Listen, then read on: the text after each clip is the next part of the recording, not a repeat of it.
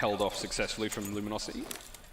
They're still at a life deficit though, 18 to 25. Red now making their way in towards B, Slack in the furthest forward position. All this information is important, and that stun is going to make things very difficult. Joe cleans him very effectively. 4 more on the right-hand side, gets ripped apart there. The Tempest coming out from Scraps. Scraps now lighting things up quite literally. Gunners is going to go down, cleans him up. There's streaks to work with. This is it for Red. They're starting to make this look heavy, and that was a nice trade there. Actually, you've got 2 members now down in the hard point. They are going to be able to keep getting the point. Here comes Classic. Ooh. Almost gets it. There's a sniper's nest now, still available. 21 to 10. Luminosity bleeding profusely. They're going to stop something here. Joe coming in with a lightning strike. And there it is. Red Reserve. They throw everything in the kitchen sink directly into that point, and they make it work out. One chance they had to keep themselves alive in this series, and they've managed to do it. They're going to force that game 4. Gotta hand it to the boys in Red. Luminosity, slight frustration, but you gotta say that, to be completely honest, Red looked a little dominant from start to finish on that one. Yeah, and I think that just says a lot about the actual game mode. You know, this is brand new to, obviously, the CWL 2019 season, if you like. This is a new game mode. None of these guys obviously picked it up. They all have the exact amount of time on this. And it's almost, you know, adapt as quick as you can. Learn this game mode as quick as you can. And we have obviously just seen Red Reserve come out and show what they're made of. However, that doesn't kind of take anything away from Luminosity. We're currently 2-1 up in the series. We will be heading back to Hardpoint. Of course, Luminosity, that's pretty much a 100-point victory. Gotta give it to the boys of Red Reserve. Bans in particular, streaks made that a hell of a lot easier for them. But here we go, Red find themselves a sign of life here in this series against Luminosity. Luminosity up by 1. Can they tie things up in our next hard point? Ladies and gentlemen, this is the Call of Duty World League. We'll see you after the break.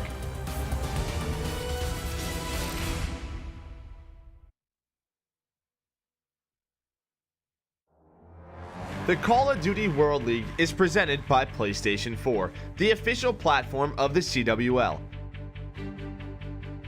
Mountain Dew Amp Game Fuel, the official beverage of the CWL. Level up the game.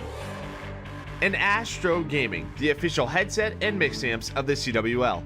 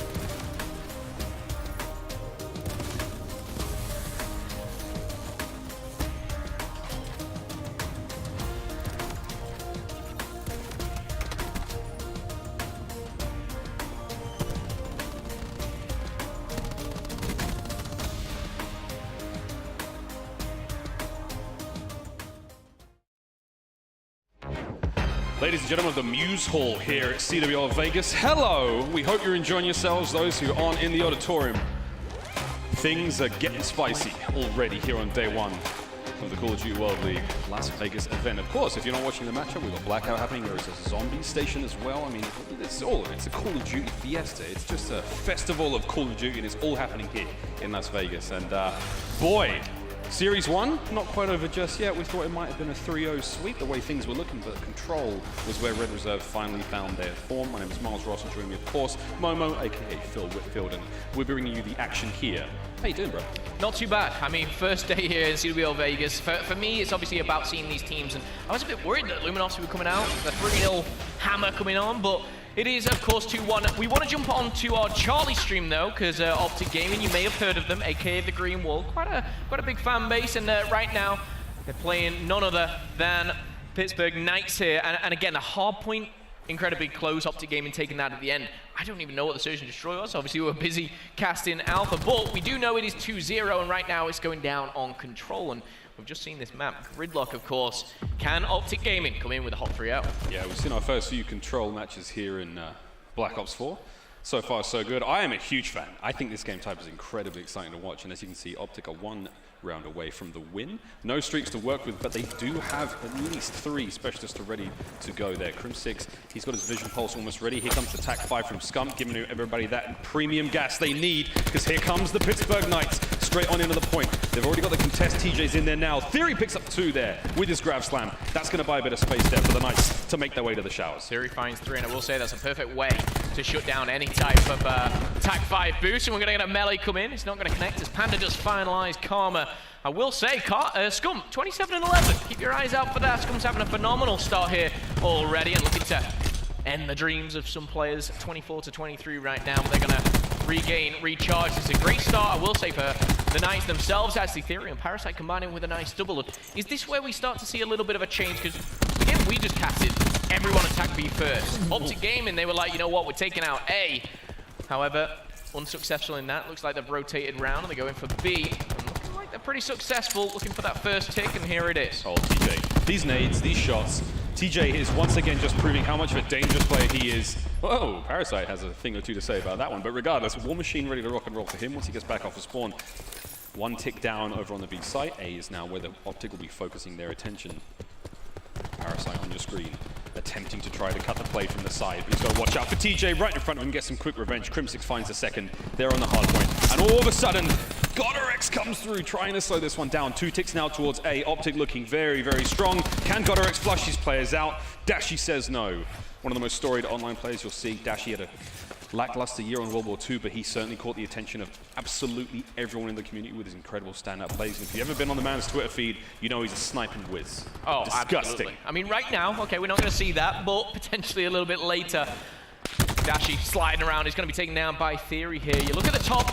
It is all levelers, pretty much 14 lives apiece here. Plenty of time on the clock. It is all eyes on the B zone. 1 tick already complete, but I will say, the Knights have been looking very, very strong on the defense here. Number 6, I do want to catch potential Scump, maybe. He's going on the flank. Vision Pulse. Here he goes. Vision Pulse at the ready. If they time this, he could be provided with all the information he needs, but well done there from Theory to actually cut the play out there. Scump in from behind is a dangerous thing. Crim6 trying to stay alive now on the point. They've got the contest. Trophy out. He's got to watch out for those players from behind. The fists aren't going to get it done as Laceville takes care of Crim. And we're now at a 10-7 with the Knights in the lead with the kills. Yeah, we could be seeing a round number 5, and that's always exciting for sure. 90 seconds and counting here. 3 lives to the good is the Knights. Looking across the board, TJ does have his specialist, Godorex.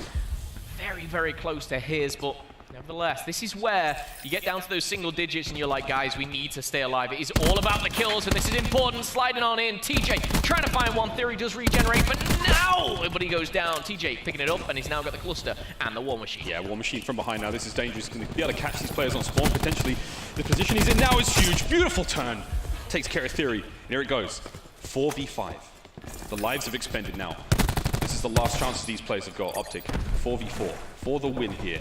And the 3-0 in the series, if they can take this point, if they can push on through and get these 4 kills. 4 kills remain. TJ, perfect cluster grenade. He's going to keep himself alive for the time being. No one in from behind. Can he find anything here with the Maddox? Parasite's going to get him, and now it's a 2v3. The Knights fighting for their life here. Karma says no. All down to Parasite as he takes on 2 members of Optic. the zone. And the zone is going to be captured by Optic Gaming, and Parasite there does not get in time. And I tell you what, it was a 2v2, a 2v3. It all kind of went up in the air, but Optic Gaming, they clean it up. Congratulations. Parasite decided not to contest the zone there, and hey, that's going to be a 3-0. Now, over towards Bravo, we have Splyce taking on G2. Splyce with a handed 2-0 lead in this series, but at this point, as you can see, tied up 2-2 here on Control. Actually casted my eyes to the right-hand side when we were setting up, and I think the hard point was like a 250 to 50. This was a destruction on hard point. Of course, Splyce welcoming Jerd, of course, along with 4 North American players. Right now in Control, though, we're going to the final round a lot closer than the previous respawn, and on your screen is Temp is going to be hit, of course, by that concussion, and Decimate there, living up to the name with a double War Machine kill as Gino takes out Jerd. And we do see G2 eSports here, a little bit stronger. G2 with a very slight life lead at this point, 18 to 14.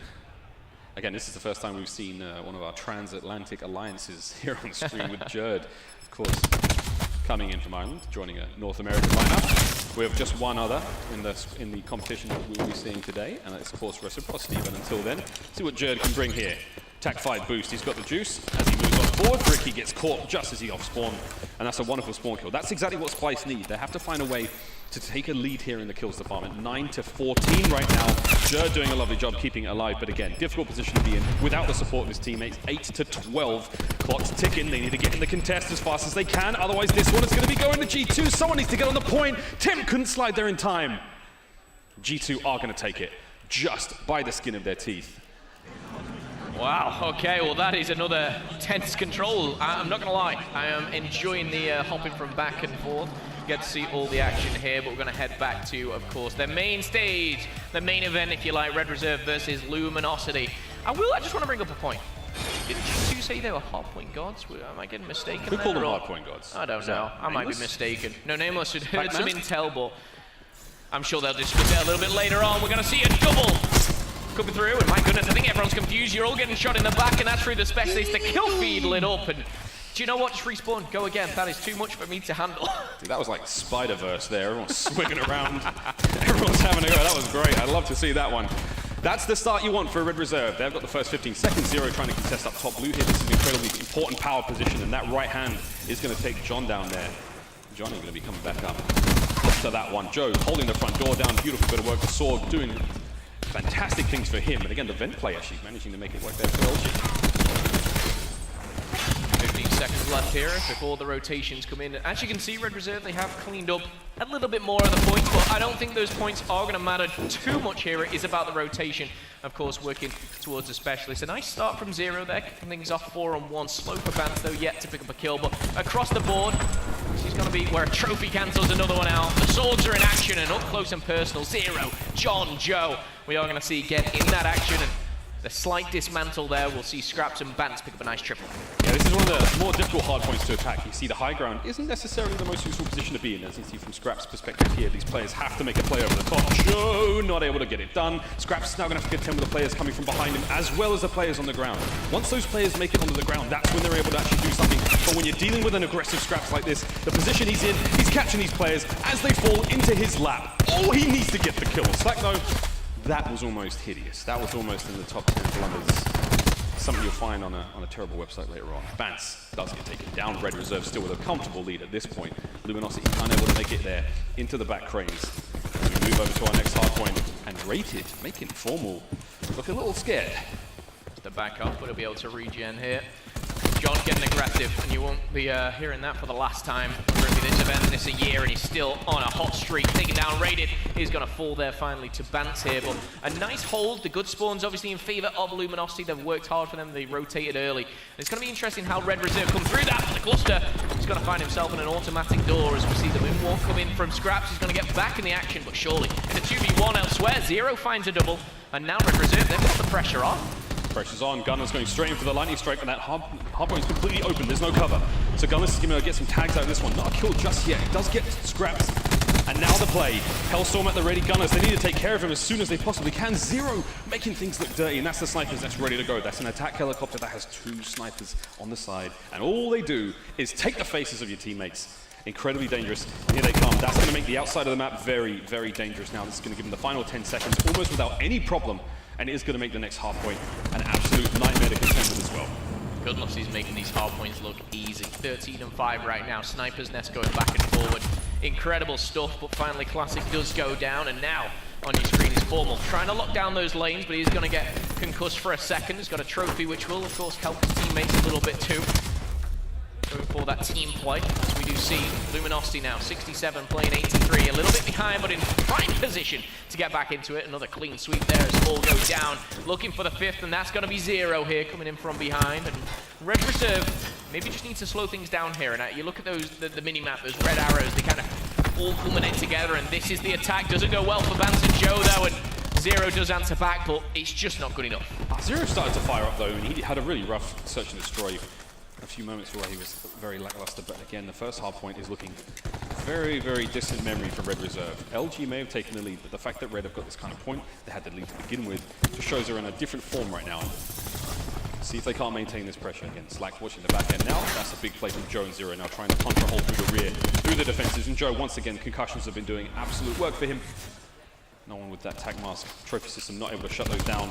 And how are LG going to attack this one now? The office space lined up, full of those Red Reserve players. Formal, 33 HP, still alive, not able to hold on as he could. Slack still, now pushing his way forward. We have got Red in control for the time being, but Slack peekaboo straight out of there with the vents. Gunless can't make anything work, still has streaks to go with.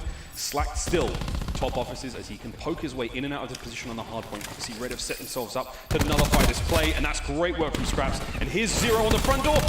Ooh, the turn almost has it there. Red Reserve with the lead, but for how long? Luminosity still hot on their heels. Yeah, it really just seemed that way, and honestly, I kind of don't know how this has worked out where Red Reserve are still in this game when you got Gunless dropping the numbers he has. Everyone else is pretty much neutral.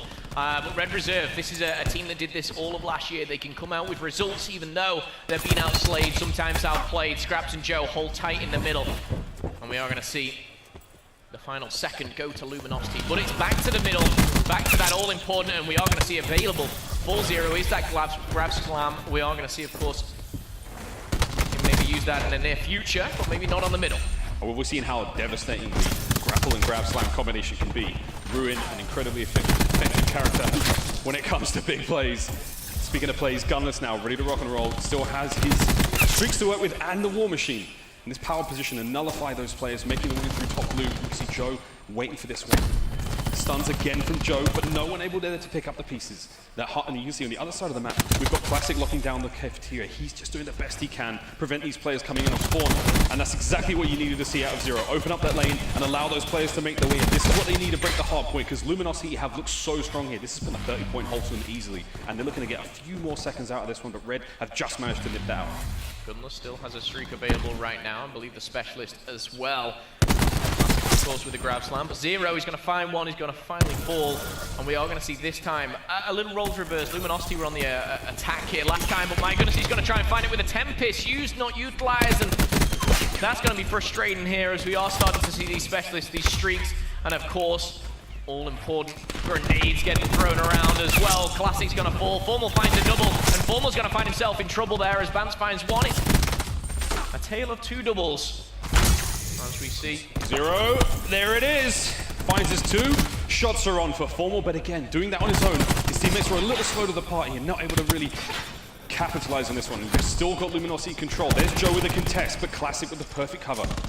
Classic looking to get a grab slam kill of his own. Not able to get the setup play there. Does just miss the grab, but either way, we do have now Red Reserve back in control. 130 and climbing. Luminosity with the final 10 seconds. They are going to have to let this one slide. Slide. How many slides have we seen in this one?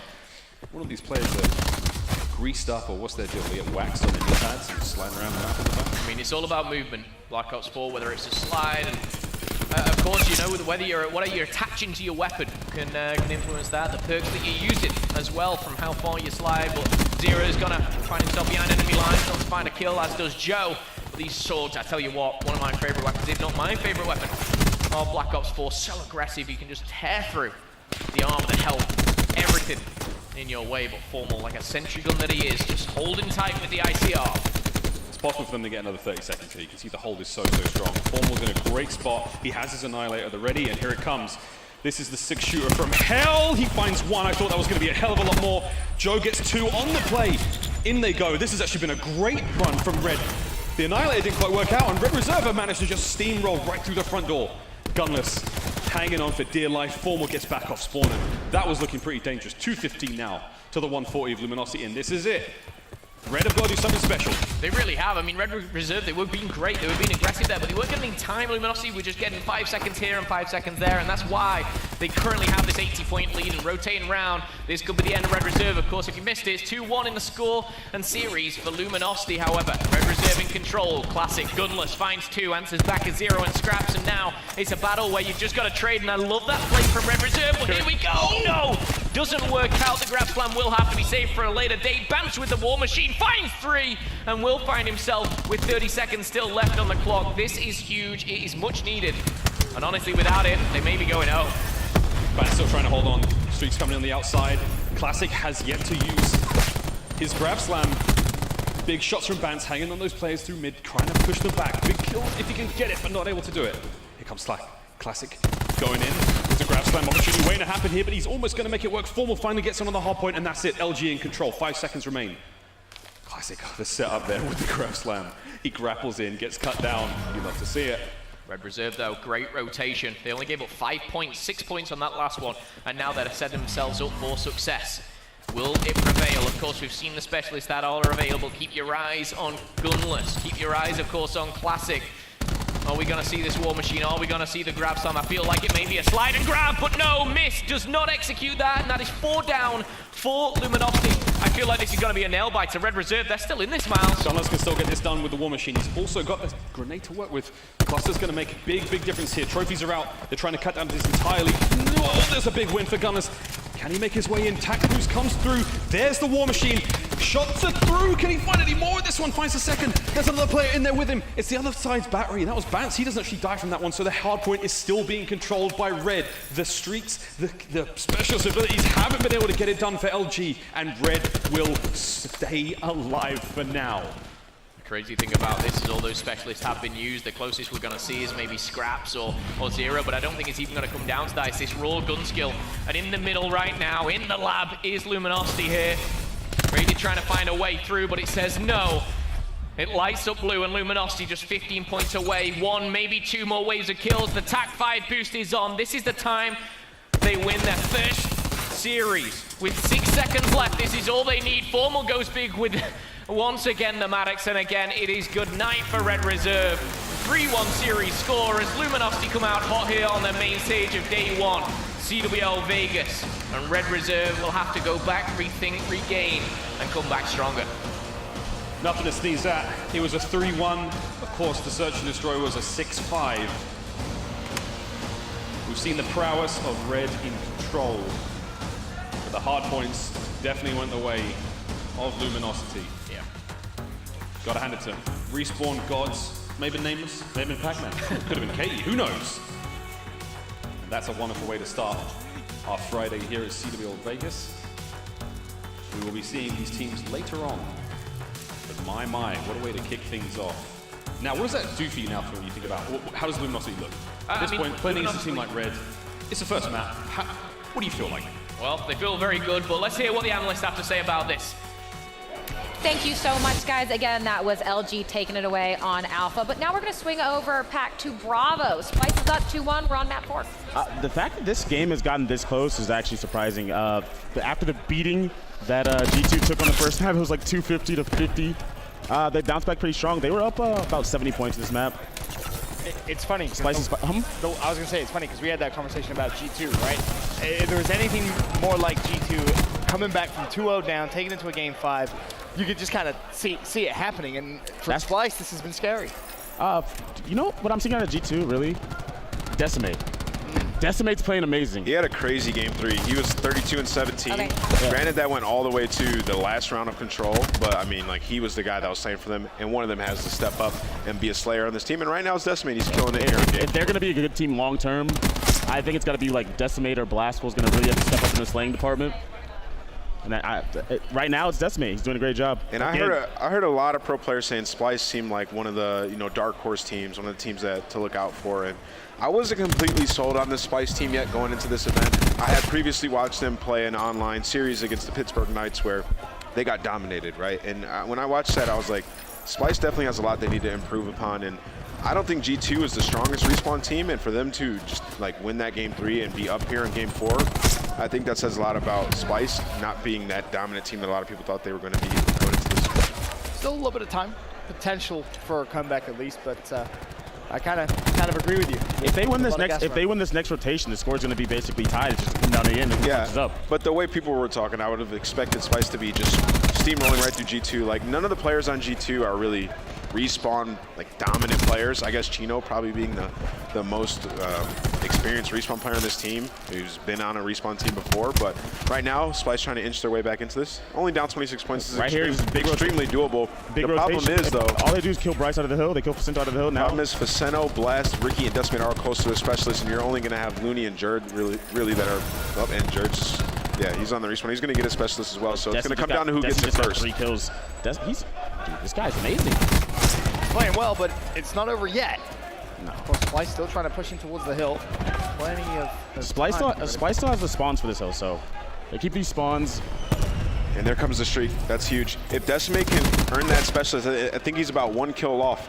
It will help them immensely here at the end of the game. But right now, Chino going big with the 2-piece. And then the trade process right here. This is what you want. You want to keep funneling and trading at the end, out flood, and just hold that control and get the last few points. But trying to hang on for dear life here is Splyce. Ricky coming in, though. I'm gonna be honest. Here's the problem, right? 8 seconds. They have to win this fight and still push through the other side of the map. Yeah, and this is like the hardest hill ever to break, and the crash comes in, and like I said, specialists at the end of the game, that's what you need to seal the deal. G2 should be able to get these last few points, and there's the War Machine as well. Spawn's coming all the way out, all the way at Church. Yeah, that's what you need. Undoable. That's an impressive win from these guys. Absolutely. I mean, Decimate, once again, dude, this guy's 29 and 18, absolutely dominating right now on this map. That's what you need. You need him or Blast to take over. Right now, it's Decimate. Hey, we got our first game 5. Yep. First game 5 of the year. Love to see it. Splyce G2. That's a potential reverse sweep as well for G2 from 2-0 down in the series. Now taking it to a game 5. Exciting stuff. Absolutely. We have seen, of course, LG, Optic, Evil Geniuses taking wins to start out the day. I want Pac. What first impressions? I almost forgot. I said Gunless was the best player in the world earlier, but I actually almost forgot how good he was. Like how good he is. Bro. Right. 7,000 damage on both hardpoint maps. Absurd, dude. I have some 7, notes right 000. here, and I just wrote LG versus Red notes. Gunless. That's my only. He was dominating. On the first hardpoint, he was 42 and 20, and then on the game 4, he was also like 35 and 15 at one point. He gets his War Machine 3 times a map, every time. Although that is true, that series on paper, when you look 3-1 LG, I feel like that's kind of a misleading scoreline. Search and Destroy was very, very close. It goes to round 11 where we kind of looked at it and we're like, all right, Red, they have their specialists. This should be a round they realistically take. We look away, we look back, all of a sudden it's a 1v3. I'm not sure exactly what happened there for Red Reserve, but that's a map they should have taken. To me, that series should have gone game 5, but to your point, LG, they look good, man. That Search and Destroy was sloppy on both ends, to be honest, the entire time. LG being able to close it out there in the last round, but the control, I mean, Red dominated, right? So it looked pretty good in there. Vance had a huge game. He earned full streaks about twice, I think, and they were getting the flags like instantly. There was one round where they were on offense and they captured both flags within about 1 minute and 30 seconds. So Red looking good in control, but Gunless too much in the hard point for them. Of course, let's really quick. We do need to bring up those pools for a sec. Pac, it's always you that I feel like I'm cutting off. I'm so sorry. But we do need to now, of course, bring up those pools and take a look. So Pac, I'll start with you now. What do you think? Indeed. Expected. Right. It's going to be that pool D. It's expected results. It's pool B, man. I'm telling you. I'm calling EG to come out of this pool and winners. If G2 upsets Splyce right now, hold on, before we get back to it, if G2 upsets Splyce right now, EG's going to come out in winners? EG's going to come out in winners. That's possible. What do you mean? And we do of course have pools A and C coming up. Well, we just saw a Red in hardpoint. Did you just watch EG in control? Red looks behind in hardpoint. They looked behind. We don't know yet, right? We got to see them play a couple more games, but that pool D is going to be interesting because if G2 upsets Splyce, it puts us in a situation where if Splyce beats Optic, they definitely have the talent to do it. There's going to be some sort of weird tie going on in that group. So that group right there is the one that I'm going to be looking at going forward. One thing we didn't even mention. If they upset them. For Optic versus Pittsburgh Knights, 3-0. The hard point, I think it's fair to say Pittsburgh kind of threw away a little bit. The search and destroy, I think we already have one of our top plays of the day, Scump with a miraculous 1v2. The confidence of him to pop crash in a 1v1, gets the extra health and challenges and just... He deserves praise, but like Pittsburgh Knights made a terrible play. I'm glad Parasite jumped down on top of that, on the ladder, just jumped down and charged him. He's trapped in a corner. It was a terrible play by the Pittsburgh Knights. They're going to regret that one, but I don't think they had a chance of winning that series regardless. Oh, I think they did. Looking back at that series, they gave up a full 60 on the U hill. A full 60. Exactly. That does not happen. And then they also had rotations for the next hill. They got gunned off rotation. That can't happen. It would have been better for them to just get blown out, honestly. Because then that's in your head. They're like, we actually could have won that. We threw it away. We completely threw it away. I don't know. So I want to know, do you guys think, though, Ant, that Pool B is as competitive as we were thinking it would be? Absolutely. I mean, looking at it right now, EG, I didn't expect them to dominate like they did. I thought it'd be a little bit closer of a game between them and UYU. I thought it'd be a better match. Yeah, I think it's going to be an extremely competitive pool. We'll see what EG can do going forward. Credit to my old duo, Revan, coach of EG. Proud of you, buddy. Proud of you. First win under his belt. He's got a lot on the table with that roster right now, I'm telling you. I'm telling you, that's a frustrating group of guys to try to get together and coach. Of course, and up next, we do have our A and C pools that are going to begin their matches. This is the beginning of CWL Las Vegas. It is so exciting so far. These matches are great. The venue is full of thrilled fans. Coming up next, pools A and C.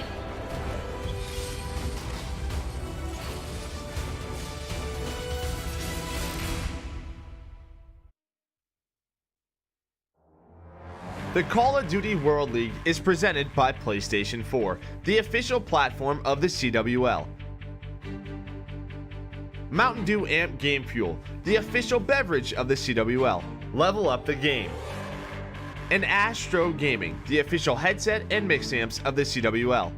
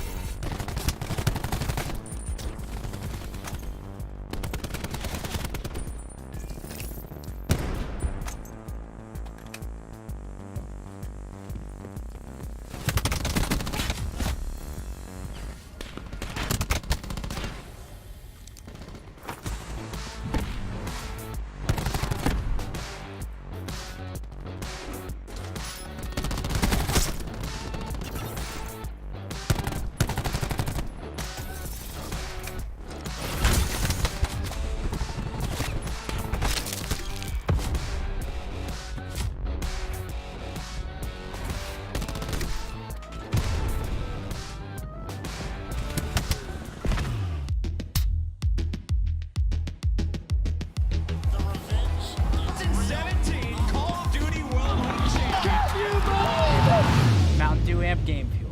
Level up the game.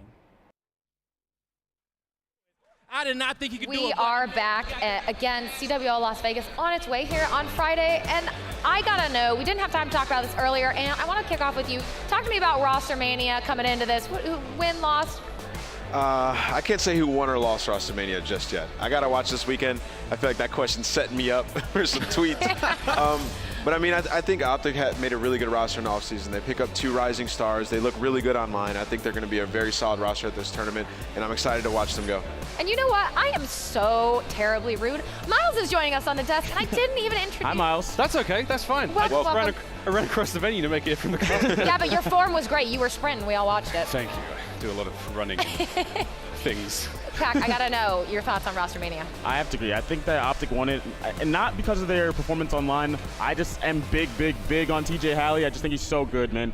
Everyone's talking about Dashy. He's like the up-and-coming star that everyone loves, but it's TJ, man. This guy's so aggressive. He helps Scump be a better player. He's first in, great S&D player, great player overall. They had to have won with that guy. Absolutely, and I'm going through this right now. Miles, is there anyone who's kind of standing out to you? Anything that surprised you at all? I'm a little surprised by the way Optic looked to begin with. I heard you guys talking about in the desk. You're like, there's a natural ebb and flow for the way a hardpoint looks, but at one point I was like, wow, Pittsburgh Knights are looking fierce. I'm kind of disappointed in the way Red played again. Early days for them, going down LG. I think they made a lot of mistakes. You talked about it, and there's a lot of mistakes in the search and destroy. Absolutely. But their control game is looking good. I think that's going to be. I'm making that call now. You can quote me on this one. I think the Europeans are going to have control this year. I think it's going to be their game time. You think so? I think Rec looked really good at it. Ants looked phenomenal. I think they look great at control, and I'm gonna hold that. Are you sure about that? I am sure. It's a little early that. to be calling I'm calling a game it, type for a country. Quote me. All right, we do have to move over now to Bravo, map 5, Splyce, G2 pack. It's all tied up.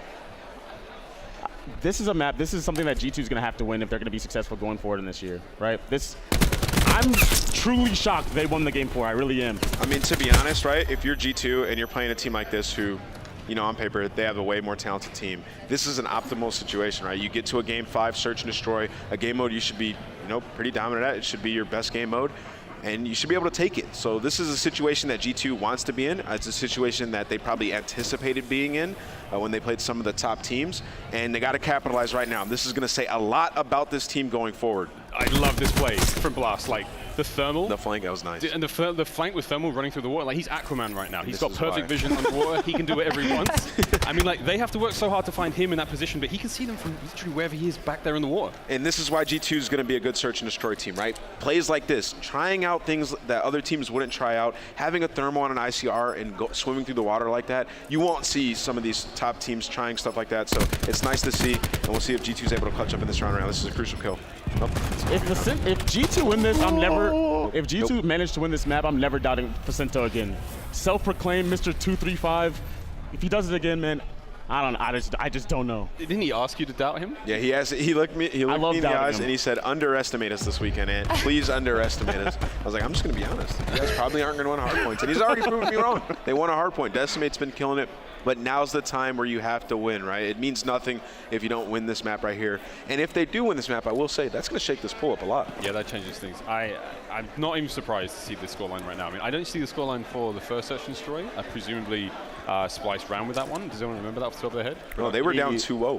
Really? They were down 2-0. Splyce, the first G2 was down 2-0. In the first search and destroy? No, you're talking about the score. The score was 6-4.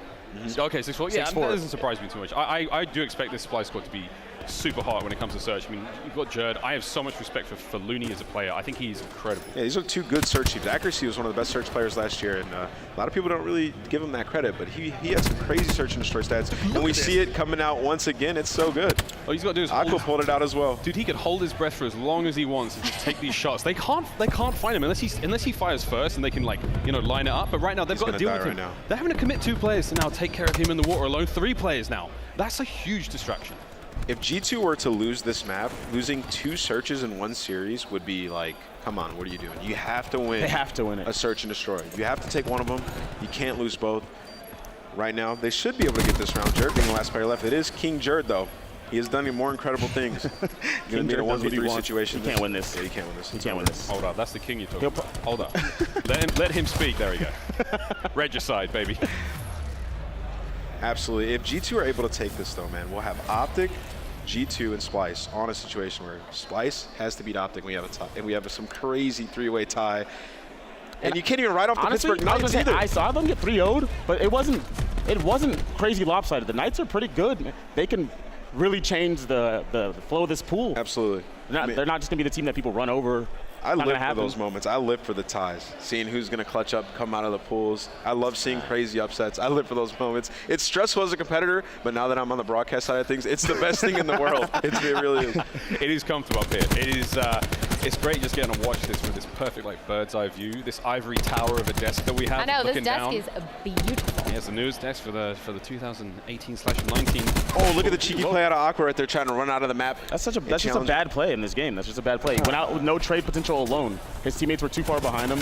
It looks cool, right? But it's not really like that. It's not a good play. It's not a good play. I know he knows that. But he's trying to avoid the players, just watching the archway, right? That was the only reason why he would have done that. So we have a 3v3 scenario here. It's going to be number 10.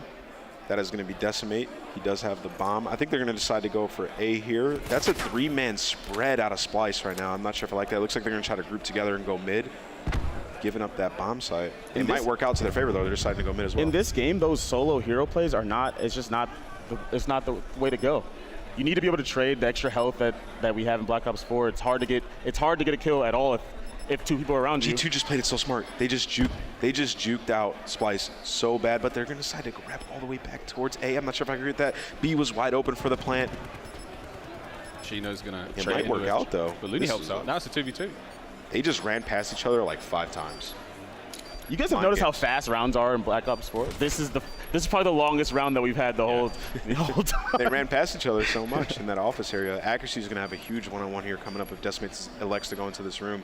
Looks like he is. They're sticking together, though. I like the play out of Decimate and Facena. That's one down. Decimate going to get taken out. And why push that when you have bomb down? That was perfect. That could not have gone better. They just waited for him and just killed them both in the room. They didn't know where Splyce was coming from, so they tried to take over an area of the map. Accuracy is 3 steps slower than everyone predicted, so he didn't think that the guy was going to be behind him, and he was.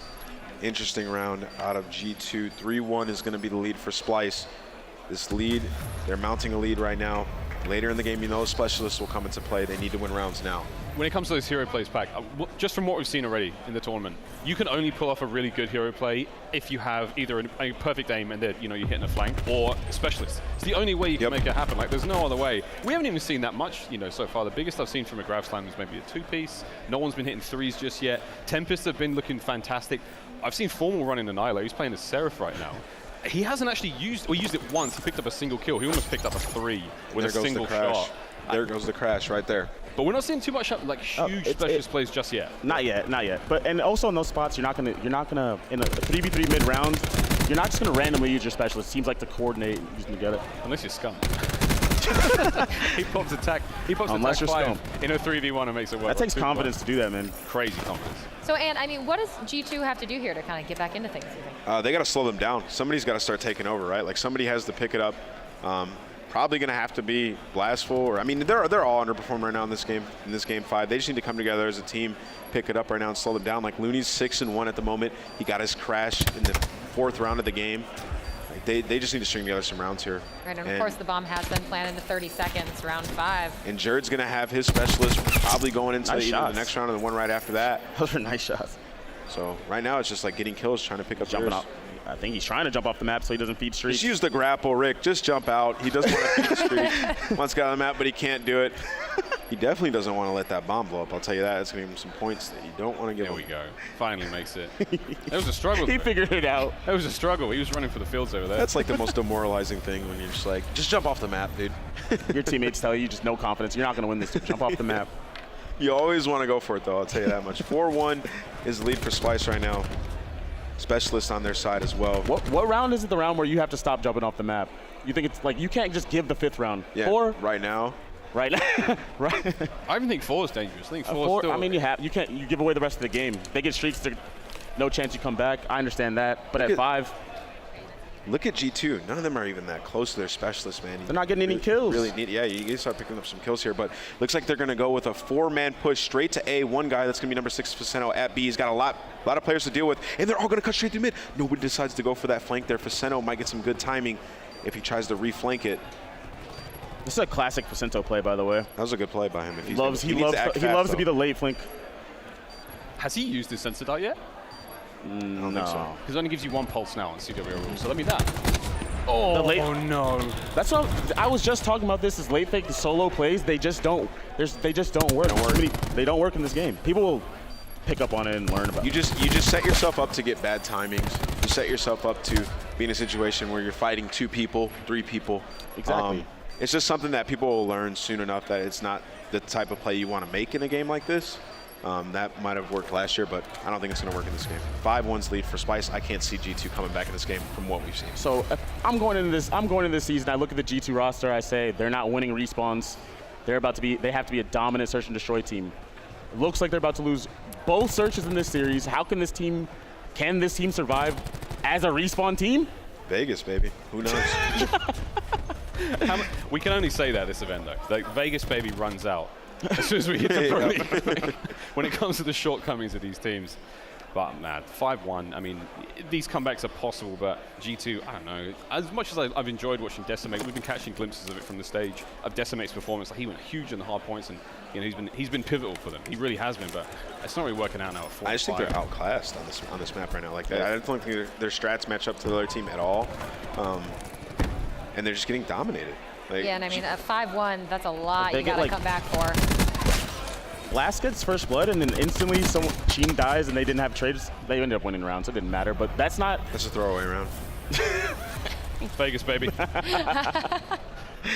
5-2 though. I mean, look, Kate, you said it. It's tough to come back from this one, but we've seen crazier things. Crazier things have happened. But again, when it comes to form right now, it doesn't seem like G2. It's a different caliber search and destroy team with Splyce. Likes of. In order to come back, they're gonna have to survive like 2 specialist rounds. That's so hard to do. We've seen some bad specialists already. Yeah, we have. Yeah, we've seen some stinkers. I mean, I'll call names a little bit later on in the day when everyone's kind of relaxed and loosey. I've seen some stinkers. I've seen some bad ones. But then I've seen some fantastic use of specialists at the same time. So I think Jared's getting close to his grab slam, grab spikes. Yep. I'm wondering how he's going to use that on this map. He has his grab. He has them? Yeah. I wonder how he's going to use it on this map. I think the best thing is connector. Get some information and then just wrap to your teammates and utilize the grapple with the grab slam. You almost have to do that. Grapple right over their heads and just bang, just destroy them. But Decimate almost getting that War Machine. He's going to get it with that kill. Doesn't get traded. I would try to win this round without using that and use it to counter one of their specialists going into the later of the game. And looks like he might not need to use it. That's 2 down for Splyce right now. They should know he's here. They can hear him jump in. I don't like that play at all. It's another solo play. See, he made a solo play. It worked. He got a kill. Then they should have grouped up together. He threw his life away, though. He jumped in the water and gave his life away. The bomb was getting planted. You did not need to do that. You could have stayed in the lobby, watched the cross, backed up even if you needed, and play with your teammate. They crashed. Well, he got one. Dude, that's almost a waste in my mind. But that's 2 dead. They're going to do this. Accuracy, last player left for Splyce. This is a huge round. And there it is, 5-3. War Machine is in Decimate's pocket. They need to stop making those hero plays, though. I don't know if it's a waste. I think it's just hard. It's hard to find the proper time to use them. He got an entry. They used Crash, too, so he got an entry. Yeah. Didn't work out, but. Right, I mean, I think that they heard the Death doubting them, and they're like, all right, we can start working our way back here, clawing up from the depths. We're loud in here, right?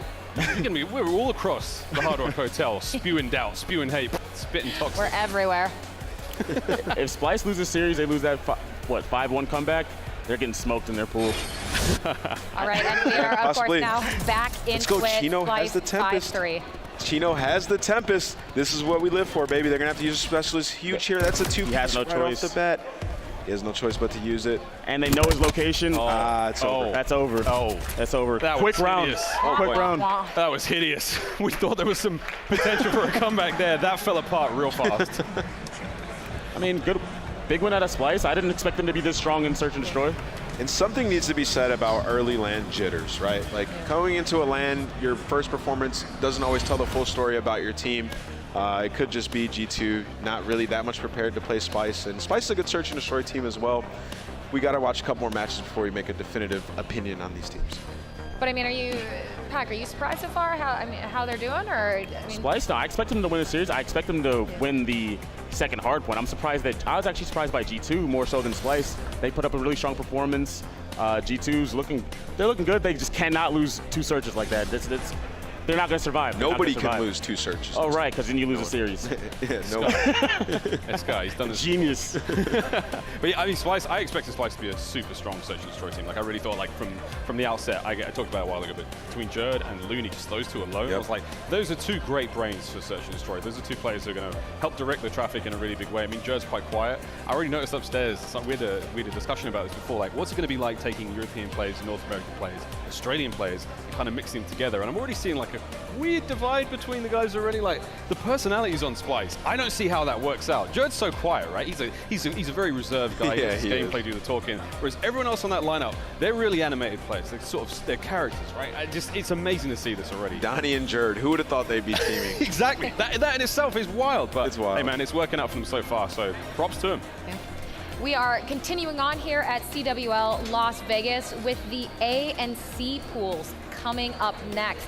Alpha is going to be Faze versus MV, Bravo, 100 Thieves and Reciprocity, Charlie, eUnited and Mind Freak, and Delta with Lightning Pandas and Straight Rippin'. These are sure to be fantastic games. Stay tuned.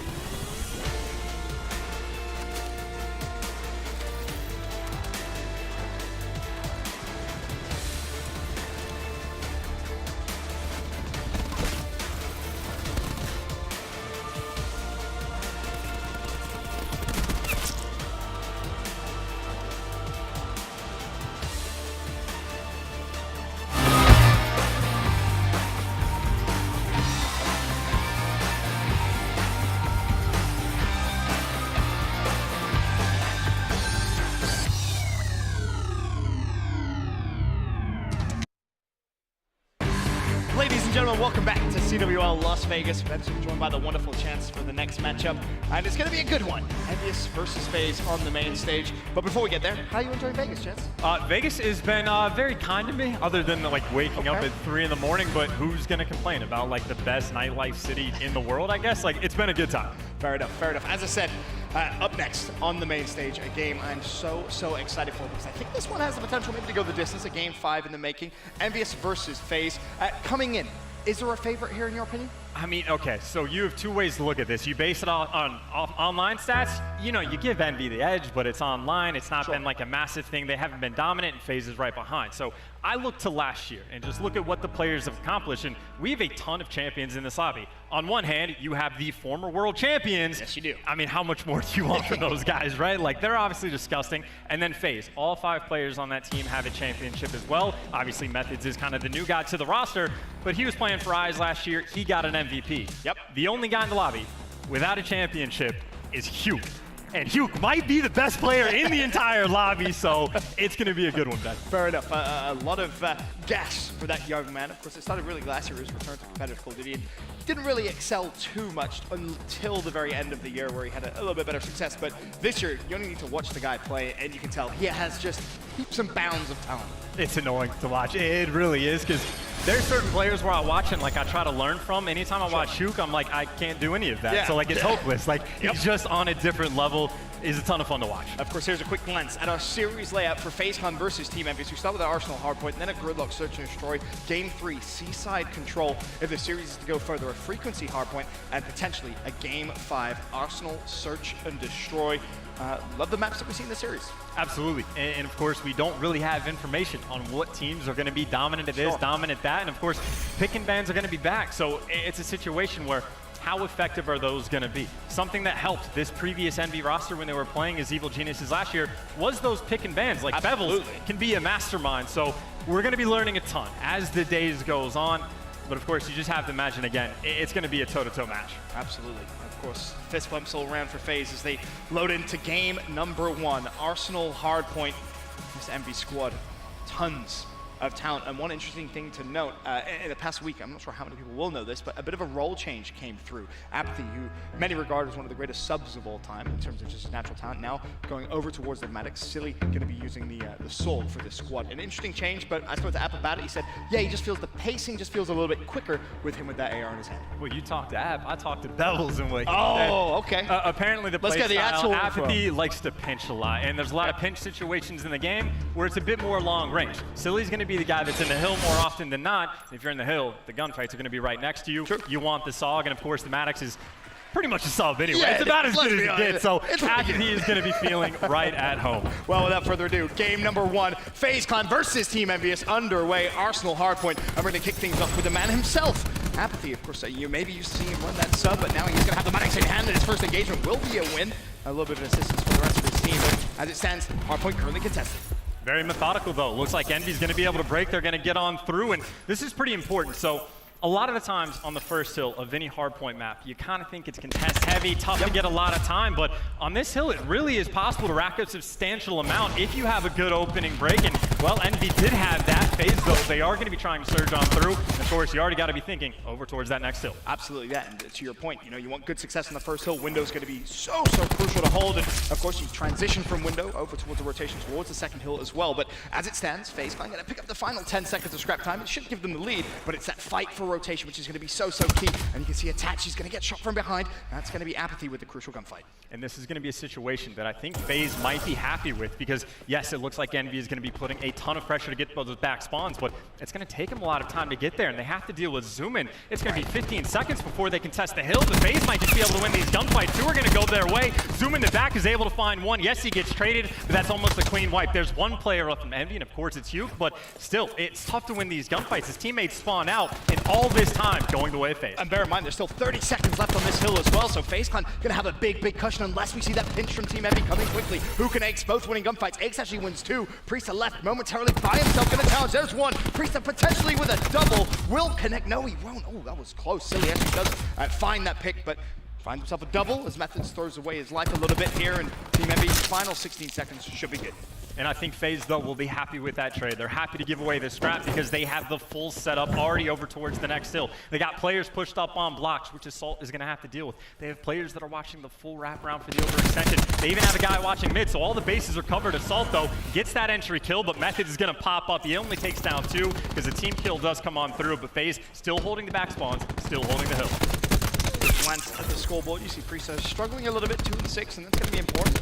And he is going to be working that War Machine specialist. You want to see him rack up a little bit more kills. Try and speed things up a little bit as Hook tagged up, backs away wisely. Still 37 seconds left on the hill. And something that's huge right now for Faze is going to be Methods as well. The man's got 10 kills to his name. He's going to need more as Faze is trying to surge back into the hill. But if you're the one rocking the Vision Pulse, it's the toughest one to earn in the game. It takes the longest. But if you have that player going off and you can get the Vision Pulse early, then you can start pairing it with all the other specialists in the game. Use some amazing combinations potentially. And to your point, compare the progression from Methods to Silly right now. Methods about halfway through Silly. Maybe a third, right? So you can see that early advantage definitely in their favor, but in terms of the score, it's even Steven, 62-62. Faze with the final 5 seconds or so of hill time, and now it's the fight for rotation.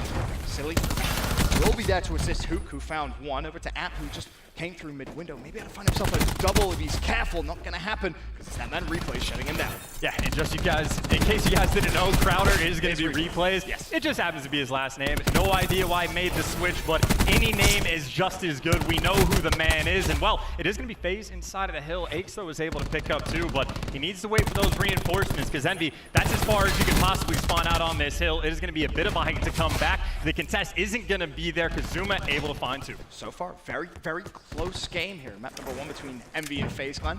Faze starting to build a bigger lead, to your point. Envy trying to rotate across. They may have one final push as Replays, who, to his credit, has been playing fantastic online. That's what he said. He said he just wants to make sure that he can transfer that game style from online here to LAN. And he said if he can, he genuinely feels like he could have an MVP-like performance. And this is where things start to get fun. You see Attach has that Tempest. Huke is going to have that Gravity Spike. A bunch of these specialists are going to start to come in. Once that first rotation is almost towards the end, we still got one more hill left, but Faze 30-point lead, but they don't have the hill just yet. Next, once again, he's able to find 2. He gets dropped, but still a little bit of pressure inside the hill for the boys in blue.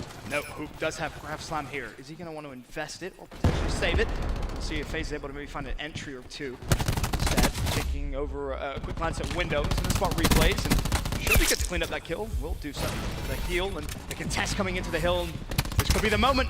I think he thought about it. Thought about it, but he's going to pay a little bit dearly with it. You see on the meter, he's going to lose half of the charge that he just had, so definitely not great, but he will get it again to have another opportunity to strike. But you got to imagine a big money specialist, you want to have a good use out of it. You most definitely do. As the final 10 back over to Team Envy, keeping it very, very close so far. Heading over towards a new rotation of hills, and it seems like a perfect time now to set it up for Team Envious. Astro Gaming listening. Wait for each other, wait for each other. I'm about to get 200 after 1 kill. No, don't feed attached streaks. Blue here. I'm going lobby, I'm trying to go lobby. Vent weak, Priesta. Where's not peeking? Gabi's weak. Nice to trade. Alright, wait. I have 200, I'm about to have 200. Well, attach to the Tempest. I'm in vent. I'm holding their barrel pack. We gotta try and break this, guys. Take our time.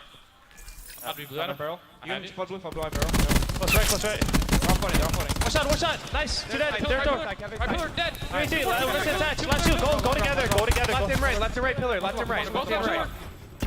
Other blue. Nice too. Get all this on me. Wants to be blowing me. I'm going to Lobby's not. Blue. He got me. He's right side. He's going in blue. He went in blue. Blue dead. Cafe. One shot. Nah, need help. I'll spawn her. Nice 3. We might. Let's spawn on you. Back elbow. Alright, go. I'm waiting for you. I have a 200, but he's blue. Nice job. I have War Machine. I'm close to my pulse. I'm gonna take cafe. Pop 200. He's gonna be barrel though. He grabbed that and both done. He's going blue. Press the barrel. Cut that. We got spawn here. Go. Yeah, toss the trophy in the back. Yeah, I have mine. Method's one shot in the back. Back me 2. There's 2v2. Back me 2. The trophy's in the back. Close. War Machine. Cubby. Top right, Dylan. Cubby with a war. Barrels. Two barrels. I have my War Machine, but they have 2 trophies. Go on hill. Kill the trophies. Top gun. I don't know what the trophy is. Barrels. Dude, hit, but 2 last hit. One more. Last hit, barrels. Yeah. Nice. Hold time. Got him. Working on streaks, low key. Yo, get those streaks. Let me go. Get hill for me. We should push front. Yeah, 2 people push front. Yo, hit you. Oh, what? Yo, what's going on? There you go, here, Justin. Get a lobby shots. Oh, it cage. Oh, that might someone hit that. There's 2 holding the back, 2 in the back. Yep, 2 in the back. They have a trophy now. They have a trophy. They vision. Do we have both? Faze Clan still with the lead, 172 to 154, but they're the first listening of CWO Las Vegas. And something important to note, of course, Cold G changed to 5v5. Communication, so much more important. There were times when it was 4v4 where the comms get so cluttered and so chaotic, players can't understand each other. Now that it's 5v5, it is so much more important that you have to stay calm. You can't start calling out things 10 times. You can't freak out. You can't be too loud.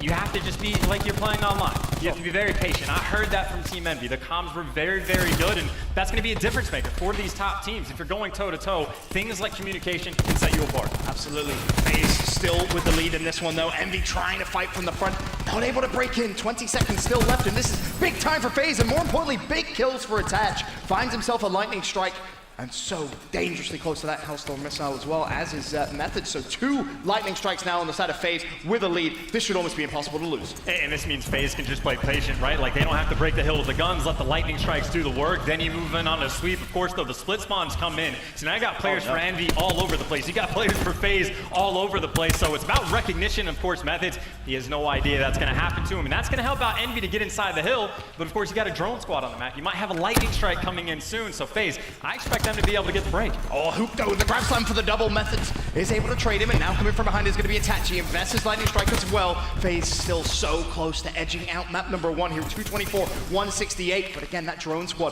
from Attach could be the difference maker here on this hill.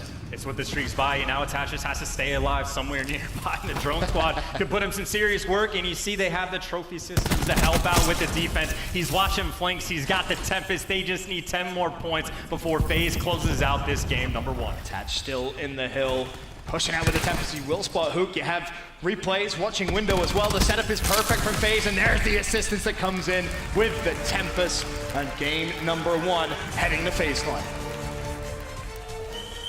And what a good game it was.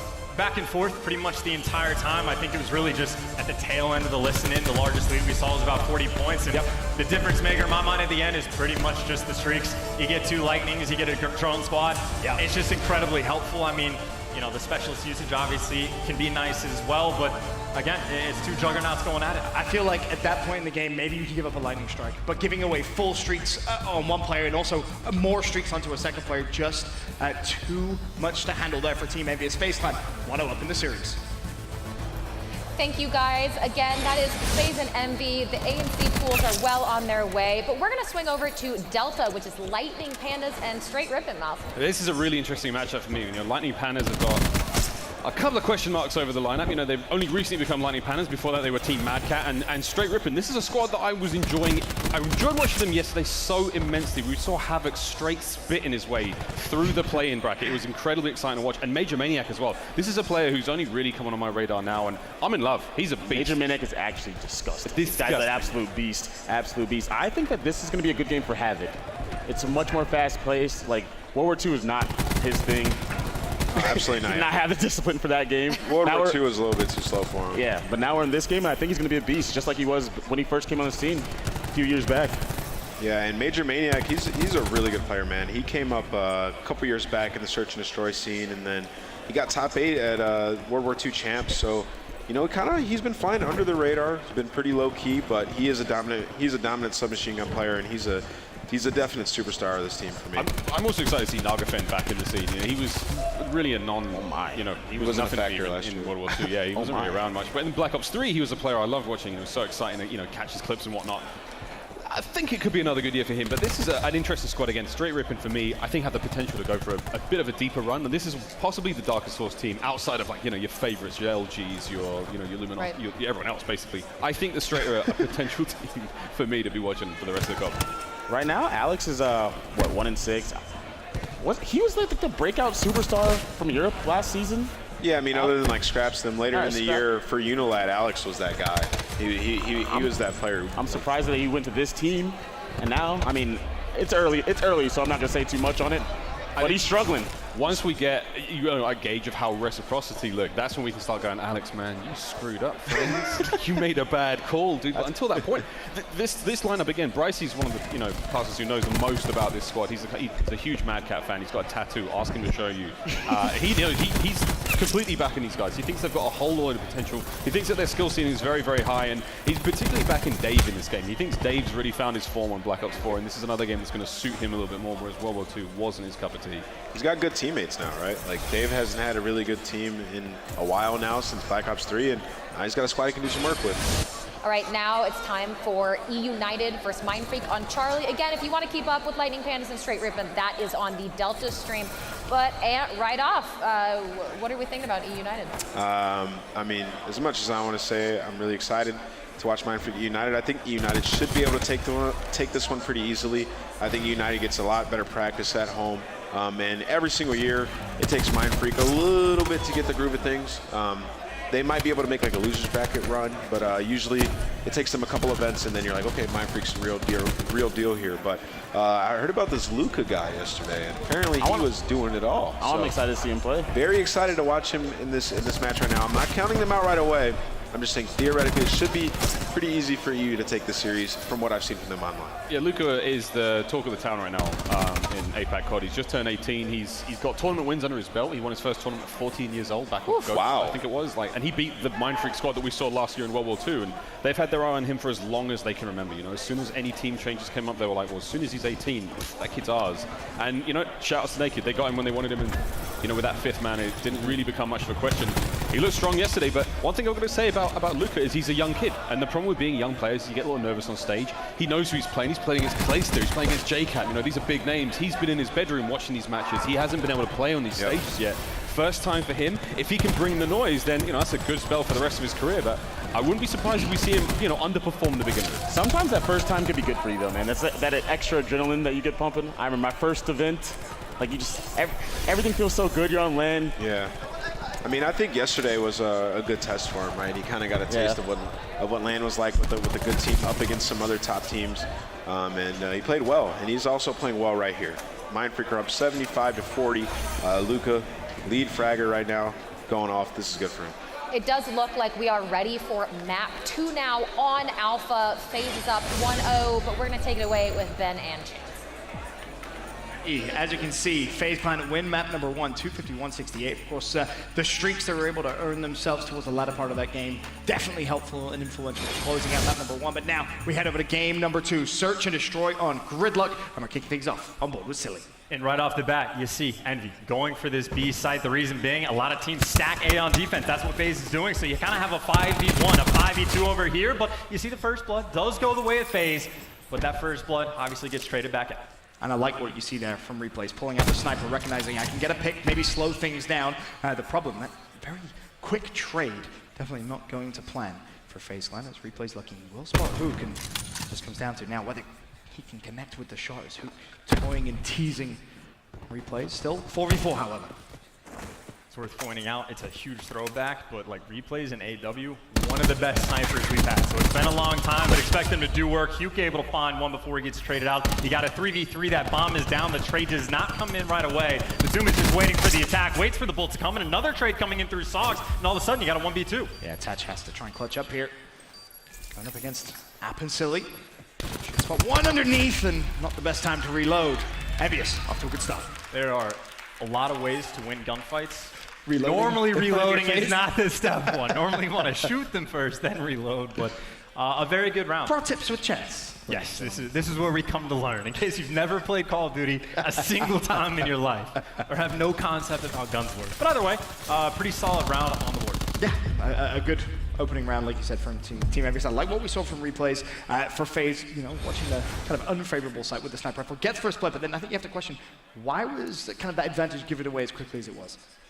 Let's get traded, man. Those Sogs, they just happen so fast. And once again, you're going to see this bomb go towards B, but Envy, they got the stack. They might just be prepared for this, but you see if Crowd or Mr. Replays can find that pick, but they're going to come in. They're going to come aggressive, and you see Zuma, he's ready for it to bullet away, and he would have had the 2-piece, but he does get traded out. Kills found mid-map by Priesta. And that bomb's getting rotated very quickly over towards A. And this should be a free plant for Faze if they decide to try and put it down. As you said, 4 versus 3 for Team Envious. Now they're going to have to rotate over towards this A site. Bomb planted. 40 seconds to try and clutch up. And apparently, just by the way, replays is just called Crowder now. He's rocking with it, so it's not some weird gamer tag thing. It is a stern decision that he has made. Okay. And we'll see if he's going to turn a new leaf. Methods, though, he's able to find 2. He pre-fires the 3rd, and Priest is there for the help. Crowder's not even needed there at the end, because Methods is doing it all. And one thing that's interesting is that I didn't really expect to see Crowder go with the sniper rifle on the attacking side, but keeps it out, looking over towards B, trying to find that pick down the street. Obviously not needed at the end there. Methods with the double and Priest are there to clean up the 3rd. It's going to keep things close. I mean, you look at the hard point, it was back and forth for the most part up until the final couple of hills. Search and Destroy starting off a close game here, Chad.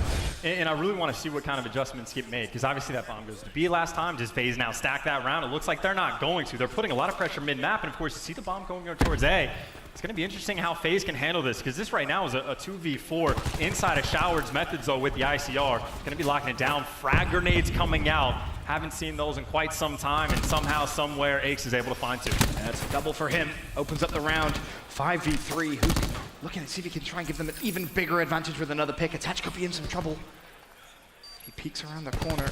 Surely Hook picks up this gunfight. Bear in mind, while this is going on, bomb has been planted. Gun spotted from Crowder, who still wants to try and take the fight. 2 players from Faze over there. Crowder actually finds 1. Looking for more, but it's Methods there that helps, and all of a sudden now, this became a little bit manageable. 3 versus 3. Aches able to help out Hook, and the kills coming in once again for Team Envious. Makes it a 1v3, and unfortunately for Aches, nowhere he can hide in the Showers. Another round in their favor. And this is what you love to see. You got frag grenades coming out. You know Bevels has just been, he's like, look, we don't have smokes in this game. I'm going to use everything else. And Envy, they're going to be one of the more creative teams. I'm expecting to see in S&D. We're going to see kind of pocket strats like that. Like, I haven't seen too many teams at all. Granted, it's only been 1 day of gameplay so far. But stack the B bomb site so heavily on defense. Like round 1, just making that call. You know he's been doing prep work. He's watching these teams online. They're going to learn a ton. Of course, though, Faze back on the attack. Now they're working towards B. They're not playing for picks. They're going full force. Yeah, it looks like they're going to fly. Crowder puts away the sniper rifle this round as well. And Aches, did he spot? Yep, he did. A load of information. Probably going to call for the rotation. You can see Apathy number 4 in the minimap. He's going to be joined by Assault on that rotation over towards the B site. But Bomb currently is being planted about halfway there. Some shots go down from Attach to stop any potential push from App. Bomb now planted. Still waiting for that first blood. The entire team of Envy coming from one side, so you got players on Faze on the other side of the map that aren't a part of it yet, but Zuma might not need the help. He's able to find one. App, he knows he can't go through the door yet. He needs his teammates to push out the front. Silly's gonna be that guy trying to lead that charge. That opens up connector, now they're through. Now keep your eye on Priester as well. Number 7, he's going for a big flank through mid-map, but he may not even need to be there because Crowder turns and burns on Hook. A miraculous double, he's not done yet. Feeling confident, went for the triple. App responds with a double. Now you have yourself a 1v1, 14 seconds on the clock. App desperately trying to hunt for Priester, but Priester may have done just enough. App's gonna spot him, the kill comes through. Not enough time to get to the defuse, but Priester, while all those initial fights were going down, makes the heads up play. He's gonna wrap all the way through mid-map, try and find that extra kind of security blanket there to secure the round. And then Apathy, he knows where he's going, but as soon as he come out of ice cream connector, yellow, whatever you want to call it, he turns left. Instead, he went right. It's a 50-50. You're playing guesswork. It's a tough situation. So shout outs to Crowder, the two-piece with the Maddox, making himself look amazing with that new gamer tag under his belt. Beautiful double. And you could just see he was feeling so confident. He tried to heal, realized he didn't have it in time, and said, I'm just going to challenge anyway, why not? See if I could try and get the hero play. The triple kill would have been impressive, not for him. I actually had a bet the other day. He's going to be the first professional player to get a 1v5 at a major. That's a solid bet, honestly. I feel like that's a safe bet, right? If there's going to be anyone, I think it's going to be him. A fantastic search and destroy talent that we have in the CWL. But now moving up to the next round, round number 5. First blood in for Hook. Will it be traded? No, it won't. Zoomer not able to find a pick. It's apt to go straight at him. Now you have yourself a 4 versus 2 in favor of Team Envious. And Envy are just simply flying at Faze. Crowder with another double this round. But he finds himself, or not even himself, he was traded out. It's Priesta now, and it won't be 2. Had that self-trade, Priesta. It's a doable situation. You want to get the timing right. When this guy's planting the bomb, if you get that first kill, then you got that free 1v1. And there it is. The bomb is down. He knows where Aches is. He knows the players in Showers. But now it's going to be tough. Do they want to play aggressive? They want to turtle up. They're right next to each other. How do you win 2? And Apathy with the beat down doesn't even give him 1. Looked for a minute as if that may have fallen, but the beat down too strong, and Envy back in the lead. Would you like some fun World War II trivia, Ben? Sure. Best beatdown players in the game, it was Jerd, Clayster, Tommy, and then Apathy. He's one of the best beatdown players in the game. You bring him into a game where the beatdown's more important, you are going to see so much more of that, Ben. Is that just your rankings right there? No, that's actual rankings. Okay. I'm not kidding. Okay, no. Yeah, that's JP. I believe you. I would never doubt you, Chance. I would never doubt you. Envious are going to invest their crash into this round as well, so they're going to have the extra health boost. And that's something we haven't really talked about either. The specialist progression across the board. Crowder very close to earning his War Machine as opposed to Aches for Team Envious. Not that close, but for Faze, the round win here keeps it back and forth action. And also some streak progression there as well on the side of Team Envious. Don't want to give up any free first bloods, though. Got the clean 5v5, 45 points off a streak, so Apathy is just oh so close, and he's got the extra health to make it happen. A very slow round coming out of Faze. They're just looking for that first blood. They got complete map coverage, but they're not near the bomb sites quite yet. But Envy, it doesn't look like they're going to be making a mistake, but actually there you see the concussion. That's what they needed for that first move. However, a trade does come in as Assault finds Priest. Beautiful stun. Opens up the map a little bit, but Aches will once again put the numerical advantage in Team Envy's favor. A 4 versus 3. Replay's trying to hit the snipe, and again, the important part here of this round, App does fall. I don't think he was able to get any points towards those streaks. I don't think he earns his tier 1 as Crowder one shot, but rotating around, he actually runs directly behind someone. They're not going to know it. 15 seconds on the clock for Methods trying to cover his teammate. Shots going down left and right. Still a 3 versus 2. Attach actually finds the pig onto Assault. And all of a sudden, for FazeCon, this round became a little doable. As Attach finds Hook as well. He's feeling confident, tries to challenge Silly. Silly left in a 1v2. For the 1v2, he's got to be pinned down though, and Method's not losing that gunfight. Miraculous win. Do not know how Crowder found that route. He had a bomb, he just runs straight through. Okay, I gotta go, I guess, right? Oh, and with time ticking down, I think there's what, 16 seconds on the clock when he makes that cut. So he's got some routes, learning from Zuma as well. He's got a teammate to teach him everything he needs to know, but that's a pretty nice round to get. You shut down the streaks, you get one on the board, and you pull off a high pressure play as well. You'd love to see it. And credit to Attach there as well. A really important kill. Slows down the rotation to Team Envious and then just ensures that that bomb can go down peacefully, if you will. But once again, tied up. 3 rounds apiece. Quick look at our mini-map, and well, this round could be over relatively quickly. Chance, it looks like we got a big hit mid-map, and it's going to be Hook with first blood. Find Zoomer. Anybody else for FazeCon around? Nope, Priester will fall, but Crowder with a sniper rifle will connect.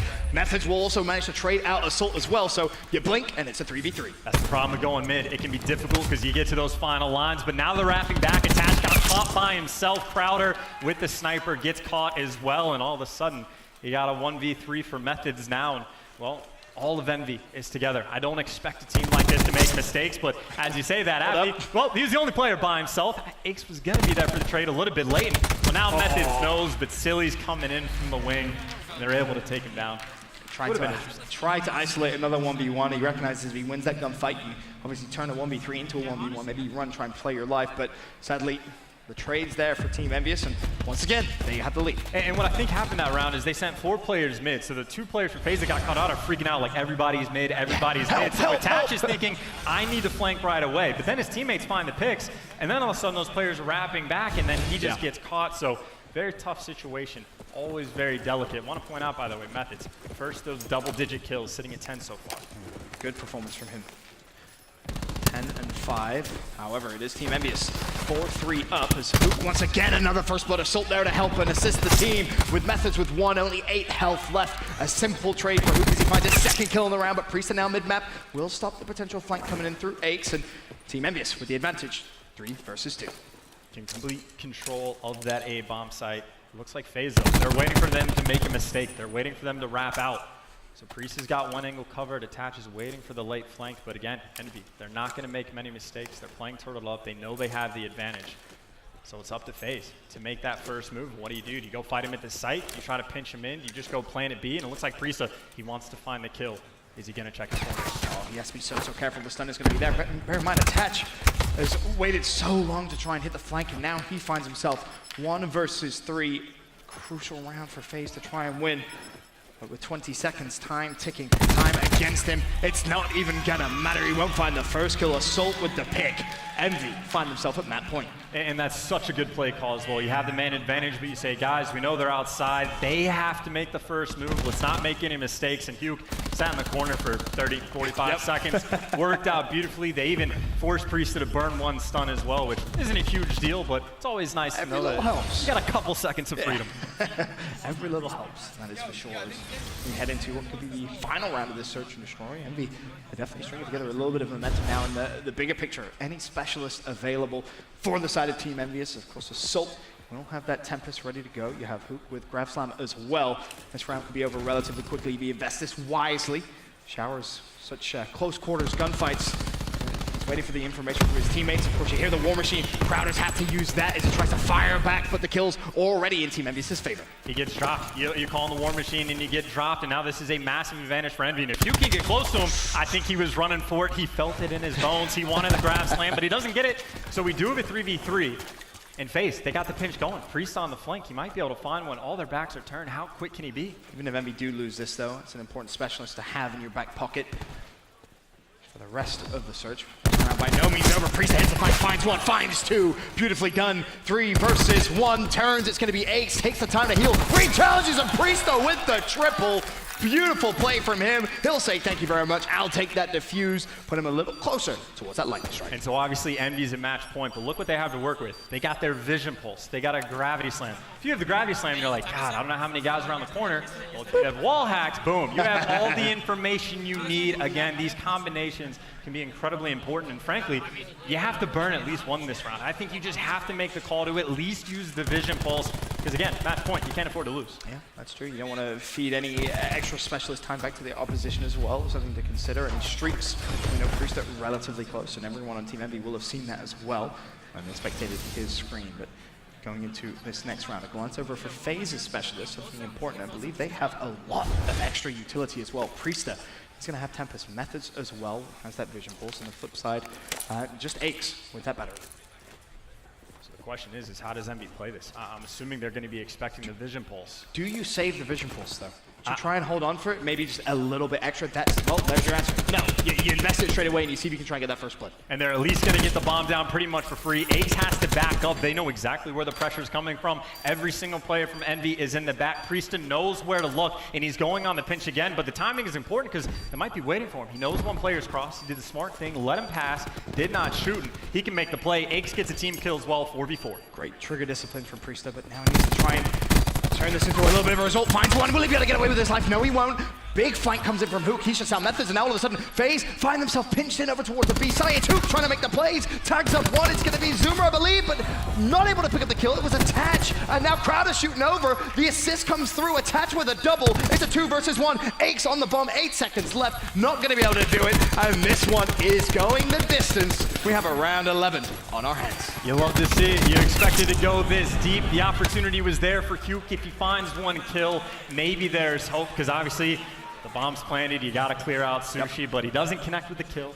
Attach makes the plays, and just to answer the question, yeah, I think you have to use the Vision Pulse at the start of that round. You don't have an option. Like, if you don't use the Vision Pulse, or you get first blooded, and then you use it when you're at a disadvantage, it's just brutal. It's horrible. You have to force that round 11. Plus, obviously, as soon as you use it, it forces the defensive team in that situation to back away, right? Yes. You can't hold your same angles. You need to back away. You don't want to be picked for free, but I believe there is still a War Machine at play, and I think it is in the hands of Aches.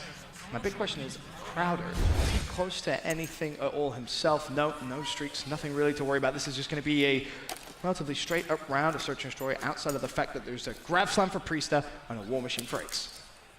I think that Grav Slam could be huge. I was going to say, if they push through A, it looks like they're backing up again. The information gets sent. Faze is at B. Envy, guys, we need to wrap back. That's exactly what they do. But of course, Priesta, he's been flanking before. They're going to have to be concerned about it. A lot of things to think about, and they got that trophy down in case of a War Machine. See, the problem is you don't want to push into A just to use the Grav Slam because you know the other team has a War Machine, right? And the War Machine in showers could be pretty dangerous, but it's going to come down to who will get that first blood. Grav Slam invested, and Priesta gets absolutely nothing for it. No one home. Zuma does find first blood. Assault goes down. Crash is going to be used as well. Zuma shuts down Hook. This is a big round here for Faze. Tempest as well, tags him up, he's gonna be down but not out, and you're looking for the kill. Axie, mistakes were made, that's not gonna be there. Attach is able to get one with the Tempest, and all of a sudden 3v1, it's Optic. He's gotta go huge, he doesn't have a lot of time, and he's gonna get spotted out, and he's gonna get taken down. What a round 11. Attach making the plays with the Tempest.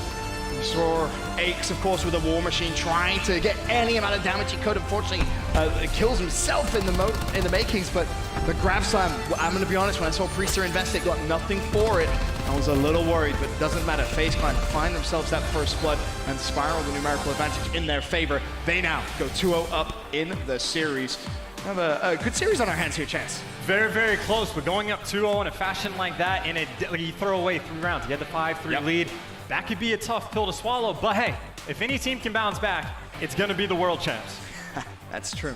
Very, very true indeed. Of course, both maps we've seen so far have been back and forth up until the final few moments where FaZe Clan just clutching up too much for Team Envious to handle as it stands 2-0 up with Arsenal Gridlock wins. When we return, we're heading over to Seaside Control.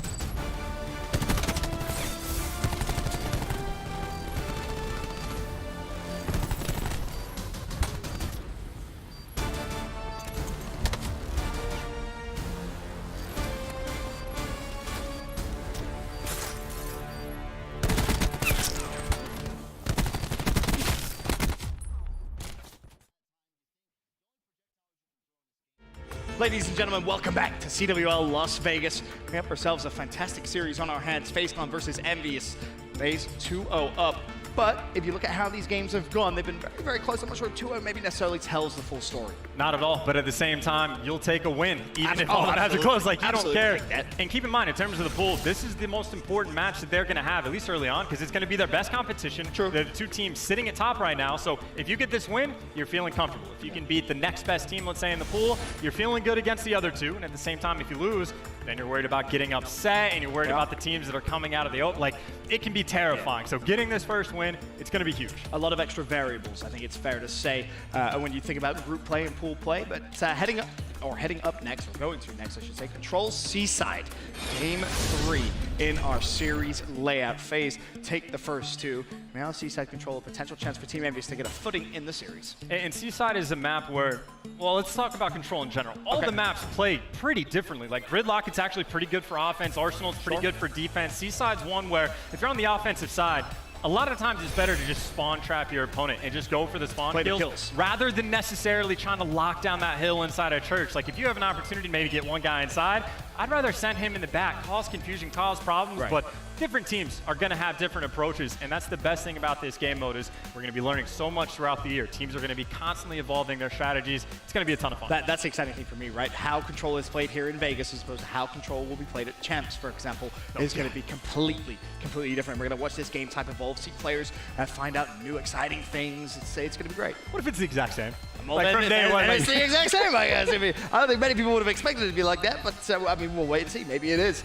But to your point, there's a lot of different ways of playing Control. I mean, to your point, you want to just maybe try and play for the kills, try and slay out the opposition, put them under immense pressure. The irony is, though, if you do find yourself down maybe 5-10 kills, the rounds are still winnable. If you get 5 kills in quick succession and you're on the attacking side, you just throw yourself into a control point. You can cap that thing so fast that you blink and all of a sudden the round's over. There's just those moments, man. You get those 5-man wipe, you get 5 inside the hill, 10 big seconds old go by. smile on your face. Hey, we won the round. We got it, no big deal. And another thing, just to talk about like strategy. Yeah. Even the opening break for offense, do you want to go to the easier hill to get? Do you want to go the harder? Because like, there's definitely some validity in going to the more difficult hill to get, like going to church right off the bat, just for a tick. Yep. But the problem is, if you don't get a tick and then you get wiped, then you're like, oh man, now we're running out of time, we're running out of lives. This is a problem. So there's give and take. It's where do teams stack up on defense? They're just going to be so much. It's the opening splits, right? Because if you decide that on the attacking side and Seaside, 5-man hit church, well, defensively, how are you going to approach that, try and set up? And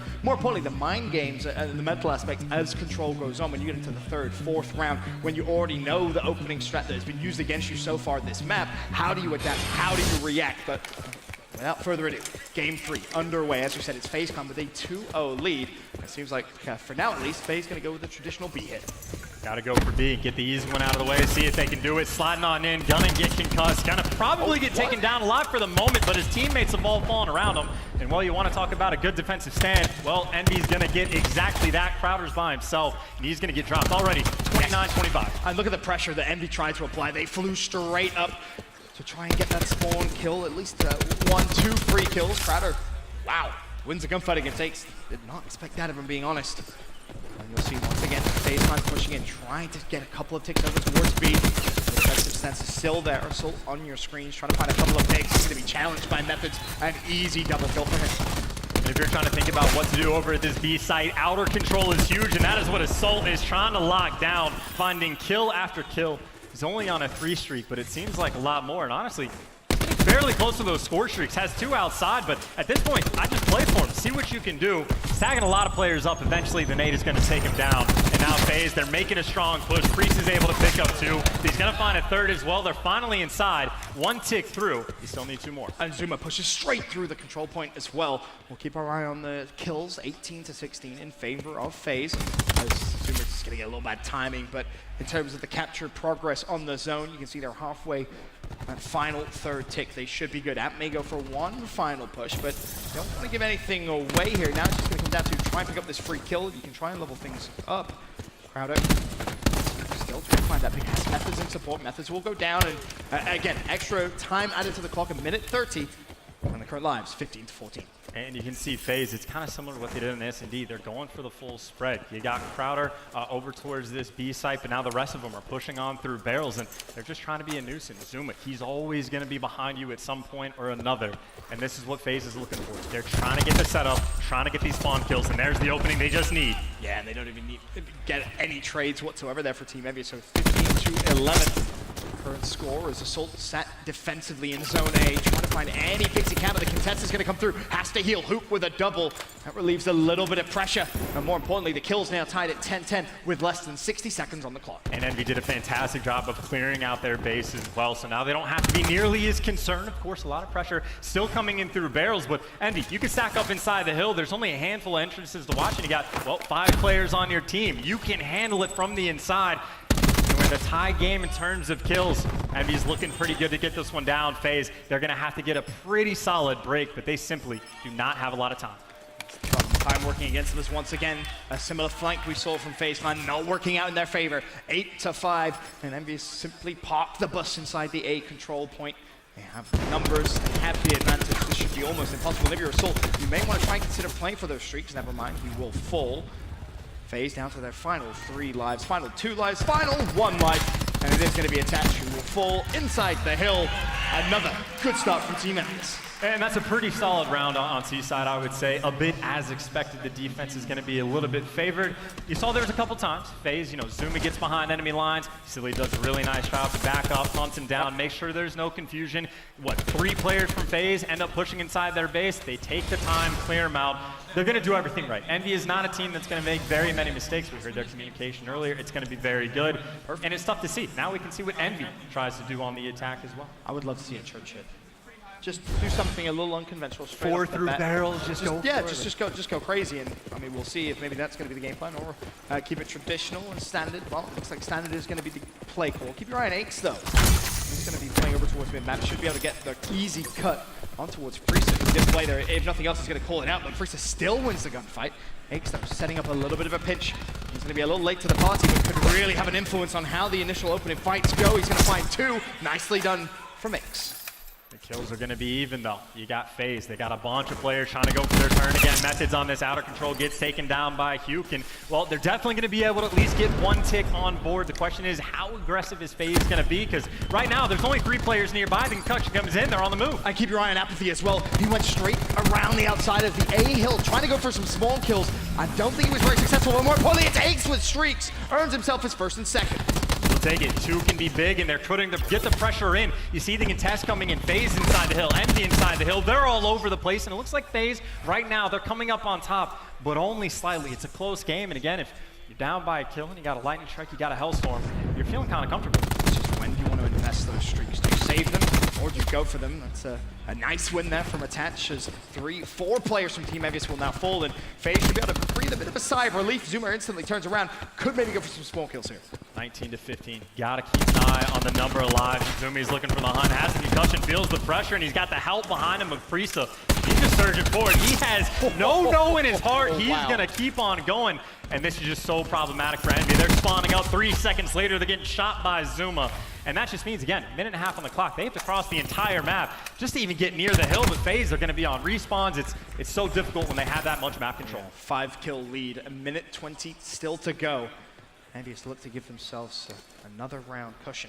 In this control, there are some specials available. I don't think we're going to see them just yet. Aches terribly unlucky there not to find that pick with the nade if nothing else. 13-9. Envy starting to close the gap here, and still a little bit of time to play with. A nice opening win there from Hook, and Aches is going to invest. The Hellstorm finds Priesta, and now the captures can begin. And he's inside the hill with Gravity Slam. If they get near him, he's going to have at least a free kill if they stack up, potentially more. But they're going to have to get in the hill just to contest. And there's going to come. But Priesta had one of his own. He takes him down. App finds 2. Faze is in the hill. They're going to be able to get the wipe. And Eggs does get dropped. The potential was there, but the better Gravity Slam, it was Priesta. It was Grav Slam versus Grav Slam. As you said, it was Faze that came out on top. Just 4 lives remain for Team Envious. They've managed to get 1 tick into A. Faze with 8 lives. Time very much against Faze, but Priesta does spot Hook. Looking now for more. 3 lives left. Be so careful. Trade's not even going to be good enough at this point. 2 lives remain. as opposed to the 6 to Faze. 30 seconds on the clock. You would need a miracle here for Team Envious. I don't think a miracle is going to happen. The thing I'm going to point out is, of course, you still have that Hellstorm. You still have that Lightning Strike in the back pocket for Aches. No, use the Hellstorm. Use the Hellstorm on their initial so push. You don't have that Hellstorm. I believe you still have the Lightning Strike, though. So you have at least one. So the question is, do you want to use it on defense? Because if you're thinking like, okay, well, we won the first defense, we want to burn it, we want to try to get that offensive win. The question is, when are the good situations coming? And of course, if you get a clean 5 down, then they spawn if you just kill them with streaks and like it's a perfect situation, but we'll see. The scary thing for me is that I'm not sure if Aches actually pinged the Lightning Strike as well. I think he may have done that in that round to get a little bit of extra information when they were trying to go for that push. We'll wait and see, but Aches still with just the 1 streak remaining. And as you can see, a pretty heavy B push once again from Faze. Standard stuff. It's worth pointing out, by the way, Priest with 21 kills leading the lobby. He is having himself a field day. Make it 22 as he gets that entry kill. But of course, now it's Ash. He's just zapping people oh so slowly, slowing him down, looking for some chains, and Crowder with the beat down, able to find 2. It takes a Tempest. We do have a slight kill advantage, and he's looking for more. Oh, well, when you can shoot a Tempest like that, definitely going to have to be very helpful in your assault over towards the B hill. Running out of time, though, and there you will see the Lightning Strike invested by Aches. It finds 1. Hoop there as well to shut down Crowder. Attach still not wanting to give this up just yet.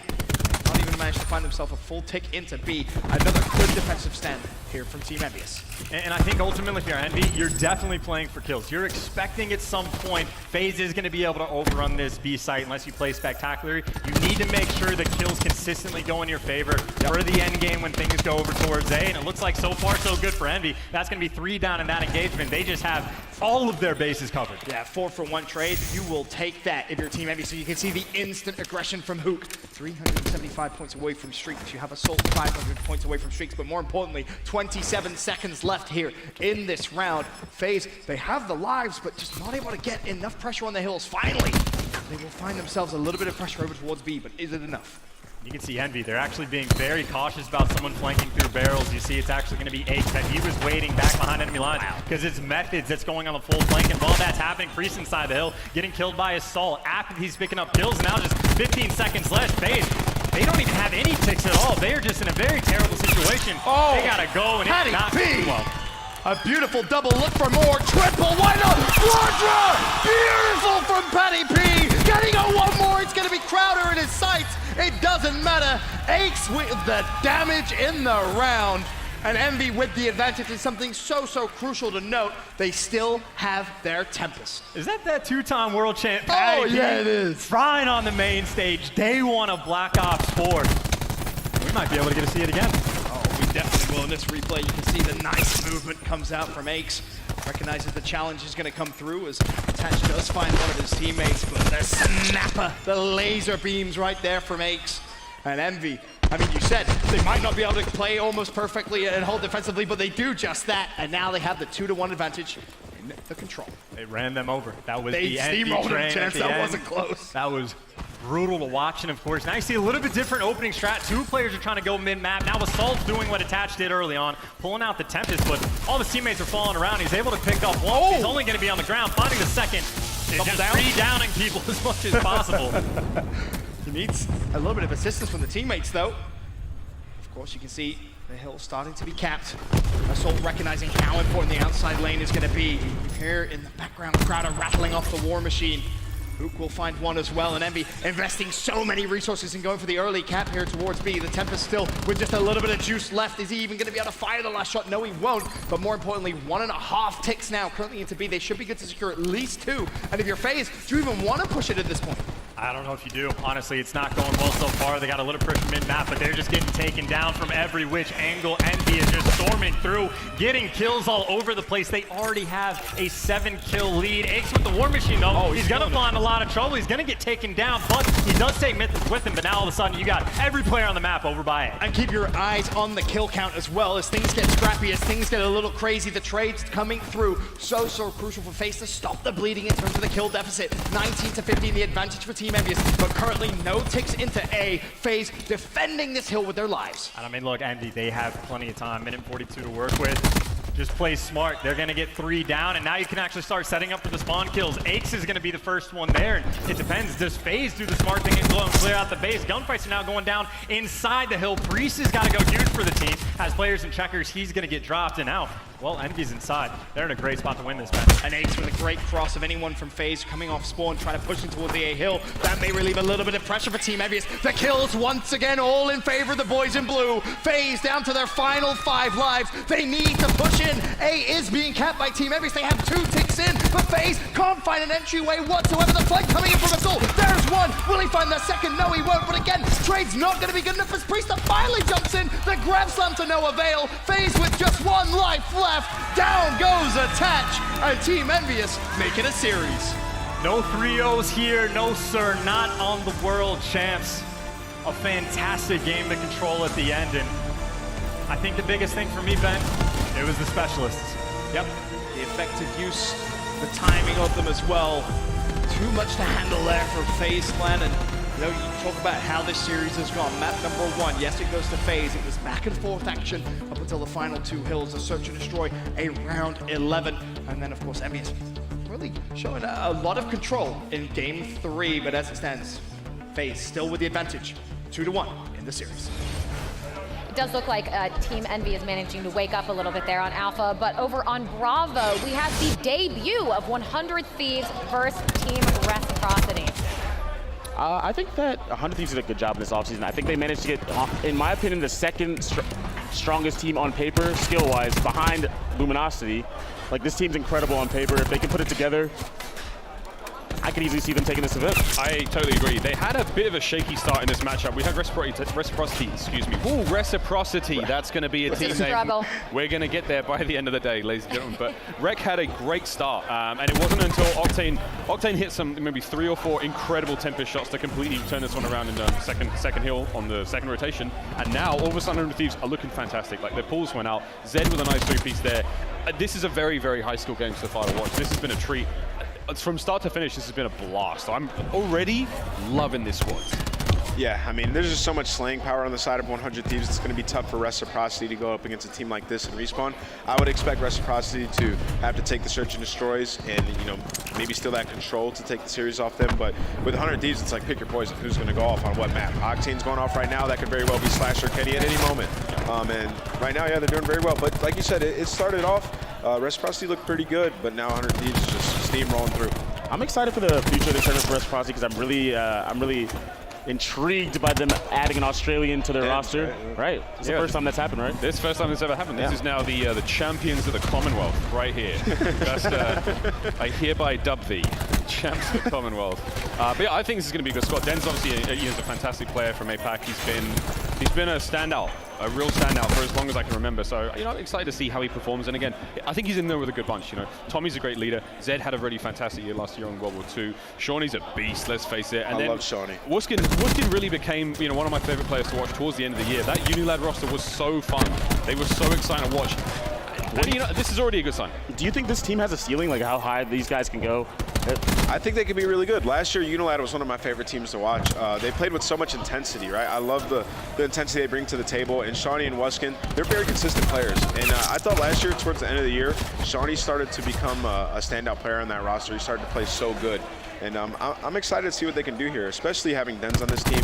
I'm used to seeing Dens on that Mind Freak roster, and I want to see how he plays with new teammates. But right now, it's looking pretty slow for Reciprocity. That's one interesting thing to note is like, what does it look like when you take a player out of their region entirely? How do they fit in with another region? How do they fit in with playstyles? How do they fit in culturally? You know, like I think England and the UK and Australia, they're relatively similarly culturally.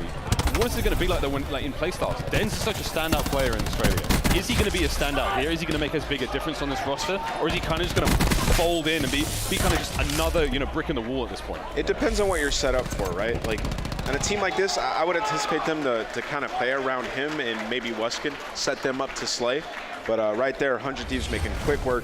Good map out of them. Absolutely, and now we're back to Alpha because it is map 3 with Ben and Chance. Thank you very much, KT, as we head over towards this hardpoint frequency. As the fans face on 2-1 up. And Envious with a fantastic game 3. They're going to start game 4. pretty much where they left off here, Chance. A nice early lead. Working on that reverse sweep. It's worth pointing out, in the first hard point, there was a ton of hills where a team loses one hill, but they get the rotations the next, and so far that's what, well, it's going to be what Faze is attempting to do. Yes, the first hill did not go great for them, but they're picking up scrap time, and more importantly, the rotation is going to be there. But Prisa, a lot of pressure's on him. You see all those blue airs are going to swarm. He's going to get tagged up from it, and he just dips. He just leaves him. See if he can make a play, and they're going to get caught out. Assault eventually makes the read, and now Zuma's the one in the back. He gets traded, and all of a sudden, well, Faze, they had the opportunity, but now it looks like Assault, at the very least, is blocking the spots. Yeah, he's blocking, but for how long? Not long enough. The instant challenge comes through from Methods. Faze should have the advantage. And we'll see how Team Envious is going to try and attack this hill. The early couple of kills is definitely going to be helpful, but as we said, Faze still controlling the swarm, so the resources will be there very, very quickly as Envy flies straight through the front door, looking for more kills. They're going to have to shut down Attach as he finds himself one. A team kill does come through as well, and now you can see the effect that's going to happen. Faze starts spawning out. And they know exactly what was going to happen. Aix, number 9 on the minimap, he turned exactly. He knew where Faze was going to spawn, knew they put enough pressure on the hill, but obviously it doesn't really matter in the end when Faze is able to get control. And now, of course, the spawns have completely flipped, but at the same time, the spawns aren't great, but if you get inside the hill, 20 seconds of scrap is a pretty solid amount of time, and it looks like they're going to be able to get it in the rotation as well. They're winning that. They're on the other side of the map. Envy is everywhere. That's the key for Assault and also his teammate App to stay alive at this side of the map. Your other teammates on the flip side that played for the scrap did very, very well. So they should be good to pick up the time. And you can see Faze still spawning on the old hill there. It's going to be attached with a long, long journey on his feet, as well as going to be Zoomer spawning out. So for Envy, this is a good chance to really start to give yourself a big, big lead in this hard point. This is just both teams constantly spawning each other out, constantly blocking spawns, just all over the place. But now you got Silly inside the hill. He's got the Sog again. Him and Apathy did make that switch, and he's doing damage with it as well. He's just being a nuisance right here. Just stay alive. Keep on peeking out. Stop those players from coming down. You can see Hugh, he's on the wing, helping out Silly. So Silly, he can be wherever he needs. He needs to go top window, he's going to be there. Hugh, if he needs to push up, he can do that. Faze is having so much trouble getting through. They do get the back spawn, but so much time has already gone the way of Envy. That's the key. 20 seconds of time still left, and it looks like it's good for Team Envious. They really have to defend one more push as Silly just flies at Zuma. No respect whatsoever. Hardpoint contested. App will fall, but it's only going to be 10 seconds. Envy with a nice lead. 81 to around about, what, 51 when the hill rotates. And what a fantastic hold that was again. That started out with them spawning out at the hill before that, but that's the past. We're looking towards the future, and Envy has won the rotation. They're in the hurl early. And now Apathy, again, the Maddox player, he's taking these long-range gunfights. This is what he needs to do. Make the adjustments, and it seems to be treating him well. Huke up top, at least gets one kill before he dies. Envy holding strong. The one thing you'd like to see if you're a boys in blue fan is potentially some streaks, right? They're really stringing together a bit of momentum here, but streaks could seal the deal for this map. They have double Faze Cleanse points. Still plenty of time to go, though. Attach challenges, and Aix managed to put some damage down. However, though, both players still alive. The consistent trades come through. 25 seconds left. Aix springs into life in the hill. He finds one. Methods goes down. Hardpoint contested once again, though. The final 20 seconds, and Aix playing lights out Call of Duty right now. And again, that is just such a fantastic hold. Faze was literally pinching from every single angle, and they made the perfect reads. They're working on specialists. They're ahead of the game. It's a snowball effect. If you get the kills early on, you're going to be building them up, and Yuke is building all the momentum he can. And I really want to see here Aix invest the War Machine to get him streaks. Perfectly done, but he has to now find the kills to come with the War Machine. You see him 135 away from streaks. A couple of picks would do it. Frisa's going to fly in. He probably has the grab on. I think you have to recognize that, but the kills still come through. Aix gets himself a lightning strike as well. Straight back out to the Maddox. Can he find anything else? Attached mid-map, of course. Going to throw the nade just for safety, if nothing else. Bear in mind, whilst Aix is going on this rampage, Team Envy is getting all this hill time. Aix still looking to try and find that tier 3 streak. If he gets this next streak, that is just going to be so difficult for Faze to deal with. That is not going to be a happy spot. And of course, you got Yuke, by the way, got the gravity spikes. He's going to get shut down. Aix still looking for more. 80 and now this is it. One kill away, and he's going to get a strike team. And again, that is just, as far as I'm concerned, pretty much game over. You have to really rely heavily here, though, if you're Aix on Apathy with a good rotation over towards New. Instead, he's going to have to invest a streak. Looking just 50 points away. He's going to be so close. At least a kill with the Lightning would do it. But no, not going to get it just yet. A Hellstorm still available to invest, but the lead is absolutely massive.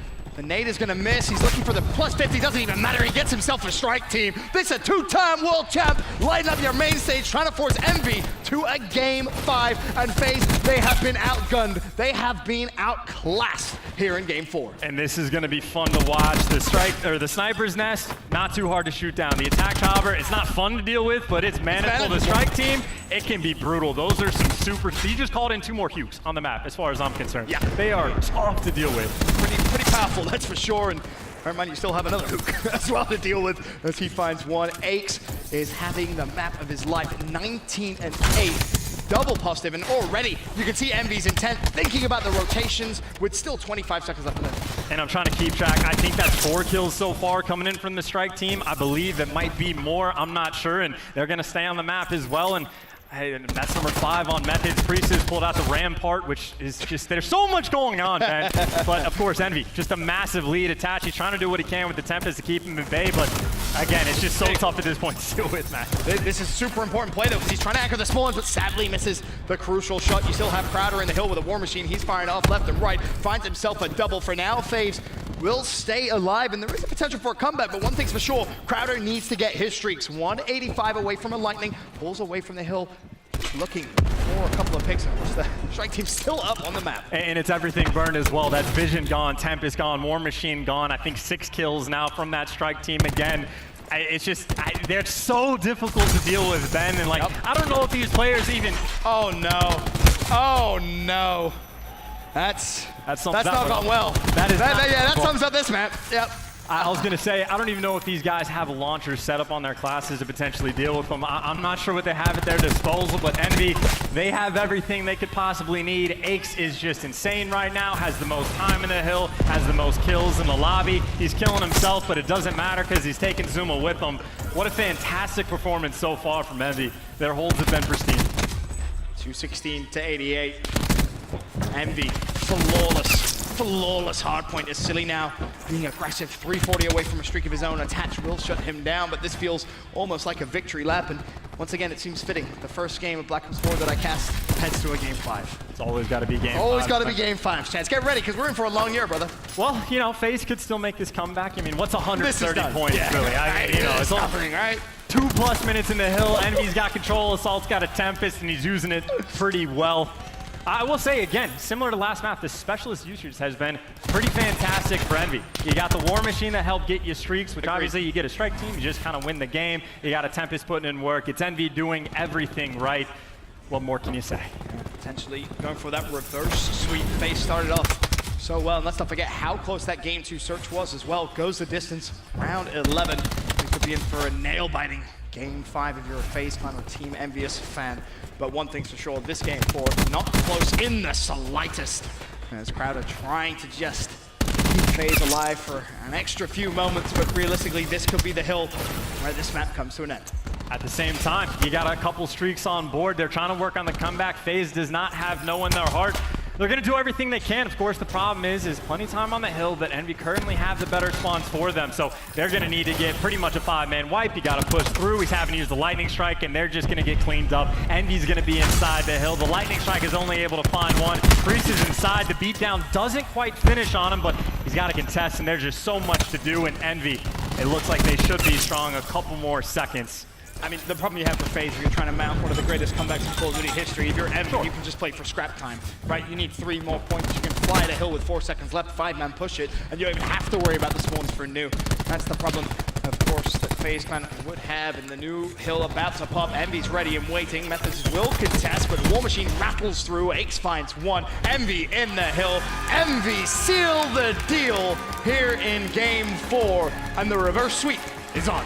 And with the first strike team we have seen of the Black Ops 4 season, shout out to Patty P for getting it done. And I will say it makes perfect sense to use on this map. The Sniper's Nest, the Chopper, a little bit tougher on this map because of how much you can stay indoors. The strike team, though, they just run you over. Yes, they really do. Just run straight through you. Of course, Aches turned up in the control and just did not slow down as he went into that game 4 hardpoint. A great performance from him, statistically speaking, and also even in terms of the hill time, he was able to get a wonderful, wonderful performance from our 2-time champ Aches. But more importantly for Team Envious, after going 2-0 down in the series, they've managed to tie things up. We're heading over to a Game 5 search and destroy on Arsenal.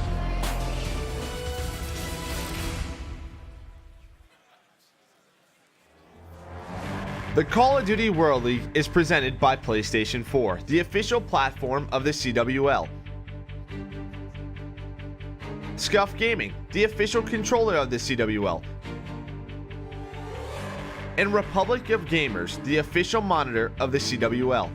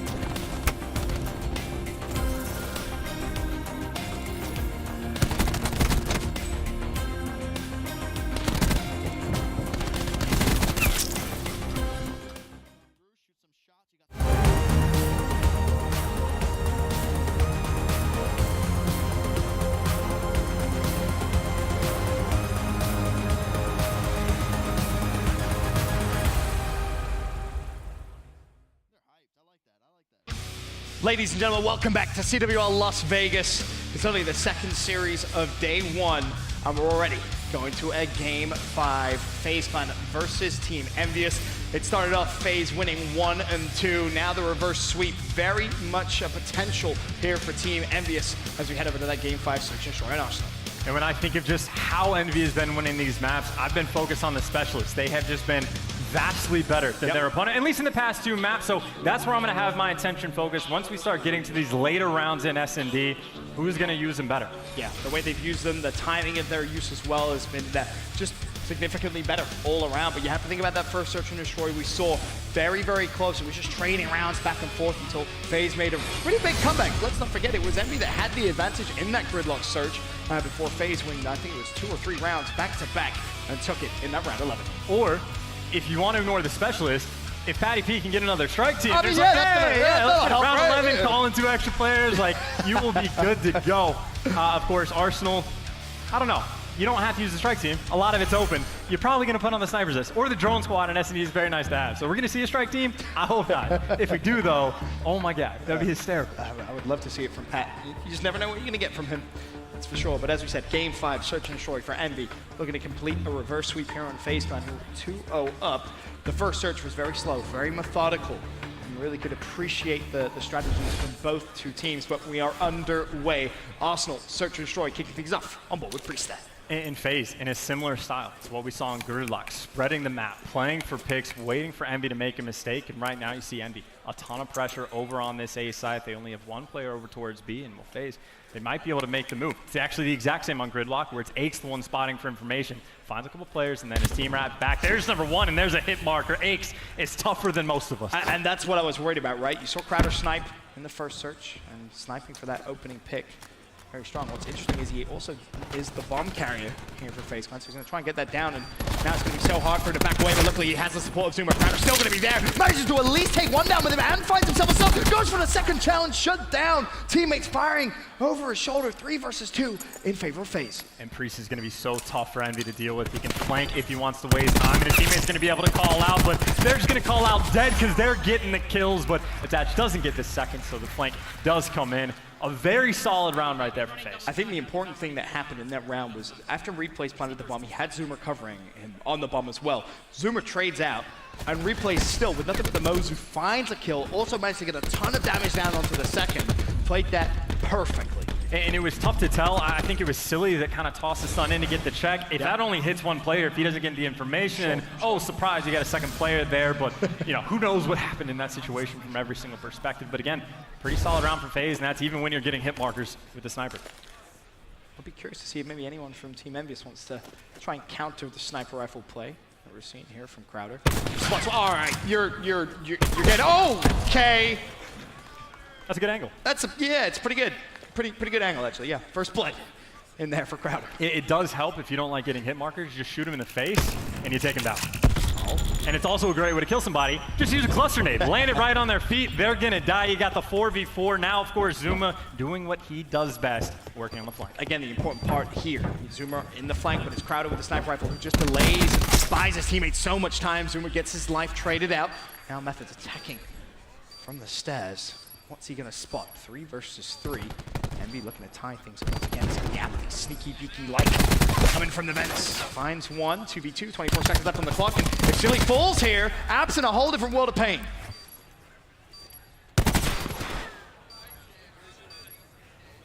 They're just staring at him. He's defusing the bomb. App's going to have to win the gunfight. Oh, and that's the problem.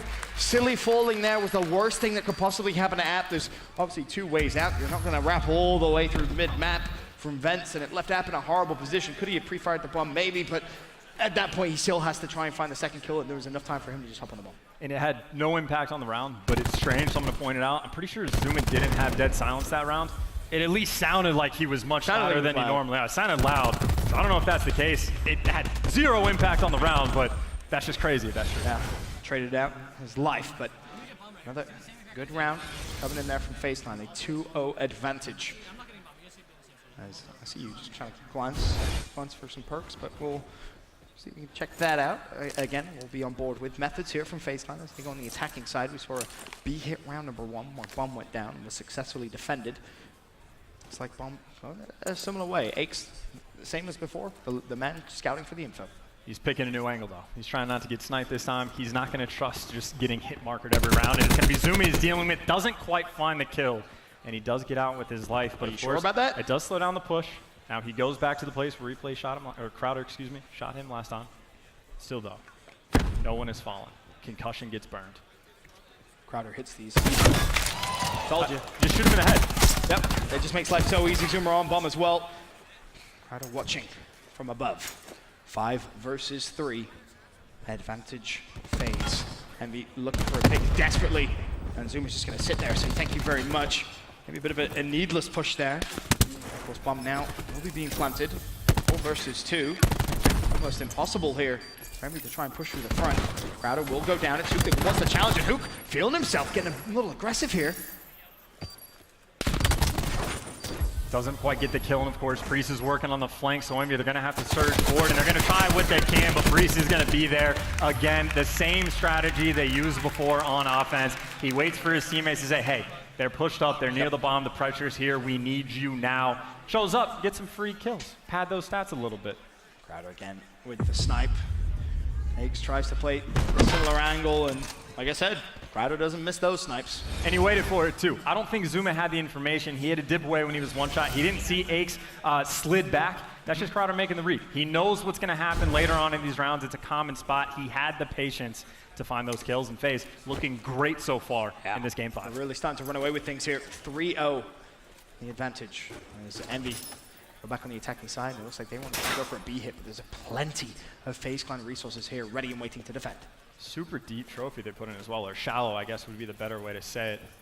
I don't know if that's going to have an impact, but worth keeping in mind. Envy, all these players stacked up. They have one guy watching the flank, and we know Priest has been doing it time and time again. And you wanted to ask about Zoomer's dead silence. Does not have it. Very loud. Loud indeed, but concussion's going to go out. It does hit. Now does he want to try and push? For Team Envious, they have to back away. Time is against them here, though. Do bear that in mind. They are on the attacking side. Need to get the bomb down. 45 seconds left. Priest have made one shot. Kill not going to come through. So we're still ready and waiting on the B bombers. Envy just dancing around as of yet, still waiting for the first blood. And I mean, how do you break through? You got guys on bomb, guys in the hallway, Methods just posted up in the back, and if you try to break through, which Envy is starting to try to slip through the middle map as Methods is winning the kills. Priest has been here the whole time. He found one, he gets the second, he gets his streak before he gets dropped, but they'll take the round win. Unless Silly can do the impossible. 1v4, 15 seconds left. Can he do it? No, definitely he cannot. And that's just Envy lingering around, waiting for that first pick, waiting for the first blood to come through, and it just doesn't come. And I guess the plan was they were kind of turtled up a little bit. They threw out that first concussion. That was going to be the opening move, but what does Faze have waiting next to all their players? They have the trophy there. It takes it down. They're perfectly safe. They're on every head glitch in the book, and like Faze's strategy, use the sniper. Get that guy in the back. That's your opening move forward. Of course, Envy, they didn't have that round. It's just gunfight on gunfight, and it's a tough one to win. And again, Faze, they're just running away with it. And to your point, Crowder using the sniper rifle both on the attack and defense is really opening things up here for Faze. It looks like he is once again going to make his way, surprise, surprise, over towards the B site. And note what happens this time. Aches doesn't want anything to do with the B site. They give it up completely. And now if you're Envy, you have to hit that fast flank. You have to do something. As Priest is also going to call the lightning strike. That's going to find one advantage Faze. They have steamrolled through Team Envious here in Game 5. The play calls for Aches to not get picked, but what does the pick come in from? The lightning strike, and then they find another one as well, and then the bomb still goes down. Stun v stun. I'll just no-scope him. Just gonna slow everybody down. You definitely want the pistol. It's basically an SMG. You can rip heads with it, but not if you get team shot. The one player does get baited out for Priesta, again, being annoying in elevators. Knows Huke's on bomb, he's behind enemy lines, he's gonna get another kill, he gets traded, but doesn't really matter unless Assault can go huge. Good read, but no, not enough health and couldn't heal in time. Methods cleans him up. Another round for Faze. Just when you thought this Game 5 could be close, Faze had other ideas. 5-0, the advantage in the search. The best way to get reverse sweeps is to go down 5-0 and then get the full sale. I don't think that was Envy's game plan. No, I don't think it was either. No, probably not, but what options do they have at this point? Because Faze is just trucking on through. The original strategy just seemed to be better. They were on point. Now they have, well, they had streaks to back as well. They're getting close to specialists, like everything. I don't want to speak too soon, but Aches has been a part of both 5-0 comebacks in Search and Destroy online. And we'll probably have 2 as well at the end of the day. It's still only going to be 2. Just throwing that out there. Just, you know, food for thought, gents. Food for thought. It doesn't look anything like that's going to be possible, though, just with the tempo. But all 5-0 comebacks that happen have to start somewhere, and it's going to be this first round. Zoomer already spots one, gets him to one shot again. So no dead sounds. His methods will be traded out 4v4. And keep in mind, in this doorway, Priesta, he's got the gravity slam. There's an opening, slide on through. Go for it. Finds nothing except death.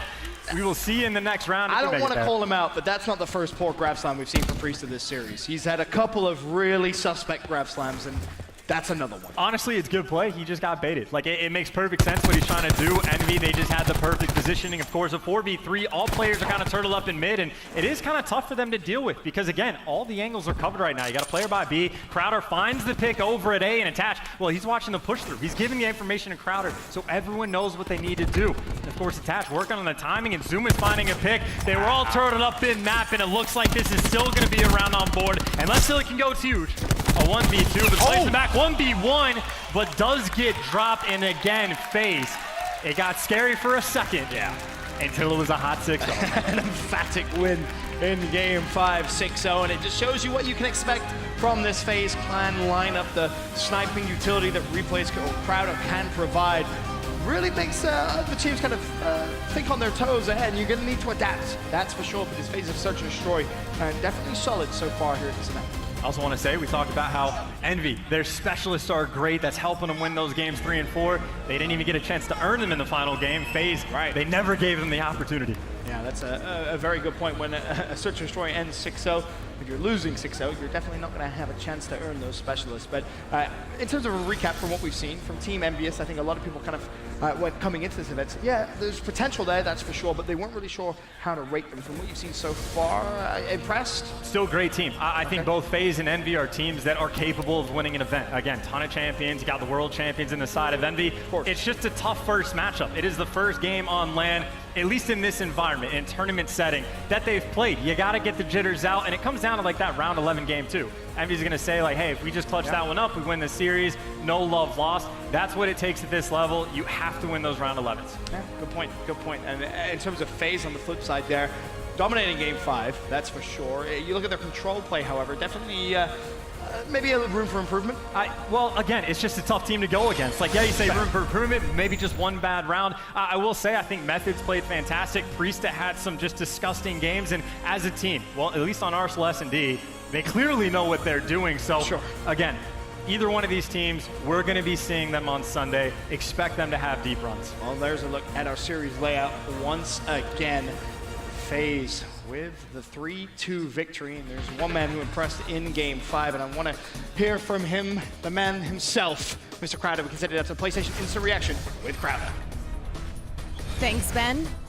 So after you started off that series hot, dropped the control and the second hard point, and then you guys just came in hot for that final S&D. What was the energy of the team like? I mean, the energy never really changed. I mean, we lost those two maps, and we just still shake it off. It's behind us, and just focus up for this last map. Looking at this event as a whole, it's a new season, new title. Where's your head at? I mean, I love this game. I think it's really fun. We all enjoy playing it, so I'm super excited and I'm super confident.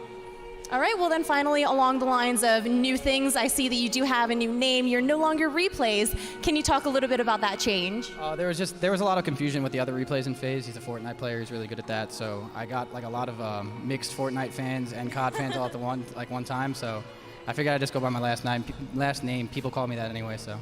Great, cleared up a little of that confusion. All right, well, thank you so much for the interview. This has been your PlayStation Instant Reaction. Don't go anywhere. We will be right back after this quick break.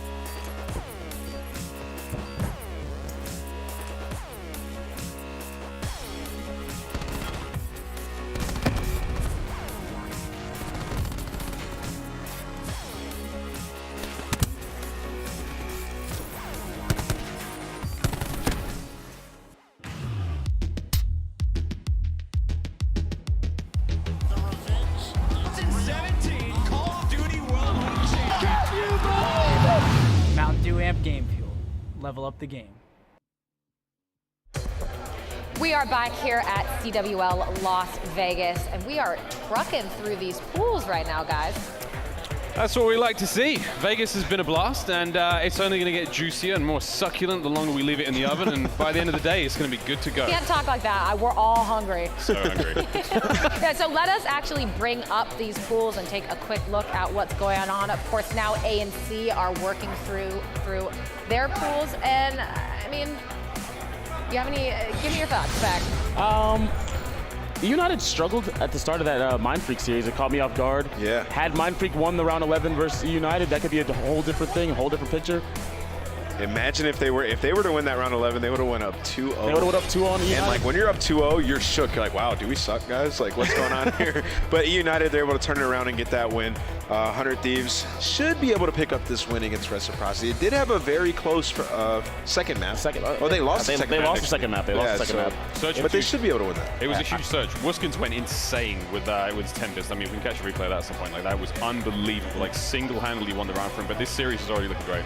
Right, and speaking of that, we are going to get back into Bravo now. Of course, 100 Thieves and Reciprocity. Very excited. I love that this is a debut of a whole new team. Oh yeah, absolutely. I mean, 100 Thieves has so much slaying power. Control should be such a good game mode for them, theoretically, right? Like, it's reliant on kills. They should be able to get a ton of kills, but right now we're in the very first round, and it's 7-7. So Reciprocity hanging in there. I already have to start putting some respect. I already caught flack for calling 100 Thieves the second strongest roster on paper. People are calling me crazy. They think I'm crazy. How is that? How are they not? That's what I said. They have the stack roster. Slasher and Octane, two of the best ARs ever on the same team. I'm actually really interested to see how Octane does. This is the first time he's not the main AR. That's Slasher's role. Well, he was destroying on that very first map, Hardpoint, right now. But 3-3, this is going to be huge going into this series. If Reciprocity can pick up this first round, this will be massive 2v1. Last player is going to be Pharaoh. But it looks like they might be able to fend him off here. Look, if Pharaoh can do this, that was a 6-5 deficit. Yes. That would have been incredible, though. If Pharaoh managed to make that one work, that would have been huge. I can't wait for that first time that happens. Dude, it's going to happen. It's not happening. It's happening, man. This is a really interesting matchup, I think. You know, 100 Thieves, their control game is super aggressive. Like, they love to overextend. They love to keep you in your base. They love to hit the spawns.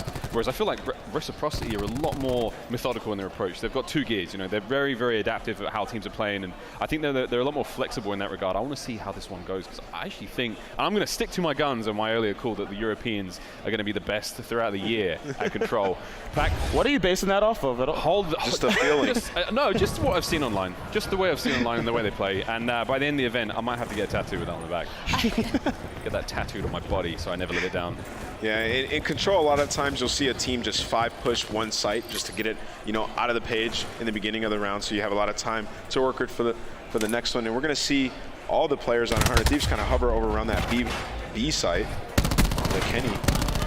If you guess wrong, as you were seeing already, I mean, 100 Thieves managed to get the first tick so quickly. They almost got to that second tick before the rest of Reciprocity made it across the map. If you guess wrong, you can lose 2 ticks in the first 30 seconds of the match, and that already puts you at such a disadvantage. Like, it's so interesting to see how this gameplay is going to evolve throughout the year. Already control is awesome, and what we're seeing is sick, but I don't know, man. By mid-year, this is going to be incredible. I love this game mode. It's so much fun to play, and watching these guys play at this level, it's something great.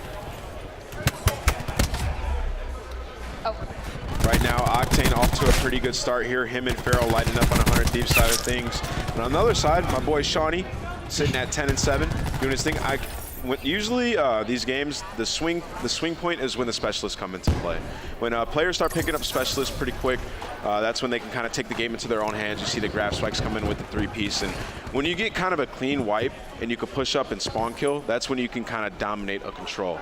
So it comes from like multi-kills. So the first team to pick up like a big multi-kill in the round pretty much takes that, you know, or they're in prime position too, and they have to mess up to lose the round.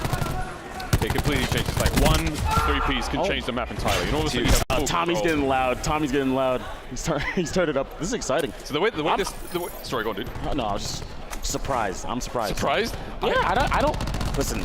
People know this about me. I I just don't believe in the Europeans. I don't believe in it. I don't believe in them. I don't believe in them. I believe in the Europeans. JP's going to have my back. By the end of the year, he's going to tell me how the European team's done. Control, he's going to give me the kills, he's going to give me the captures, he's going to give me everything, and it is going to be so sweet. It's getting scary for 100 Thieves. 18 to 12 is a pretty big margin. That's 6 kills that they're down. You know, that's their full squad. That's a full life. That's 7 and counting. Right now, they're going to have to put something together quickly. They're going to be down 2-0 in this control, and it's not looking bright at all. Slash is off to a really slow start, uncharacteristically slow for him. But I mean, yeah, sitting at 4-11, that's terrible for control. You can't do that. You just can't do that. Absolutely not. But 16-9, it's still winnable, right? It's still winnable. Octane does have a lightning strike, so these rounds are hard to bring back. He's not. I'd be completely shocked if he used his streak in this round. Well, they invested Crash into this round, so maybe they think they still have some sort of hope here. We'll see what they're able to do. But the gravity spikes come in, the ultimate counter to that Crash. 4 dead. That is going to be it for this round. 15-4. That stung. It's going to be interesting to see how people decide to use their resources as the game mode moves along. Because I think that was a bad choice to use Crash. You're down 16-9. Even if you win the trades, you're still going to come out down 5-6 kills. I don't know. Maybe that next round you just come out swinging and use all of them. Yeah, you got to save it. They still they're holding on the streaks though, so the very fact they still have a streak to work with. I think Ed might be right. They might have been planning to use it until Zed came through with the grab spikes, changed their mind completely. I mean, I think the thing about that is they forced him to use those grab spikes, right? So in a round you're probably going to lose anyways. Use like your least intimidating specialist to force them to use one of their better ones and go into the next round. And you also get that back quite quickly as well. Crash is a relatively sort of like mid-table specialist in terms of like acquisition time. Yeah, it's not like the Annihilator, or it's not like Vision Pulse, which take a long time to get. I mean, that's like a minute 20, I think, minute 30. That was time. We're not talking about kills bases there as well. So who knows, man? I mean, that's an investment that they've kind of gone for now, and hopefully that pays off for him. Yeah, they forced them to use that. They forced Zed to use those grab spikes, which is definitely going to be huge if he's not able to get it again in this round. But down 2-0, sitting at 1-1 in the series, you got to think like if you're 100 Thieves, this is a map you kind of need to take. You don't want to go to that search. You don't want to guarantee that you have to go to that search and destroy. So getting a little bit scary on the 100T side of things, but 2 players working on a specialist right now, Kenny and Octane. And is there anything that's sticking out to you what 100 Thieves needs to do to start bringing this back? Slasher needs to start killing people. Wake up. Yeah, he's got to start killing people. Simple as that. He's their main AR, a leader on the team. Yeah, 5-14 Just got to step up. He'll tell you that himself. He knows. Yep. Shawnee is dominating, sitting at double positive right now, 18-9. He's got Vision Pulse. They should be able to win this round given the specialists that they have. Tommy and Wuskin as well have their specialists, so if they use them correctly at the right time, they should be able to win this up 2 kills. Tommy's nasty. Tommy's nasty. Tommy's going crazy, man. Well, and right now, Octane is the only one who's positive on 100 Thieves. Yeah, see, that's a worry. Yeah, that's a problem in a game mode based purely off kills. Yeah, and their game plan is pure aggression as well, and they're getting shut down by wild Tommy. Actually, Tommy just used this. Oh no, he didn't. Sorry, that was a strange call. I mean, well, the thing about 100 Thieves is they have 2 like main AR type players, right? And in the beginning of controls, you have to be pretty quick. You have to push and you have to trade. So I could see why that would be kind of troublesome for a team like 100 Thieves when you have those 2 AR players who don't really like to bait at all. So it seems like that's what's happening. They keep starting down in these games. Ooh. But Octane, that was a huge kill. Going to take out their Tempest. He can kind of swing the game right here. He picks up a multi-kill. There was Tempest on Tempest. Like we saw Wuskin hit that before, and if you don't take down their Tempest player, like he's going to run through you in that situation. There's such a long line of sight there by that B side, and it's so easy to pick up those players as they're peeking in and out of the vents, peeking in and out of the cover there. That's a huge kill from Octane. Now, he may not have just won them the round here. They're still having a serious uphill battle. Should be good. They're going to have them on spawn now. This should be over for them. This is what 100 Thieves want. This is the play they want to make. Kenny's in there deep. He's already got his gravel. He's got ready to go with the grab slam as well. It's so annoying in this game mode when people are in your spawn. You either have to decide immediately as a team to avoid him, they left Kenny there, got shot in the back, left him behind. They were tied up 12-12 a moment ago. Now look at that single play Kenny made. He's given them a bit of an advantage, but all of a sudden we're straight back to 6-9. I mean, 100 Thieves still with the lead for the time being, but that's nothing. They just have to contest. They have to get him out of it. Time, only 11 seconds left in the game. Reciprocity has to get inside of that hill if they want to extend this here. It's going to be all. This is all but over right now. It's going to be 2-1 so far what's in the control for Reciprocity. They know, but yeah, Shawnee. 1v5. Yeah. I figure like a 2v5, things can happen there. There's a chance for something special, but. So Slasher was what, -10? He's -5 now, stepped up in the round. They won the round. Simple stuff, quick math. Got to turn that one around. This is, you know, this is the situation they don't want to be in for 100 Thieves, because as far as the series has gone, 250 to 160 was the hard point. Yes. And it was a pretty dominant display from them, but when it comes down to the search, it was a 6-5. Yeah. It was 6-5 that Rec won. So, I mean, that's a coin toss. You don't want to put themselves in that position. They really do want to win this. They feel like they're going to get the hard point win, but if it has to come down to the search and destroy, I mean, that's not a gamble you want to take. It gets so scary because, you know, these teams are at home and they're just scrimming control and hard point all day long. You don't really get too much search and destroy practice, so there's going to be so many kinks to work out, especially with specialists. You have to kind of practice those rounds with specialists, and if you don't get that much practice, it can get scary here at a term like that. You don't want to rely on a Game 5 search and destroy. And I thought he was going to use the I think he meant to use it. He did. He didn't shoot. I think he meant to use it. That would have been big. It would have been huge. He could have got 3, maybe even 4 out of that one. There's so many guys in mid. The beginning of Control Round is so interesting because I don't know if it's a read by these teams yet or if it's just a pure guess, but they all decided to go middle, everyone. Yeah, I everyone. think that's the same bet though. We saw on the first day of playing, we saw Straight Britain versus Mindfreak. Mindfreak were hitting A, B, A, B, A, B, and the only way that, you know, Straight managed to catch them out was like they make the read. They have one guy sit in middle and his feet didn't see anyone there. He was like, cool guys, we're all going away, and they can make that read every time. That just changed the face of the game for them. So hitting mid seems to be the play right now, but you know it's going to change over the course of the year. It looks like Slasher is caught up now, 16-17. Fully streaked out. That's going to be huge. If they can win this round with only using maybe one of those streaks, I mean, they can potentially win this next round pretty easily as well. So Slasher kicking up is exactly what they needed, John. You were spot on with that one. He actually calls in, I think it was drones, so he could, as long as he could just stay near this site, he should be able to pick up a bunch of kills. See, do you think that he's going to invest any more streaks in this round? Maybe. Their life's on the line right now. That's true, but if the score stays somewhat close, if he was able to save those for the last round, that'd just be huge. I think I'd probably call in the Hellstorm, maybe try to save one of them, but right now it seems as if Reciprocity has map control, so I think it might be smart to call in the streak right here. Still trying to make what? That work. Oh, Octane kills him with a lightning strike. Oh no, that's going to take those drones away from the B site as well. That's going to be kind of a tough situation. 17-19, 18, excuse me, 100 Thieves still in the lead of kills. A lot of time to work with. This one's getting scary. The poke play coming out from Rec is really strong right now. Like, they're having a bait and switch constantly. Oh, Slash is going. They're investing a lot. They just use their crash. Lightning strike. He didn't actually commit to that in the end. Pinged it. Ping the map. That's a play at this point. But the back and forth, the peak play coming out from Rec there on that B site. I mean, it's essential. You have to maintain the pressure. You have to maintain the kills. There it was right there. Big 2-piece out of Enable to push them back. Now they're going to be able to push up and get those spawn kills. All right, so in this situation, 100 Thieves should be able to win the game right here, unless they make some mistakes. They're set up. It's about to be almost ticked, and yeah, there it is. 2-2. You think you have about one streak to work with. Reciprocity is almost throwing this game away. We're gonna see what specialists are they're close to. See how they decide to play this opening. I feel like the opening is so important. Like so huge. It's huge, yeah. So huge. I don't remember seeing Kenny use his slam, so he may be saving that for the next start. I don't remember seeing the slam come out as well, so that's still in play. War Machine maybe still for 100 Thieves. We have Kenny. Oh no, halfway Slash is dead. Denz is very close to his slam. He's the only one, and Zed as well is pretty close. They're the only ones close to their specialist. Octane, Kenny, both have their specialist. See that Tempest come out here. A direct B hit right off the rip. Kenny went and there's the Tempest. This is huge. He's got to string together some kills here. You got to put this Tempest to work. This will be huge for this round. Zed going to take out Slasher. Takes out one. Gets two. That's big. One-handed. Gets taken out though. Big because he just got a streak. Any streak in this game mode is huge. Big wins. Ooh. I mean, Octane right now Every is 31-14. Lowest amount of deaths. Yeah, he's going off. Every time I feel like somebody's going to get a big 2-piece to swing the game into their favor, they get traded. Both these teams are shooting so well right now. Both playing with the absolute fire.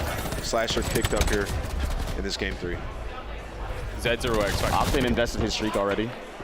So I want to see Zed. Zed's a big X factor for me in this team. When Zed's on, I just feel like Reciprocity have got so much space to work with. Like right now, he's got 17-20 now. It's not the performance you want to see out of him. I think only Shawnee reminding me of the Shawnee of World War II right now, looking very, very strong. But I want to see Zed. He's the big X factor for me. If he picks it up for Rec, he's good to go. Oh god. Oh no. Kenny. Oh boy. Kenny. The fanciest footwork, the flying punch to take care of him. This is like the most even round of Control I've ever seen in my life. Yeah, no idea. I have absolutely no idea who's going to win. This is so different to the first round, which we saw Reciprocity win by a full 10 lives. I mean, that's a considerable scoreline.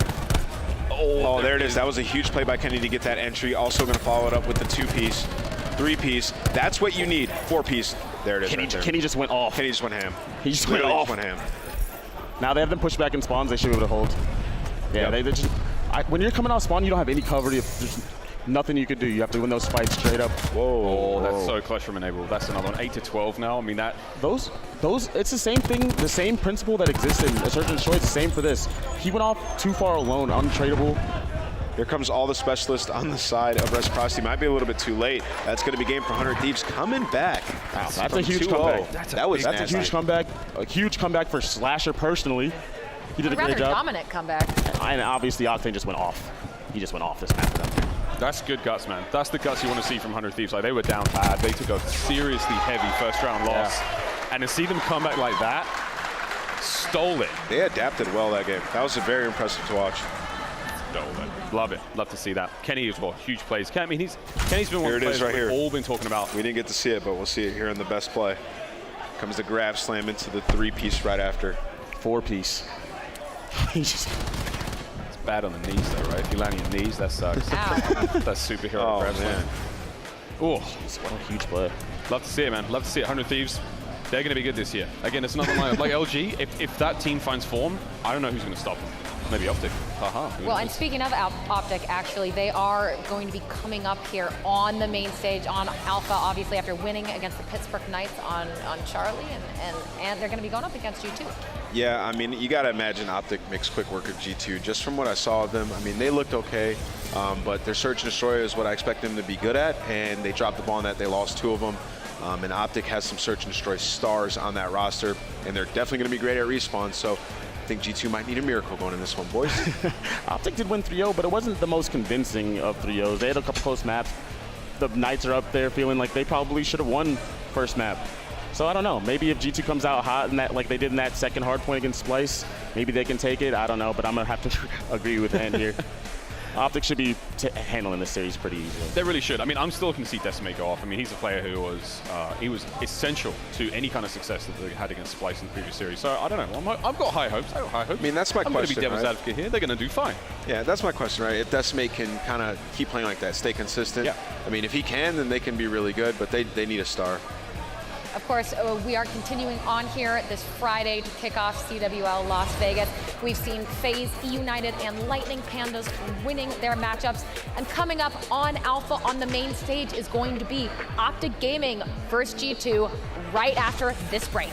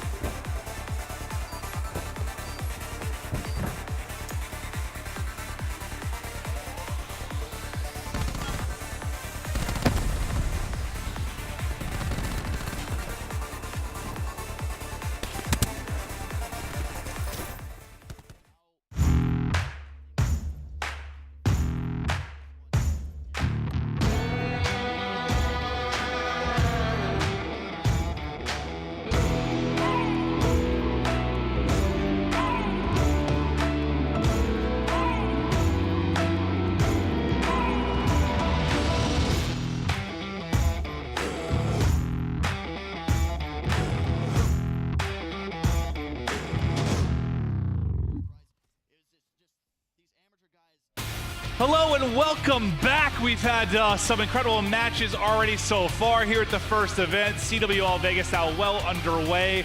I know it's day one, well I guess kind of day two if you consider the play-in bracket yesterday, Joe, but honestly, we're leading into some of the crazier matches of the day for sure. I don't know about this one though. This could be a quick series. We'll have to wait and see. Yeah, we're just not exactly too sure. I mean, obviously G2 eSports, they had a very slow start against Splyce that we saw earlier, but they go to a game 5. I think that was a pretty big surprise for at least myself.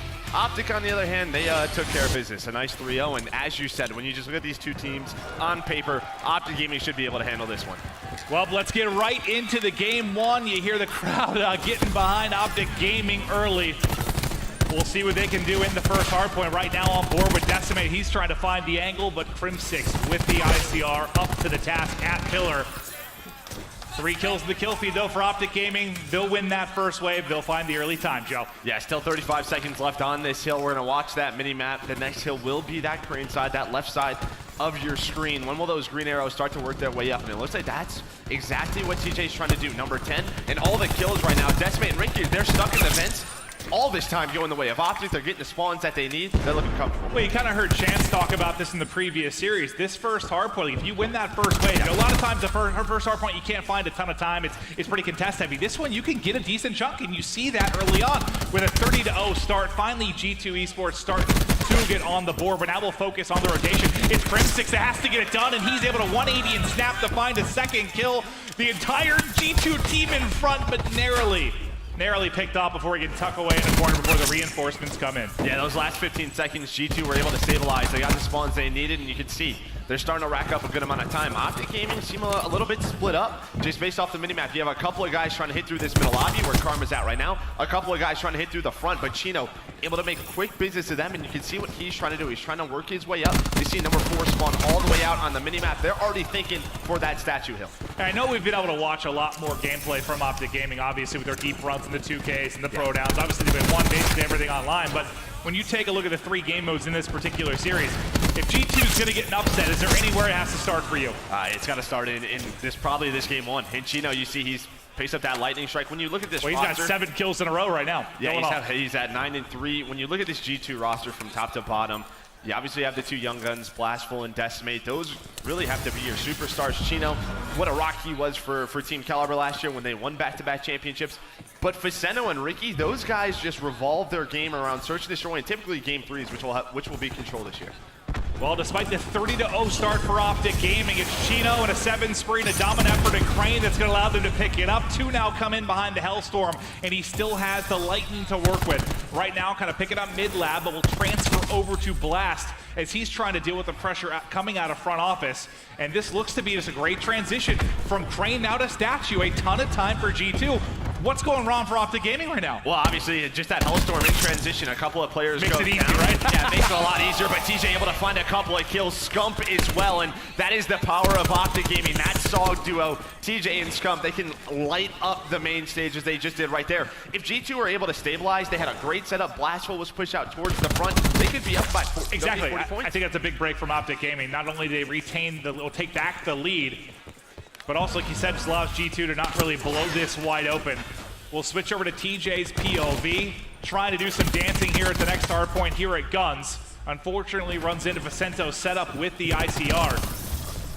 The wave comes in though. Optic Gaming able to get the clear. Dashy pushing out, finds a couple of kills. Scump there to help out, and that's everybody from G2 wiped off the board as Optic Gaming gets set up. Yeah, Scump starting to heat up a little bit. He's on a force free, but Chino once again with the lightning strike. There's a couple of maps in our map set this year where streaks aren't too strong, right? We talk about a map like Gridlock. It's just so difficult, right? To obviously have the bridge overhead, but Arsenal, every single hill, really except for the last one, deals with outdoors. So those lightning strikes, those Hellstorms, they can do so much damage. And due to that lightning strike, G2 able to pick up these last 15 seconds. Maybe the first one, maybe you feel safe. Unfortunately, no, you can still get those streaks in through top mid.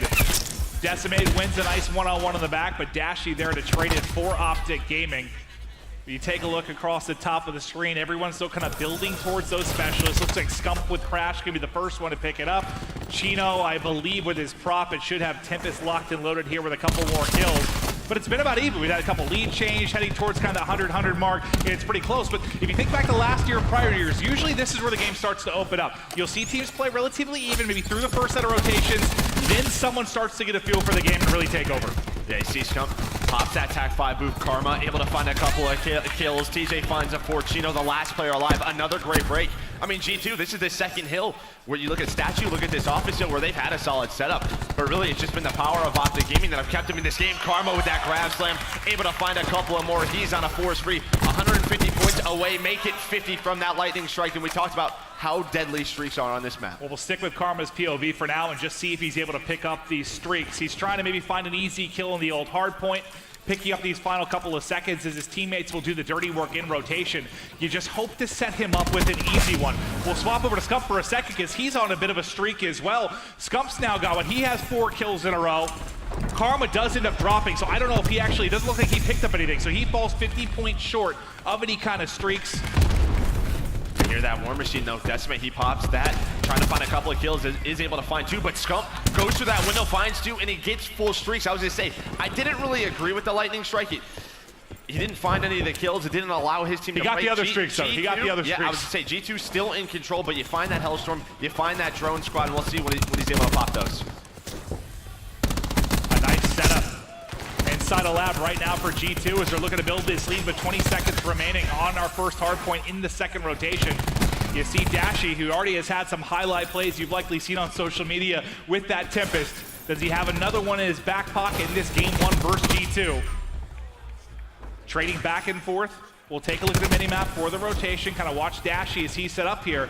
This, the first time through, this is where G2 really opened up the game. This is where Optic has to do a better job the second time through. Yeah, and there's that Hellstorm. I was literally just about to say, well, let's watch out for number 5, but that was Decimate. He sort of spawned out. It created a bit of a pinch for G2, but the Hellstorm takes care of him. It's like the opposite of what happened the first time. Remember, Chino's Hellstorm that came in made it difficult for Optic to get it set up. Now the complete opposite. Scump's able to find the opening and time for Optic early. Yeah, and the big thing with this hill, with this crane hill, is you want to get pushed up towards that barrel elbow. If you're able to do that, you can push out guns. That's when you get a ton of time. TJ, nice shots with that Zog. Karma and Dashy starting to heat up as well, and there you go. You see Karma flying in, trying to help his teammates. Both of these players run out of ammo, but Scump's there to trade. And now what are Scump and Karma doing with 20 seconds left? They're trying to flip those spawns, and they're able to do that as Decimate spawns out. Same with Blastful. This is a big chance, an opportunity for Optic Game to get a lead. And look how far up you see Scump kind of pushed on the minimap too for the next hard point. It's going to allow one to, I believe, spawn in back steps. A couple are going to spawn there, so they're going to have to focus on that as well as Optic Gaming trying to get set up on rotation. Karma then will get in first. The pinch about to come in. You can see 3 players right now about to collapse from G2. Karma, no help there when the push comes in, so he's going to end up dropping. Optic's going to rely on yet another break, but at least they've got a little bit of a cushion here with a 20-point advantage. Yeah, that was a big kill by Decimate. But there we go. Dashy, he pops that Tempest. Trophy goes out. Drone squad as well, as you said. They're investing a ton of resources for this break. I mean, you got to get points here. You got to get a ton of points. You have Tempest out, you have Drone squad out. This is where you got to make plays, and yet again, he's getting it done. Third there. The hipfire with it connects. Ricky, maybe we'll see you back on. Oh no! Oh no! Ay, ay, ay! Dashy couldn't connect. Just couldn't connect. His looked like Ricky had some sort of guardian angel there. Yikes! Yeah, that was a green box. That was a green box. We've all been there. We've all been there. You know, it's a little tough. You know, he was feeling hot. He wasn't even aiming in. He was just he hits all the tough shots, but that one just can't get the finish. But Optic has eclipsed the 200-point mark. G2 now trying to claw tooth and nail right back into this map 1. What utility do they have to do with it? I mean, you think about what Vicento's getting close to that vision pulse. Ricky's going to have the ground slam. You're going to have a couple things I think to work with down the stretch, but you got to earn them and you have to use them effectively. Well, there you see TJ. He's going to pop that War Machine. The trophy doesn't get out, finds a couple of kills. Once again, though, if you're G2, that was a great opportunity to get back into the game. They won rotation. They had spawns pushed out. You saw Dashy and Karma with the Maddoxes finding those kills, and now look at the mini-map. Look how far they have G2 pushed out. G2 right now is thinking, screw this, we have to rotate to offense. We have to play perfect hardpoint from here on out. Yeah, and you have to invest your resources. They've already used the Vision Pulse. Now, really, they're just relying on Ricky, Black, maybe Decimate to get towards some of these specialists, but I don't even know if they're going to get there.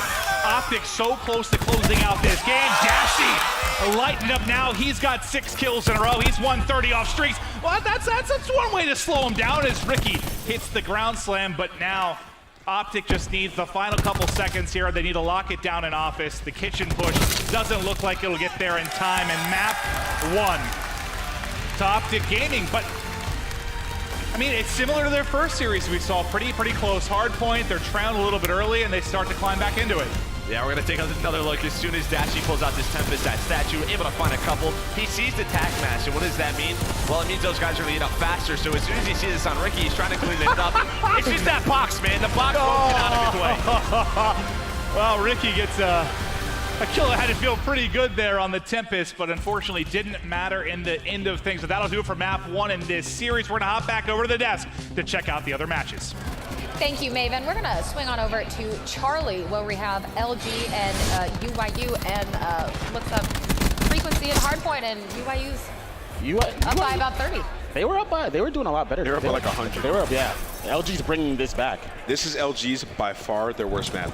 They hate this map. After talking to some of the players, they were thinking about just straight up vetoing it throughout the weekend, but I think they're giving it a test here, seeing what they're made of on LAN on this map. But to see them actually with this many points right now actually surprises me after watching them getting destroyed on it online. They're that bad? It surprised me that this is a bad map for them. This, yeah. It surprised me. This seems like a map that would be suited for them. Like, it's close quarters, fast pace. Yeah, that's a good point. In terms of practicing it, though, I would have thought they may have waited till maybe tomorrow when you play that open bracket team. That would seem like a good time to maybe get your practice on a map. For me, UYU, could they cause an upset? I mean, unlikely. I think everyone expects LG to win this, but still, you never really want to go 0-1 down in a series and just start off with a lack of momentum, so to speak. Absolutely. Does LG believe that UYU has a chance versus them? That's the thing. I don't think that they do. If they were to lose a map in this series, I think Gunless would like start fist fighting his teammates on the stage. But UYU's a solid team, solid players on that team. I don't see them beating Luminosity in the series, but taking a map, I could definitely see it happening. Luminosity came back in this map already, though, by about 110 points. So it really was a pretty big deficit to start. And you know, credit to LG coming back and. They're about to tie this up here in a second. Gunless, we have to talk about it, bro. Like, yes, it's crazy. Like, just watching, what, 3-4 maps that we've seen him play so far, we know how talented he is. But then you watch him again on LAN, and it's almost as if, like, I forgot. You feel stupid that you forget, right? I forgot. Somehow. You feel dumb that you're like, oh, yeah, Gunless is that guy. Like, he really is that talented. 7,000 damage on both the hard points he played. It's nuts, bro. He's unbelievable. And just think about this. Imagine if somebody else on the team starts contributing to, like, the potential that they have. Like, imagine if John gets the full John form. This team would be absolutely disgusting. Yeah. That's why we keep saying, you know, on paper, this is on paper they're the best. They have the strongest roster, most skilled roster. Talent. We'll see if that matters in the long run. Yeah. The players on UYU are actually they're doing the thing right now. None of them are too negative. They did activate that crash here. They're gonna have to try to get something going here, get some hill control, pick up some points. Here's the big question, though. Here's the big question, because you said UYU had about, what, 100-point lead, roughly, give or take. What was the swing in the map? Where did it kind of go wrong, or where did it go right, I guess, for LG? Well, I mean, LG just took over one entire rotation, right? To do that, you got to just win back-to-back hills. You got to hold the hill, and you also got to win rotation. So there's a terrible error on the side of UYU. LG just was able to seam together some points, and they had a lead. They had a lead going into the second or third U hill, and they just should have just given up the last hill. They didn't do that. Just rotated. They overfought it, didn't rotate. LG came back, and you get punished. That's how you get punished. Classic mistake of every hard point, right? You just don't give it up. You try to do too much. You try to hold on to that 80-point lead. And you're not just okay with holding a 20-point lead and getting the next. And that happens to a ton of teams.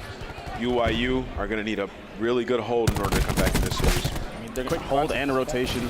That's tough to do, man. He does have grab spikes, though, so maybe put something together there.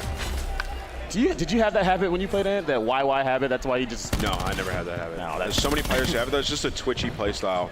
The new age players, they're also twitchy, just YYing everywhere. Cracked. YYs galore. And here comes the War Machine, though. If he's able to do some damage here, might be able to break on in. Only 10 seconds left for LG. That's all they need. And he's going to whip the beat down. Oh, man. That's not what you want to see. You have something firing grenades. and you're getting beat down like that. Grab Something's gonna come through, but again, this is the hardest hill in the game to hold like a full 40. Yeah, you need to push out both sides, and you have to worry about your mid cut. Annihilator. Formal has an Got a 4 push. This is over. Oh my lord! Can that be best play, please? Oh my! Formal just killed 5 people. Does Formal things. That's wow. Absolutely, and of course, if you want to keep watching this, stick with Charlie, but we're going to swing on over now back to Merc and Maven with Alpha, where we're going to Map 2, Optic, and G2.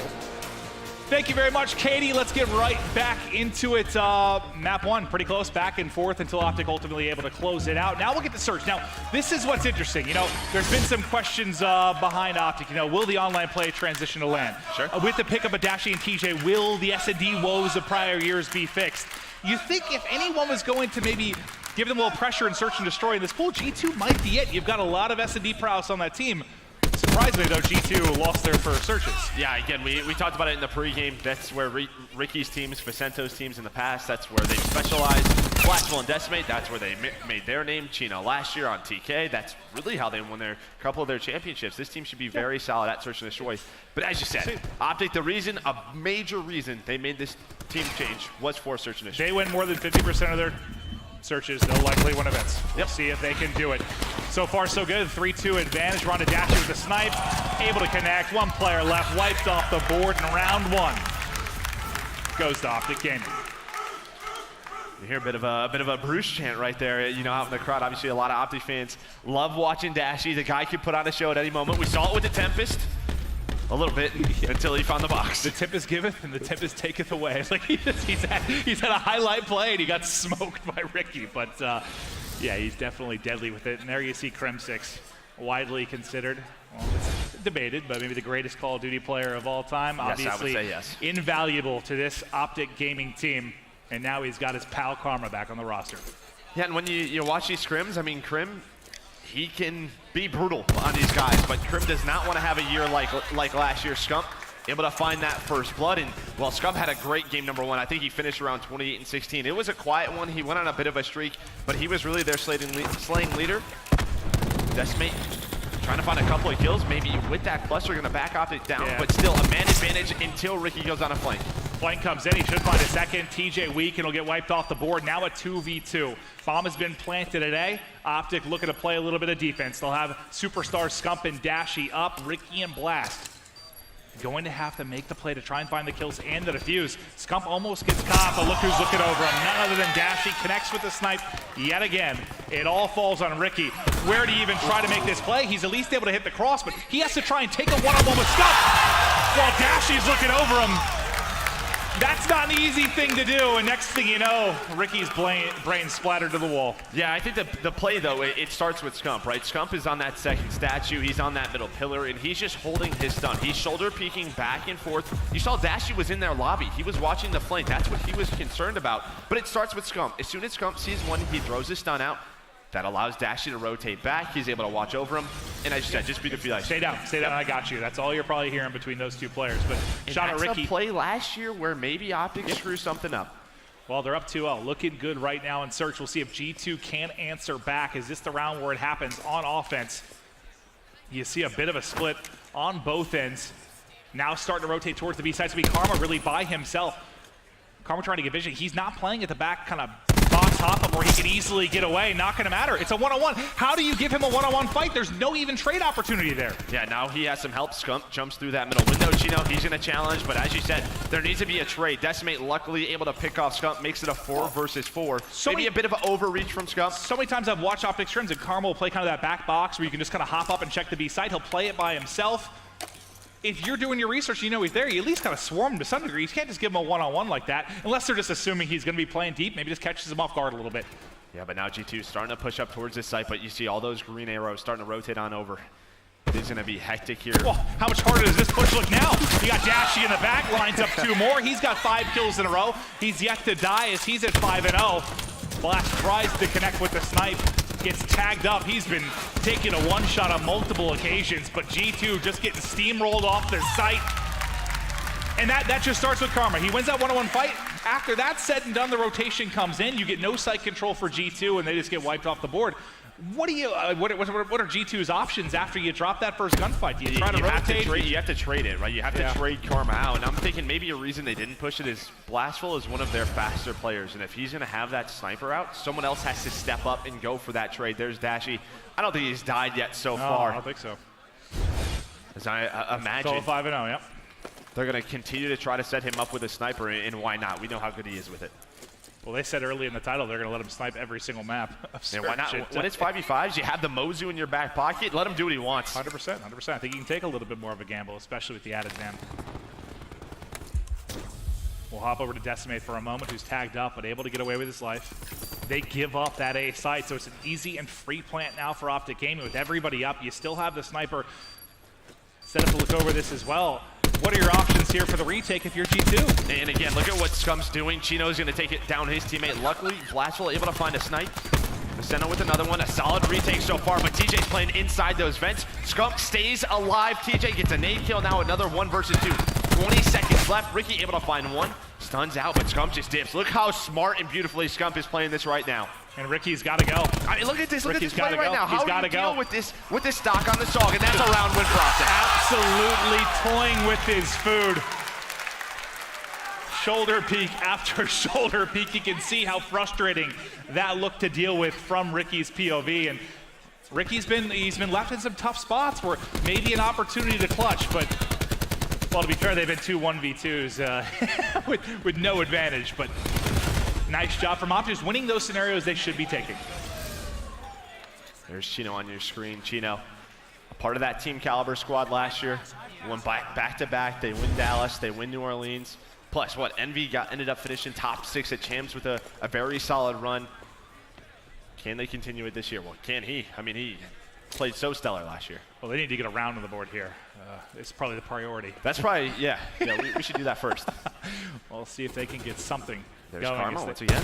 They opt to go for mid-control, but into the window is Karma, who finds yet another first blood. Everybody dropping. TJ finds 2 suddenly and quickly. A 5v3 for Optic Gaming as G2 has found not a single foothold inside of this game too. I mean, we talk about sort of specialist advantage as the more momentum you're gaining, but this has been so fast. Optic aren't even there. I mean, the only one Scump. Blastful is able to find a kill, but it's 5-0. This isn't even close. Well, yeah, it might be a 6-0 with the only thing used is like attack 5. So that might be it if you even need it.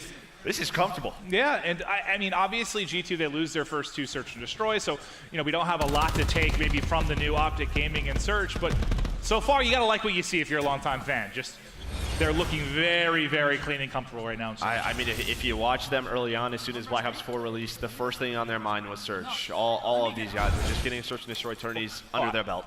I talked to Krim, kind of right after the team change happened. Krim told me, I think just with us core 3, with Karma and Scump, we can get respawn victories. We need someone that can come in and take over searches. They got 2 players that have the capability to do it, but you do see the one specially get called in. It's going to be that TAC 5. 2, I believe, of the extra health players do get ripped off.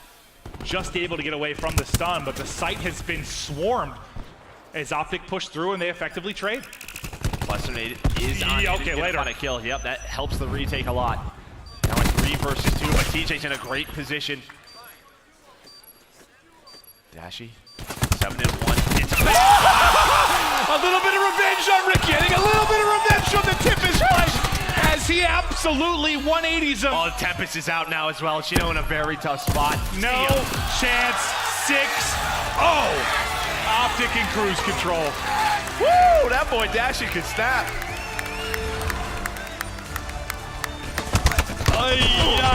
What was he like? 46 HP or man, he's looking like you on Blackout. I think Ricky started shooting potatoes at somewhere in that gunfight because he just got smoked. Wow.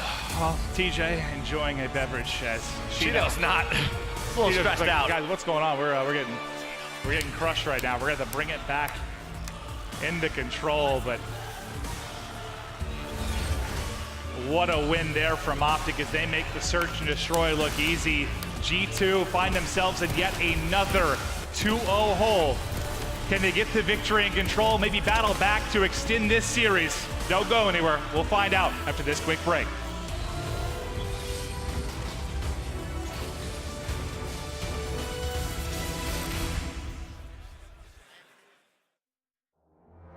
The Call of Duty World League is presented by PlayStation 4, the official platform of the CWL. Mountain Dew Amp Game Fuel, the official beverage of the CWL. Level up the game. And Astro Gaming, the official headset and mix amps of the CWL.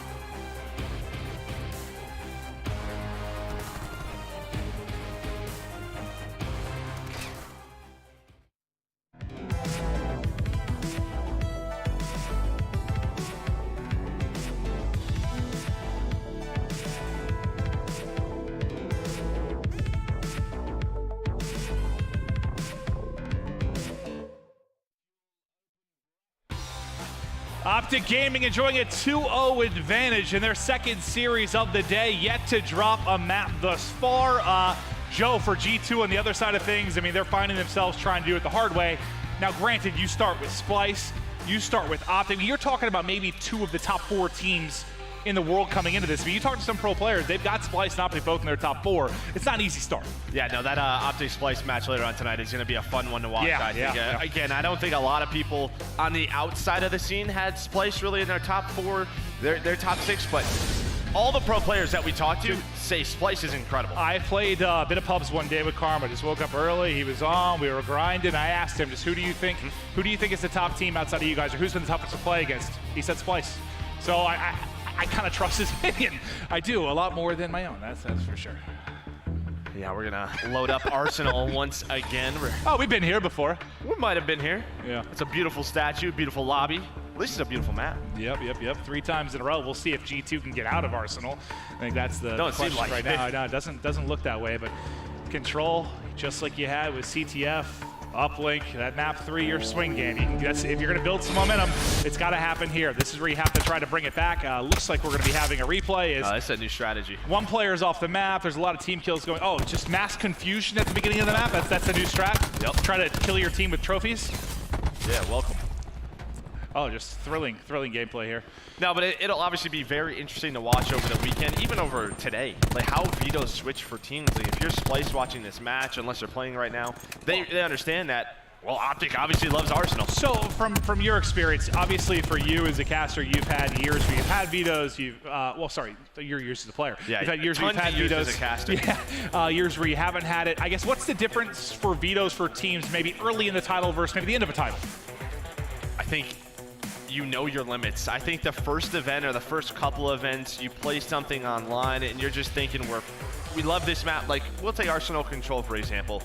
You go to the first LAN, you're thinking we love this map. We do so well. The first weekend or the first couple of days, you lose every single one, but because you practice it so much, because you put so much emphasis on it, you're still thinking that's a strong map. Maybe we just had some weak individual performances. And to be fair, like these guys had, well, I guess once stuff was announced, I mean, you at least had an extra 2 to 4 weeks to prepare versus prior years just because of Black Ops coming out, October 12th versus November 3rd or something in the past. So there was definitely some extra time there to prep, which may play into your Vitos. Maybe you're a little bit more comfortable with what you're going to work on, but it's still the first event, man. If we expect something wild, if you expect a lot of question marks for teams, this is where you're going to see them.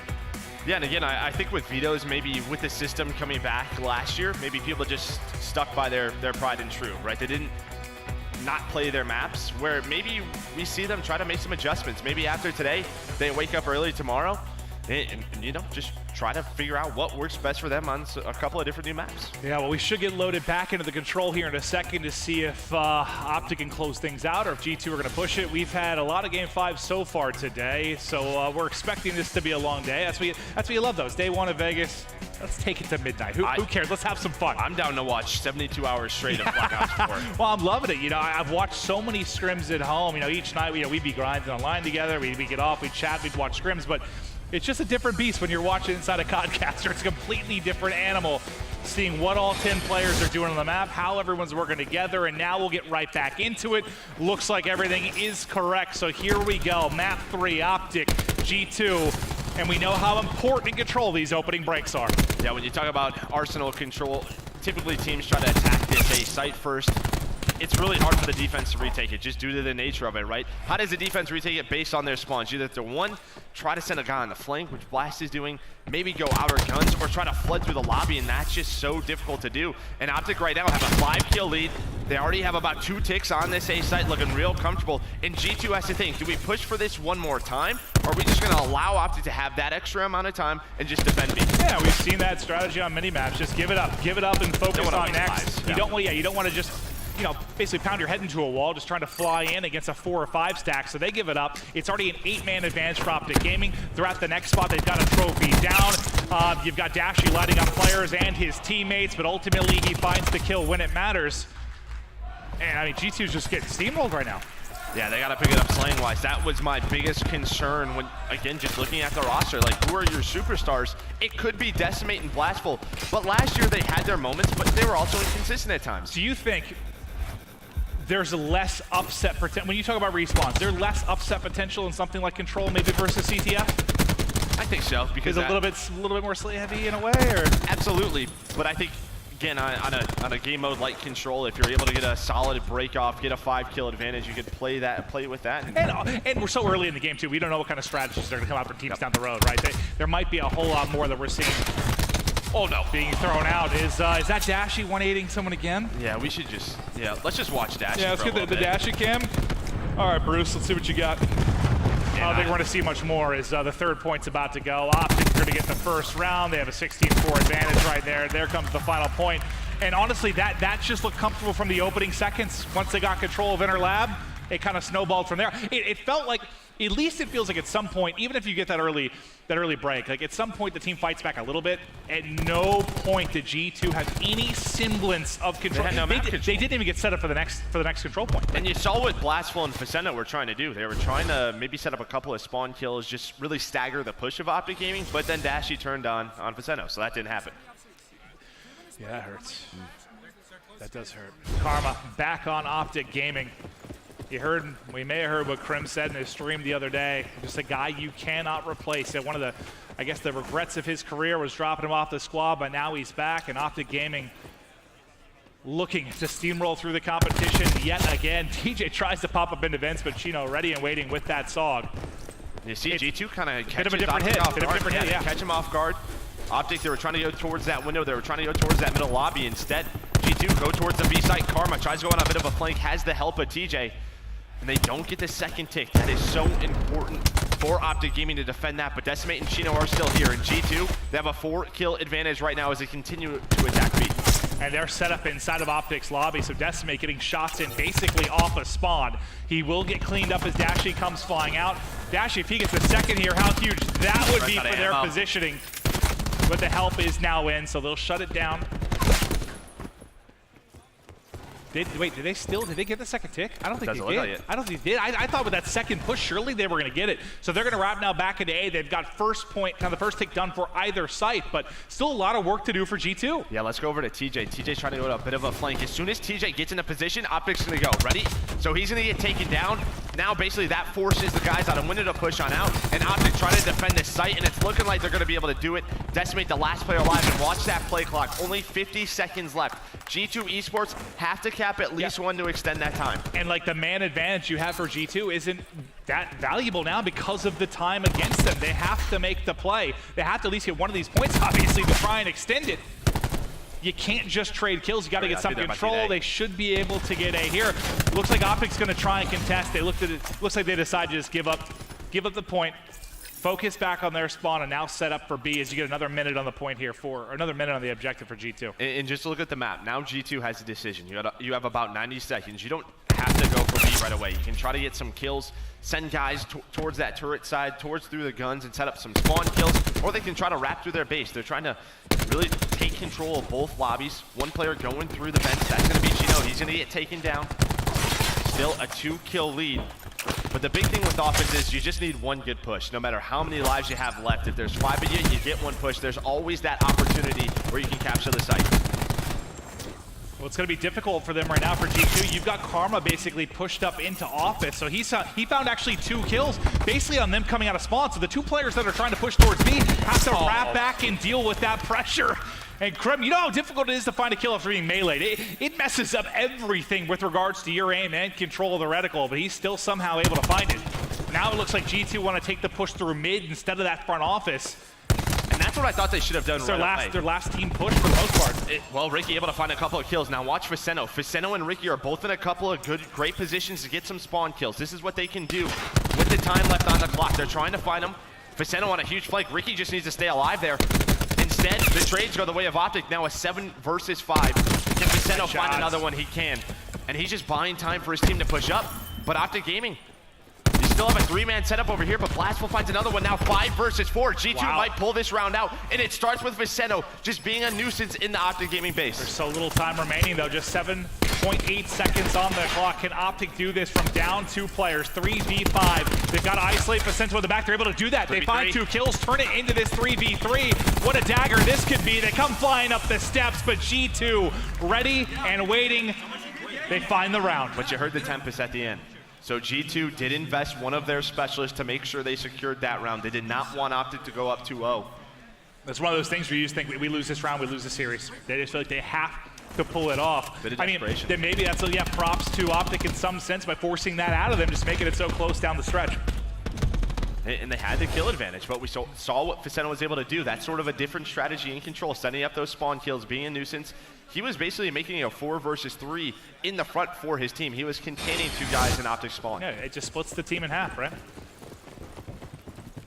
Tied up at 1-1. This is where G2 has to show some life. If you're just joining us, Optic Gaming 1 map away from getting this victory and starting out, the perfect 6-0 map count.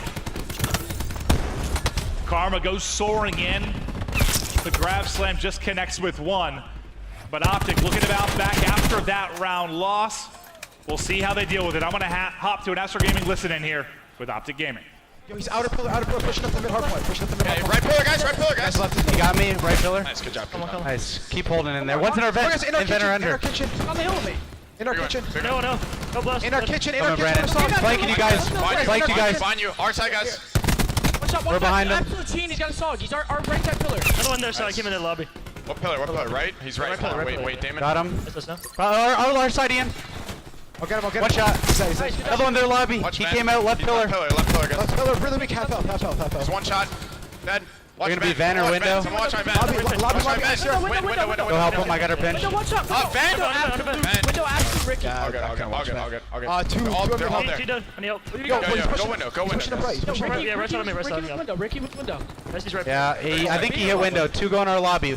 One's he's left pillar. Are we hitting A here? We should go away. You guys should go window or something. They're not peeking left. They're not peeking left. Got one push here. One guy was left on me.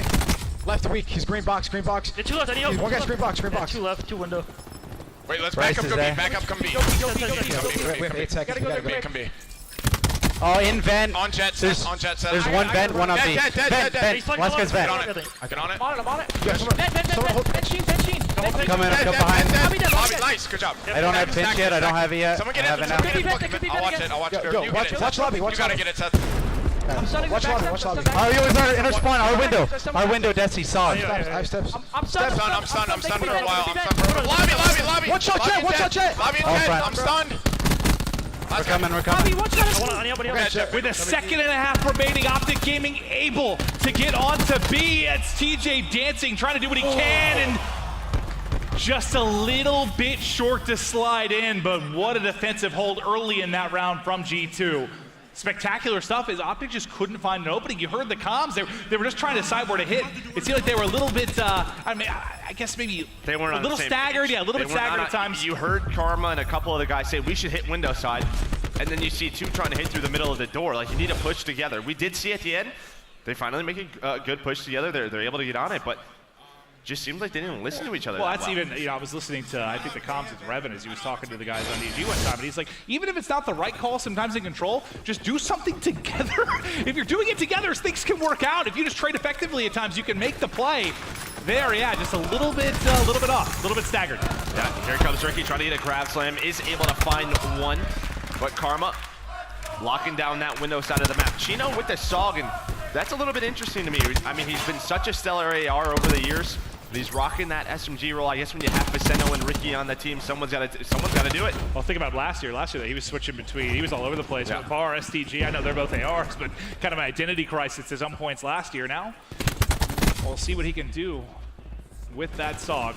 It's a massive advantage for Optic early in this. If you just talk about the lives, 26-20. Couple of kills, though, going to come in for G2 as they try to narrow that gap. Well, just look at what G2 did. You see 3 of them in the window. There was 4. Like, they just made a solid team push together. Now, can they execute? Flashful able to find a couple of kills. TJ is able to find that second one, but there's that contest from G2. More often than not, if you're not dealing with a specialist like a Tempest or War Machine or something like that, that swarm mentality, it can work. Regardless of where you are in the map, you can make the play. Yeah, speaking of specialists, you imagine with a 2-1 how deep we are into this game. We're going to start seeing them come out. You do have the War Machine on Decimate. Viceno has Vision Pulse on the side of Optic. Yep, basically everything. Chino does pop the Tempest, so Optic, if they don't defend A with it, they're going to have to pull out their specialist if they want to go to a round number 5. They have to defend the B site. See if they're going to get a chance for a round number 5. Is A close to being captured. There's a presence there on B. The Tempest is going to drop, and Chino and some kills go the way of Optic Gaming. The nice thing for Optic, even though the defense has been tough and G2's broken in a couple of times, you've still maintained that man advantage throughout the course of this entire game, even if it's narrow like it is in 2 kills. They're looking to push this to that 5th and final round as trades go back and forth inside a lab.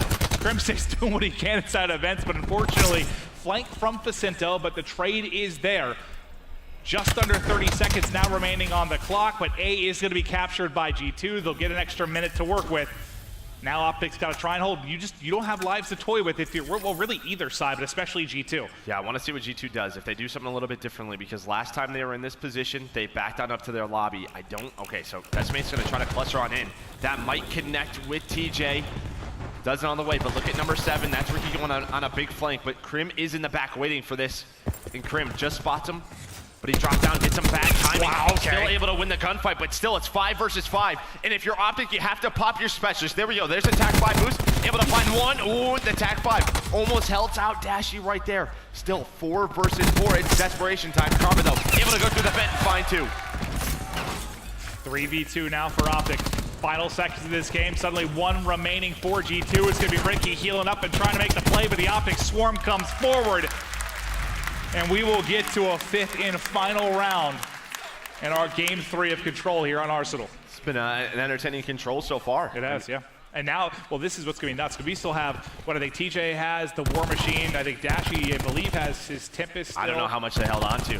I did see the Vision Pulse popped on the side of Optic. I did see, yeah, TJ still had War Machine. They used Tac 5. We'll see here at the beginning what they have left. But they used a couple. You're hoping if you're G2, you do have an advantage, right? That is one good thing when you have the round advantage in Control. You don't have to invest in too many. Yeah, Decimate, he has his War Machine. Yep. Blastful is close to attack 5, but you have a lot. You have on your the side big of hitters. Optic. You have your Grab Slam. You have TJ with the War Machine, and you have the Tempest to work with. So a lot of utility right now for Optic Gaming. Yeah, Karma's trying to set this up. You got to give them the extra. You know he wants to hit it. You know he wants to hit it. Not going to do it right there, but they're able to trade. But as soon as I say that, Chino finds a couple of kills. I think he picked up 3 ultimately in that, so we'll see if he can keep it rolling. 4 in a row now for Chino as him and Ricky hold inside the site, and that gives them just a couple of life advantage. But now Optic Gaming looks they want to mix it up. They kind of want to push through that side of the map and try to get in the window like we saw G2 do a couple rounds ago. And they're able to do just that. Nice shots from Dashy inside a window. Faceno, though, pushes up this office side. There's attack 5 boost out of Blastful. Karma, nice shots with that Maddox. And now, what does G2 decide to do? How are they going to retake this? It looks like they're waiting for the flank from Blastful. And I believe that's Ricky coming through window. It's almost to 2 ticks, but Ricky's just being annoying. But Dashy able to find a couple. Optic looking to finish off A now as you see the rotation come in from G2. Live still about the same, but now this is where you have the War Machine, you have the Tempest, the 2 big hitters down from Optic Gaming. When will you see those used? And you see Decimate on your screen also has the work, but that's it. That's all you've got. You've got the War Machine, now it's going to come into play. You've got to get great value right now. The trophy actually pops and kills Scum, so I guess the War Machine sort of works out there. He's able to find 1, but Optic as they push forward. The trophy's doing everything right now. Now the Grab Slam in from Karma as he finds a pair. Still just a minimal, just up 1 life as G2. But you still, again, have that War Machine, you have that Tempest on Optic. Now Chino has to know there's someone in their spawn. He spawned very far away towards that elevator elbow. He's got to know something's up, and yeah, TJ's still behind them, being a nuisance, but on the other side is Blastful, who's able to find a couple of kills. Yeah, it's like both teams kind of position to make play. Just the difference is you have, what, 2 or 3 players from G2 kind of pushed up into the office side of the map. Optic might not even have a good opportunity to use. Are they going to have to use these specialists just get out of their spawn? Yeah, they might just go through that window side towards that gun side and just give up this side of the map and maybe try to take a push from G2's spawn. You have Chino locking down middle. I like that play out of Chino, just being patient. Him and Decimate able to find a couple. Now a 7-kill lead. Tempest is popped by Dashy. It's playmaking time with the cluster. Gonna slow him down a little bit and look at Krim. Krim's in a really good position to find a couple of kills off spawn. Find the second, but this will give Optic a little bit of a presence towards the middle of the map. And Dashy's starting to snap. Knows he's got 1 close left. Call comes in. It's actually Karma that's able to pick up the kill, and now they're in with 16 seconds remaining. It's going to be so hard to push steps. He still has 6 in the chamber, only a couple seconds remaining. Trying to snap to both sides, able to hit the final shot. Now it's Maddox back out, down 1. But they can make the play. War Machine now in from TJ. Yeah, Ricky has a Grab Slam, able to connect with 1. Now a 6 versus 2. 4 versus 2 with TJ. He runs out. Can they clutch up? They get the second tick, but here comes G2. There's that first kill. Karma finds another one. Now a 2 versus 2. G2 are split. TJ and Karma, they gotta go. Get it done. They have to try and get in. The final seconds are here. Chino comes soaring in. Chino can't win the gunfight. 1-on-1. 1-on-1. And the 3-time gets it done. Takes the gunfight, and there is the 3-0 for Optic, but woo, that was a fun Control. We should be going to a map number 4. That was very bad teamwork out of G2 eSports. They have the 4 versus 2 advantage. You know the War Machine's gone. There's only 2 players on that hill, on that objective. It's gonna go up very slow, wait for each other off spawn, and well, TJ, Hallie, and Karma take care of business. What a clutch, and I think that type of scenario is exactly why we've been excited about Control. Like, yes, it's fast-paced, yes, it's fun, but it provides those scenarios that are so similar to a search and destroy. Those clutch scenarios in a 2v4, like you found TJ and Karma, and you see the disappointment now on G2. I see you looking at the stats, Joe. What stands out? Yeah, I think you gotta talk about Karma, 7,300 damage. He doubled Scump. Scump only had 3,800. What a game out of the 3-time.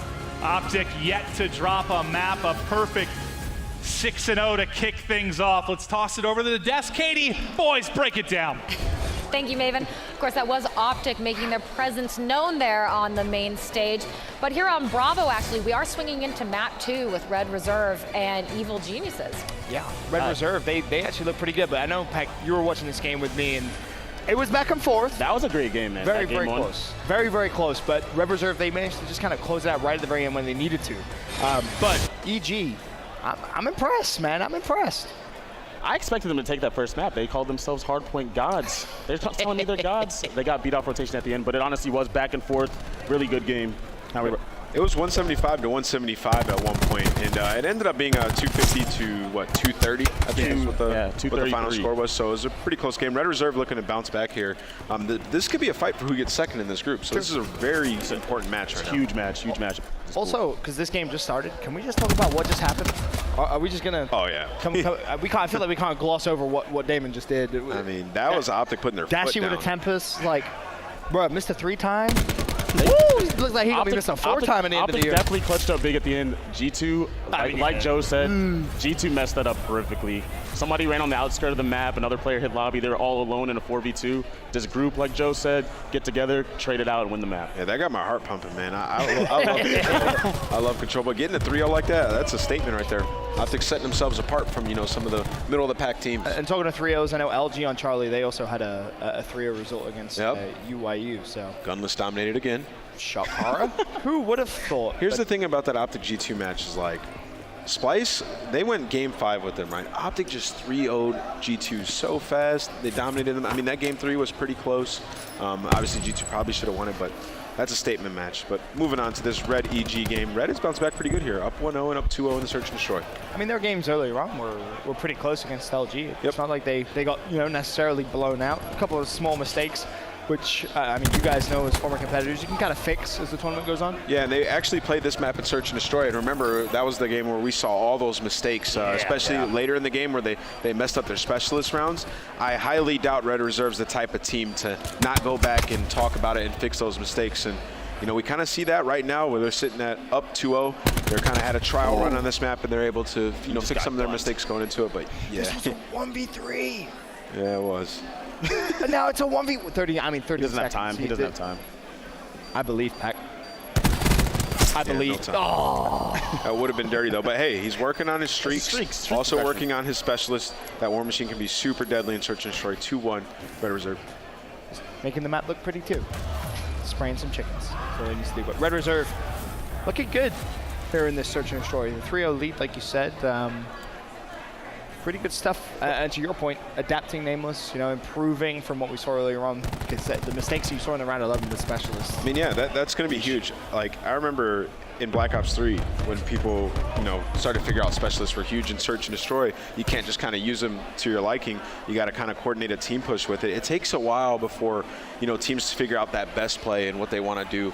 Incorporating 2-at-1, like popping a Vision Pulse the key, right? and using your Tempest, or popping the Vision Pulse and using your War Machine, kind of just working together. I think that's something very important. Even using a crash like the TAC-5 and going in with the grab spikes, like you got to be able to incorporate those at the same time, and it's a little bit sloppy out of a lot of the teams thus far. That's when you see those comebacks too, when they're not used correctly. When you don't coordinate properly, the teams end up burning through their specialists. Other team earns theirs. They're coming from behind, run off. They use theirs properly, and all of a sudden you're like, now it's 5-5. I know you guys remember that Envy Faze game earlier that 6-0. Yeah. Oh, I remember. Something the fans at home might not be used to, but I think we're going to see a lot of 6-0, 6-1s this year. It's going to be a lot different than it usually is, and the reason being is when you're steamrolling in the beginning and players are going off and you pick up those specialists, you're able to just close those rounds out. Snowball effect, right? It's a snowball effect. Yep. Whereas in previous years it wasn't really like that, but that's why this year we're seeing leads being extended in search and destroy, and people dominating towards they're winning 6-0, 6-1s, and not as many 6-3s, 6-4s. Just theoretically, to your point, you win the early rounds, you're going to get your specialists quicker. You may even get some streaks, and if it does, like a 6-0, sheesh, it's more a little bit of a choke on you. Excuse me? Zero is nasty. Zero is nasty? I tried. Really? Zero is nasty? He has those games, right? Zero's that guy that just he just takes over something. Not winning that one. That would have been a yikes for me if he did win that one. But 3-1 for EG. They get their first round on the board. And this is an important game overall in the grand scheme of things. I know you two, Pack and you touched on this great length, but in terms of where you'll finish in your pool, right? Yeah. We've said this pool is so tough. For Red Reserve losing to LG earlier on, this is huge for them to bounce back and potentially come out into the winner's bracket. We know they're cursed last year in World War II. It always felt like they were always in the losers. They may as well start at the tournament in the losers bracket. It's also a way for Red Reserve to figure out how good they really are. Agreed. Because you don't know, playing the LG team, Gunless caught fire, maybe just a one-man show just dominating you. That happens sometimes. You let a player get the best of you. And Red Reserve, they haven't been able to play too many NA teams other than this last few days. Maybe take them a little bit time to acclimate. But right now they're looking pretty good against EG, a team that looked solid in their first game. And it's important to know as well, their control, Red Reserve's control, looked very Vance's good. control. Yeah, well, that's good point. Good point. But in terms of what they were able to do against LG, I mean, going into a game like Control, I would have thought LG would have been fantastic at it. I probably would have thought it would have been one of their better game modes, just through the fact their sheer gun skill alone will allow you to hit pretty much any control point you want. If you look at the map right now, it's just weird seeing what EG's goal is right now. See, this play wouldn't even have come close to being okay if Royalty didn't win his one-on-one on the opposite side of the map. He made a solo hero play, won his one-on-one, and then wins another one-on-one against Zero to pretty much secure this round. They should be able to close this one out, but I really don't like those hero plays. It's going to work out here. But about that? Maybe not. Never mind. It didn't work. See, exactly. So when you take those hero plays, it takes so long. It takes so long to get around the map, and you end up screwing your team over in the end. He hit a wide flank. He does pick up 2 kills, but it takes so long. His whole team's waiting for him. And then you also lose trade potential. He won his one. That's good. If he doesn't win his one, you instantly lose. You instantly lose the round. You instantly lose the round. Exactly. Because at that point, what happens is your guy that was dedicated to hitting the flank, he has now given up your entire flank at that point, and you're fighting a man down. So it forces you to try to take back part of the map that you lost. Now you got to push different areas. You lost the round. A quick glance over at Coach Revan. He's shaking his head, not impressed with that last round. Yeah, because he saw the Royalty play. On the bright side, though, if you are an EG fan, there is at least a streak at play. It's going to be Exotic, who's earned himself a Lightning.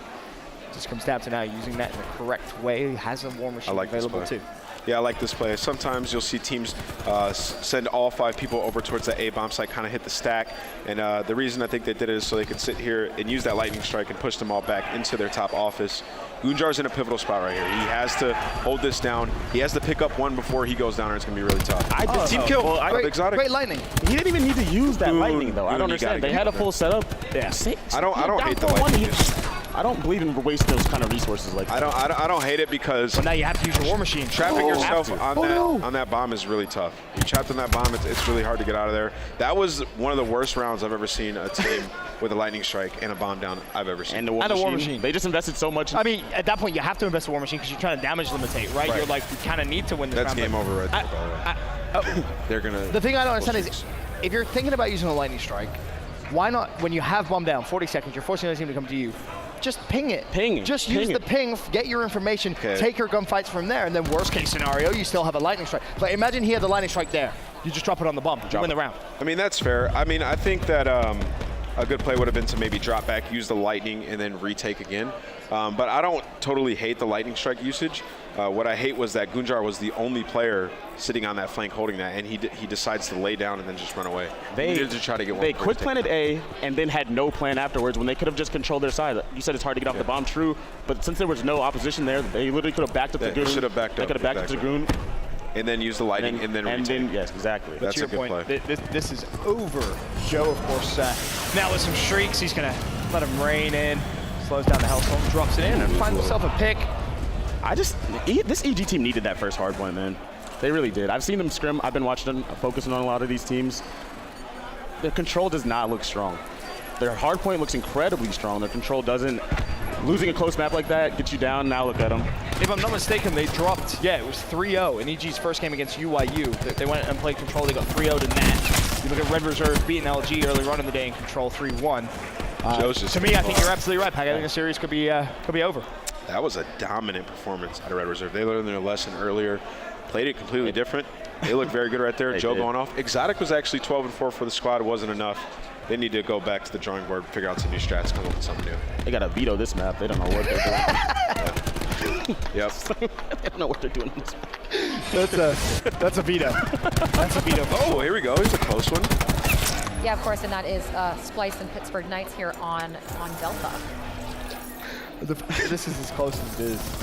What's Parasite? Knights is good. I'm just going to say that right now. Good. Knights is good. They're just good. Good team. I'm not saying they're not.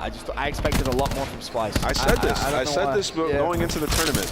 I've been on point with some of my predictions. Day one. They won their match. What do you mean you've been on point? They won. What I'm saying so far is come true.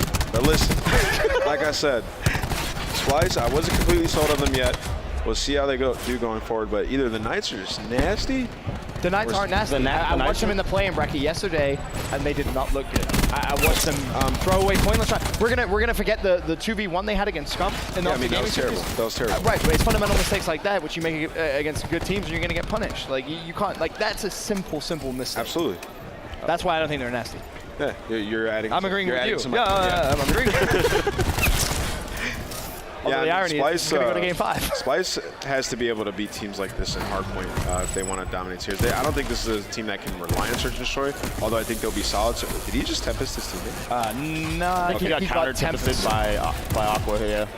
Yeah, I don't think Splyce is going to be able to rely on Search. I think they'll be a strong Search team, but I don't think they're going to be able to rely on it. It's just Tempest galore in the hill. How's he still alive? I have no idea.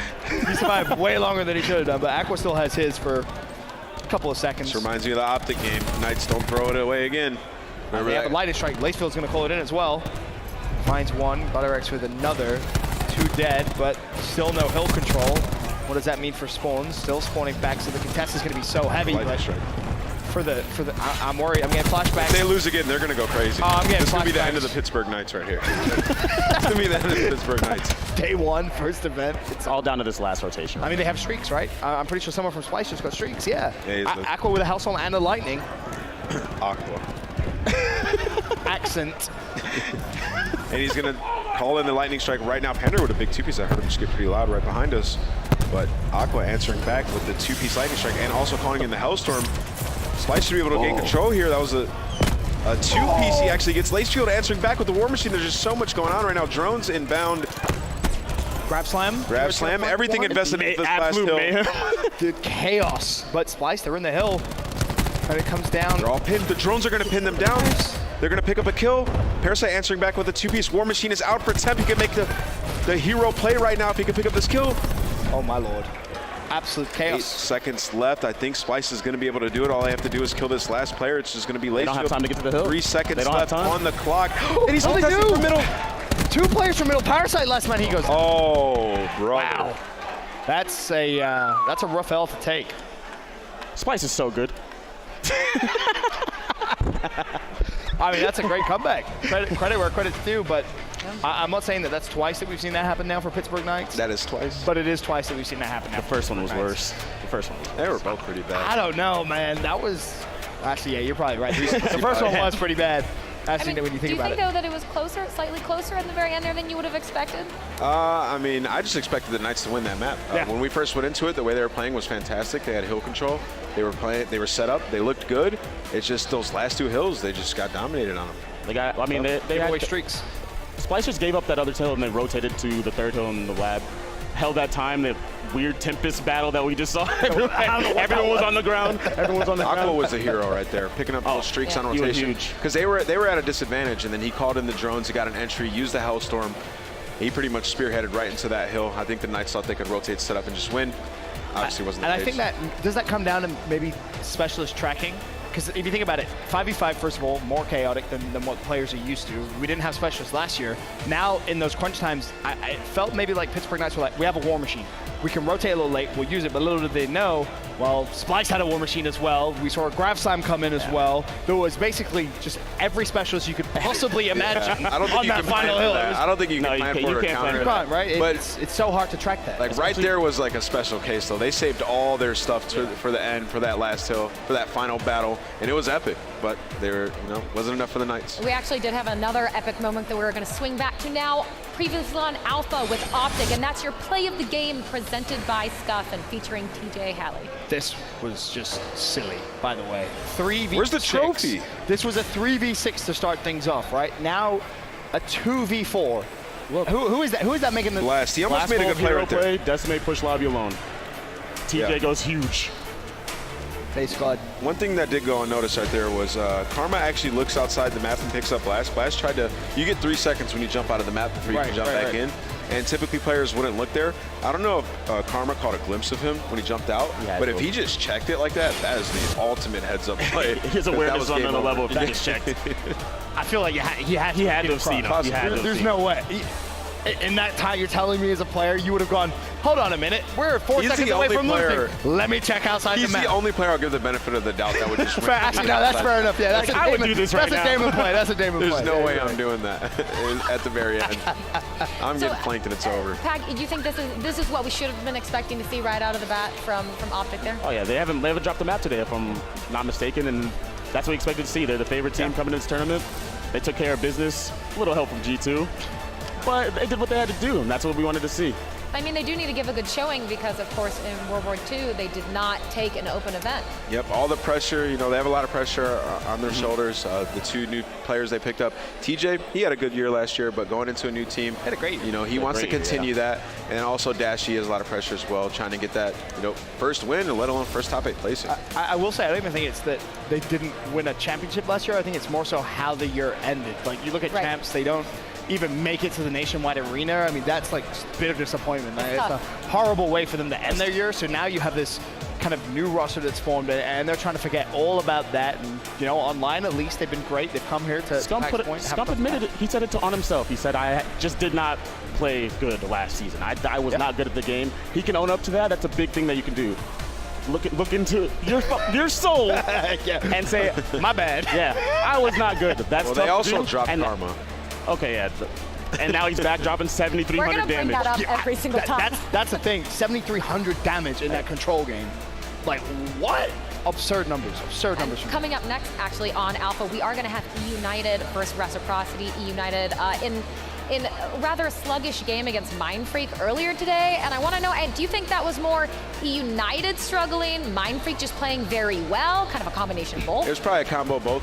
First game jitters, but EU, yeah, I expect them to play a lot better than that. I think if Mindfreak took that game too, it would have been in tough series, and I think Mindfreak would have just rolled through the rest of that series. I think eUnited would have been compromised. eUnited was sitting right behind us playing that match, and I didn't hear Clay once. I just don't think that they were fully into it yet. True. And they still pulled out the win. First game on Friday. You know how Clay is. Once Clay gets roaring, it'll be a completely different team than we just saw in that match. The one thing I found super interesting, and I was speaking to Nameless about it, was I turned around to your point because they were playing like right there, and I pointed out the seating arrangement. And to me, it's super interesting. You have Cap in the middle, Clay on one end, and a BZ sat right between 2 just veteran leaders. It's like you have 2 people who can basically just babysit the new guy, right? The new kid on the bug is like, I don't think BZ is babysitting. Oh yeah, BZ. I mean, true, but you know what I mean in terms of like decision making, like, especially in control. Like if you're dead and the BZ's alive, you have 2 vets who can basically just glance over and be like, "You doing the right thing? You are doing the right thing. We're good." Like to me, I think that's pretty interesting. Absolutely. We did, of course, just see Optic Gaming 3-0 G2 in rather fantastic fashion there on the Alpha. And coming up next, it's going to be eUnited versus Reciprocity on Alpha as we continue the very first day of CWL Las Vegas. It is sure to be exciting. We can't wait to see it on Alpha coming up.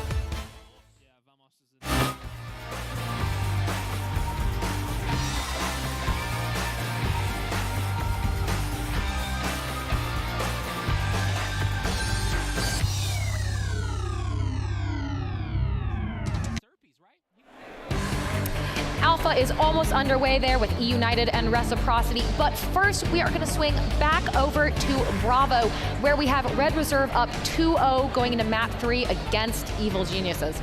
I'm excited for this game. I really am. For Red Reserve, I think it's going to give them a ton of confidence if they're able to come out and get a 3-0. I think it's confidence they need. But something I was just thinking about, this is completely off topic, a little bit of a side note. Dashy's Canadian, isn't he? Yes. Yes, he is. Yeah, Dashy and Karma, the Canadian duo. Sorry, I was just thinking about it. I was just thinking about it because I was looking at the play from the other. Karma's not even Canadian anymore. Vincent can't get Optic off his mind. I mean, they're just playing well. What do you want me to say? I gave him a hard time all of last year. I was the only one that never had him winning a championship, and I was the one that was right. But hey, they're playing well. Their Anyway, team is nasty. But let's move on to this to one. EG and Red Reserve. 1-1 right now. I really want to see EG pull this out so we can see that next hard point, man. Because that first hard point was really close. It's probably closer than it should have been, to be honest. But to your point, their control hasn't been good. I mean, obviously they have a round under their belt here, but in general, they looked a little bit behind in control, and that happens with new game types too. Coming to new games, teams are going to pick it up at different pace. Strategies are going to formulate over the course of the season. They'll figure it out. Yeah, you can't just, in control, at least spawn and sprint forward. You'll be punished pretty heavily if that's your game plan. A is a hard site to take over if they're set up like they are right now. You have to kind of just funnel your way through, but the kills are just keep going in the side of Red Reserve. Despite that, it's still only a 9-7 man advantage. Not a lot of time to work with, though. If you're I don't think they have a lot of time to formulate a real push here. They just have to go straight at it. It's a hard side to push. It is. I think you have to get around like both sides of the hill and converge. And that's why I feel like whenever you're on attack in your first round, fly it at first. If you get one tick, even if you just get one tick into that hill, that's so big when you get to the later part of the game. Whoa. Excuse me? There was a team kill, I believe, and then Exotic just went ham. There was a guy inside the closet distracting. I think it was Royalty. He has a cluster nade as well. And then Exotic came through the front and just clutched up. That was huge. Excuse me, how? That's not acceptable. No, it's definitely not acceptable. One player got through the ambulance. He won a one-on-one, got inside this closet, and he baited enough time so Exotic can make this play right here where he gets inside, kills the guys focusing in the closet, and then he's able to make a play. So How did Red allow that to happen? There was no time. They lost a one-on-one in ambulance, and the player got in the closet. But should it even come down to a 1v1 when you have control? I mean, I think you need to do a tight setup at that point, or you need to push up when you get those kills. They kind of just waited. They didn't push up too far on the map. But someone has streaks too, right? I believe. In fact, 2 players from EG have earned themselves streaks. Joe still has a streak as well to his name. In fact, no, Joe doesn't have streaks. Hold it in. Hold it in. All right. Well, seems to be the most common strategy on this map on offense is for a team just to rush B. Every team on this map. I hate it. I hate it. I much prefer a barrel push or even straight down the middle of the map. I like it, actually. Go straight to church. Because you go to the heart. I mean, I get what you're saying, but it's high risk, high reward, right? Of course. You go to the other site and you just get clean wiped, and then you're screwed the rest of the game. I mean, you're not wrong. Guys, it does look like Alpha is finally ready, so if you want to continue watching Red and EG, you can do so on the Bravo stream. But now it is time for eUnited and Reciprocity and Miles and Momo. Here we go, ladies and gentlemen, into eUnited versus Reciprocity. 2 teams have already seen a little bit of early today, and now you're going to get a whole lot more. It is Miles and Momo bringing you this one. And you know what? Let's skip the formalities. Let's just get straight into this one. Let's get into this one. Hardpoint is going down right now. The time is on the clock. Pristini's found himself a double.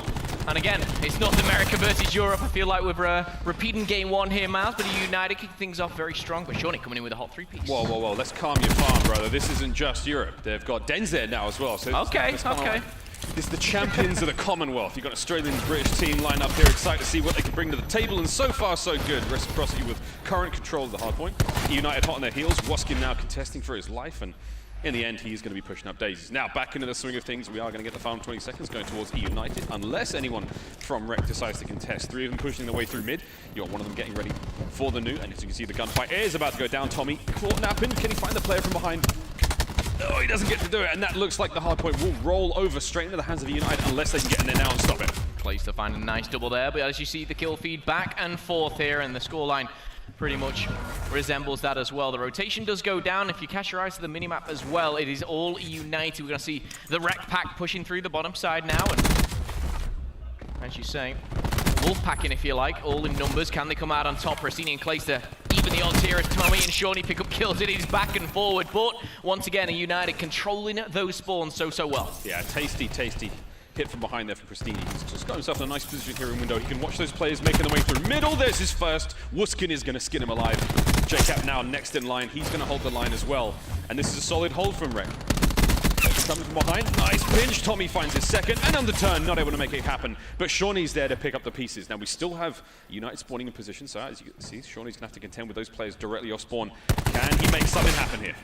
He does go down, but I don't think that'll harm him too much. He's gonna respawn a lot closer to that next hard point. You see Zed holding that bottom side, the U side if you like, and Tommy roaming around the middle, trying to cause up some trouble as well. But as the rotation does go down, this is where we are gonna see the Rec Pack in control. They're down by around 25 points here.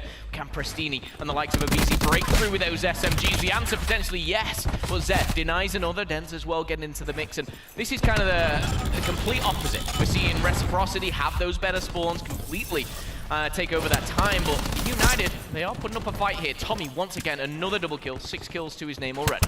Yeah, 6-6 for Tommy. We're looking at Shawnee at 8 and 5, as well as Zed at 8 and 7 now. So you see the kills flying either way, but to be honest, the only name that really sticks out in terms of the kill department is, of course, going to be Pristini at 13 and 5. Better make it 14 now. As you can see, the kills flowing his way. 11 kills, or 11 points now in the hard point for himself. He's doing a lot of work for his team. Still racking up those points, working his way towards streaks of 6-2-5.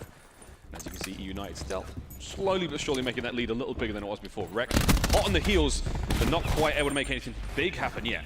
Well, talking of big, I think this is going to be a little bit tasty here as Pristini close to that grab slam as well. He's already got the grapple gun, see when he implements this into the game, but Clayster and Denz once again picking kills up either sides, but the trades are so good from both teams here. No one really, getting 20, 30 points back to back on the flank. No, Pristini finds one, will find the second, tags him up as Abisi slides in and finds a nice double for himself as well. eUnited staying strong, and this is where we're going to see the equipment let loose as well. Cluster grenades going in and connected. Denz is going to fall, and Reciprocity, this is where they put on that back foot. That was a clean wipeout. Oh, Pristini is looking very clean right now. Very clean. Hasn't used his grab spikes yet. He's been in a situation where a few times he could have picked up maybe 1 or 2 with it, but I love that reserve, that control, that composure. He's not letting that one go. He's going to hold on to it for a later hard point. JCap going down in middle, trades with Zed. Not something you see too often, but Black Ops 4 is a little too, happens now and then. Trades are relatively common. Back on board with Pristini, running through that hard point. No fear whatsoever. He's going to continue the run, get the final few points here as his teammates set up for the next rotation. Interesting there. We do see the grab slam on both sides here. And Denz obviously getting a little bit close to that TAC 5. Talking to TAC 5 is actually used on the side of eUnited. However, we are talking a 50-point lead right now. Looking pretty comfortable, but on your screens is Denz. He's had a bit of a slow start here, 7 and 12. I mean, just kind of talking about Denz a little bit, kind of the pressure that brings, joining a team full of European players.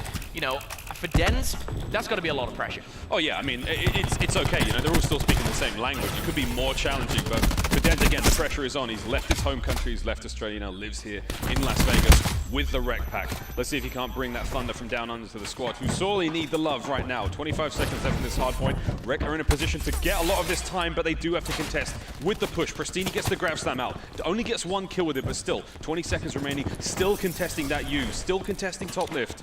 Can Pristini get in there and help apply the pressure? All right, now as eUnited are getting those scrap points, they're trying to double the score here of Reciprocity. They're nearly there, but you see this rotation. Zed, a very big impact player, finds 2, will find the 3rd as well. Huge there as he gets the TAC 5 boost as well. And what that is doing is not only securing himself 4 kills in a row, but he's securing the spawns for Reciprocity. Incredible play from Zed, the remaining 4 players, all of course having that TAC boost, but Clayster, the Tempest, nullifies that TAC 5 boost instantly. See if Clay can't make something happen here. These players are in close range with each other. There's 2. He is going to get the drops. Can he find any more of this one from behind? Great awareness there from Clay. We've seen Tempest rocking teams time and time again here already on the first day of Black Ops 4, and it looks like he's got 6 shots left, a little bit of time left in there, and if he even makes 1 more out of it, that would be ideal, but nonetheless, Clayster looking strong. 5 kills in a row for him now. 150 points away from his lightning strike.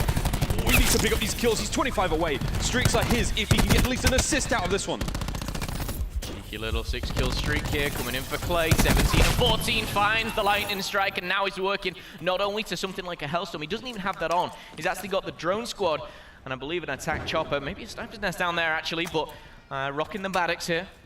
Can he pick this up? And this is where Clayster starts to play slow. The interesting thing is number 10 on your screen, Dens, is on a bit of a flank. He's decided to turn it around now, so Clayster maybe gets some good time, and he will do. That's the drone squad available. And honestly, this drone squad, Miles, talk to me about it. It is annoying. It's evil. It's like 3 Wallies with wings and a machine gun attached to them. They're just the worst. We're going to see it come in shortly. Clayster locked and loaded. Actually, he manages to get a shot to his teammate there. He's actually 15 points away from that sniper's nest, and now that's going to be it. Fully streaked out. Clayster is equipped now for pretty much any situation. Wuskin picking up tidy 2 pieces. As we roll in the final 25 seconds, they're going to hang in there as best they can. Arsty's picks up a nice 3 in the back end with the War Machine. That's huge. Still alive, still kicking, still picking up time for eUnited. 178, continuing the run. Reciprocity have been pushed against the ropes time and time again. And you can see Asti still aware of those players are still going to be spawning in that position. He knows that they're still back there, and oh, that was a nice predictive shot. Doesn't manage to get anything out of that one, but regardless, lovely bit of work here from eUnited. They're looking strong form, stronger form than they've had today. It's definitely eUnited, obviously a little bit iffy, to say the least. But it's day 1 for these guys. Obviously a long weekend ahead. They're looking to break that 200-point mark. Den securing the sniper's nest, and we are going to see 1 player fall to his death. But Clayster, it is not you for once. Getting back onto the action here. Wuskins now has the Tempest. Can he connect? Yes, he can. Could have been a double there. The Grass Slam coming in from Zed, and this is big for Reciprocity to see if they can get back into this. As we see that Tempest still lighting it up, almost kind of fending off eUnited, if you like, a danger strike. Yeah, Wuskin's Tempest already striking fear into the hearts of many an opponent. Now, Clayster's drone squad is now on the field. They have to contend with that. Anywhere where Clayster goes, they will surely follow. And again, the death that rains down from these little suckers is the stuff of nightmares. Abizi, tack 5 out. He's going to be juiced to the squad. Here comes the push. As we get ready to settle that final hard point and roll back over. eUnited are already in position. Pristini, shoulder peek out. Lovely shots, Pristini, and Arsenix gives him the little bit of Guardian Angel over the shoulder. Continuing the play. Pristini can stay alive here. Has a grab slam.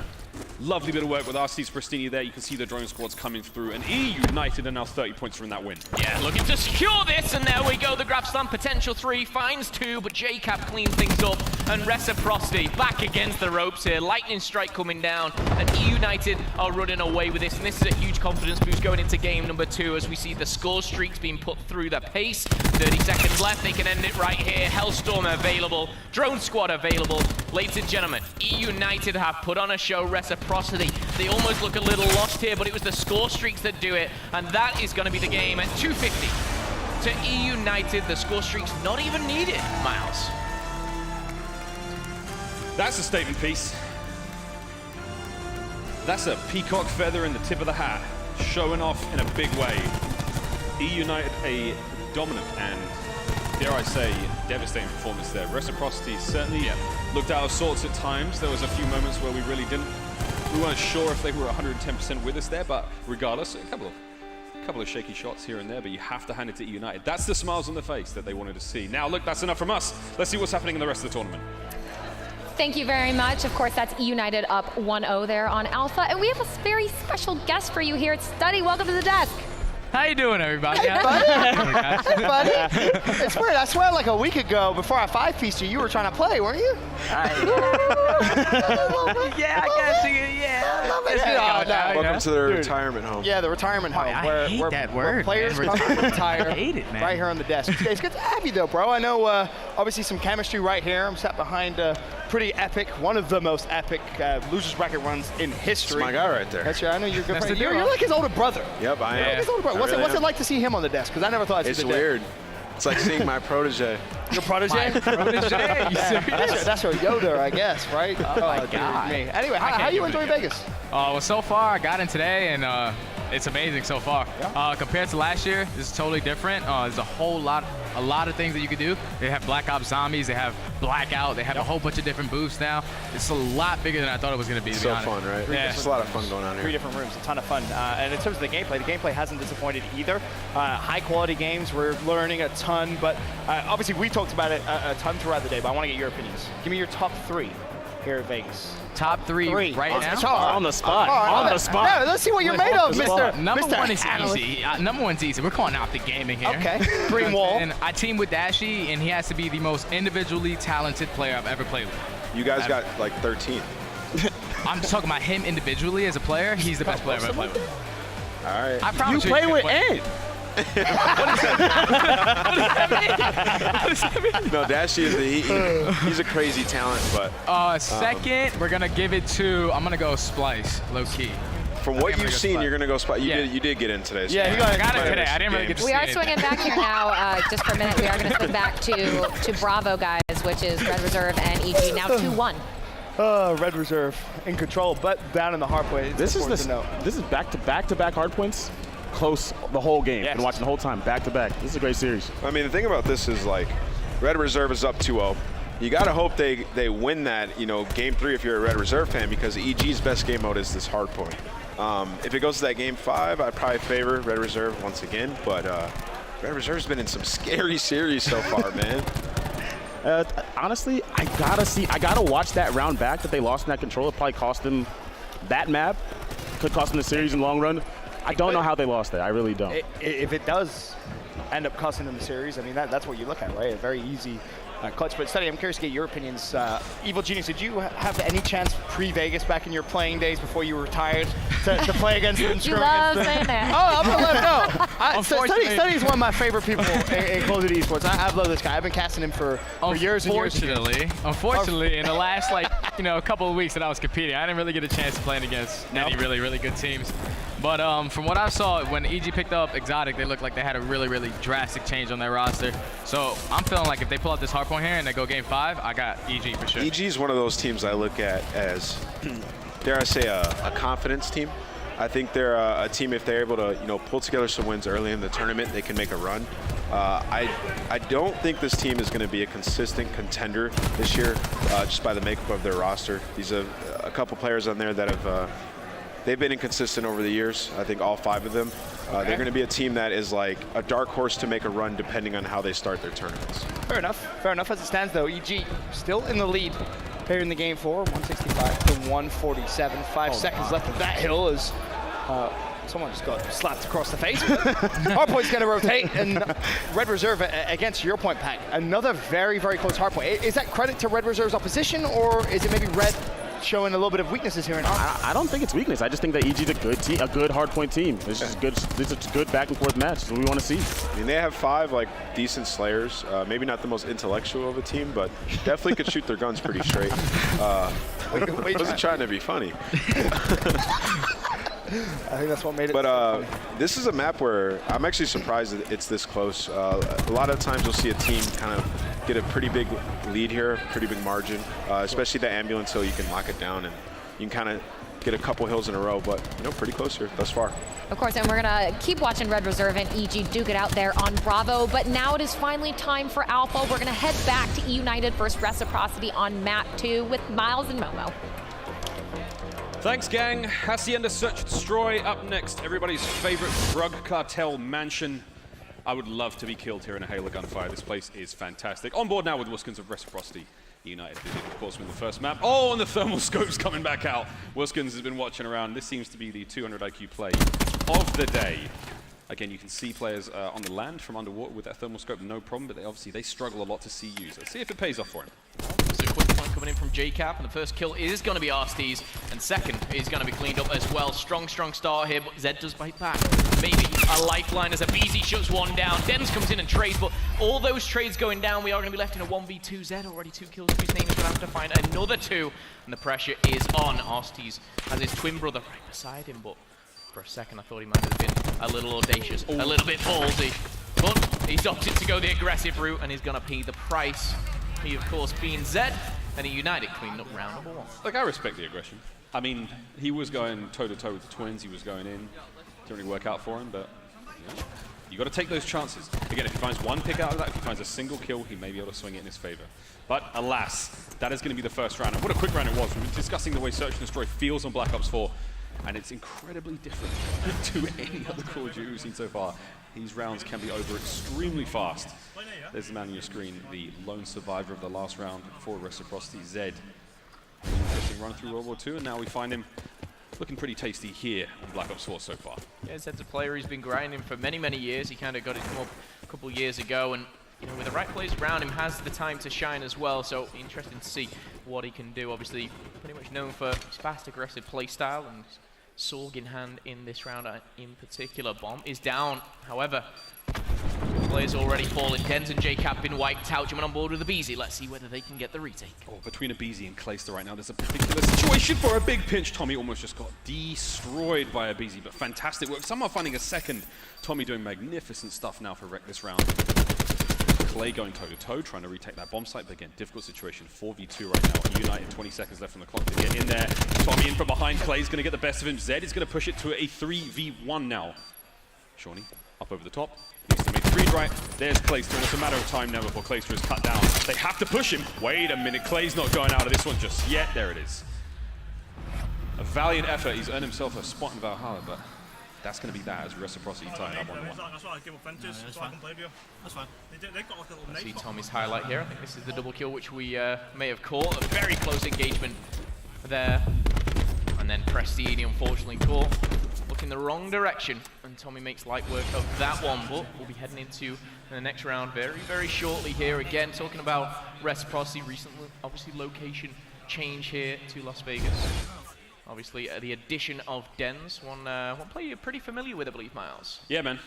We would sometimes fly together to these fair isles. Wow, it's like your best friends. No, but he's a good dude. So you've written him off as easy as that. I see how it is. Round number 3, 90 seconds on the clock here. Jumping on board with Clayster. And there's your best friend already down. Toasted. Bomb went down at A pretty fast. Reciprocity have already got 2 men down. Clayster is in a great position to make that one the 3rd. Oh my god, Zed's the last player left alive, and it's almost a perfect round for eUnited. Zed in a 1v4 right now. Crazier things have happened. Can he get the full reverse? Abeezy's going to go one way. Players everywhere. There are just too many eUnited players for Zed to deal with.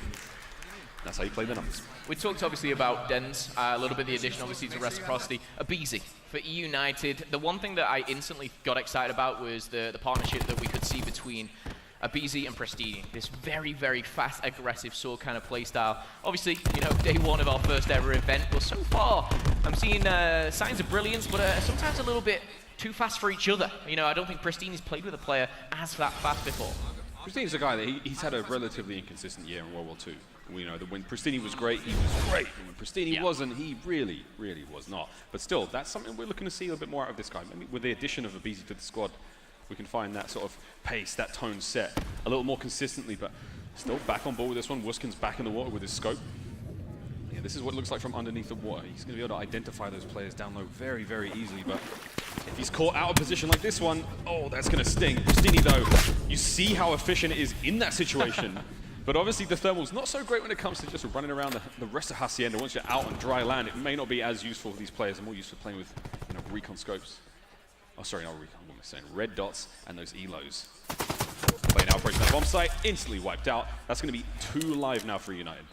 2v4. This is where reciprocity have the chance to even the odds. Cluster grenade available. He's almost reads it, jumping out of the water. Den's going to be put back in. Zed, of course, taking him down, but the trades come down now. 1v2, very doable. A technical 1v3 this will be if the king himself, JCap, can pull it off, but he's got Wuskins and Zed in front of him. I believe the bomb is down. Even more difficult now. Location revealed.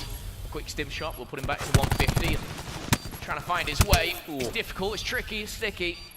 He's trying to bob and weave, but he's trying to make it a 1v1, and that's what he does do. Zed, lucky to stay alive, and JCap, 19 HP. I thought for a second Zed was going to overpeak there, make it a 1v1, but keeps the nerves low. It's even harder for him playing Crash as well. He's got no utility to run with. You know, if that was a battery play, it would have been different. He could have used a cluster grenade, he could take care of the guys at the bomb site. Yeah. But instead, he's running a trophy, and that's where those solo hero plays we keep talking about are not as effective depending on which character you're playing. So, alas, JCap, all those years of experience, not able to make too much work in that very, very difficult situation. I also noticed he's rocking that nice Christmas sweater in his picture down the stage. I think the whole team is eUnited. God bless you guys. Here we go, into the 5th round. Tied up 2-2. Abeezy, the young god, his name is called him. Surging forward, he's actually way overextended. Zed's going to be watching the stairs. He may run into him, but he can make his way through office. Actually, he's through. Oh, Dens, though, just manages to catch him from behind. That would have been a flank from hell. 2 dead now from eUnited. Reciprocity still sitting pretty at 5. They find something big here. Dens takes out Clay in the back end as well, so now it is all done. Reciprocity with a very clean round. He didn't even get to say a thing that round, Phil. I didn't, no. All over. Appreciate that, Miles. But now I can talk through the quick interim, the quick break here, and get back into this. But in all seriousness, this Search and Destroy, like we said before, 10 players on the map, it's going to be very fast, very aggressive, and it's the trades, you see that kill feed, and I believe Dens was almost the highlight of it. A lot of pressure, as we talked about before, but I think he's ready for that. He's been kind of the top at the APAC, along with Mind Freak and the rest of the boys, but he's taken that leap of faith. He's kind of left his family and friends behind, and he looks onto the future. 3-2 right now for Reciprocity. Can they bite back? If you missed the hard point, eUnited was the one to seal that one. Sniper for Clayster. Can he pick up Wuskins? Watch your head, my friend, or else you're going to get clean off. Bomb down at A. We'd like to see the snipe play from Clay, but not a whole lot happening just yet. Shawnee Dyson with death here. Beezy's going to make that peek any second now, just from behind. Here comes a Beezy, hungry for it, and he's going to get it. Still got that bomb down on A, and that's it. Reciprocity have been exterminated. eUnited are going to tie this one up 3-3. Who are they going to be using the defuse to? A little bit of friendly fire there. All in good spirits. That was a high five, I believe. Fist fight with his brother. Come on, calm down now. It's all fun and games. Until somebody loses some teeth. There we go. Abizi's going to get it. He's closest to Streaks. Still a ways away from that lightning strike. 410. United are pretty strong here in the search. Had a difficult day to begin. I must admit, as can be said of Reciprocity, taken out by 100 Thieves. It was a tight series. Very tough group for these guys. And 100 Thieves, obviously eUnited, a lot of people have both of these in their top 3, and maybe by the end of day 1 you might change your minds with that one, but Reciprocity not giving away anything too easily here. Toe-to-toe, round 7, 90 seconds on the clock. Cap with the bomb. Let's see exactly what Shawnee's doing though on the defense here. A bit of a different route, maybe looking to go straight through the middle. The Maddox in hand, Prestini. Maybe a little bit over-aggressive, but no, connects with the stun there. And Shawnee will get away with his life. Tommy comes in to save the day. Yep. And a 5v4 will be what we see. Still want to keep an eye on Abizi. Streaks working towards them. That will be a big momentum shift there for the guys of eUnited. That bomb down, gunshots out, Caps trying to hold on the site. Here come the 5 members.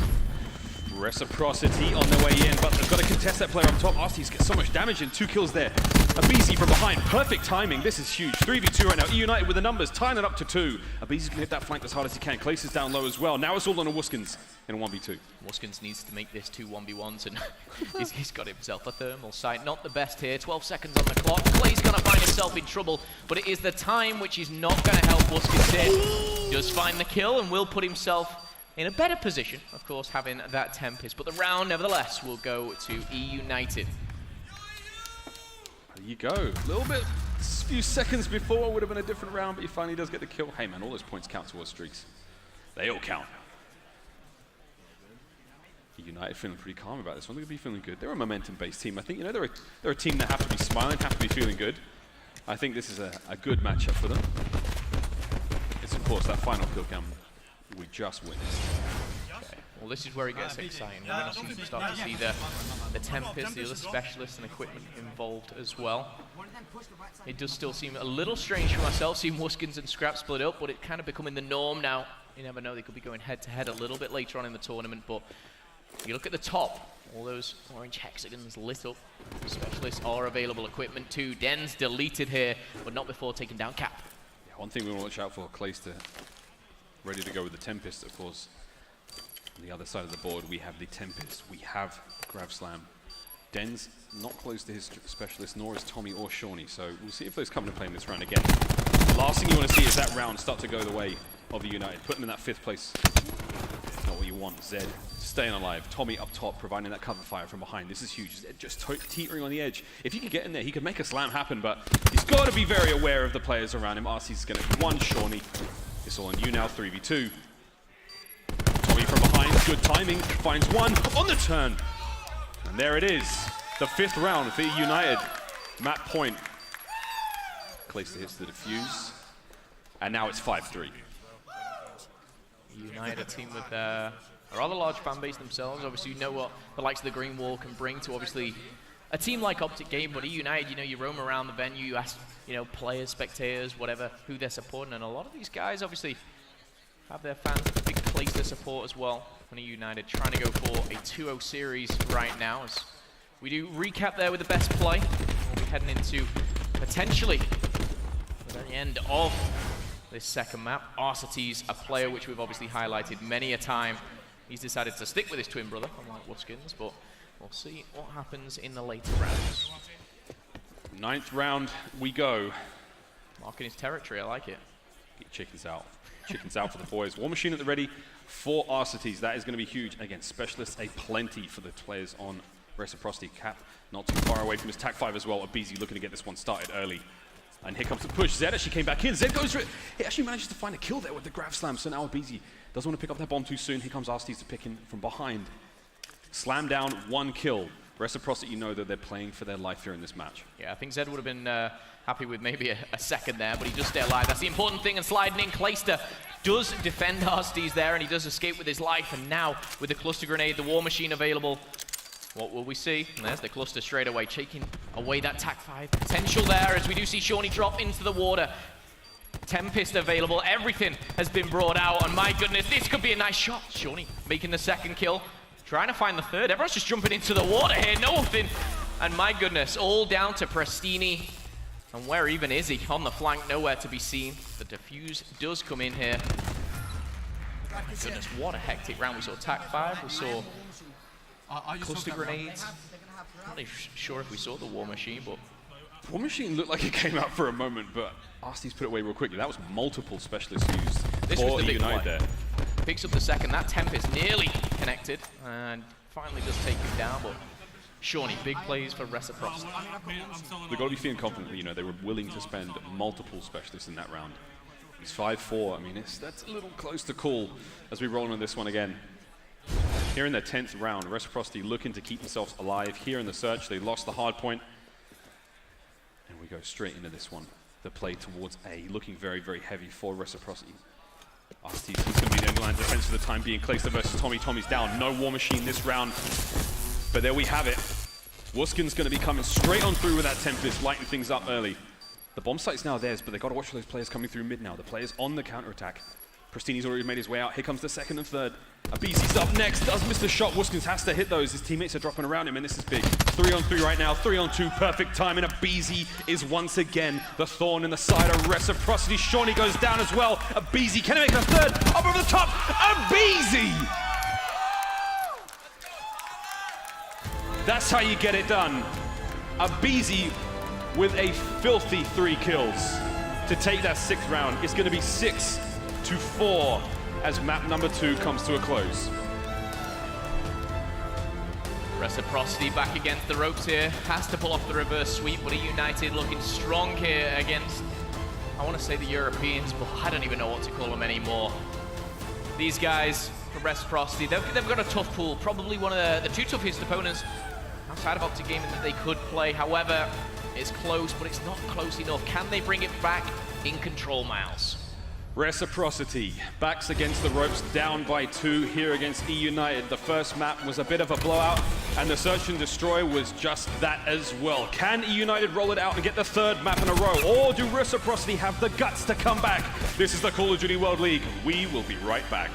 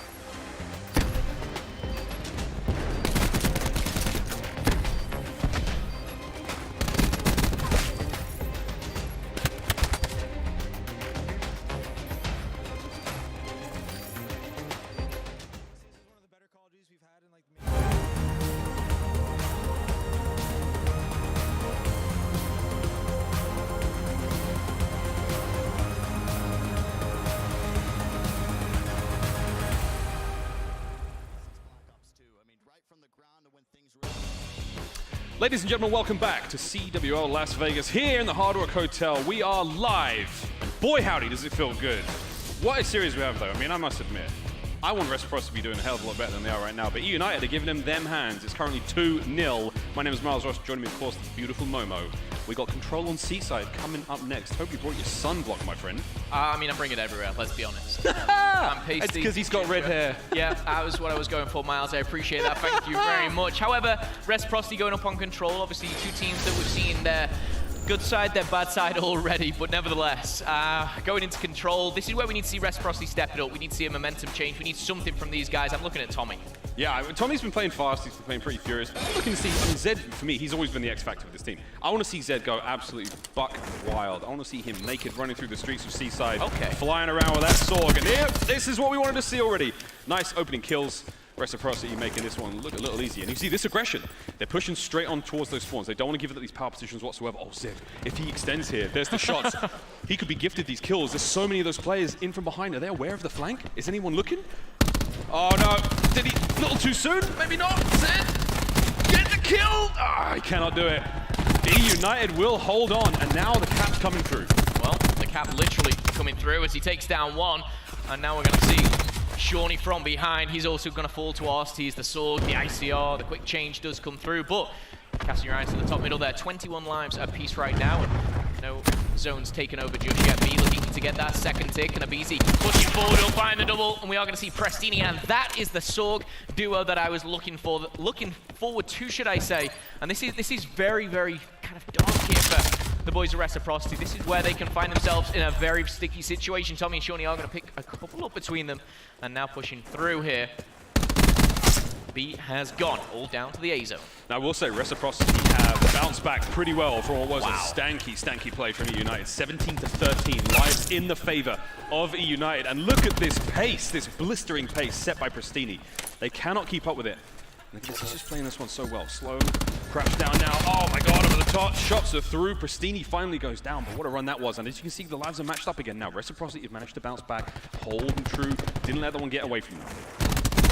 Zed trying to find one on the flank. Find him not being able to capitalize, but the cluster comes through. Tommy, that's what you love to see from a Reciprocity fan. However, United are putting themselves through the paces now, and Zed finding one off the spawn. Next couple of kills are crucial because when you get to the single digits, you don't want to die. It could be all but over in the next 30 seconds here, and we are going to see the kill feed light up. Orange is 8-8 as the lives go down. However, the A zone has not been touched, Miles. Hasn't even touched the B. You know, that B went down pretty fast, but A is still hanging in there. Tommy, big kill there on Arstees. 6-8 right now, 6-7 back and forth for the trade. It is so tight right now. Abizi's going crazy. He looks like he's going real crazy, but it's only 5-4 for him right now. On the other side of the board, Shawnee's going 7-4. That's pretty big. It's basically search and destroy. We're down to 5v5. Don't die, you won't respawn. As we do jump on board with Clayster here. He's going to find himself in a fight. The stim shot will go down. Arstees strikes first. Zed bounces back. A 4v4. The time doesn't matter. I don't think the zone does either. You have to make your kills, and Arstees and JCap come up clutch. And now a 3v2. Shawnee to go big. We'll find the second as well. Down to a 2. Wuskins and Shawnee versus Abizi and JCap. Both back to full health, but look at that zone. They are in it. They are taking it. Look at number 8. We're going for a very wide flank here from Shawnee. They got a bit of time. Like a little bit of time to do this. The cap is just forcing them to make the play. Abizi from above. And now it's a 1v1. Take it all back. Cap gets it done. I called it early. eUnited are going to take the first round, but not without a hefty hunk of flesh. That was a grueling match of Control. The heads-up play from JCap to jump out that window, kind of anticipating that flank. Huge. I was thinking, you know, JCap, you know, the king of capture the flag is kind of gone now. What's he going to be? Control's in, and he seems okay at this game mode too, but eUnited, very, very close here. Not an easy round by any means, but we're going to flip those sides. We can see what Reciprocity have as they go up once again against eUnited. If you are just joining us, though, 2-0 for eUnited. Straight in that second round. We reset the lives, but we swap sides. Specialist for no one at this point. Beast stuns out. Doesn't find a single thing, but they know those players are there, and here comes the head-on collision. Oh, Shawnee, how does he do these things? Clay in the point as well. Manages to find 2, but quick, furious trades. Again, this is what we commonly see. What we saw in the last round, Reciprocity, they're on the receiving end of many two pieces from BZ picking up some, we saw Pristini picking up some, but at the same time, they would manage to claw back slowly but surely, nice and conservative gameplay to keep those lives relatively even. This seems to be the same case here. A little bit aggressive from Arsties there, but they are going to keep maintaining that pressure. Pressure is key. And Dens is going to find himself a double there as he takes down Cap and a BZ pushing through like this though. Keep it to the outskirts where he might find another, but Pristini is lights out when it comes to that up-close battle with the Sorg. You've got to watch out for that, but however, close engagements here through these little channels through the tunnel. A BZ controlling the statue, and going to find him a very difficult gunfight there. Shawnee finds one with the Maddox though. 19-19, 45 seconds left on the clock. And interesting, we haven't seen a zone go down. This is where you get your time extended, and Shawnee coming through and finds himself a double. The trophy system is going to be fantastic because you're going to start to see those concussions roll through for eUnited as well. Sneaky Dens creeping through mid, somehow managing to stay alive there. Wonderful work from Reciprocity. Started to take a small but steady lead with the lives here. Beautiful work, Shawnee once again. 15-7, 16-7. Shawnee relatively unstoppable. We won't get ahead of ourselves, but at this point, Rec with a 3-life lead. They do get zone B. Now it's all over towards A, back into the church. Got that time extension. And Muskin's on our screen, he's opted to kind of bolt up, and this is a very different route and one that's, I don't think, utilized as much as it could be, because yes, it takes a little bit longer, but you get round, you get in, and Zed, Shawnee, Wuskins with the double. This is danger here for eUnited, 14-7. You don't respawn much here, and you are going to see eUnited put on the back foot. This is surely Reciprocity's round with 1:30. They're in the zone, they've got lives to play with. They can even save their specialists as well. They don't need to invest. They just need to trade, and that's what Wuskins is going to do. Tommy and Zed get amongst the play as well, and Clayster had pretty much a 1v12, I think it was there. So we are going to see Reciprocity clean up that second round. We're going to go into round 3, all tied up. That was a big round, though. That was a very profitable round. We've seen streaks coming in now for Reciprocity. They've got specialists that they held on to. They did not invest anything, and they managed to pull a lot out of that one. So this next round is going to be good for them. But again, it all comes down to how they use these. We've seen good specialist use. We've seen very bad specialist use. We've seen mediocre specialist use so far here in Vegas. What we need to see now from Rec if they're to get back into this series is some clinical, very, very precise gameplay. Because the chances of them throwing it away against a team like eUnited, who are playing fine right now, pretty high. Shawnee, very impressive there in round number 2, but again, we're going to see an instant TAC 5 boost coming in for eUnited. They know those streaks are on the menu. They don't want them to happen. Dens, he's going to be the next one straight in on towards that B site, is going to be cut to pieces. Wuskins going to be calling that lightning strike. 50 points away, gets a tag, now he's 10 points away. He needs something in order to get that Hellstorms. And that would have been it, but now over the top, this is a little bit uncomfortable. Pristini cuts out the streaks, finds 2. That was the hero play that eUnited needed. That's huge. That's what happens when you combine a TAC 5 boost with, of course, the grab slam. It gives you that, extra second, an extra bullet or 2. And now Zed might have one of his own, but eUnited a very strong start here to round number 3. B has gone. We're down to 8. There's over 2 minutes on the clock, but I just have a feeling this is coming down to kills once again, Miles. Indeed. Oh, that's a big kill from Arsties. Power position there from Zed gets taken out. Shawnee now watches the flanks, finds 1. Quick tag up, not able to find the second, as is tradition. Grab slam in the back end for Zed. He's got to make his way there fast. Slides through. Here comes the pressure. Mountain towards A. Better say your prayers, boys, because here comes eUnited. 23-17. The lives going in the favor of the blue team. Zed finds 1 with the slam. Arsties now on point. He's getting contested. What a turn that was. Arsties is 1 more behind him. Can he find the second? Beautiful work. Lightning strike ready. Hellstorm as well. This is big. 50 points away from the drone squad, and that's what he needs to play for. You don't even want to call in, but he gets it as well. That is what you love to see as a eUnited fan. But look at the streaks in the top left. Pristini's fully streaked out. Arciti's fully streaked out. 19 kills for Pristini and 15 for Alec as well. But this is looking a little one-sided. 19-7 on the live side of things, but it does not matter. eUnited are going to capture Zone A, and that is going to be another round on the board for the North American squad. eUnited are pretty well set up for that next round. They got 3 specialists ready, and they have 6 kill streaks to work with. That's 2 sets of drone squads. Not bad. If you wanted to go into a matchup with as much ordnance as you possibly could to set yourself up for the win, this is how you do it. Reciprocity, their lifeline in the series now hangs on a thread. Crowd getting behind eUnited, and there's your fan favorite. It's Clayster, of course. Here we go, 90 seconds, and I think Arsteez has marked his territory in more than one way already this game, but here's the War Machine. He's got streaks to play with, and it's fast, it's furious. He's not actually found anyone just yet, but I think he might have tagged one who's going to go down here. So potentially some positives for Reciprocity, but that's about it. Good trophy usage, that's all I gotta say. But again, you have to watch for those streaks. There they go, that's the Hellstorm, finds 3. And here comes Clay. Full aggression, he's pushed completely into the spawn, hipfire while stunned. Unfortunately, he doesn't get it, but again, Hellstorm after Hellstorm. They're going to be able to drop this ordnance on them all game long. 26-19 now. Reciprocity have no choice but to die. Arseny's calls in a drone squad. Oh, this is not fun. Oh, here fun comes for Reciprocity. Light strike, Hellstorms. That calls in a... Zed's actually got a drone squad of his own here and a Hellstorm. The TAC 5 boost has been enabled, so maybe just a tiny little bit of light at the end of the tunnel, but a Beezy. Oh, disgusting. Oh, in my mouth. Thrown up I have. As a Beezy gets that one done. Oh, Wuskins now though, trying to get back in this one. 23-16. Zed streaks are coming into play now. Wuskins finds 2, keeping the aggression on. Okay. They're not out of this yet. Time is ticking though, Miles. Look at the top middle there. 13 seconds is on a pause right now. Something needs to go down, and it needs to be a side. Tommy now equipping that battery, that War Machine, taking out 2, and it looks like eUnited. They're stepping back. They're giving up that B site.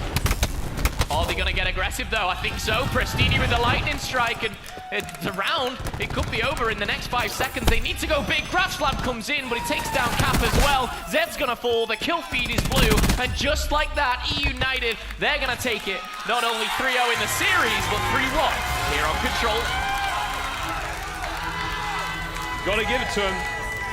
eUnited know how to play Control. They took that initiative and they knew when they had the advantage, they pressed it effectively. You saw at the end, we saw the way Clay was playing those spawns.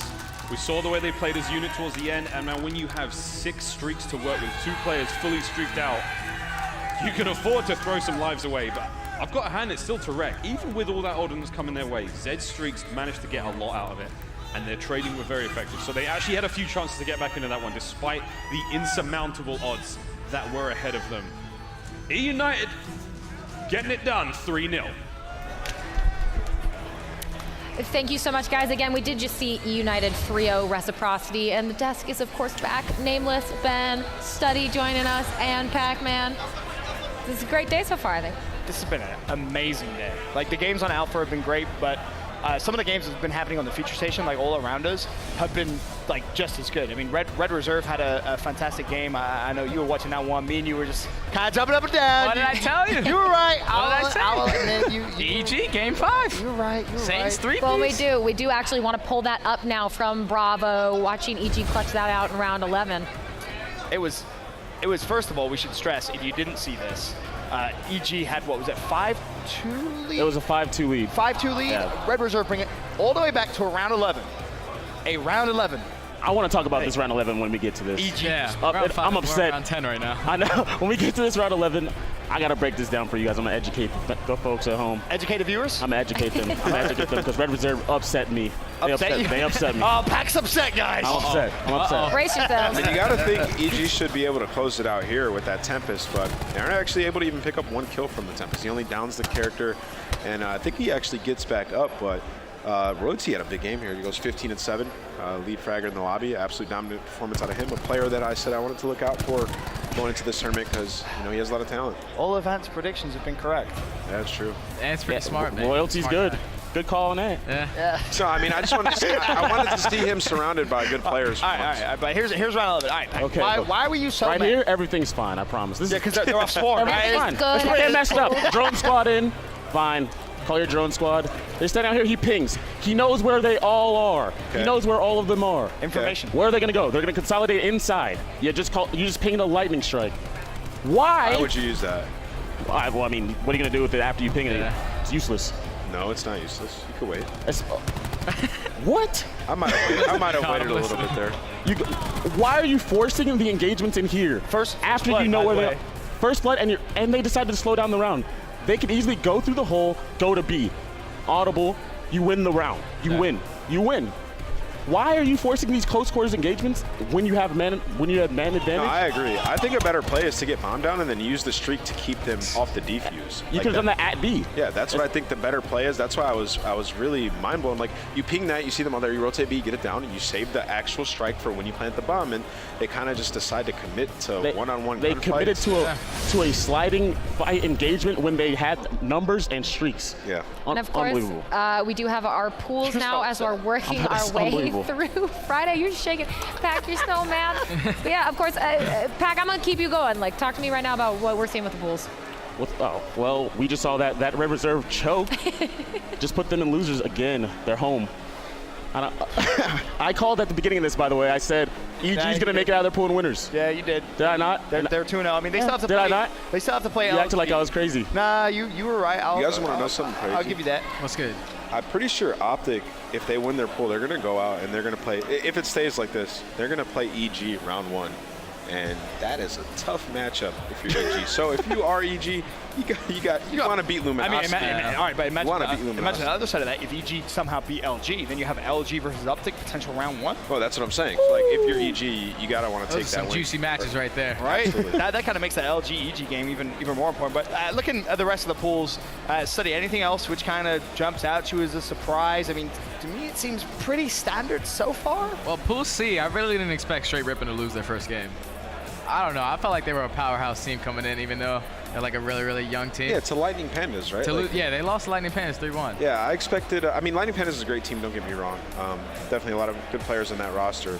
But I definitely expected Straight Rippin' to come out with the fire after the play-in bracket, or after dominating in the play-in and beat Lightning Pandas. But falling in that match, it's definitely something you don't want to see if you're Straight And Rippin'. we are actually going to swing now into Straight Rippin' and Faze on Delta from that Pool C and see how they're doing over there. In terms of game 1, they dominated. I can't remember about to say this, but it wasn't close at all. At all. It was bad, if I'm being honest, for all the Faze fans out there. It was not pretty whatsoever, which kind of, to your point, in terms of you being surprised that Straight actually lost their first map against Lightning Pandas, or match against Lightning Pandas. Yeah.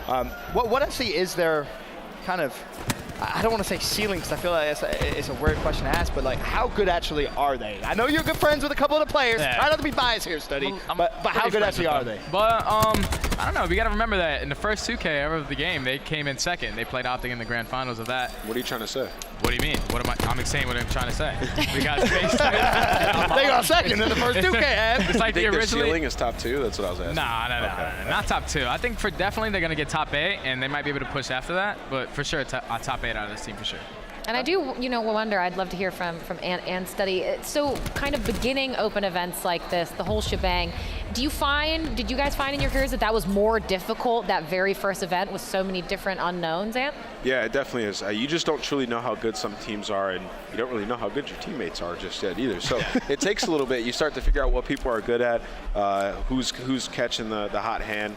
For example, earlier we saw Aches pick up like a 5-piece, right? And he just brought that momentum into the rest of the series. So players, momentum is everything in Call of Duty. If a player can kick up, on day 1, he can lead that throughout the whole tournament. So it's something to keep a lookout for, and you can't keep track of every team. So day 1's, it's definitely just a thrill and a roller coaster. Yeah, to add on what Nameless said, like just being the first event means that you're going into a brand new game. So, and you also have this year, which is 5v5, so you have a whole different So many things are different. 5v5. Add specialists back. Let's not forget about that. You went a year without specialists. Now you have to kind of retake into account that you have to play for those in certain situations and how strong they actually are as well. And it's not even just the 5v5, of course. We have control. Yeah, brand new game mode. There's so many different variables right now. I love control. It always takes time for the new modes to evolve into what we're never going to see at the end, because the players probably will watch this back later and be like, wow, we were so stupid. Like, we were so bad at this then. For sure. Yeah, Red Reserve with 12 seconds left and a 2-man advantage in their control game against EG. They're going to have nightmares about that, because that's 12 seconds, which sent them to the losers bracket. They really did just throw that series away and their winners bracket hopes away completely. 12 seconds, and all they do is watch the middle of the map.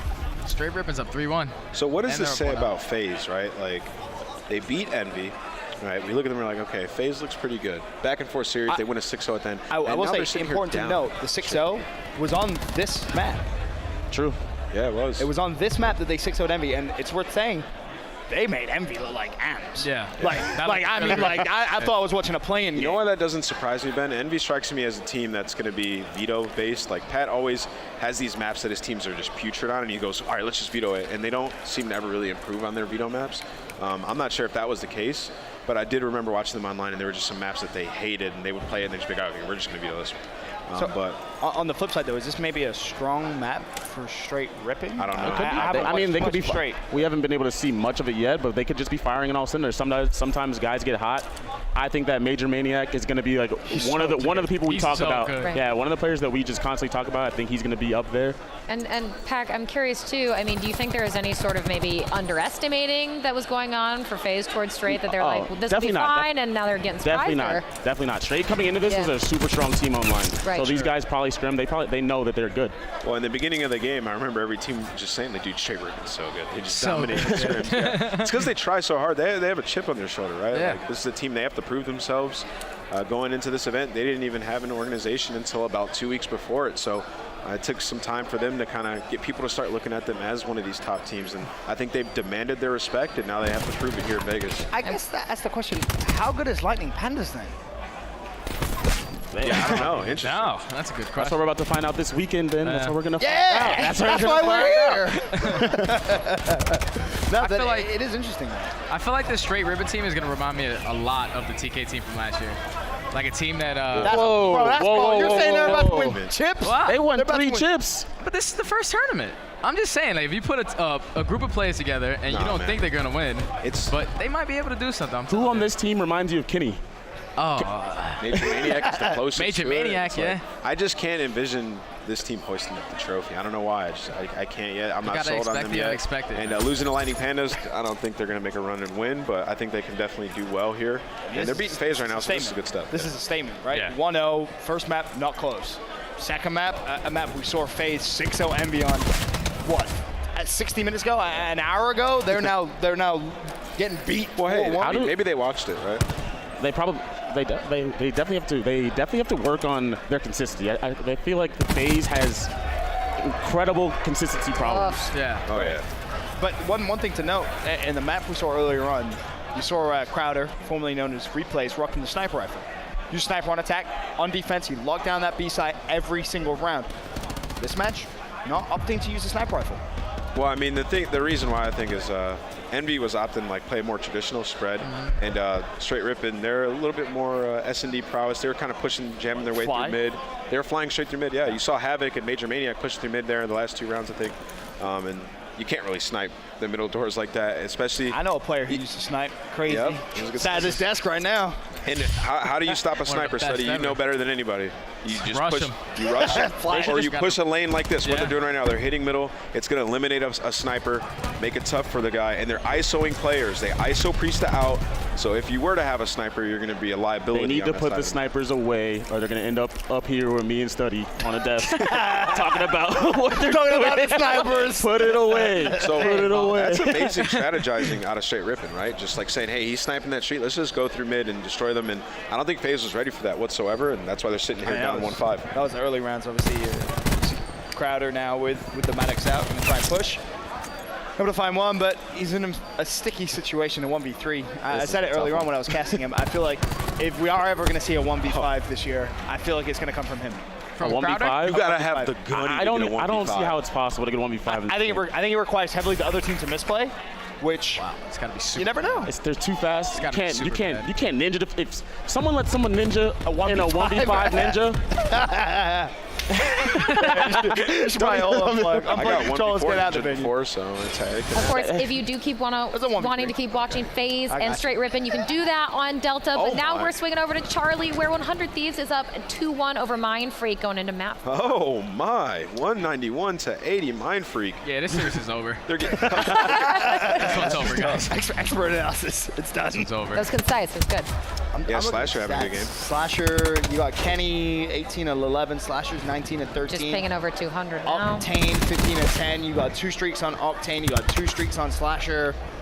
I think Octane's like top 3 player in this game from what I've seen. Wow, really? Yeah, Top 3 in the game? Yeah. Who's your top 3? Who's your top 3 then?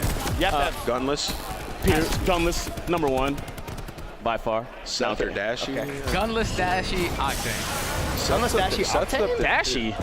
You can't. What are you gonna Dashy say? hater, here we go. TJ. Okay. All right. Since we know you're a TJ liker. Dude, he's been playing real. Dashy's a great player. I'm just messing around. But I'm not gonna put him top 3 till he gets top 8 once. I agree. And then I'll put him, and then we can start talking about that. All right. Wait, so who would your top 3 be right now? Gunless, TJ, probably Scump. Yeah, I'd probably agree with that. Two players on the same team? I mean, they have not lost until we see more and they lose. We can shift the list around then. Yeah, sure. We only have half a day of action really to base that list off, because you don't really want to base it off online. You want to base it off of LAN performance, at least as much as possible. But this was pretty brutal. I mean, that's what this team is capable of, though, right? Like, they're capable of just 250 to 80, 100-point clubbing teams consistently. Like, those 5 players are all so talented. That doesn't surprise me one bit that they're able to do that there. Yeah, not at all to me either. I don't know. I mean, we had this conversation yesterday in the green room when, obviously, we look at LG and we think, all right, paper, unbelievably talented. You look at 100 Thieves and you compare them toe-to-toe, roll for roll. If we get to see 100 Thieves versus LG this event, that may well be the greatest game. Unstoppable force, immovable object. That would actually be insane. That'd be a great insane, because toe-to-toe, roll for roll, there's just so much talent. It'd be just ridiculous to watch. That's the one game I hope we get to see on Championship Sunday. Or either of them against Optic. It'd be kind of similar. That too. It'd be nuts. But, you know.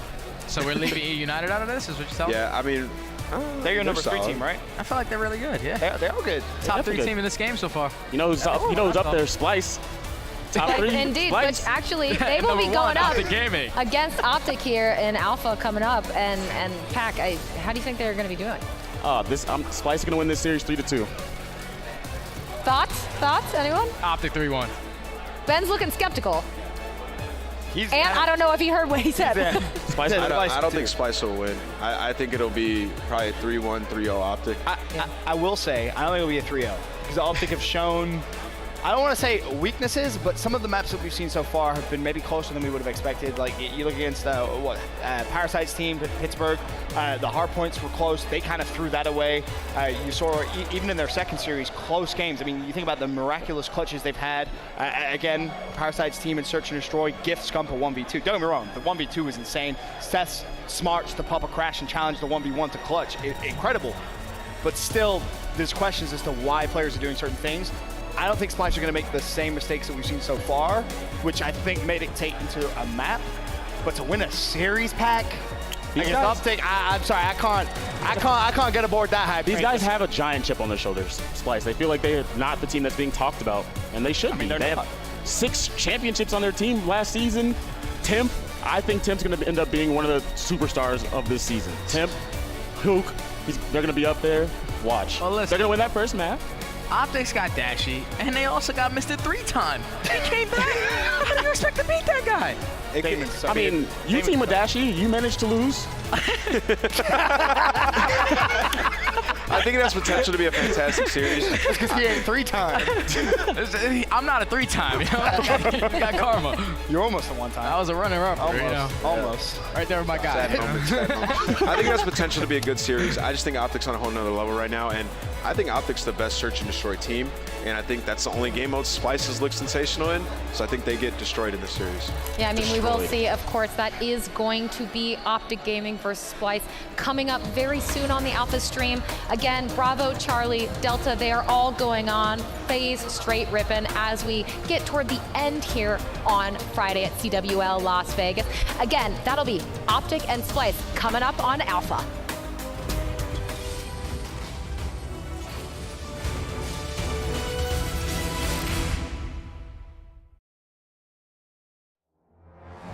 The Call of Duty World League is presented by PlayStation 4, the official platform of the CWL. Scuff Gaming, the official controller of the CWL. And Republic of Gamers, the official monitor of the CWL.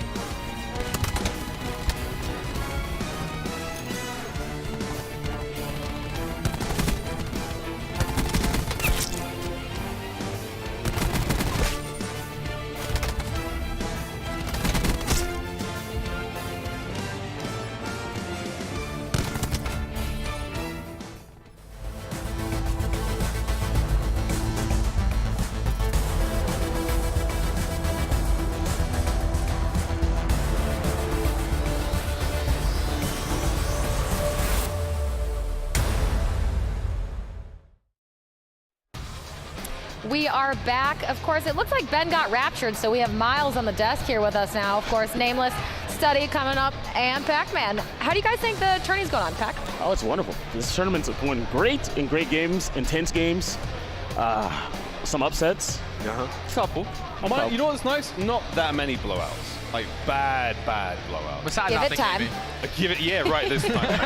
I did see. I saw. I think 100 Thieves beat Mindfreak 250 to 92 in a hard point.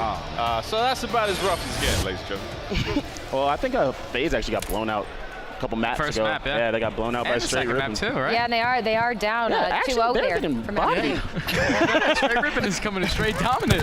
And everyone, this is of course on that Delta stream. Straight Rippin up 2-0. Shocking the world right now. I'll be honest, I was not expecting them to come out this hot against Faze. This tournament has been so fun. That's gonna really, it's really gonna mix up this pool if Straight finish this because Straight lost to who? Lightning Pandas. Yeah, Lightning Pandas in first right now. Right. Do you know how I feel bad for the guys who are doing like power rankings at this point? It's like, who the hell, where? Everything's out the window. Yeah, what does any of this mean anymore? But I feel Straight have got a long ways to go. I think this team is hot. I think they're going to go. I think they're going to go deep in this tournament. So hot right now. They're so hot right now. I think, you know, you were calling this team as he was. You were calling them sixth to begin with. I am 100% down on that one. From yesterday's play, watch them through the play-in bracket. Major Maniac is my new favorite player of all time. He's really good. He's taken the top spot. Of all time? Of all time. He's now, I mean, I'm fickle, man. I'm bad fickle. He is currently my #1. Yeah, this team, I mean, they have a good roster. I actually like Mox a lot on this team. I think he brings a lot to the table. He's a really disciplined player, one of the most disciplined players I've ever played against. He rotates at like 35 seconds every hill. No matter what, he's always there and he's consistent. So you know what you're going to get out of him every single game. And I think it allows the players like Nagif and Havoc and Major Maniac to kind of do what they want on the map, which is why I think Straight Rippin will be a pretty solid team. What do you think about the addition of Methods to the Faze team? They managed to stick together. One of the only teams to actually stick together through the offseason. What do you think about Methods? I think Methods is good. I think he's a good player. I just think that the Faze roster as a whole is just an inconsistent team. I feel like they definitely needed him though, because like the AR roles was really lacking, at least from Priestess perspective. And then they had Crowder, which is now Crowder, which used to be replays, but he used to run the main AR for them now. But now he switched to a Slog player, I'm pretty sure, and now he switched it to Methods is running the main AR. So that's good for them. Yeah. Watching Crowder go picking up Subby just towards the end of World War II as well, like watching him do everything for that squad. I think it was Champs first time I saw him playing with an SMG that year, and it was just nutty. I was like, this is a guy that can literally do everything. I think you're right about the addition to Methods. That's bringing a lot more consistency to the team. The role, like, and Methods in himself, like, I'm not sure where he belongs in the team right now. Like, he looked so good before he got to Optic. You put him on the line with Optic, he's having this identity crisis. He doesn't know what to do with himself, and he's just like, he fell apart. And that's such a skilled player. It's just sad seeing that. So I hope he finds his feet here on Faze. I feel like he is though, 100%, because with Chris, which is Crowder running a sub, he's one of the smartest players to ever play Call of Duty. So just for the simple fact that he's going to be pushing out lanes, knowing exactly what he needs to be cutting off at certain times, he's going to be doing really good at that row, and Mets is just going to be able to slay as he always does. And yeah, Crowder, he just makes his teammates comfortable, right? Like that's what he does for all these guys. And Methods is a reliable main AR. I think the inconsistencies of this team just come from Priesta, Zuma, and Attach. Like, one of them has to be just frying in order for... Usually this team has to outslay by a big margin to win respawns. Sometimes they like to make a lot of individual plays. But sometimes when they're on point, you know, they can roll through anybody. That's the thing that worries me about them now. This is one of those on points. This is a steam rope, you ask me. This is probably the biggest scoreline I've seen. I mean, like 10+ wins on the kills in the kill department. I think it's the biggest I've seen so far. So this could be by the way this one's going, this could be, I think, the record here so far. At least on the main stages here in Call of Duty Las Vegas. And we do, of course, that Havoc's at what, about 9 and 20? Yes. We had some low numbers there. That's not very good. They just dominated. That's not very good. Domination. Pretty They had 16 lives left. That's big. Christ. All right, well, I do think it's time for us to head on over to Alpha, which will be Optic Gaming versus Splyce, and the wonderful Ben and Chance taking it away. Thank you very much, Katie. Of course, as we're looking at that Delta game, Faze turning up a little bit there, trying to go extend the series at least a little bit. We'll see if they'll be able to take it to a game 5 and try and shut down Straight Ripton. But the game on main stage, Optic Gaming, Splyce, Chance, these are two teams both in their pools, unbeaten so far. It's the tune-up match, right? Like, I don't expect an open bracket team to really be able to beat either one of these guys. Agreed. So this is purely just to figure out exactly how good they are, right? The best competition either one has faced so far on LAN, and now we kind of see where the cards fall. Because, like, a lot of pro teams, for example, have been talking up Splyce, saying they're definitely top 4, top 2, like they are a phenomenal team. And now we get to see it. Put them up against Optic Gaming, the clear-cut favorite we have here at Vegas. And what can they bring to the table? Well, Pac-Man has Splyce in 5. We'll see if his prediction will come true. To your point, a lot of people have been saying, you know, don't underestimate Splyce. They really are the real deal. But on the flip side of things, of course, Optic Gaming, without a doubt, coming in heavy tournament favorites. And it's going to be a Hacienda hardpoint to start things off. And we're going to kick things off on board with Dashi. He's going to fall, but instantly Krim will find himself a double.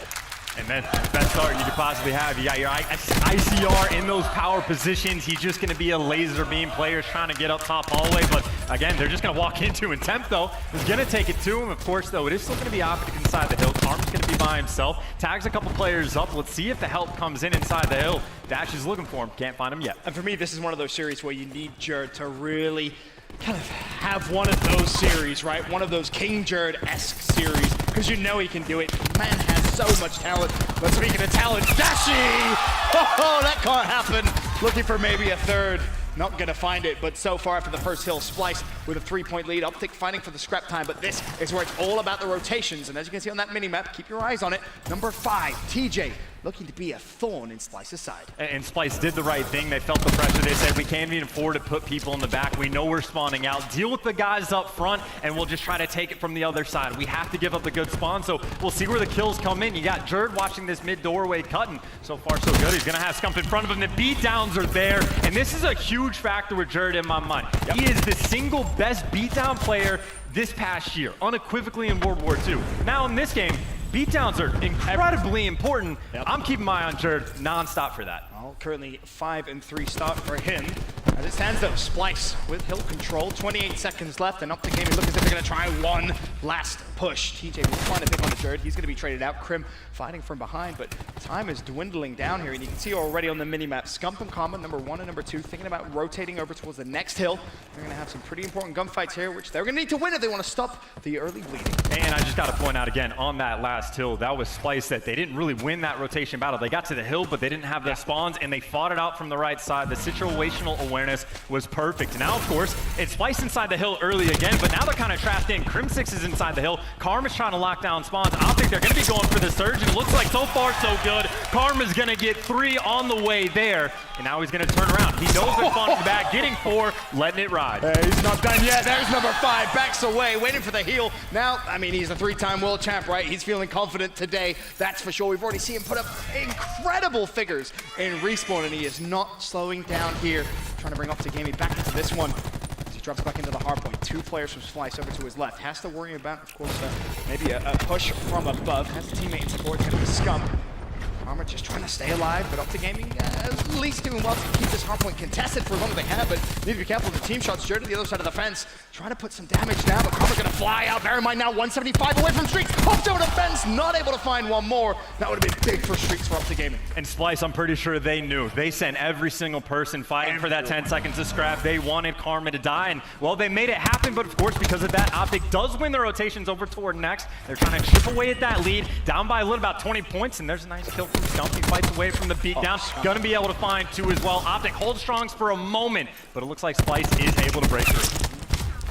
Waiting for the next wave of gunfights. You can see Optic Gaming setting up a pinch on the minimap.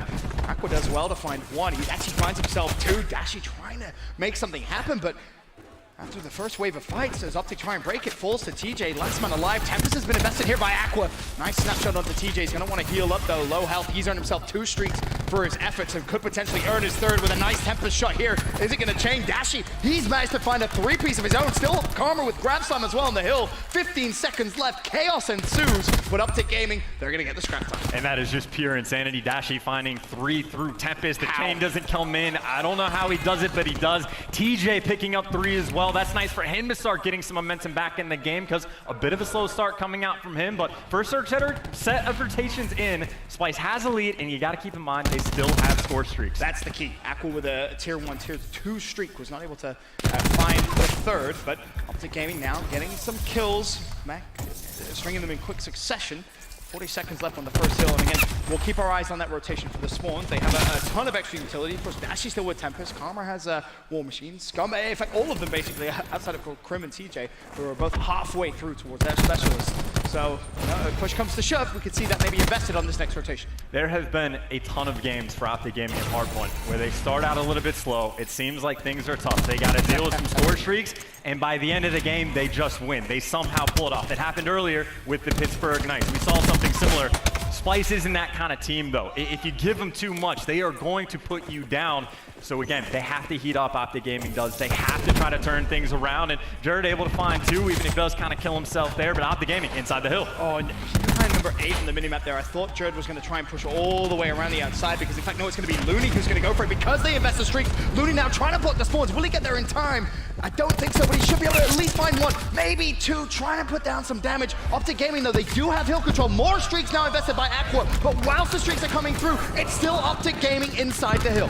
And this is it. Splyce, they have to get through. They invested so much. They got to contest. They got to do something. But now you got Karma coming in from the backside. He's able to find 1. Has help for the second. Flying out towards water to get more. Now a War Machine. Everything is getting burned on this Lamborghini hill. And Splyce, they're here, but they're struggling. It's not clear cut at all. 20 seconds left. Still just fighting for this scrap. No, Karma still with grab slam. 18 seconds. Hardpoint still going to be contested. 121 to 108. But when push comes to shove, Splyce invests 2 streaks. They invest specialists as well. And Optic walk away with the majority of hill time. And now it looks as well, they may have the rotation here defenses. And that's just how it happens, man. Optic, they're so good. They can deal with the pain. And you saw Looney. He was so close to blocking those spawns as well. Close. He wasn't quite in position, and timing ever so slightly off, and potentially costly. Now Karma surging forward, only able to find 1. So Splyce with the pressure from up top right now, overwhelming Optic Gaming, keeping them pinned down and back 10. But you see, 1 player is able to contest. Turns out this is apparently the contest-heavy hill. Right?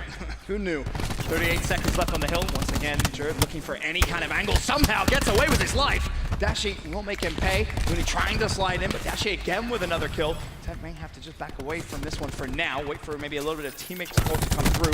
Decides he wants to go for the challenge. And Dashy, that's 3 kills on the hill for him. He's working towards streaks. Can he find 1 more? No, he can't.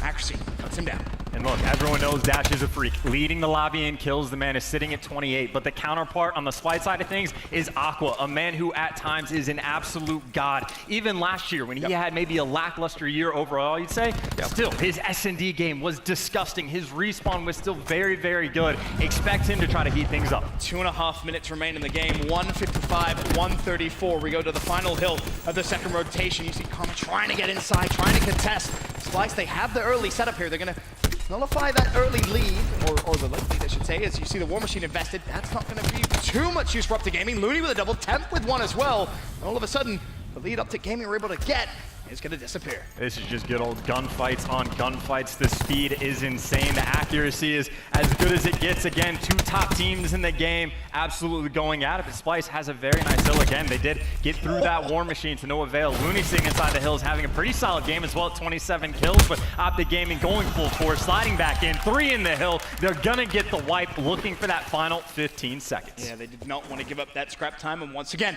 Optic Gaming will go back into the lead. The final 8 seconds belongs to them. Now it's all about that mid-neutral hill.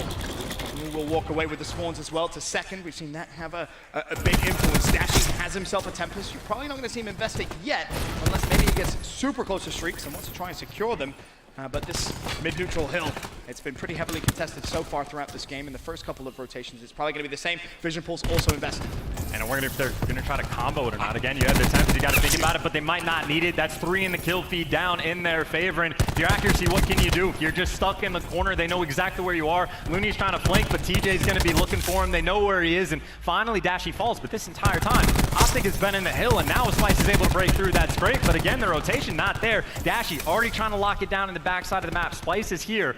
For what, 22, 23 seconds? Yeah, someone from Splyce now needs to make the heads-up play to go for spawns, because number 4, that's going to be Krim. He's spawned out over towards Fences, and Temp actually spawns a little deeper up at Fences, so it basically comes down to him. Temp has to make the play here for Splyce. Finds one. Can he shut down TJ as well? Not going to happen. Looney's already rotated into the new hill. However, Karma's able to trade him out, so still, Temp has to try and make this play for Splyce. The original time, or the scrap time, doesn't mean much. Karma's there, Jerd for the trade. No spawns coming through just yet. It's back and forth split spawns actually for Splyce, but somehow they're in the hill. And you got a Tempest for both sides. You also have the War Machine in the hands of Temp, and there goes one. That Tempest is down. He's out of the game for the moment, and now it's Optic Gaming inside the hill. The War Machine from Temp is going to get called in. He's able to find one. It's going to be Splyce in the hill, but players are everywhere. You got Optic blocking spawns. They're surging from the front. It's chaos. Scump made the play. Scump made the play. He went around the outside, and now Optic Gaming spawning in. They're desperately trying to get in towards the garage. 25 seconds left. Splyce will be able to take the lead, but they have to slay out. The contest is going to come through.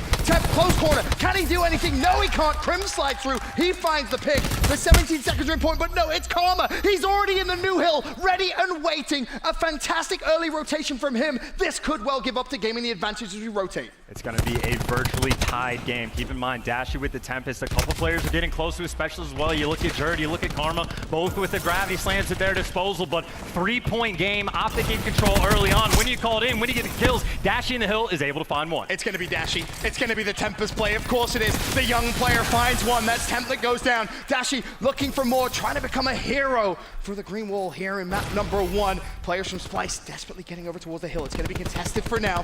Dashy's still the key component here for Optic Gaming success. Can he find anything else? No, he can't. It's Jerd, the player that you highlighted, finds 2. Jerd looking for 3. He's going to be shut down. 223, 220. Optic Gaming with control. And Karma off the flank. He was able to get in the hill. It's Optic in control. Now Splyce has a surge, and they don't have too much time. There's one player on the flank. It's going to be Looney trying to make the play. He's able to find one, and now Optic, they got to look everywhere. Looney, I think, was able to find 2. Now the players are surging in from the front. It's chaos. 17 seconds left. Optic Gaming cannot win here. They have to rotate Splyce inside the hill. Gotta rotate. Number 7. Who is that? It's Temp once again. He has to now make the play for Splyce for the 2nd time in a row. And look at him trying to be sneaky. Only a nade in his hand. He's going to shut down TJ. Is there anyone else there for Optic Gaming? Throws out the nade. All of a sudden, Splyce, they're about to take the lead. But grab stun from Karma. He shuts down Temp. Traded out from Aqua. Looney there to help. Splyce about to take the lead. You get one good break if you're Optic. You're going to flood from the front. One player pinching for mid. It's going to be Scump, but you got to make your move, and you got to do it simultaneously. There's the opening break. Scump able to find 2. Now it's going to be Jerd on the flank. He's going to get taken down, and Optic are through.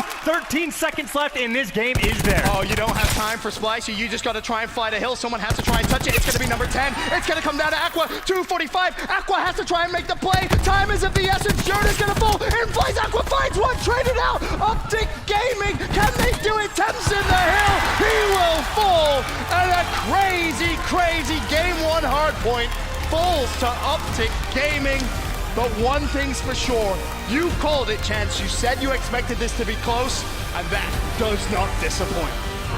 If that is any indication of how this series is going to play out, I'm cool with that, man. I'm good too. That was a ton of fun, man. Oh my God. The specialist usages from both teams, insane. The chaos. I want to give Karma a ton of love as well for his rotation battles that you saw him have as he rotates towards fences. Huge. Just overall, that was just a ton of fun. I don't even know where to begin. I mean, you talk about it being a barn burner by the end. We saw some cool things from Splyce, like on the Lambo Hill. They give up the back spawns. They still hold it. You have the moment where they burn what? A Hellstorm, a Lightning Strike, a War Machine, to no avail on the same hill. And then, it's at some point, a lot of teams get the lead on Optic in the hard point. It just seems like if there's a certain moment in the game, they flip a switch. They kick it up a notch. Someone makes the big play, the pinch comes in, the teamwork, whatever it is, they have that extra on day one. On day one. But just a quick glance at the scoreboard. I saw Dashy there, 7,600 damage. That's a lot of damage, by the way. Temp 7,400. A player which we didn't really talk too much about. He held his own heavily there. But whilst we wait for map number 2 to load up, we've been very active on social. And we asked you guys at home a question. Who do you think had the best roster move coming into Vegas? And of course, Black Ops 4. We'll see some of your answers here on the screen. Some of the best roster moves. Gunless to LG. This man was shooting lasers last year, and he seems even better on this LG squad. It's kind of a direct answer. You say, who is the best player in World War II? It's like him or Kenny. If you want to go with Gunless, that's fine. So yeah, that's the best trade. So I think that is a perfectly rational and reasonable answer. I'm cool with that. He looks fantastic as well. He does. Here. Like some of the plays he's already made for LG have been tier 1. Shooting lasers last year, shooting lasers this year. Here's another one though. Hashtag CWL PS4 eUnited, adding a veteran in JCap and the youngster in a BZ. Both are big improvements if they can keep the slaying up. And it's worth mentioning, not only is JCap a veteran, he's also a world champ teaming with Clayster back in the Advanced Warfare days. So you bring that back together in a BZ. I mean, what a talent he is. I mean, JCap is in the category if you thought he was undroppable. Like, he's that good. He always has been. And I think picking him up with the BZ makes perfect sense. You get the one veteran, you get the one crackhead, all your bases are covered. And then the final one, Dashy. It doesn't even need any explanation. The guy is a unit. Yeah, he is. He's pretty good at video games. I mean, I would disagree, but it's day one, and he has a montage reel at his disposal. How many 180 turns on has he already had on day one? So yeah, I would also say that is a very good answer. Yeah, get the Twitch clips, add some dubstep over the top, and you basically have yourself a Dashy montage from day one here at CWL Vegas. But to the point you made, if that's any indication now is how the rest of this series is going to go, we could be in for a roller coaster of a ride. I mean, now as we head over towards a search and destroy, it's going to be Gridlock, then potentially a Seaside Hardpoint payload search and destroy, Gridlock game 3 as well. I just want to see this go at least to a game 4. At least give us a Seaside Hardpoint. I'm cool. Dude, however long these guys want to go at it, that is perfectly fine with me. If it's all night. I'll take a 3-0 if it's games like that. As long as we have that caliber of competition, I'm perfectly cool. Because already in my mind, we were concerned potentially about Splyce and Hardpoint. Like, how do they look? I think they look great. They look really good. You got Temp dropping 7,400 damage, flying under the radar while doing it. So, again, both of these rosters are absolutely stacked. And I do want to point out as well that little tidbit there about Temp, 7,400 damage. But the way he got that damage as well was crucial. It wasn't just pointless gunfights. Some of those gunfights on rotation were massive in influencing the spawns in Splyce's favor. It's what kept that series as close as it did. But when push came to shove, Optic Gaming, they do take map number 1. They have the advantage in the series. And they look fantastic so far today. They have not dropped a map so far on Black Ops 4 Online. But see, here's the thing about S&D. It's always been a problem for Optic Gaming, and maybe not a huge problem at times, but it's definitely been their weakest game mode. Who do they pick up? Dashy and TJ Halley, who are 2 of the best S&D players in the world. I know. Two best. Yeah, it's those 2 guys. They're freakishly good. So I think that's another factor when you talk about the roster changes of Optic Gaming, identified their weaknesses, made the best possible improvements to the same thing. And of course, on the flip side, Splyce, disgusting S&D players in the well. Accuracy had a phenomenal year last year in Search. Same thing with Akka. So heavy hitters on both sides. You talk about heavy hits, you got to talk about hit markers. Not quite enough damage. You only get 140. And Dashy will have spotted Temp early in the round, but first blood's going to come. And it's Karma that's just kind of awkward. The trade's almost instant now. TJ there to find a pick up the Looney, so advantage Optic Gaming, numerically at least for now. 60 seconds still in the round, and it's a 4v3. Jerd by himself trying to make a big play. The pinch is going to be there, but someone's got to go off. They definitely know he's back here at Jerd. He's able to find one, and now this is confusion time for Optic Gaming. Do you surge forward? You're worried about both sides. Accuracy is able to find a pick, and all of a sudden it's a 3v2. You don't have the advantage. Finally, they stop Jerd, but it's going to be a 1v2. Can Crim6 clutch? We know we can, but what's he going to do? Both players near him. He's got a Sog at his disposal, and he's just going to sneak by one. It's perfect gunfight. They didn't get tagged up at all. Oh, it's knows Temp. He's not on bomb. Bring around the Rosie. Temp finds a pick. Plenty of time. He's going to pick up that defuse at 2-0. He's going to grab the defuse. There it is. Better late than never. And of course, we'll be working towards some streaks too. That's a very good round from Splyce. And again, you got to give credit to Jerd in that situation. I was very concerned when he didn't get that original kill on Dashy. I was thinking, oh man, that sucks, because now they know he's behind. It's going to be difficult, but he's able to get a pretty nasty kill on TJ Halley. Of course, you want to talk about S&D players. Jerd obviously has to be in that conversation at some point, but yeah, a very solid opening round. Yeah, I mean, there's that play once again. Our best play of the map so far. Nicely done from Jared. And to your point, getting that kill opens up the map. The chaos ensues inside the site. Splyce simply able to out-trade. Krim does make it a 1v1. But Temp wins the gunfight. Now, heading over to round 2. I'm curious to see if Dashi will keep that sniper rifle out. Will anyone from Splyce try and challenge him? That's the big question. There's some pretty talented snipers on that side of the table as well. Aha! There you go. It's going to be Looney. He's going to pull it out, see if he can make anything happen. And Dashi, I don't know if he saw that he was a sniper, but he definitely didn't want to peek. And of course, now Looney gives him the clearance. You guys can surge forward, get control, and control they have. Jared is very aggressive right now. Puts himself in such a good position. No dead silence, though. So maybe heard by Optic Gaming. Scump goes down the stairs. Jared should have that information. One more goes up the stairs. He doesn't have that information, though. That's a grapple to play with Optic Gaming. Down to just 2 men. 4v2. Mid-map, Akra shuts down Dashi. 4v1. Scump has to make the play. Makes it a 1v3. Tagged up from the left. Not going to be able to heal just yet. And the challenge comes through from Jared. And you kind of touched on it a little bit. Jared's map positioning from almost the beginning of that round. As soon as they recognize there's no presence at B, he flew at Optic Gaming. I mean, and he was in the best possible spot to trade out any kills, and his teammates were like, we don't need you. Like, we appreciate what you're doing for the team right now, but like, we got this. Like, you have fun. We will just get you to round 3. And again, that's a fairly dominant round overall for Splyce, you'd say. So yeah, going up 2-0, feeling pretty good so far. Of course, there's accuracy. Had a phenomenal year last year. And talented search and destroy.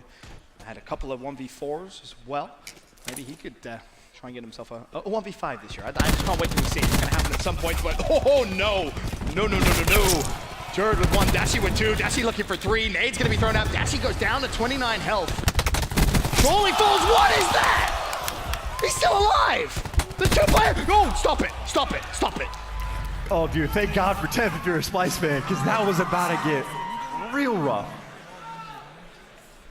I want to know what that does to the mentality when you know you have a guy dead to rights. You get 3 or 4 bullets into him, and all of a sudden you're just dead. I don't think it does wonders for your confidence, Chance. I'm going to be honest. It's insane sometimes. It's just... He's being shot in the back. He's being shot in the front. Dashi still survives, but it doesn't matter. It almost does the same thing to Temp, too. Yeah. Oh, my God. Temp, though, able to find a pick, and Splyce with the advantage on the search. 3-0 here. This is a convincing search so far from what we've seen from Splyce, outside of maybe a miracle round there from Dashi. I was going to say, like, it's disgusting stuff, but, like, does it make a difference? No, absolutely not so far. Pulls out the sniper. He's going to whiff on 1. He saw at least 3, if not all of them cross, so he's feeling the pressure, but he's going up top straight away, looking for more, trying to make some magic happen, but he's going to get taken down from the window, and Splyce, just like that, they get 3 kills, only 1 dies for it. Now, of course, TJ on the flank is going to be causing problems, so a doable thing, doable clutch right here. 2v2 now. Scump was able to find Aqua, and TJ somehow managed to escape. At least buying some time. Looney shuts down Scump. Now they know exactly where TJ is. It's a 2v1. TJ really should be dead to rights here. And if you're Looney, you don't even need to chase. Wait for your teammate to put that bomb down. Force TJ to come back to you. That's going to be the game plan. Temp wisely backs away. They plant the bomb.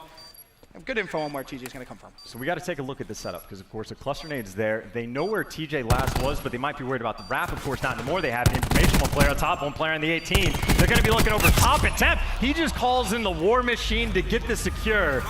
And that's bold, but hey, you got the round win. You're up 4-0. Is that a bold use in a 2v1? Yes. Does it work? Yes. You're in it. You're in a 2v1, right? You should be winning your 2v1s just by trading, if anything. But what I will say is now you have such a big cushion, right? 4-0, the lead here for Splyce, not giving Optic any chance to breathe here in search. I was going to say, like, I've seen TJ get enough clutches to just put him down, know where he is, put him down, give him no wiggle room, because you saw the read TJ made. He knew he was up there with the pre-fire, might have had it in a straight-up gunfight. Who knows? So up 4-0, Splyce again in a great spot. Better safe than sorry. That's going to be Temp's thinking there. And going now into round 5, first blood, second blood for Optic Gaming. They also have a third, so it's a 5 versus 2. Temp will fall. Now it's down to accuracy. I said, hey, it'd be great if you got a 1v5. Not even going to happen this round. Doesn't even find the first pick. Optic Gaming respond. They get that first round win here in the search and destroy. And that's kind of the, I don't know what like the right way to phrase it would be. It's the risk you take on this map when you ever have someone watch B, because if you leave accuracy over at the B site and Optic Gaming 5 floods over an A, you're automatically working at a man disadvantage. You stack it, you're playing lives. Sometimes it can go your way, but obviously it's going to be a little bit more difficult for you, and that's Optic Gaming just trying to run them over through showers. And it works out in that time. Splyce still with the 4-1 advantage though, and we'll take a glance at the specialists available. Of course, we saw Temp use the War Machine. Aqua was about 50% towards the Tempest. Really nothing else to work with on the Splyce side. Dashy close to his Tempest, and TJ halfway towards the War Machine. So, I mean, really, you look at the investment of the War Machine, right? And it's kind of worth it. It is kind of worth it. TJ's halfway through, and for Temp, he's about a third, so he's not exactly too far away, but in terms of this round, first blood already for Jared. Dashy responds with a double, looking for more. Not going to be able to get it. Temp throws out the nade. Now a 3v2 in favor of Splyce. And Temp's going off. He's able to find 2. Keep in mind, he has 9 kills to his name. Crimsix already last man standing. They line up, though, and that's an instant 1v1. Accuracy versus Crim. And that was a very short-lived accuracy, just going to put him in the dirt. And Splyce looking clean in S&D. Yeah, I mean, they allowed Crim to make that a 1v1, which was a little scary, but yes. Happens. 5-1, accuracy's there, he closes the round out, but props to Temp. I think we have to give him a lot of love for what he's been able to do so far in this Search and Destroy, putting up big numbers, a key factor. So why Splyce running away? Not lack of a better way of saying it, really, running away with game 2. We'll see if they can let it ride, because again, not nearly as big a lead they had in the hard point, but they did, a little bit got away from potentially. So you definitely want to make sure you shut him down. And if anyone's going to do it again, 10 kills leading the lobby. Of course, actually not too far behind, but now he's got a Tempest. You might just need to use it early, because now he's going to die. His teammates need a clutch so he doesn't waste it. There's a lot of pressure mid-map. Looney 1-6 with that death. Armor also 1-6 with that death as well. However, accuracy able to trade one out. 2v1. Do they know where Crim is? He's been in a couple of these clutch situations so far. They get the information. They have the knowledge on where Crim is. They also know they have bomb down as well mid-map. This is a bit of a pickle for Crim, but he finds one. Pre-fire Jared actually connects with a hit marker. 1v1. I don't think Jared knows that he does have that bomb down. You don't think? I mean, he just ran away from it. Maybe he scattered it. He's going fast flank. Crim is playing slow. I think Jared is seeing if he's going to rotate through the A site, but Crim, with 30 seconds left in the round, really just has to try and get a read on how he thinks Jared's going to play this. Jared wrapping.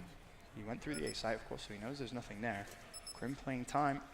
High risk. He's going for the hard read right here. Oh my God, I have no idea if you saw him, but he should be able to get the bomb down because Jared, he just dips. He gets completely out, so this is as true of a 1v1 as you're gonna see. And it looks like Crim6 did spot him because he went and cleared this out, and now if he clears it out enough, he's gonna say, okay, I know Jared's not here. I wanna go for the flank. Do I wanna just turn around? And they're just playing Ring Around the Rosie. You feel like that's one of those where his teammate spots him and calls it out, and Crim just trusts him in the call out more so than anything else, but still 1v1, 25 seconds left. Crim. He heard him. Versus Jared. Challenges Crim with the pick. Hits Jared with the beatdown to keep Optic Gaming alive in map 2. And how many times can you think historically where Crim has done just that? Clutched up big. Okay, he was going to check the bomb. He heard Jared 100%. I don't know who's got that. What's like great hearing? I don't know what a good like metaphor. Really good hearing. He has really good hearing. That's someone on that team, volume cranked up to the max. Either that or he just made the best read possible. That is a obviously necessary round for Optic Gaming. Yeah, most definitely Jared a little upset with that, but still plenty of round cushion here. The issue, you do have a couple of specialists for Optic Gaming, which honestly, you may want to just invest early, right? Especially considering how close Crim is to streaks. If you pop your vision pulse, potentially you can try and get towards that lightning strike. Do you remember that round where they left the play over by B and got ran over to A? This is the opposite sort of strategy where you completely give one up. The reason you can do that is because you have vision pulse, you have all the information. Splyce is like, oh, we're probably going to need to back up before we get picked. And Aqua actually is able to find that first blood despite the fact that Bear in mind streaks. Bear in mind how close Crim is actually going to get to streaks. I believe he's just 50 points away. A pick will do it. He may have to invest the streak straight away, trying to back away, scrambling for his life. You don't have to do it. Karma's on the flank, by the way. The pings are going to come in. They have no idea Karma's behind here. They know they're all going to be inside. They have to know that these players are inside, and they know one player is going to be on the team flank as well. It's up to Karma. He's going to find one. There's more. Now those players are just trapped inside, but Jared is on the flank of all flanks, and him and Crim are looking for each other. They just had the earlier one. And he's going to take him down. Karma, though, still behind the 18, but Looney's able to get behind him somehow. And all of a sudden, it's Karma for the 1v3. He's just going to get dropped. The lightning strike did not matter. The vision pulse did not matter. Splyce and S&D are looking clean. Yeah, very, very clean indeed. A couple of Maybe small mistakes there from Splyce, but you can't nitpick too much because overall that was a dominating map number 2, and we were talking about Optic Gaming and Search and Destroy. It's traditionally been their woes. Well, right there, it didn't really show. You know, picking up 2 of the titans of Search and Destroy. I mean, Dashy still dropped a lot of kills. Like, he was keeping up with them. There were just so many rounds where everyone was dying around him, and Dashy's the last one standing. But we're tied 1-1 right now. We're going to have a phenomenal series on our hands, Ben. You guys better not go anywhere, because when we come back, we have control on Gridlock.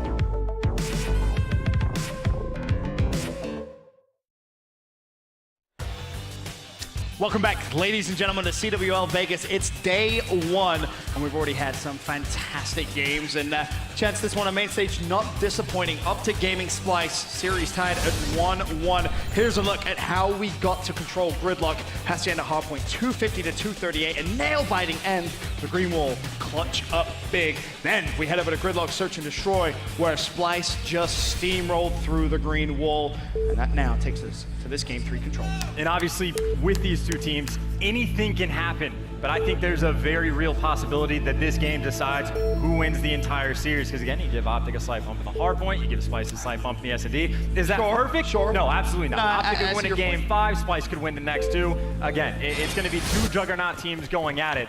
But I think this is going to be the deciding map. All right, Gridlock control underway. We're going to kick things off on board with Jared. Are we going to see maybe a B push straight off the rip? It looks like that's going to be the case. 3 Optic gaming players sent over to the other side of the map, and Jared's feeling confident, maybe a little too confident there. Crim's going to make him pay. Aqua looking for a double, not going to find it. Looney there for the trade though, so still even kills, and at least, oh, no, speak too soon. I can't tell. A hair away from a tick into B. It's still going to be contested. And Optic, I think they've done it. Yep, they defend B perfectly. Well played, Optic Gaming. And that's good. They've also beat the opposing team on the rotation battle as well. Aqua does win that gunfight. You can see Optic were Johnny on the spot instantly. They sent their team over to make that rotation to showers. It looks like Splyce does have that early control. Scump gets taken down on the flank as well, and here's where their ticks get crazy. You got 3 bodies, excuse me, all stacked up in the hill, and well, they're going to be able to get a split push. Ticks. Look at the split push. Aqua's over at B as well here, so that could put a lot of pressure on Optic Gaming if he's quick. He could apply that pressure early, because here comes a pinch from Looney. He finds 1, Looney finds 2, looking for 3. The assist comes through, and you still, at the other side of the map, have Aqua ready and waiting. Optic, they give up A, rightfully so. You're not going to be able to contest that, but you're going to be running directly into Aqua's line of sight. And there's a lot of great things going on. Looney's able to find 2. It's worth pointing out, Aqua did jump off and tried to make a good play. It was the right ID. He does get taken down. Now this pressure is coming in from the back, but Optic, it looks like they're able to stabilize, but at the same time, Splyce do have that 3-kill advantage. And more importantly, they have a tick into B. How crucial could that be when this time limit starts to dwindle down? 1:45 still to play. 3-kill lead in favor of Splyce as it stands. Can they manage to clutch up though? That's the question. You can see when you have this much time, you can afford to make a big rotation. And I like this from Splyce. They have 2 players mid-map basically playing stationary. They are playing it like it's S&D, but not working out too great so far. They had that 3-kill advantage, now down to just 1, but they obviously have the right idea. They know they have plenty of time. They know if they get 1 good wipe, they're right back in that next hill, and they're just going to be compounding their thing. Of course, Karn right now by himself. He's on one side of the map. He gets found out. You got TJ on the other. He's able to take that down, and well, all of a sudden, that 3-kill advantage for Splyce is now 2. It's a flurry of kills for Optic Gaming, and it's going to be enough to give them a little bit of a lead. Accuracy tries to nullify it straight away, but it's Dashy with a double. He will be shut down by Jared. Temp there as well. Again, just a flurry of trades left and right. Still, Karma defending the B zone from behind Taxi. Here comes Splyce though. Karma has to at least take 1 down before he falls. He's done a fantastic job. Teammates now shooting over him. Karma with fantastic accuracy. He's trying to make the play with a grapple. Wanted to put even more pressure on Splyce. Splyce now down to their final 5 lives. Optic Gaming with 6. And time is getting a little bit low as well, so they don't really have time to go on full flanks. They got to flood in the front, and Crimsix and Scump are going to be waiting. And just like that, it's a 3v6, 22. Do you even try to flood in? Do you just try to work towards streaks? It looks like they're going to go for it. Temp slides in. He's able to find 1, but he's going to get dropped. They're going to get overwhelmed. And Optic Gaming, it got scared for a moment, but they stabilized and they close out that first defensive round. So important because you saw the way that the setup started to develop there from Splyce, right? When they capture the showers control point, it looked as if that foot race was going to be won by Splyce. And it was so close. It was marginal. Those gunfights extended that round so much for Optic. And again, Aqua in that situation made a fantastic play when he comes on the flank. He finds 2. He jumps out of the hill. They don't know where he is. It gets confusing. The gunfights, though, just don't go their way. And then they get cleaned up. But either way, at the end of the day, it's only 1 round in. We got a couple more to go, potentially. And it looks like Optic, it's not a hard press over towards A. They're playing slow, and I think they're trying to bait the rotation over towards B. And at some point, they're going to make the move towards A, and that's exactly what's going to happen. And well, Temps by himself, best of luck. Buy some time. If you can find a kill, best case scenario instead. We're going to have 1 tick into A, surely. It should be past, it is, and now it just comes down to can Splyce react quick enough. Jared tries to stay alive, but it's 4 players dead.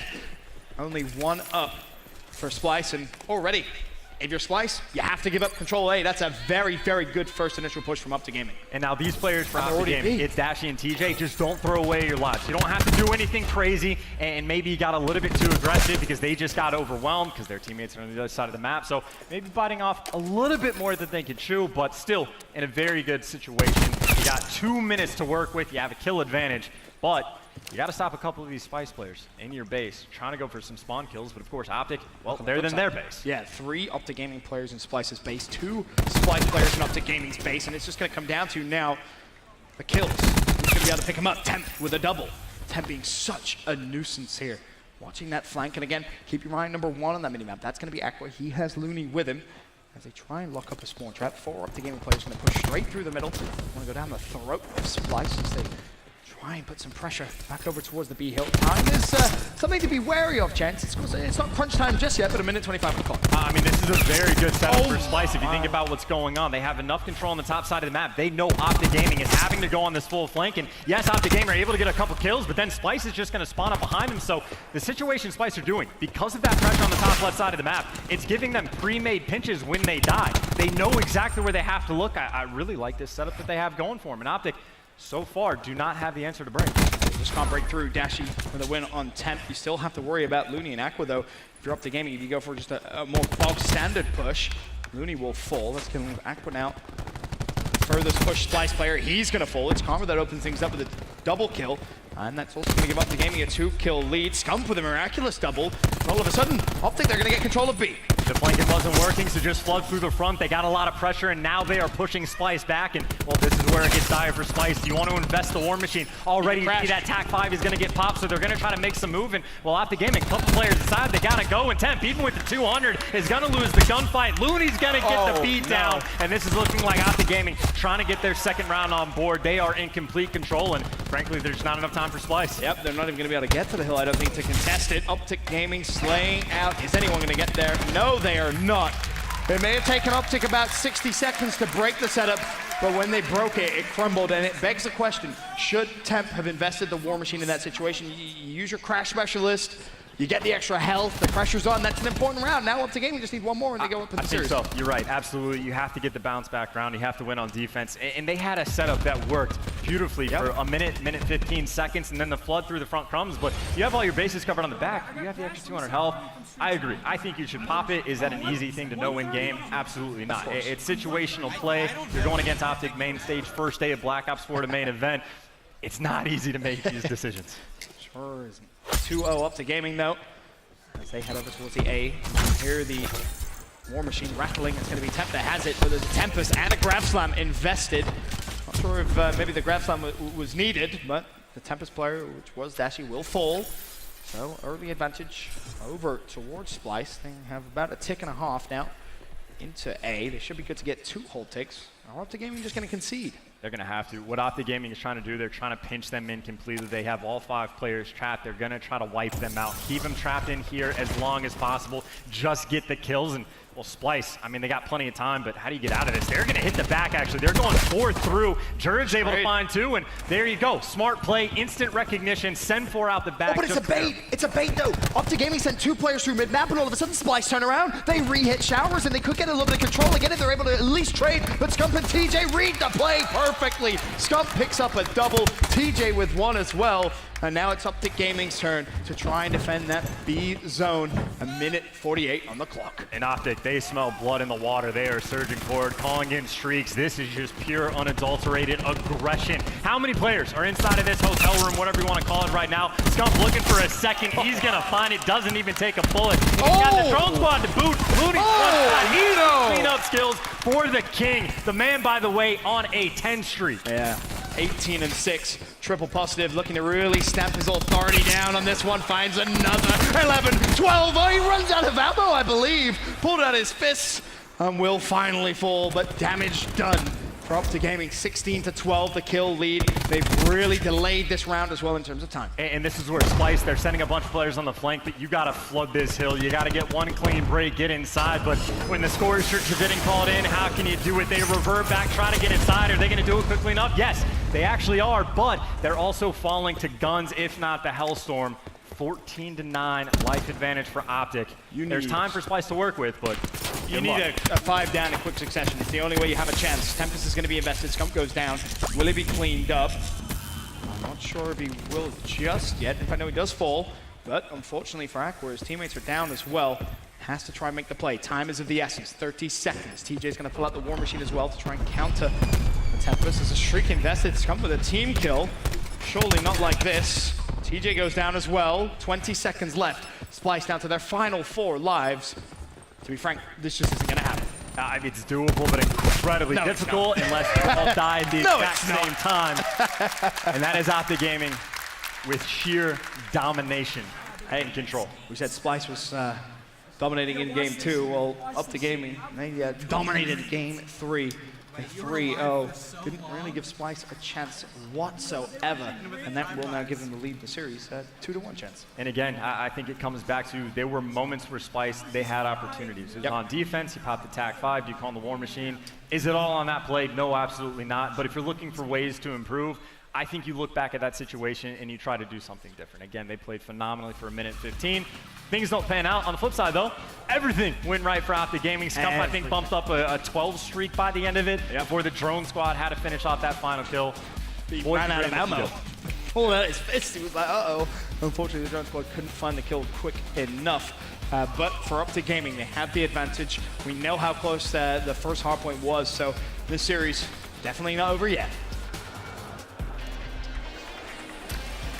That, of course, was the end there of map 3. They're on Alpha with Optic up 2-1. And Ant, Scump, I think, ended that like 22-7 or something ridiculous. Yeah, he's had a great series so far, but so has Dashy. He's the player that I was looking out for. He is playing amazing. But to Pac-Man's credit, what he said about Donnie, you know, it's kind of coming true right now. Donnie's definitely playing the best on Splyce right now. Donnie's amazing at this game. Tim's a great player. And let me clear something up about Dashy, okay? I know he's amazing. I was a Dash hater too. Do you? I'm not hating on Dashy. I just said I want to see him do it on Sunday. That's it. That's all I was saying. Can't put him on my top You think list. he's using that golden ticket well? Oh, he's going off. He's going off. He's going off. He's going off. Oh my God. Well, look.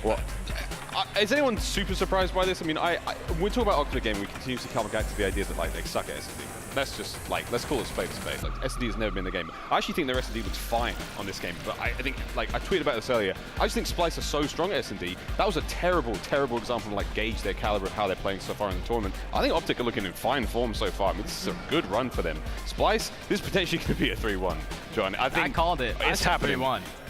If they were so close to winning that first hard point. My prediction was this close. And then you're getting all excited. I know. Huh? What's the Dashy at first map? 45? He had like 7 million damage or something like that first 7 million, give or take.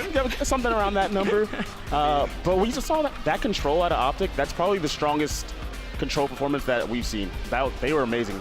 Hey, it happened off stream, it was happening on Bravo, but speaking of control points, so this is a slight aside, I've detoured this one, we're going off Peace Kids, but Lightning Pandas versus Envy. I watched Envy win an entire round of control on Gridlock. They were down 7-2, 2 players left alive, and they captured both That's points. unacceptable. That is disgraceful. That's horrible. How does that happen? That's horrible. I love Lightning Pandas, but I was spewing up here. I was spitting on the desk. I'm cleaning up everyone. I'm just having a really good time watching this match, you know.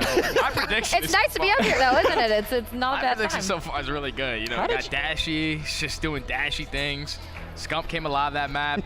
It was just pretty easy, you know. It's got 3 time. You know, they just got all the weapons, you know what I'm saying? I mean, the thing about Splyce is they got to win this hard point. Their backs are against the wall right now, and Optic's such a good respawn team. It's going to be so hard for a team like Splyce that's down in the series to go into this hard point and kind of regroup after getting dominated on control right there. You got to think the players in Optic Gaming, when they get momentum, they're one of the toughest teams to go against. I mean, in general, they're just one of the toughest teams to go against. So I got to think Optic closes it out here, but that map 1 was crucial for this series. When Optic was able to clutch up there, it's crucial map 1.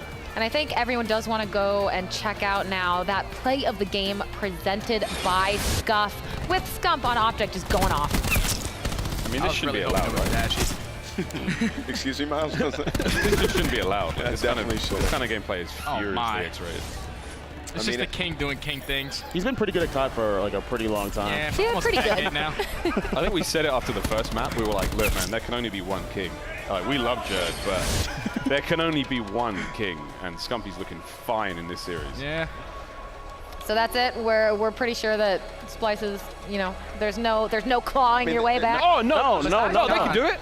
I think they can do it. Splyce is going to win this map because my prediction's got to be correct. So they're going to win Seaside, close range map, going to be in barrels. Tip's gonna go off. Carry me to be correct, please. Well, we will indeed, of course, see if they can do that, but we are ready to go back to Alpha with Optic and Splyce, and back to our casters. Guys, take it away. Thank you very much, Katie. I'm not too sure about Pac-Man's overall prediction, but one thing he's definitely correct about, keep your eyes out on Temp. He's had a phenomenal series. He often gets critiqued a lot in the competitive Call of Duty community, but he's having a hell of a performance here when his team needs him the most. I mean, he's got a loud mouth. There's no other way to phrase it, right? But you can talk smack if you can back it up. So far, he's been pretty good, but yes, he does need to be better, of course, though. Back in the hard point first, Hill, and, well, right now, Optic Gaming, all the pressure in the world inside the hard point. If there's one place you want pressure, it's inside the hard point. Yes, it is. He's going to be earning those points as Temp springs into life, gets himself a double. The trade should come through, but it's the hill time, which is obviously going to be the most important thing. Dashi finds himself 2, Jerd with 1, and that's the key, right? How many times have you heard us say Dashi with 2 in Respawn, even in the search and destroy? It's the fact that he's always trading his life out and more. Every life, it's so important for Optic Gaming. The individual players are great, and then as a team, off the opening break, they get control and they flip spawns. They were 0 time wasted. Crimsix already is rotating, trying to stop Splyce. Best of luck to him. That's the entire team that's in barrels. He's able to take one down with him and maybe buy his team enough time. Now the rest of the Optic green wall is there to be the backup. The bricks that they can stop him. Dashi able to find 2. TJ helps with 1. And again, perfect rotation. A very good lead. TJ close to streaks as well. 75 points will get him his lightning strike. 50 seconds left on the hill. He could opt to stay in the hill, but a kill maybe a little better, but he's not going to be able to win the fight. So no streaks for him. He's going to swarm down over towards P1. I believe Dashi was close as well, but he may have fallen. So no streaks earned for Optic Gaming off the initial couple of pushes, and Splyce will get a little bit of hill time here. 30 seconds left, and already keep your eye on that minimap. Number 8, number 9.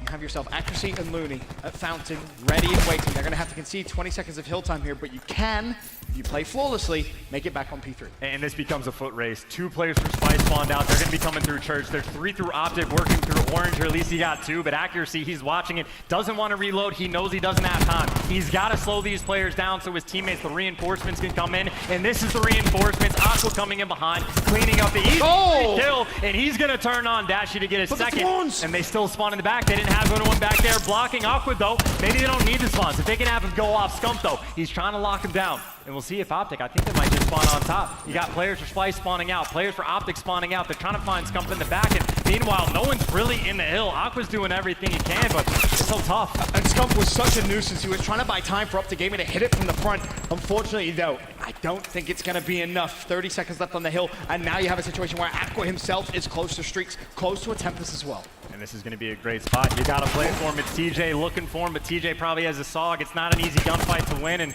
I think TJ is going to do the smart thing, going to back down, but this is it. I mean, get a kill. You're in a great spot.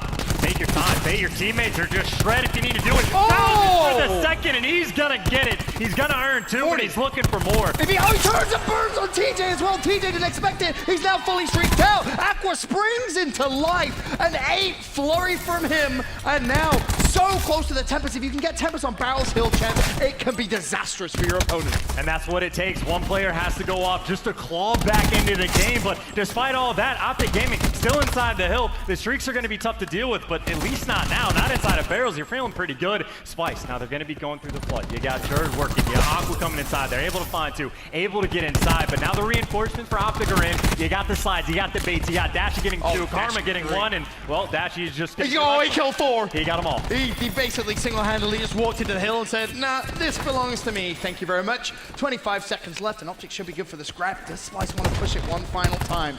I think they may have to just push away their tails between their legs and rotate over towards the first hill. But here's the problem. You already have Scump, you already have Crim, ready and waiting for Splyce on a late rotation.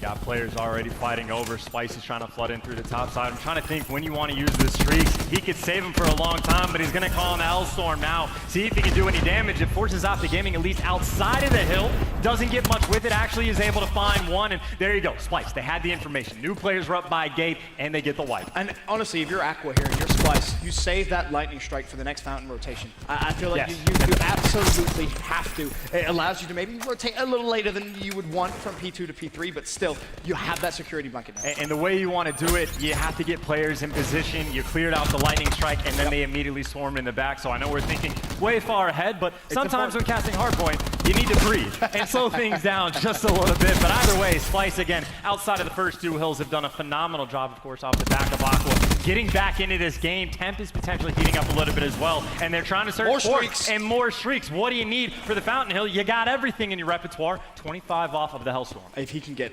fully streaked out here, this is going to be massive for Splyce. He may invest the ping. Is he going to use that?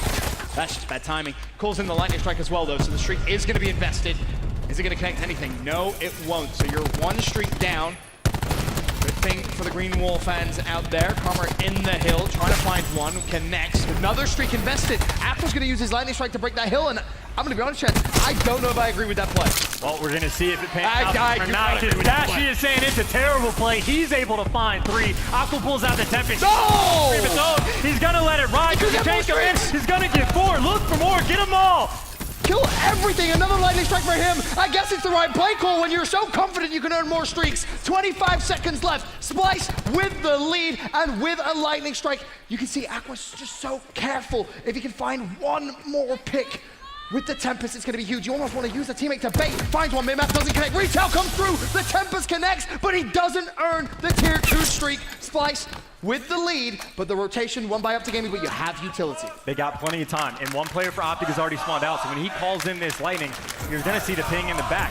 So the setup is going to be here. You got Splyce, a bunch of them coming up, but Dashi's prepared. He's got the Tempest. He's got the trophy system out as well, but this is the movement. He's coming in. Aqua able to find one. Can any players get to the back? Dashi's trying to stop him, able to find one. Might slide out for the second. It looks like Scump, have they done enough to get in the back? They still have the good spawn.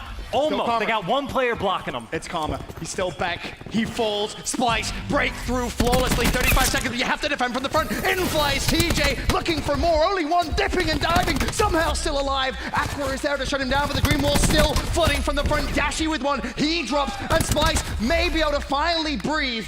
The final 20 seconds of Fountain Hill should go to them. They've given themselves a cushion, but they've invested pretty much everything. It's the largest lead of the game we've seen so far, I think, in both the hard points. So it is now their game to lose. Of course, you got other specialists coming online. Dashi with the Tempest. TJ's got the War Machine. Crim6, by the way, getting close to that Vision Pulse. Do you wait for Crim to get that to try to go for the combo with everything? And of course, on the flip side, accuracy has it as well. And you see already, TJ able to find 2 before he gets traded out with the War Machine. And it's just chaos on the map right now, Ben, but it looks like Optic, they're able to stabilize as long as they pick up accuracy, and that's done. Dashi may use the Tempest here to see if he can try and break into barrels. It's so powerful. Of course, his teammates have control now, but the contest surely should be coming through. Scump trying to fight through the front. Here is that Tempest from Dashi. This can do so much damage. He could have potentially earned streaks here. Finds one, turns. Can he find the second? There's 2. There's 3 in the hill! Dashi shutting down absolutely everything. 150 away from another lightning, and this is picture-perfect play from this young man. Another one for Dashi, looking for more. If he'd have cleaned up that kill, that could have been the lightning strike. He knew, too. He didn't want to go for the finish. He knew there was more pressure coming in. He tried to make the right play, but it wasn't enough. I think I hear the Vision Pulse. Someone popped theirs as well. His accuracy. His is depleting. So Optic Gaming, they got their work cut out for him. A beatdown from Jared comes in, and they're trying to win the rotation. They got a 60-point lead. They're trying to pile it on. Now it's going to be up to 10, trying to stabilize. That's a Vision Pulse. Gone. The rotation still won by Optic Gaming. Maybe. Pressure's coming from in. Pressure coming in from the side. It's going to be a close one. To your point, the biggest lead of the game. Splyce 214, Optic Gaming 147. Early hill control in their favor. How are Splyce going to approach it? No, number 10, that's going to be Aqua. Spawns out, now may try and set up a pinch. TJ spawned behind everyone, so if Splyce take too long, TJ's in a fantastic position to cause such a ruckus for Splyce. Here he is, on the flank, there's one. Dashi with one as well, and that's the perfect play from TJ. He gets a little blessed, but by God, does he make it work. And it is the exact same thing we saw at the opening break of the game. They win this first hill, they win the rotation a second. TJ knows exactly where he needs to be. He has some help as well, but Jared, again, the beatdowns are insane. He does get cleaned up though. Dashi, of course, is able to find 2, like always, but now players for Optic Gaming. Everyone's spawning out. It's a foot race in one hand. Splyce, they get the back spawn as soon as Crim falls, and there you go, Splyce. They end up winning that rotation battle, but Optic, of course, that was a 70-point lead, depleted to 24. You basically have no extra utility left for either side. Karma, the closest to for earning his specialist. He is so close, but it's Splyce in the hill. 50 seconds remain. Optic trying to fight from the back. In flies Karma. I believe he ground pounds. That's his team kill. He kills Scum by accident, but in goes TJ, in goes Dashy. And unfortunately for Aqua, he's only able to take down one. Optic Gaming have broken the hill. They have control of the spawns. Those 30 seconds, I believe, will give them the lead. And this is where Splyce have to be so careful, because if they spawn out here and Optic Gaming beat them through rotation, this is the map. You're exactly right. Splyce's win condition is do not lose spawns for next. Go play in the back, but Dashy's got streaks. It's going to make that job a lot harder. Out. Look who spawned in the back. It's Splyce. Optic Gaming from down by 7 and looking to tie this game up, take the lead, do something crazy. They got streaks. Are they going to win the rotation? There's one player by himself. It's going to be Jerd. He's going to fall. You don't even have to use the lightning strike. Use it to kill him on the way. This game is Optic Gaming's. They can do this. They got to stop Splyce. Splyce is 16-17, make it away from winning the game. Optic at the hill. This is almost an impossible position to lose from. You have full control. You have a lightning strike as well. The kill's crucial. TJ with one. The contest comes through. TJ, a little bit of help there comes through, and it's a big pinch coming from Splyce. This is basically the play right here. Accuracy needs to win the gunfight. He's not going to be able to do so. Scum pushing out the left-hand side lane. Meanwhile, the rest of his teammates pick up kills left and right. Dashy with a double. TJ with a double. Optic with the lead. They need 10 more seconds, and Scum is pushing out the left-hand side of the lane, and TJ firing the war machine from above. That's 2. There's 3 from Dashy, and Optic Gaming will take it in 4, 3-1. Was there ever any doubt? Down 70, you could never even tell.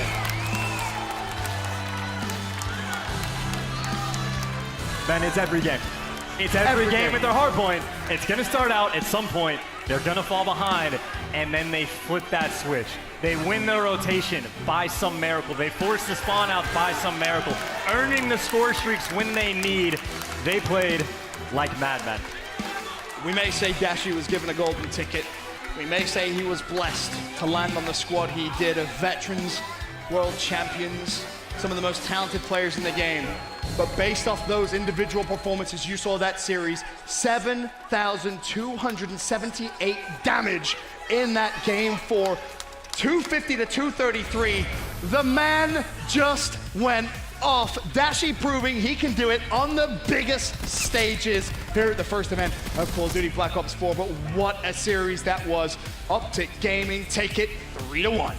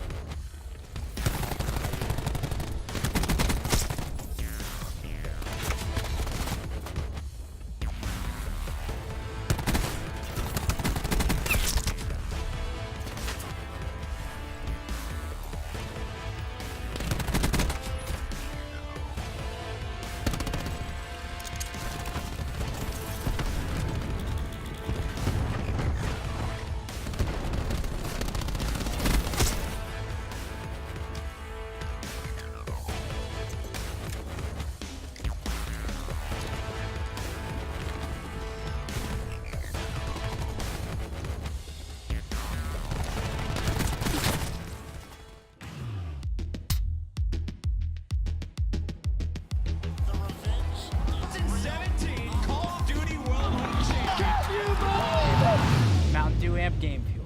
Level up the game. The analyst desk is back, of course. Nameless, Miles, Study, Pack. We just saw Optic feel very comfortable on Alpha in that 3-1 over Splyce Amp. Yeah, I mean, it wasn't easy by any means, but it was a great match to watch. Optic clutching up at the end in just a crazy way. Dashy went on that streak at the statue, and it just never ended. It just spiraled, snowballed to all his teammates. They all started going off. TJ gets that War Machine. They're able to clutch up there, and I just had a feeling it was going to end like that. To me, that was the best Optic win that I've seen so far. They've steamrolled through other opponents, but something about that adversity that they had to handle in that game. Yep. They struggled to win map 1, struggled to win map 4, and they came out and got those wins. I think those wins are so important. You know what I mean? Important. Much more satisfying than steamrolling lesser opponents, I guess you'd say. Well, and TJ there at the end with that War Machine. I mean, it was carnage there for that last like 20 seconds or so. TJ and Dashy, the young duo. Man, Dashy's so good. So good. Dashy's so good. I don't know what I was talking about, man. Dashy's the best player in the world. I don't know what I was talking about. We forgot Gunless Fist. Like, he's gone. Yeah, it's Gunless. Gunless who? Bias, It's just like, it's my first time on the dash, and so far I'm 1 for 1 on perfect. Especially against He's got to take your job. Absolute genius over here. Because I got Dashy. It's pretty easy to put it together with that guy. Yeah, he's definitely, I mean, I feel like he's been going out of his way to make sure to prove you wrong, Pack. He's done it. He's done it. I'm done. I'm done. I'm done doubting him. He's the best. He's just playing amazing, honestly. Another 7,000 damage map. Like, it's not normal, and he keeps doing it consistently. This guy's amazing. And let's pull up our pools here, take another look at what is going on with A, B, C, and D for the rest of the day. Study, talk to me a little bit about what you're seeing. Well, Pool C, everybody's tied 1-1. That one is kind of what is going on up in the air. I don't really If you're know. an open bracket team, like, you the want to go map into count that is one. even almost exactly the same too. Like, that one's gonna be hard. If you're the open bracket team, all you gotta do is come in and win 2 series, and you should be fine. Yeah, pool A and B looking a little bit top heavy. C, really right, and we do actually have right now Red Reserve in Pool B against UYU, and I think we're gonna go into that in a second, but so far it's fairly close. Yeah, I mean, me and Miles are watching that game. Red Reserve's been super underwhelming. Yeah, they've been scraping through the games that they've won. I mean, for a start, the first hard point, they threw away like a 50-something point lead. It was a long one for UAU to come back into that one. They won that 250 to 248, and then 6-5 Red scraped through in the search and destroy. Now we find ourselves in game 4. UIU are looking strong enough, and this is going to be exciting though, because that first hard point was so tight. Both teams, they felt each other out now, so I feel like this is going to be the one time we really get to see somebody take this game by the reins and finally get a big win here. Yeah, I mean, Red Reserve, they've been struggling thus far in this tournament. They aren't a very difficult group, but a lot of people were predicting them to, be like a top 3 team, but it's just, we didn't see enough of Red Reserve, right? And I don't think Red Reserve got enough quality practice before this event, so I think it's going to take a little bit for them to kind of find their groove. But looking like they're going to start in losers bracket here. They're going to have to make a run. It's hard. They started out early off the day with the loss to Luminosity. Yep. And then right after that tough loss to EG. Now this team, like, this has got to be the toughest match. They're probably all down on themselves, But maybe they'll bounce back. We'll see tomorrow. They got reverse swept by EG, right? I don't think so. They were up 2-0? I don't know. It was the way they lost was tragic. The 6-5 with the lightning strike. Oh yeah, they were. They were reverse swept, right? Yeah, they did. Oh they did. my God. That's It was a reverse sweep. Wow. It really was. And I wonder, and you did mention the practicing issue. Do you think, what beyond that are they struggling with right now, aside from that lack of practice? Well, I mean, to be honest, they're just not excelling at any single game mode. Last year, Red Reserve they were versatile. They were pretty much good at every mode, and they were super good at hardpoint. And they could carry through certain series by just winning the hardpoints. And they're losing them now. They're losing hardpoints left and right, and you can't let that happen if you're Red Reserve. You got a lot of Slayers on your team. You got to put it together. You got to pull it together and win some of these hardpoints. And Study, I wonder how hard, when you're in a situation like this with Red, how important is that composure, kind of that mentality, that hope to keep things alive? Oh, you always got to be able to stay composed, especially even if you're starting off 0-2 in a pool play. Even if you come out and win this game right here, and even if you beat the open bracket team tomorrow, you still have a chance at making it through, depending on how the other teams do. If the open bracket team beats them as well. So you always just want to stay confident and don't ever try to lose focus on the game. It can be hard though on some days, some long days.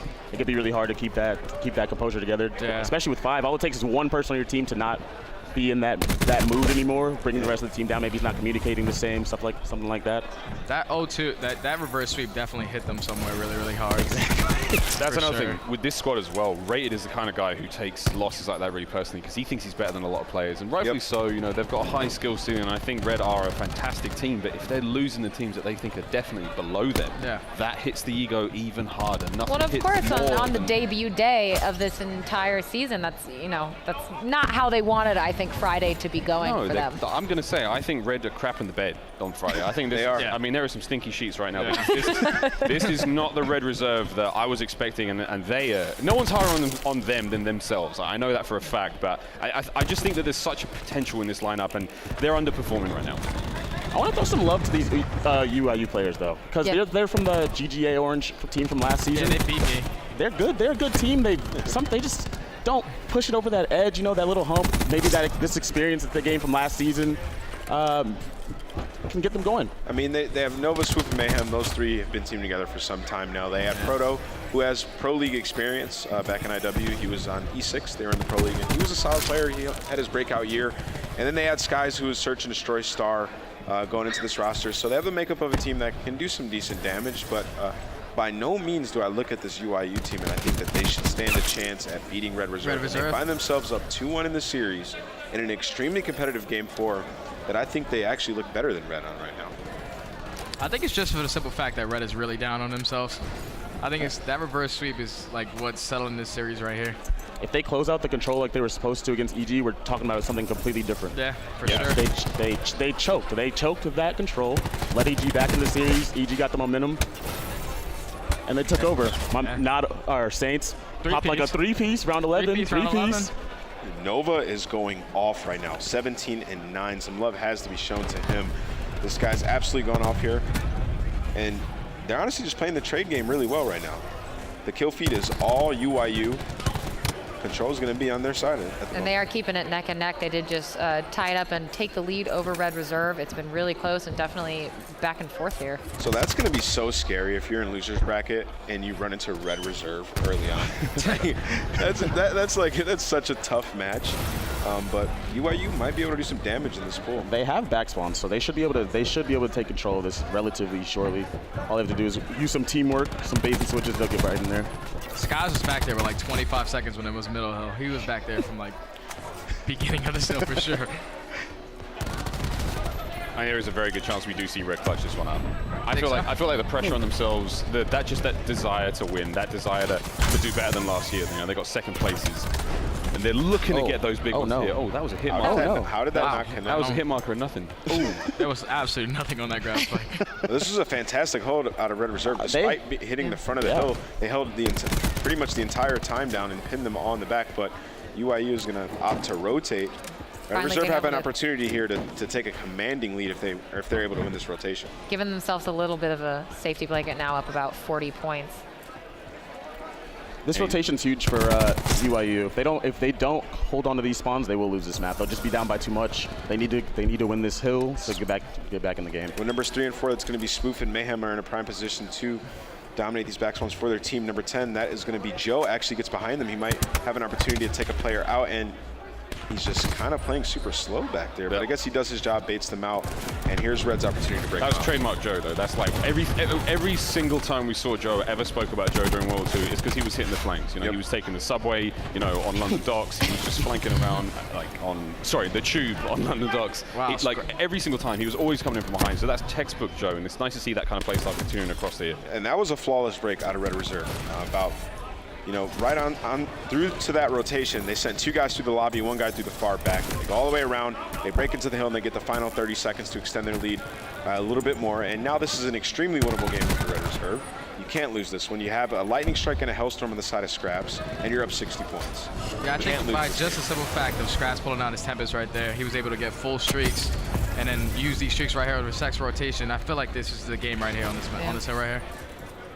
Yeah, not to mention the fact that you've still got Zero with you've still got Grav Slam, you've still got Vision Pulse for Rated as well. I actually just activated that, it almost gets taken out. So now this is a huge opportunity now for Red Reserve to get a chunk of time. Lightning Strike as well, still in the bag. I mean, this is, I think you say at this point, it should not be a loss at this stage for Red, but UIU are looking absolutely fine, and anything can happen right now. They just, UIU misplayed on both of those rotations. They had back spawns. They had back spawns for the second hill. They didn't hold, they didn't break. And then they had the rotation, and then they got broke immediately. That's how you lose these maps. I mean, that's the talent out of Red Reserve. They hit that front of the hill, they dominate it for like 40 seconds, and then they also win rotation, get another 30 seconds out of the new hill. And that snowball effect led them into the victory on this map, and now we're going to go into a game 5 where, UIU probably and that is certainly a little bit of a boost that they needed. Yeah, for sure. Definitely. But they need to pull out this win for them to have a chance at this weekend, to be honest. Right. If they don't get this and they start 0-3 in polls, it's not going to really looking good. Yeah, I mean, you certainly don't want to be going into Saturday already feeling like it's game over. Like, we didn't even win a series. Right. A good night's sleep in a cold shower only does so much. No, it changes it all. It only does so much. You know, and this is the game 5 for them now is going to be rough. That was 6-5 where Red scraped the win previously, so anything can happen now. Anyone can take that game 5. That's going to be a great watch. And that is, again, of course, on Charlie's stream. We want to all keep watching that. And Pac, I mean, in the end here, do you think Red will be able to clutch this out, or? I think they'll win this map. Yeah. This map for sure. They're too pedigree. They're too good. They should be able to close this one out against a lesser experienced team. And I think it's Raid. Like he said, if Rated gets it together emotionally. You know what I mean? He's actually nasty, but everyone knows about those problems. He goes on Twitter, starts ranting. Yeah, man. He's that guy. I know. There's always one on each team. Sometimes you have a couple, but Ray is that guy. He's the dude on Twitter straight away after. Just like, oh, you know what's going on, man? Just shouting and stuff. And then you got Scraps as well. I forgot Scraps on the lineup. He's also quite an emotional dude. So that's a team that is a team that you have to kind of, someone on that squad has to remain so level-headed to make sure that no one loses it. Right. Joe's so quiet though, man. Do you think Joe's like, calm down, boys, like having a word with them? He's sending that chill aura to everyone else. It has to. Bance as well. Bance is a good chill guy. Like, he can be very, very chill. So again, keeping those boys mellow, marshmallow, if you will. That's and it looks like Delta is ready to kick off here with G2 eSports and Pittsburgh Knights back. So from what I've seen from both these teams throughout this tournament, I think they're pretty evenly matched at this point. I think the Knights may have looked a little bit better than G2 thus far. I actually have a lot of hope in the Pittsburgh Knights. I feel like they have a pretty good roster. These guys teamed together last year and they were pretty solid, and they add Theory, who's won 2 events last year, so I think this team can be really good. I mean, we talked about this before. I think Ben brought it up on the desk, but on the play-in bracket, the Pittsburgh Knights looked a little wiggity whack, to be completely honest. Like, they didn't look great, and I was like, oh man, look at that team, look at that lineup. Like, they should be much better than they are now. And as you can see, it's just they've gone from strength to strength. Like, they are definitely a caliber team, and you know, G2 as well. G2 have had a little rough run today, but I think this is a tight series. I think the first hard point, they only won that by 10 or 15 points, so it was close enough. And then again, Search, this should be a great match. Yeah, I mean, GodRx and Pander, I like those 2 players. They've kind of been like a duo, and they haven't really had their like breakout performances, or they've had breakout performances, but they're not household names yet. And I think this is the year where they can kind of solidify themselves as all-stars in Call of Duty. They're just going to have, a couple good placings, and it can start right here in Las Vegas. If G2's gonna do something at this tournament, they're really gonna bounce back. They've got to stop going down 1-0. They've lost every single opening hardpoint. How could you survive like that? They have Bryce though, so you're probably gonna start down 1-0. Mr. 235. Yeah, I guess. Mr. 235.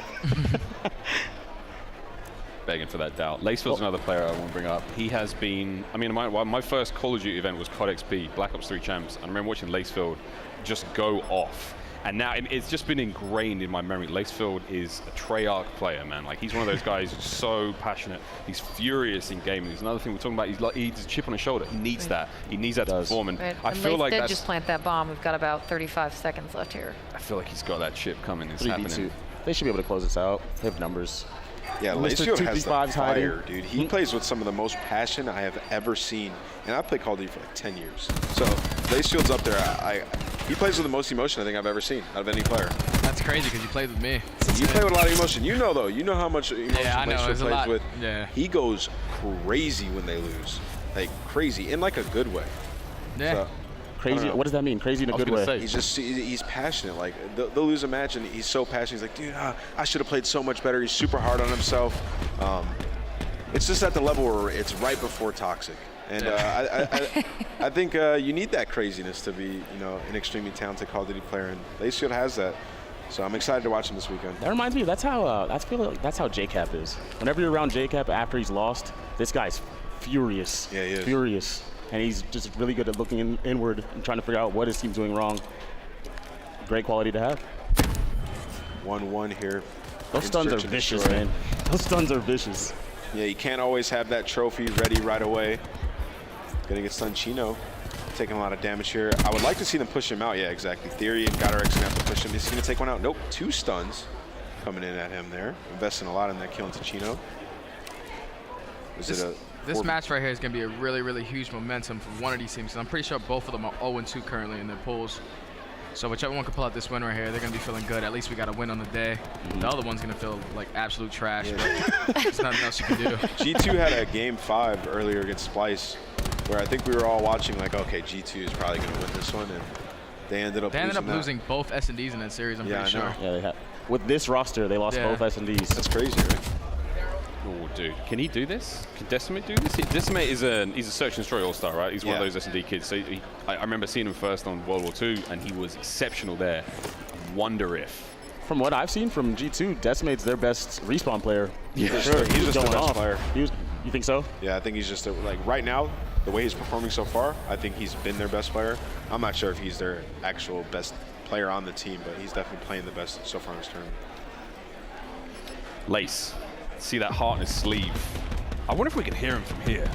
You know, he's one of those vocal players. Like, they're not too far away from us. The way we have this set up here, if you can see it, we'll do it. I'm sure there'll be on social media, there's some walkthroughs of the venue. Check the Treyarch Twitter or the Treyarch Instagram. That's on its way. The way the venue's set up, we're so close to all of the main stage stations, except for the, the auditorium, which is running where we saw Optic play Splyce earlier. And the atmosphere in here is so good. When those good matches are on, there's screens everywhere. Everyone can catch every single game. There's the open bracket in the room next to us. Like, this venue and this whole setup is incredible. Like, this is the best Call of Duty experience I've ever had. Yeah, and I mean, the heart and soul they put into this event, you're absolutely right, Miles. It looks incredible, and it is great. We can't necessarily always hear what they're murmuring about right behind us, but then every once in a while we're sitting here and we'll hear someone shout or scream or yell, and it puts that smile on your face. Tommy was getting into it earlier. Tommy was yelling after every kill. I didn't even know he had it in him. Every kill. Dude, Tommy's a quiet guy. He's quite a fun dude, but like, man, he's a screamer. Yeah. He's a screamer. Tommy got my Twitch Prime sub because he's that crazy in game. I was like, yeah, man, Tom can have it. It's yours, mate. I'm one of the turtles now, I think. I forget what he calls him. I've got my little turtle leg now on his chat, yeah. That's right. I'm a fan. I'm a true fan. G2 needs to start taking leads on these maps. It's either neck and neck or they're down, and it's got to be so stressful on the side of G2, especially in Search and Destroy. I mean, they're going up against another good Search team, so it's got to be pretty tough to start off down. Yeah, you got a team led by Parasite and a team led by Ricky. They're both pretty much snails, so like, I don't know how the strats really come out on both ends, but so far so good. They're playing really, really slow on my screen. So. Ricky, though, underrated best communicator in the entire Call of Duty World League. Oh, I've seen him. I didn't have to call it anything. this guy breaks down everything that's happening on every team. There's 2 in front of us, guys. To the left, 2. There's 3. There's 3. All right, all we need to do is stay up. Can you talk like that for the rest of the that's how Rick talks. I was just saying. When you have team with Ricky, you're able to pick up his impression pretty easy.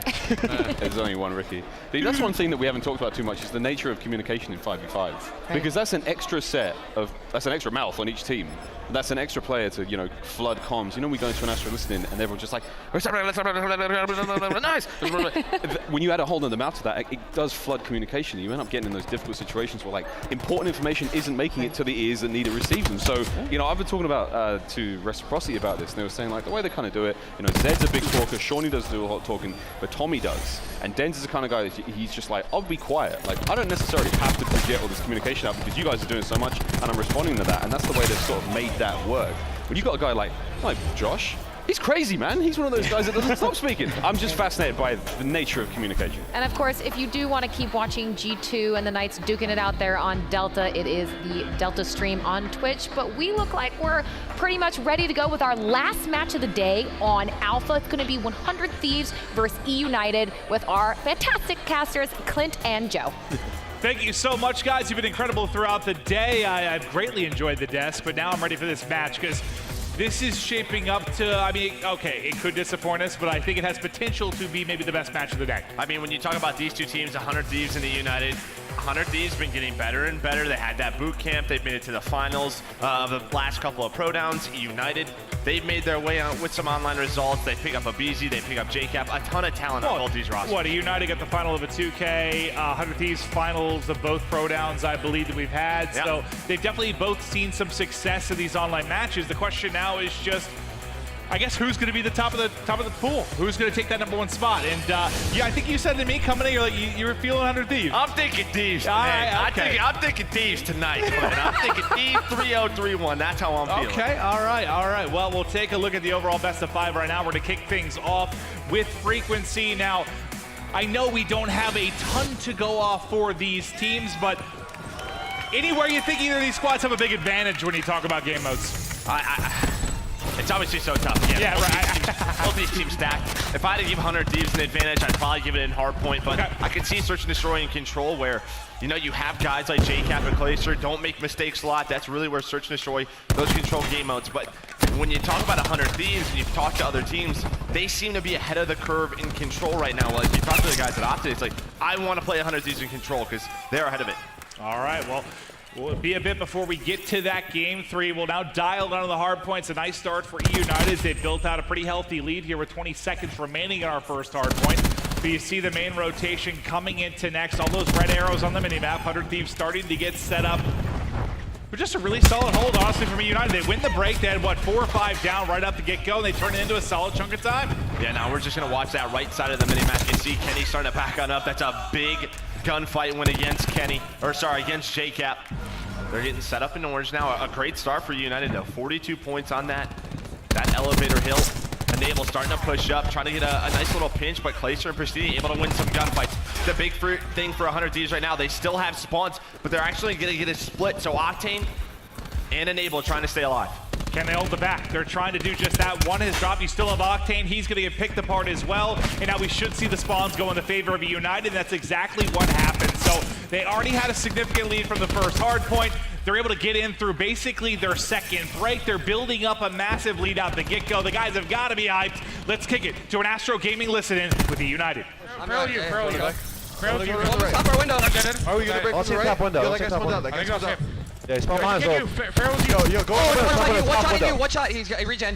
He's there somewhere. Kenny's top window. Hold weight, Alec. Hold weight, Alec. Spawn behind you. Two spawn behind you. Yeah, they're spawning behind us. Fuck.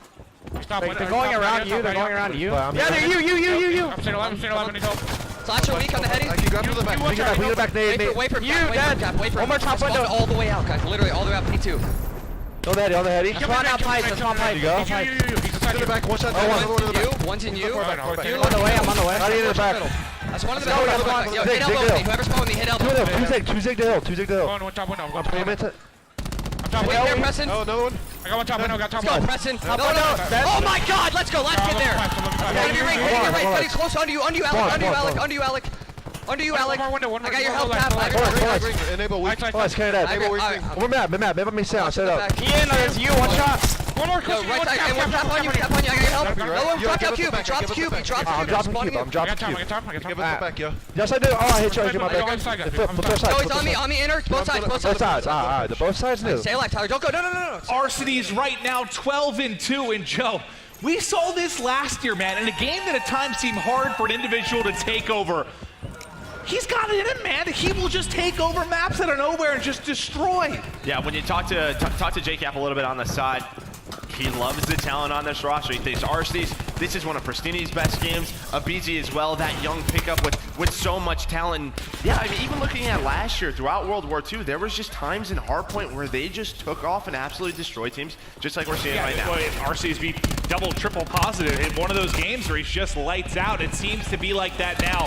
But if you're 100 Thieves, you've got to start to show some life, and you've got to start to show it now, really. Inside the hardpoint is still eUnited. The lead just building and building. You only have 36 points on the board for 100 Thieves. The eUnited chance and the crowd starting to build.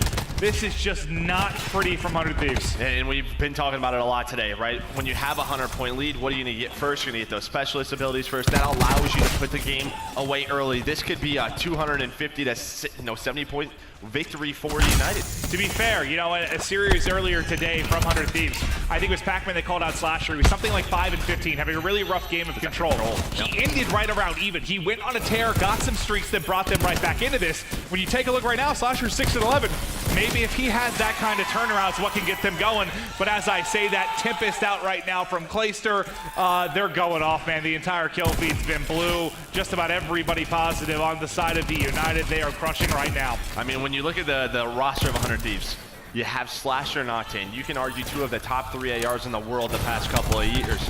They're both around double negative. The reason why Arcity's shutting them down. And you got a Beezy up in your face. He's right there too. He's 15 and 6. So not only are you getting beat at range, you've got a Beezy flying at you, which can't be fun to deal with. And now you have Clay starting to work on some streaks. He's able to get that drone squad. He has an attack chopper as well on that score sheet. He's able to get that. Like I said, this is going to get ugly. It's going to get ugly very fast. Yeah, it's getting worse and worse as eUnited making a statement here in game 1. Sniper's Nest now earned as well. The drone squad's making plays for him. The push comes in, but Enable gets shut down. Clayster takes the next gunfight, and Slasher sent to respawn as well. Now eclipsing the 200-point mark and looking to bury 100 Thieves. Now you got War Machine, you mentioned it just starts to spiral out of control. It helps you get the streaks behind it as well. Yeah, that's just it, right? The specialist comes out, they allow them to break, they allow them to hold that rest of that time. Now they have a great setup here at Orange. And this has been one of the more efficient. I think he got 6 kills with that War Machine. He's on a 6 free, make it 7, get some more streaks.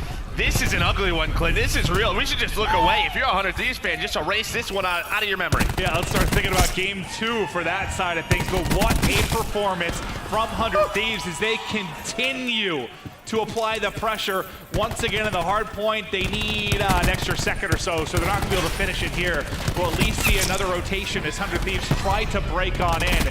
But it has been a massacre here on Frequency. There is no story of a comeback. If that was going to happen, it needed to start about 5 minutes ago. This might have been the fastest game of the day. Well, fist bumps out for eUnited. Clayster roaring. And 100 Thieves need to get back to the drawing board. And that's sort of the big question, right? I think with the 100 Thieves, there's a lot of personality on this lineup. When you go down 0-1 in a series, how are those vibes going to be? Is it going to be very negative? We know a guy like Slasher, you know, he can go out of steam, making a lot of mistakes, but you were saying he wasn't performing that well. If he can step up, of course, 100 Thieves can do it, but eUnited right now, they are rolling with a great 1-0 lead. eUnited make a statement in map 1 to break down the action and check out some of the other matches going on here at CWL Vegas. We'll get right back over to the desk. Katie, take it away. Thank you very much. Guys, I don't think 100 Thieves even broke 50 there. I mean, eUnited study is dominant. I said it. I don't really know. I'm really good at doing these things, I guess. United top 3. That was a 200-point club. 200. That was pretty brutal. Rotate. One thing I do want to say, though, and this is something that you brought up earlier on. If you remember when United was playing earlier on in the day when they were behind us, the #1 thing that you said was you couldn't even tell. Right. What do you see right there? Clay getting up, getting loud. All 3 of you have played against Clay in your careers. And when he gets loud and when he turns into that mode, that's scary. That's when Clay, to me, becomes this. He's infinitely better. He's infinitely better as soon as he starts roaring. I mean, well, that's Clay on a feature, and now that's Clay on Yeah. Faze. Clay gets in front of a crowd, Yeah. and he turns into the GOAT. So I mean, it was just crazy game 1. Yeah, and now we are going to head over to Bravo, where we have Luminosity Gaming and Evil Geniuses on map #1. LG currently up 120 to about 46. Wow, look, EG has as many points as 100 Thieves just scored the entire map. All right. Shade. Rotate, honestly. I mean, yeah, you're not wrong. Hardpoint isn't exactly a revolutionary game mode, been out since 2012. You should know how to play. Oh, bye-bye. That's tough. Word to Clayster. He gone. Gunless going off again. Everybody on the side of LG having a pretty good game. Gunless so far is like my day 1 MVP candidate. I think Gunless is just playing amazing. I think he's the heart and soul of this team right now, especially in the hard points. But yeah, EG. This match is for first place in this pool. Yeah, it is. Both are 2-0. EG. Wait, this is a huge match. We talked about it earlier. The loser, the second place team plays Optic Gaming. Yep. assuming nothing crazy happens with the open bracket Assuming team nothing comes crazy in, happens. which it probably won't. No disrespect to whichever open team falls in here, but you expect both EG and LG on current form to beat whoever they play. So yeah, essentially the loser of this probably going to play up to gaming round 1 and winners, which is pretty scary based on their current form. This is an impressive margin. Evil Genius is a good hardpoint team. Like, Luminosity is looking really good right now. 168, I mean, 52. what is going on right now? People are getting run over. Rotate. People are burning out right now, man. They're getting tired. It's a long day. It's a long day. But I got a lot of energy. Throw me up on the stage. I was about to roast so hard about him. Like, the point is to win the map, man. No. I think I'm gonna be honest. I think Ank could still watch him play. I think he would definitely be up there on the stage, a pro for sure. Did he tell you what happened yesterday? So yeah, yesterday he was recording some stuff, and it was when the Envy guys came through with their rings, and they walked straight past him, and you just and Storm walked by with their rings. He was like, oh no, hate to see it. Walked back to my room, stopped, and grabbed an old fashioned on the Pretty sure EG just held this hill for the entire time so far. So. And of course, that is the very beginning of LG and EG there, if you want to keep watching on the Bravo stream. But we are ready for Map 2 now on Alpha with 100 Thieves and eUnited. Clint and Joe, it's all you.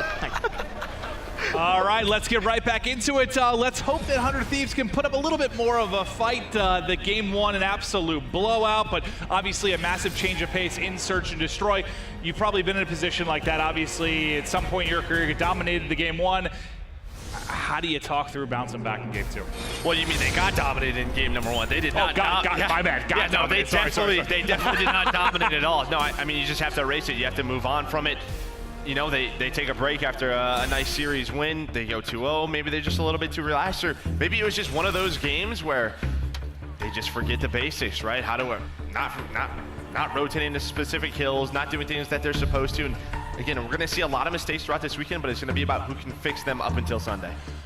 All right, well, let's see what they can get done here in Search and Destroy. You know, you picked 100 Thieves. That's what you were talking about. That's who you felt good about.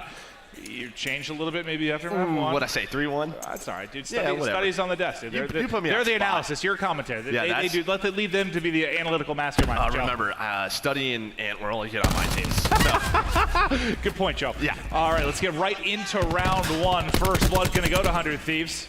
eUnited trying to see if they can answer back. But right now, it's just kind of a slow push up for 100 Thieves, trying to get pressure towards this B site. On defense, you've got a BZ inside window room. Clayster set up in the back right now with JCap as they're trying to hold. Trades back and forth, but Clay still here, able to pick up a nice 2-piece, looking for more. Rocking the Maddox right now without the elo, doing some damage, but not quite enough. It's 100 Thieves get on the board. That's got to feel good. Just get that 1 round win. You just got smoked. Exactly. How many times do we always see like hard points? Like someone gets 100 point club, they end up winning the Search and Destroy, and it's like that never even happened. And that's what you have to do if you're 100 Thieves. Well, so far, so good as they get the first one on the board. We'll see what they can do next run on the defensive end. Never even have to worry about the objective there, as they're just able to clean wipe eUnited off of the site.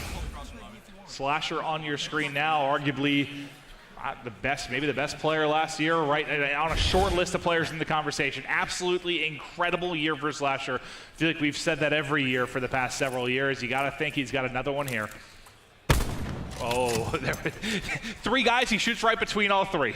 As you can see, eUnited starting to work this A bomb site, and well, they're going to have control. JCap has that bomb. I imagine he's going to try and put it down here quickly, but we saw on frequency in that match earlier. A lot of snipers. Clay are able to find one, but Enable answers back. Can Octane find anything to open up this retake? They get the quick plan in, but they're going to have to hold here in a 3 versus 4. As 100 Thieves tries to break in, cluster in to back him up. Now Octane inching his way forward with that rifle. He knows he's there. Oh, he just got some really bad timing. RC's going to shoulder free hit. But there we go. Not able to hit this shot, but it doesn't need to as Pharaoh and Slash are able to get those kills. And that is a clean sweep. What, 4v3? No trade comes in for eUnited. Everybody gets wiped off the board. And Slasher already 4-0. I mean, he had, what, 6 kills about halfway through that hard point, already having a much better game. Yeah, it wasn't a pretty one. So answering back, and you expect that from somebody as talented as he is, to get things going at some point in this series, and he does it early in the Search and Destroy. We'll take a look here at the best play from Pharaoh's POV. As you see him line up, RC's on the back box right after Octane misses that snipe.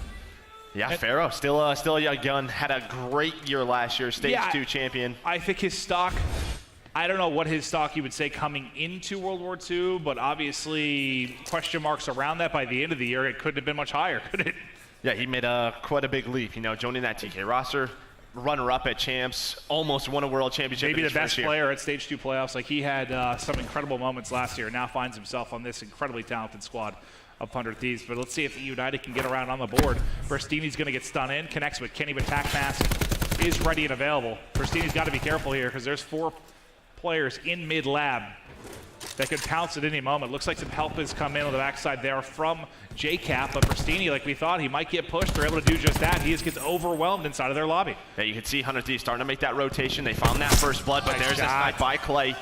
Abizi also able to get another kill. Now a 3 versus 4 stun going out by Abizi, and that just means we're gonna make a team push. But Slasher does trade it. Can he find another one? Not able to do so as Cap picks him up. Now a 1 versus 3 for Pharaoh. A search and destroy specialist. Yeah, this is certainly winnable, but the time is the scary part right now. Just over 20 seconds, he's put damage to the boat. JCap almost over peaks. He backs both down, can't finish the kill, and ultimately will drop. But I think Cap had 1 HP. Yeah, that was 1 HP. That was a pretty valiant effort. I was about to say JCap peaks a little too wide, but he had just enough to get back behind cover. Again, I mean, 100 Thieves were able to get that first blood. They were working their way through that lobby, but then just that snipe and that play by Abizi allowed them to get back into the round. Big round to get on the board for eUnited there as 100 Thieves look to be running away with this game too. Yeah, we talk about some of the newcomers to this eUnited roster. You're talking about JCap and Abizi.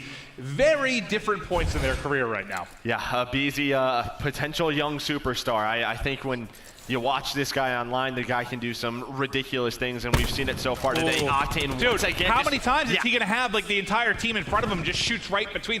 Sometimes that can be like a trickier shot because you have too many options, but he ends up paying for it. The punishment comes through as the push comes in from eUnited, and there's just nobody left. The hit marker in, Clayster finish him with the pistol, maybe a tad bit of extra love on the end of that one, and a clean sweep. Nobody drops from eUnited. They blow the doors off 100 Thieves. Yeah, that was a quick round. I mean, Octane misses 1 snipe, and then you have 3 sogs in your face, and, well, adios. That's literally the second time I'm thinking, oh, collapse. Like, they look like they're lining up, and just right between the stack.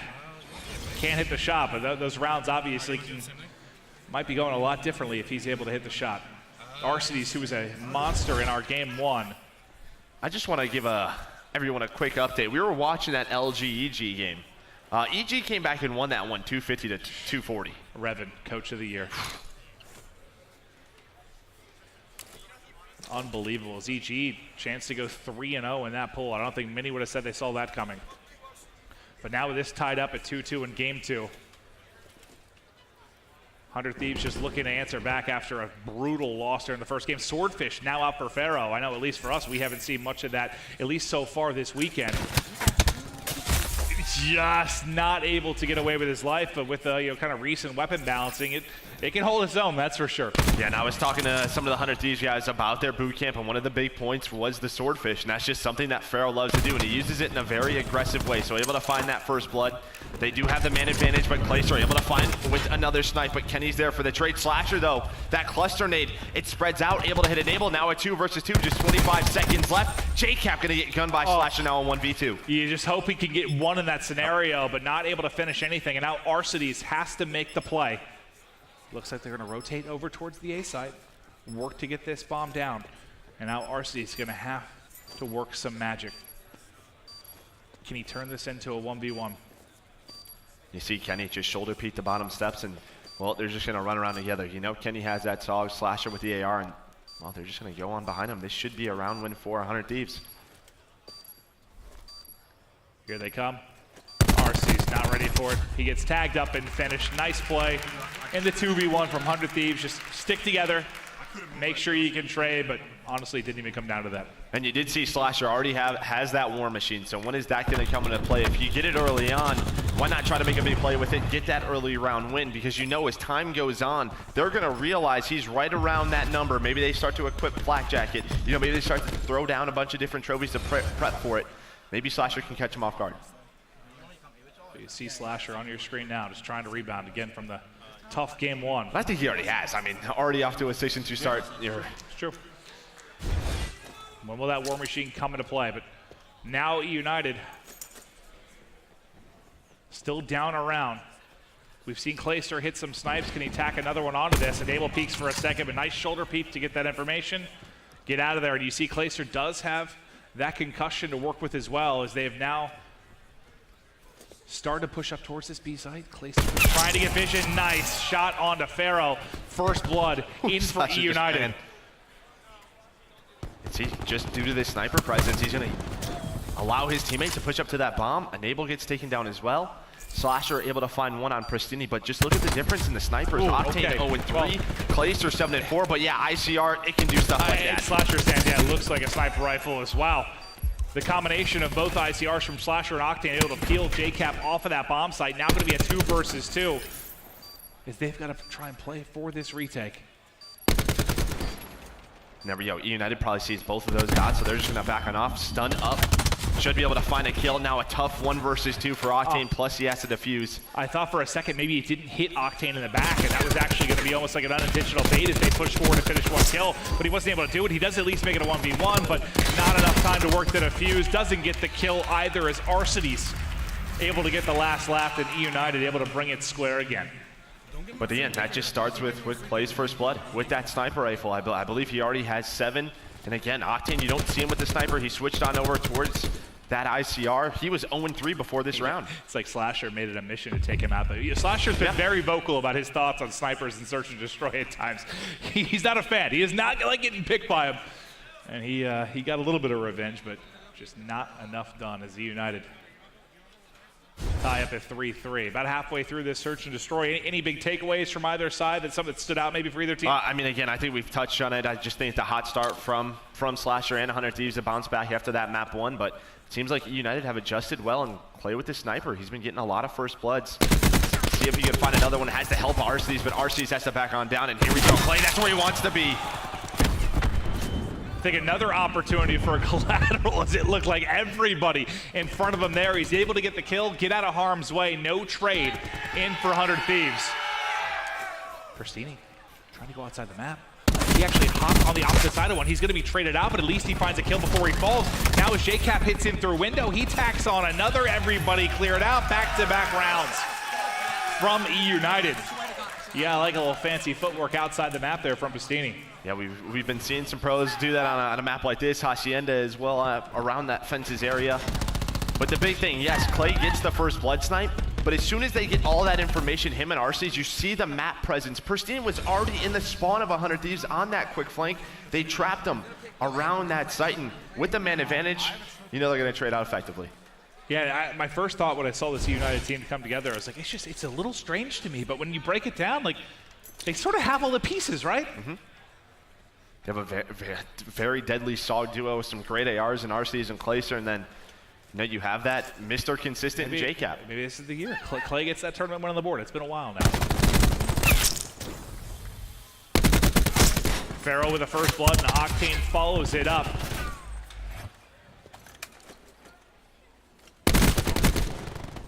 Starting to push into lobby and just see what they can find. That bomb is going to be planted now. As 100 Thieves going to have to try and work this retake. They've got a 2-man advantage. RC's got to win this gunfight to give him a chance. Not able to get it done. Last man up is his brother Pristini, and he'll get cleared. No one's been able to find much separation, right? Just back and forth we go. As we've got yet another tie in this game too, Search. I think the big thing is with a guy like Pharaoh on your team, you can see he takes those calculated chances. He takes those risks. Like, even when they've lost a couple of rounds in a row, he's still so aggressive middle of the map. He gets that first blood for his team, and then from there, 100 Thieves able to get a round on the board. Well, so there were times last year where I don't want to say compared him to Zuma, but there was that element of, like, he's either getting first blood or getting a first blood. Like, he gets to these spots where he wants to take a one-on-one gunfight, be aggressive, maybe take advantage of a situation. Sometimes it costs you, sometimes you make a big play. You'll even see, though, like, some of those search and destroy stars, they'll try their things out. It won't go their way. They'll lose a couple of gunfights, and they'll play completely different. Pharaoh the entire time has that same style where I'm confident enough, I'm going to win every single gunfight on the map. Did you see the one time he got tagged up towards the 8 side, he still jumped and challenged with like 20 HP. Yeah, I don't think there's a lack of confidence at all. Kenny now on your screen.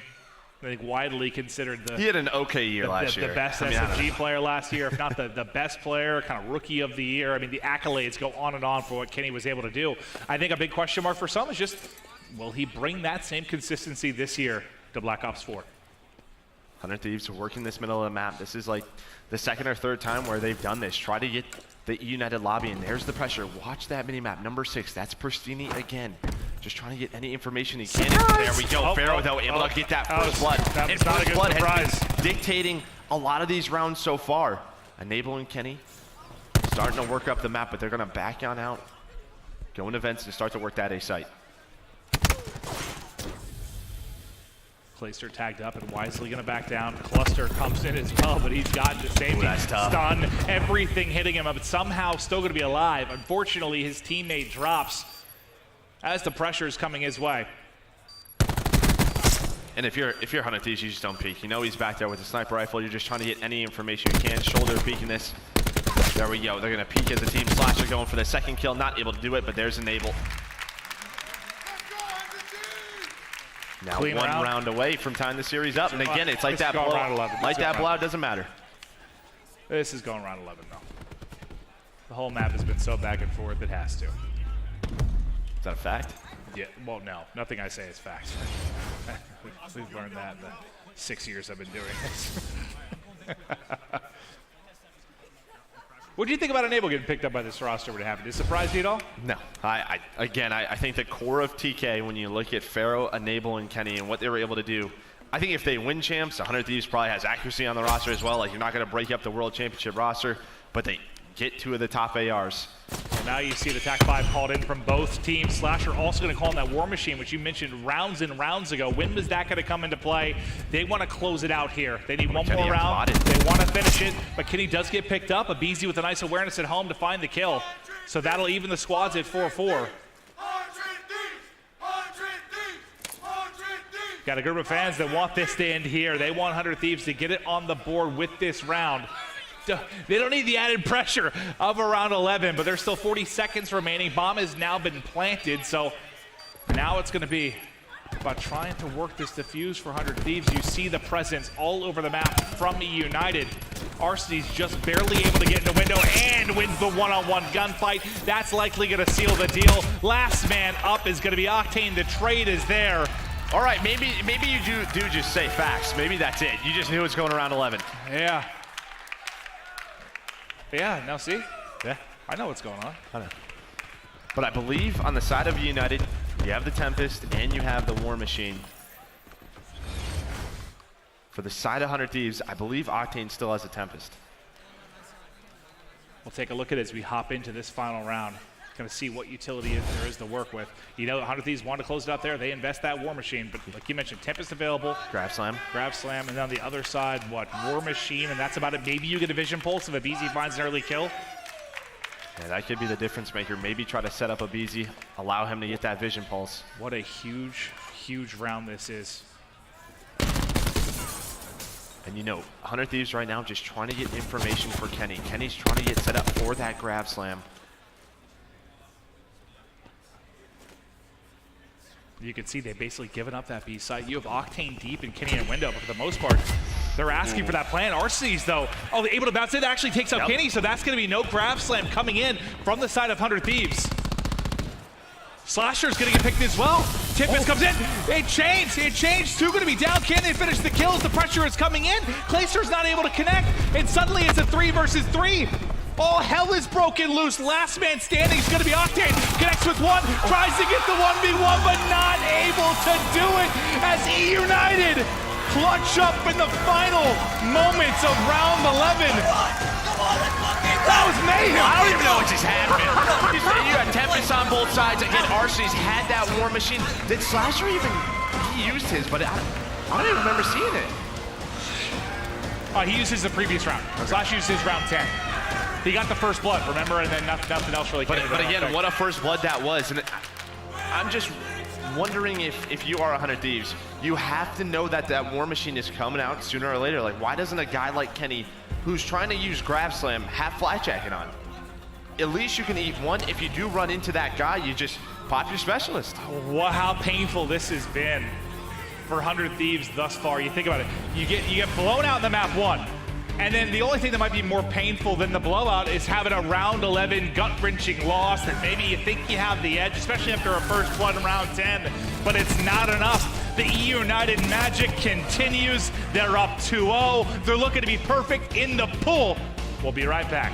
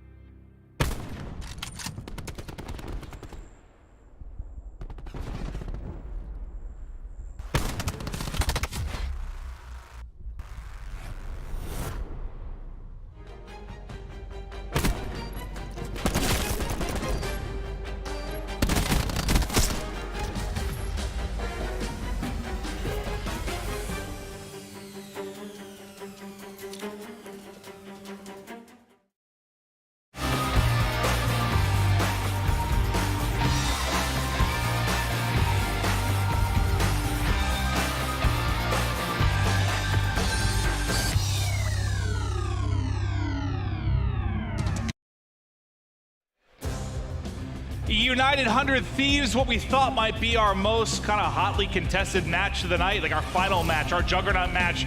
So far, all eUnited. Yes, we go to a round 11 in game 2, but game 1 was an absolute blowout.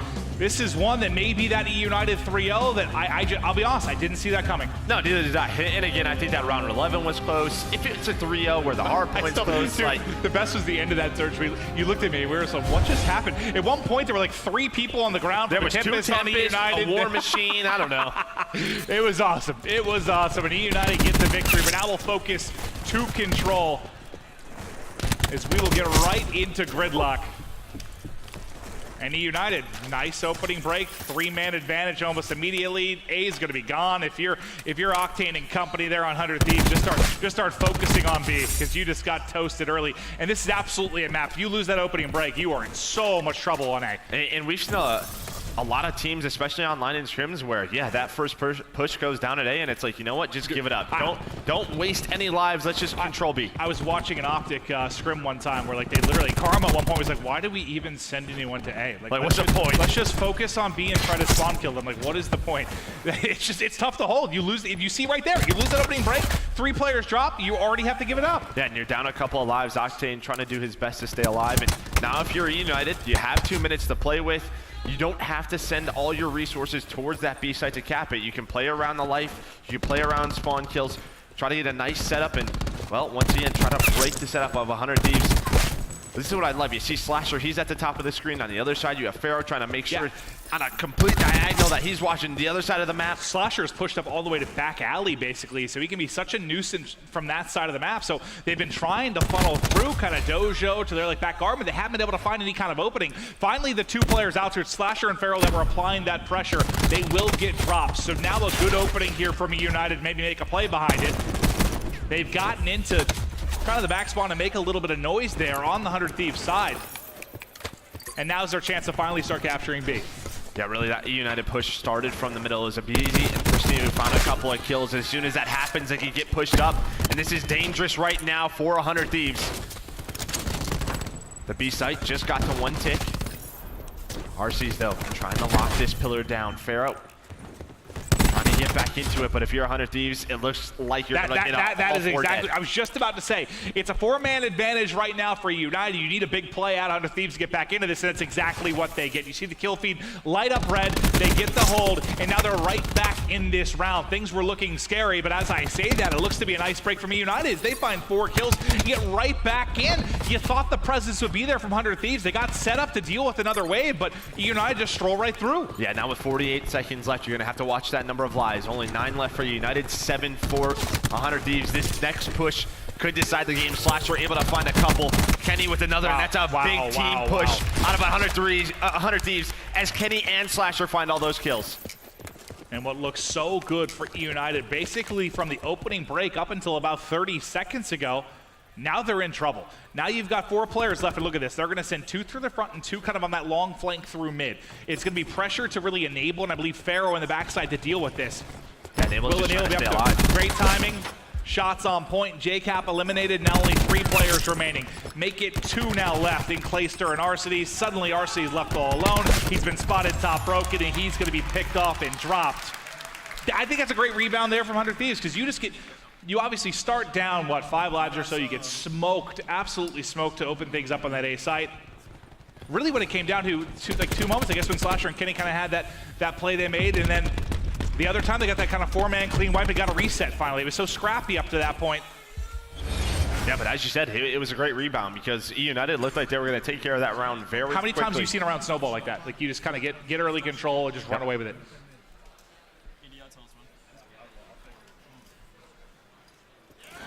But, I mean, we saw 100 Thieves kind of rebound in the first round of Search and Destroy, get it on the board, and then things slipped away. So you need to put eUnited away for a game. Start to try and bury them. Now, the first thing I just noticed, 100 Thieves, they sent a little bit of information just enabled towards that A site, and 4 of them stayed in their house off a spawn. And they did a delay hit towards this B site, and they have control. 3 kills go down for 100 Thieves. And, well, that first tick already in. And we talk about this kind of being the harder point to pick up. A little bit of maybe an opening strat coming out of them might lead to B being captured immediately, and that's exactly what's going to happen. So on the other side of things, eUnited take A almost instantaneously. This time for 100 Thieves, B wiped off the board. Now they're basically setting up the push into the spawn now of eUnited. Like, look at the 2 players you have for United. What's that, 4 and 5? You've got Clayster and Abizi having to deal with the entire squad, really, and they both get smoked.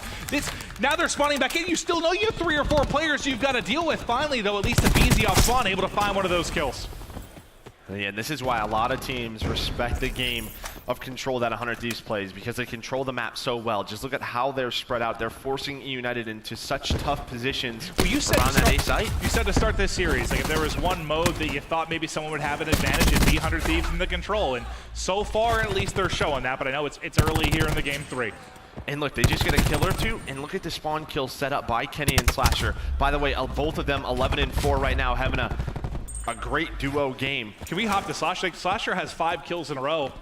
And you can see he's already fully streaked out. He's got so much to work with. You've got the lightning on Kenny as well. We'll see how far he can push this streak, because it's now up to 6. As Slasher, once again, we mentioned he started slow, now just erupting. But they need to get some maps on the board. He can improve his play over the course of the series as much as he wants, but the fact is they need to find these wins. Finally, he's forced out of position by that cluster grenade and picked up. I mean, you have 2 sets of full streaks, though. You heard that TAC 5 boost go in. This has to be a round win for 100 Thieves. And we know Control, because it's really life-based, those streaks are so powerful. You can get those spawn traps with that lightning, with that Hellstorm. Pristini, he invests in the grab slam and finds a third. I mean, if 100 Thieves win this round up 2-0 with 2 sets of full streaks, this is over for you, right? Should be over. Yeah. You can't throw that away. So when you look at it like that, you got to feel like this is a must-win situation for eUnited. You're up 2. You got to think, does 100 Thieves consider just maybe investing a streak or 2 in the final moments of this second round to secure the victory? It looks like they're waiting on Kenny right now. They have 4 players on their side of the map, but they're waiting for that number 9. He does have the grab slam. He's going to call in the lightning strike. He pings it. There's the pressure. They have to move from that tree. He does pick up his teammate, but they still have the man advantage. He goes on a bit of a flank. This is an opportunity for 100 Thieves to capitalize on this round, and now he's set up. If he has to invest the grab slam, he can. I like that. I like that. Use some streaks to try and bury them, and that's exactly what he tried to do. But eUnited absolutely still alive and well in this, but they have to get on it. They got to get in. They got to get in. The contest's going to come through. There's a couple of kills going to be needed for 100 Thieves. There they come in. There's the round victory, and they'll enjoy a 2-0 advantage. Some specialists to work with, 5 streaks to work with. Yeah, they only used the lightning, and I loved how they set that up. They knew as soon as Kenny got to their side of the map, he was going to ping the lightning. He was going to give all the call-outs to his team, and they just waited. They knew eUnited were going to push their side, have to avoid that lightning strike when it hits towards that tree. They come in and get this Game 3 victory. You start to feel they got a chance to come back in this. You just don't think they're going to get smoked at another hard point as bad as they did. You got to think maybe that Game 1 was eUnited's pick. I would hope so. I would hope.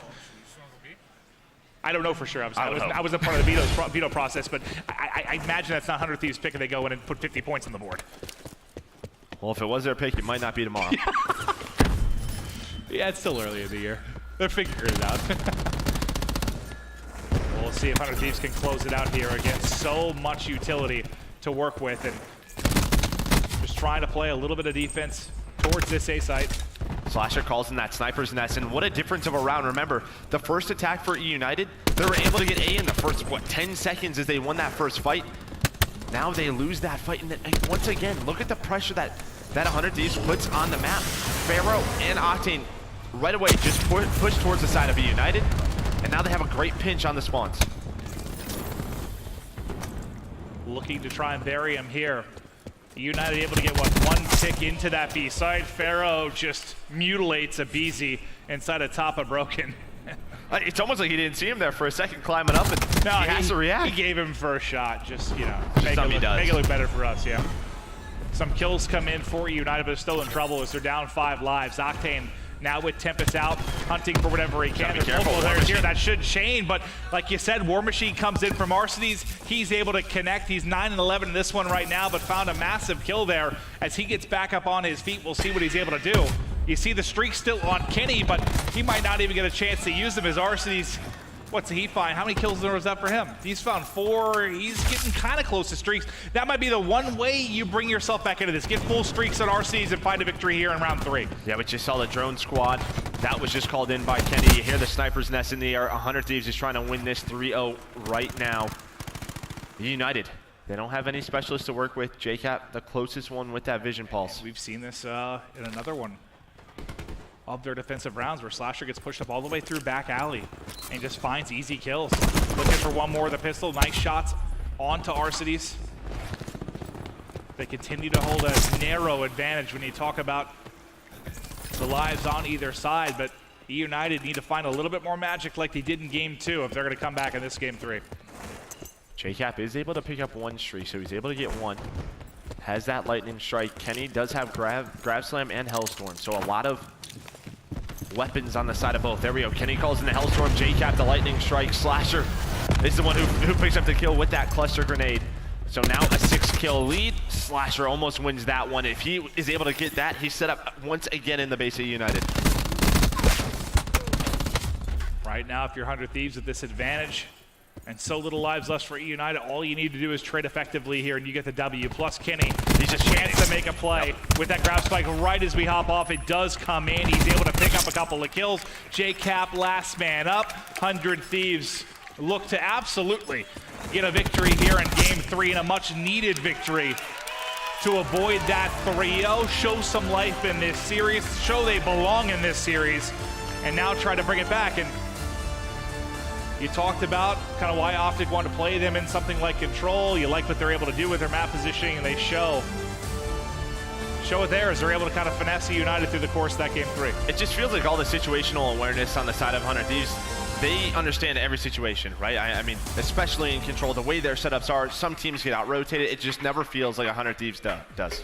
All right, well, 100 Thieves right back into this one, still trailing by a game, but now at least a sign of life from the 100 Thieves squad. Do they have a chance, guys? Katie, boys, what do you think? We will see. Of course, they are putting up that fight. Ben is sad that I didn't bring up that he's back on the desk. I'm not sad. You know, so he whatever. It's okay. I know on the inside a little bit. But of course, that is going to be that 2-1 there. And we're getting so close, Study, to the end of this day. Yeah, so that was a really good match right there, especially the map. 100 Thieves was able to win that map, take it back to 1-2 in the series. That was a really good bounce back map for them because they won it in a 3-0 fashion. So I feel like they have some momentum going into this next hard point. I mean, I thought that in the search. I thought, oh yeah, here we go, 100 Thieves showing some life. Yeah, that didn't end too well for them. Yeah. United with a nice comeback. They're still 2-1 up in the series. You look at the first hard point as well, and for me, United looked just so dominant that, if I'm honest, I'm kind of worried for 100 Thieves in this Game 4. Well, yeah, I mean, we did see 100 Thieves earlier, though. They had some pretty commanding wins in Hardpoint. Maybe that map, it just got a little bit, snowballed out of their hands, and they just got smoked. It's happened to me before it's happened to anybody. It can happen to any team here, but they have so much slaying power, I think, in this Game 4. If they can just put it together, utilize some of it, they can easily win it and force a Game 5. I think that loss is definitely going to teach them to stay on top of those rotations next time. Like, yeah. they weren't doing it, clearly. Game 4 comes around, they start rotating, and we could easily see a different outcome. It just got out of hand, man, that Game 1. Yeah. I would say, though, unusual. 46 points. Yeah. That's unusual, though. Like, you're not going to see that too often. That's really bad. That's bad. But, like, would you be totally surprised if they just came out and won this hard point? Not at all. Not at all. Not at all. Not at all. And I could totally see it happening. So I think after that win in Control, they're going to have a lot more momentum. I think we'll have a competitive Game 4 here. We do still have, of course, LG and Evil Geniuses going on Bravo stream, which we're going to head over to right now in that map 3. Can I say I'm loving watching Control this weekend? It's so fun. It's a really fun mode. So fun. And the best part is, the way it's being played now, I think is going to be completely different to what we see a couple of months down the line, 6 months down the line. You're going to see players just come up with maybe unique opening breaks. That's what is interesting to me, is the opening breaks, right? How do you split? What's your break off? 3-2? Do you go 4-1? Maybe you just 5-man hit something and say, screw it, let's play for the unfavorable control and see if we can try and kind of cheese our way almost to an early advantage. Yeah, I think the players will look back at Control right now and be like, wow, we were really just throwing our lives away. Like, wow, what were we doing? Yeah, I think valuing your life is going to be way more important as this game mode develops. And right now, LG up 1-0, 19-15, man advantage for LG. They've been looking good so far in this tournament. LG have looked good, but credit to EG. I think they made like a 90-point comeback, I think it was, in Game 1. It was a tremendous effort from EG. They come all the way back and they take it. The Game 2 Search and Destroy, LG just a little bit better, and that's why we find ourselves tied up 1-1.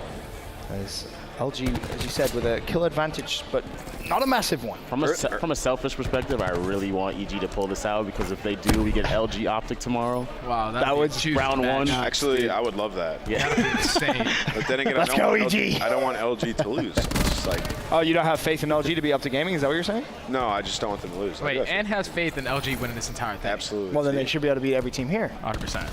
You just don't want to have to beat them early. Yeah, flex them a little later in the tournament. Not that early. Let's get warmed up a little bit. Get their championship Sunday. But I don't think I've seen Gunless go negative. Yeah, no, he's been phenomenal. I know you said that you're a potential MVP of the day, but the one thing to say, for EG's perspective, I don't think a lot of people would have had them in this position, right? I think a lot of people undervalued them. Pac, I know you did. You had a ton of love for them, so credit to you. But overall, Pac, not that many people did. I think you looked at the likes of Red Reserve, despite not knowing much about their game on Black Ops 4, people still kind of credit them above EG, and I guess it's not the case. Naturally, you have to give them that respect. They earned that. They earned that from last season. Oh my God. They were consistent. They were consistently at the. This is getting crazy, This is guys. getting crazy. Let's direct our attention to this control. 4-3 man advantage for EG. 3-3. Just flood. We got to just flood it in trade here. There's going to be one player left on the side of Luminosity. He's going to be a... Saints is close to streaks right there. He almost got in there. Still pull out the round. A little bit Close anti-climactic. so far. Can I say it? Saints has been playing really, really, really good. He's been shocking me. I didn't think. He's Saints, man. Saints is always going to be a really, really good player. He's Saints is always going to be really good at killing things. Yeah, he used really to be on good like at those killing things. tier 1 rosters, though. You know, now he's maybe on like a tier 2 roster. Maybe people lost a little bit of faith in him. He's showing he still has it. Yeah, and honestly, funnily enough, same with Goonjaw. Goon this event, just watching some of the plays he's made, it's that kind of intelligent play style, which, let's be honest, throughout the advanced movements, you didn't really see much of him. Then, obviously, you know, last year you're thinking, all right, boots on ground. Goon was always a phenomenal boots. They are always a phenomenal player. Didn't really have too much success, but honestly, from what I've seen early, he looks fantastic. Did you guys see this play that's being made right now from Evil Geniuses? They go over towards that B capture. They over towards the B zone, excuse me, and they wait about 30 seconds before entering it. So Luminosity starts their rotation over towards the other point, and then Evil Geniuses gets inside, and they now have control with man advantage in the hill. That is the type of thing that we're gonna see as this game mode develops, and that's why it is so interesting to watch this. That was amazing. I'm willing to bet you anything that's a pocket strat from Revan. That's that sneaky play style. Classic just that's really smart. Everyone has that. Every player has that natural timing that they learn over time, right? So as soon as you're not there, wow, well, you rotate. You rotate out, right? Yeah, you rotate out. LG just popped a 6-piece, so didn't really work out. 24-21. I mean, no strategy's gonna work if you get guns. So bear in mind, you got 2 ticks into B, right? Which they should have got that. Admittedly, you should have kept the whole thing. You got 40 seconds left, but 2 ticks is better than no ticks. Let's be honest. So we'll see if potentially. I think we've seen, except for from Slack, I think we've seen a lot of crazy Tempest plays today. The Tempest has to be like the strongest specialist. It's 100% the strongest specialist. Anyone that disagrees, I think is just wrong. The only other one you could say is the War Machine. But Trophy stopped the War Machine. Right. Nothing stops the Tempest. Nothing stops the Tempest. And it can chain, and you can hip fire, and it's unbelievably accurate. And if you're in a hill and hard point, you get streaks like that. It's simple. Yeah, it's gotta be your favorite. It's easy, 100%. It's so easy to use. I'm out here playing viewer 10s, getting streaks every game, every game. I think Luminosity needs to get formal their Tempest, to be honest. I don't like Slack with the Tempest thus far in this tournament. But hey, they know more about their team than I do. Annihilator, that's something we but all right, bear in mind, you saw formal pop a 5-piece with the Annihilator earlier on. Yeah, but like, he's one of the only players there that is using the Annihilator. Yeah, I've never seen an Annihilator. I don't know if I even like that. The Vision Pulse is way too good. And Annihilator, like, I mean, Annihilator is strong, but I guess Vision Pulse for your combos more than anything else, right? You can link it with your Tempest, you can link it with your War Machine. And it takes forever to get. Yeah, Vision Pulse takes forever as well. Yeah, it's one of the longest specialists in the game. Yeah. But like, Vision Pulse is guaranteed to benefit everybody in your team, whereas the Annihilator, you can just pull it out and die instantaneously. Yeah. So I think that's extremely selfish to run that, but hey. I mean, if their team's probably gone over it in practice, they decided that they're better without it for whatever reason. I don't know. I feel like that's crazy. Better without wall hacks? Like, come on. Yeah, what do you mean? If a guy that walks around and kills people with 1 bullet? Yeah, I mean, all right, fair. Another very fair. Another very close round. Luminosity going to have the man advantage here. They had it last time as well, but they didn't clutch up. We'll see if they're able to clutch up right now. Formal playing a little bit slower, about to get his Annihilator. They have 45 seconds. That's a decent amount of time to, getting picked alone. Getting picked alone. I'm waiting for the first massive clutch in control. Like there a was 2v5. One there was a 3v7 earlier. We had a 3v7. In kills. They grabbed the Miles point. lost his mind. They grabbed the point, though. I want to see them kill everyone. Just never happening. It. I'm sticking to that. It's never happening. It will happen at some point. So, some team is going to misplay. Honestly, it might be tomorrow. Really? Open bracket teams. Listen, if eUnited can beat 100 Thieves 250 to 40, somebody can 1v5. Can 1v5. In control. In anything control. Can happen in Call of Duty. Like, all you need is a little bit of time on your side, and I think you can make a play. Bear in mind, the clock stops when you go inside a hill as well. Right. I just don't know whether it's easier to do it defensively or it's easier to do it on the attack. That's why I haven't kind of figured out yet. You know who's been asleep this tournament? For sure. You think? Yeah, because on attack, you have to be in a certain place. You have to get to that point. So no matter what you do, eventually they know where you have to be. But think about it. The counter to that is if you're on defense and 5 people are on the hill, your time is essentially it's nothing. Yeah. It's 5 seconds and you've been capped. Almost got that now. They're gonna be standing together, and he's gonna grab Spike all over. Oh, yo, that would be. I would lose my mind. A 5-piece grab slam and a 1v5 control. We were just talking about Former's Annihilator. That's a 3-piece. One bullet. I don't mind the Annihilator in control. Because Another one. There it is. That's 5. I don't mind the Annihilator in control because it's so kill orientated. So if you can just pull it out and get like 3-4 kills, that's huge. But in hardpoint, I think, and Search and Destroy, I think Pulse, like you just gotta pick it over them. There's no way he's using the Annihilator in Search, right? There should absolutely be no. Formo would be the person to do it. We do need to leave Bravo stream here and head back to Alpha for map 4. eUnited up 2-1 over 100 Thieves, and Clinton Joe, it is all you. Thank you. Let's see if 100 Thieves can bring it back. They got one on the board, but still a lot of work to do, obviously, if they're going to take this best of 5. And again, both these teams come in 2-0, so they're both looking to see who's going to be the top of the pool. Now, who they're going to end up playing, we don't really know what that scenario is going to be yet. Got the open team as well. Yeah, that's true. So we still have a lot more action, obviously, with regards to pools, but more often than not, you just want to have that number 1 spot. All right, I got to ask you. Okay. You just heard what those guys were talking about on the desk. Do you mind Formal using the Annihilator? Because I sure don't. God didn't miss. I'm cool with that. You heard what did Nameless say? He's like, selfish, I think it's selfish. No, then you see him get the kills. He's like, oh yeah, no, this one is fine, dude. And I'm on to your antics. Yeah, listen, Formal can do whatever he wants. I'm cool with whatever. But you see the plays being made there by LG, but that series tied 1-1. We'll see as that starts to go the distance. But let's get right back into the action here. 400 Thieves versus eUnited. All eUnited early, 100 Thieves now trying to see what they can get done. So the first hard point, if you missed it, the hard point was a bloodbath. Absolute annihilation. eUnited win, what, 250 to 46, something in that ballpark. You gotta think 100 Thieves have a better showing here on Arsenal. Let's see what they can do. Yeah, and really we saw in that game number 3, 2 guys that stepped up was Kenny and Slasher. And if they can continue that, and you're already seeing Slasher picking up a couple of kills, Octane as well, then yeah, you know this team is going to be very tough to beat in hardpoint. But we saw in game 1 is there was some inconsistent performance. Are there any key differences to you between a map like Frequency and Arsenal that might tilt this into your favor for a team like 100 Thieves? I mean, you can use more ICRs, right? If you are Octane and Slasher, Frequency is much more fast-paced. Maddox is solid. I don't even think you're going to use one ICR on a map like Frequency. A little bit longer range, and that definitely could pay dividends for this team, but similar to what we saw in the first hard point, here again, eUnited win the break, and they get a nice chunk of time to get things going. The big thing is just going to be, can 100 Thieves answer throughout the course of this game like we didn't see in that map 1? But now we'll focus on Clayster, who's rotated here to Crane, set up in second. Some nice shots to back down Slasher, at least for a moment. But he's already picked up his partner in crime onto Abizi. The trade comes through, and once again, controlling the hardpoint is going to be United. This looks just like map 1. Yeah, already like 4 down. Just the way that eUnited is playing this. Pristini already so far pushed out. You have one player blocking the back.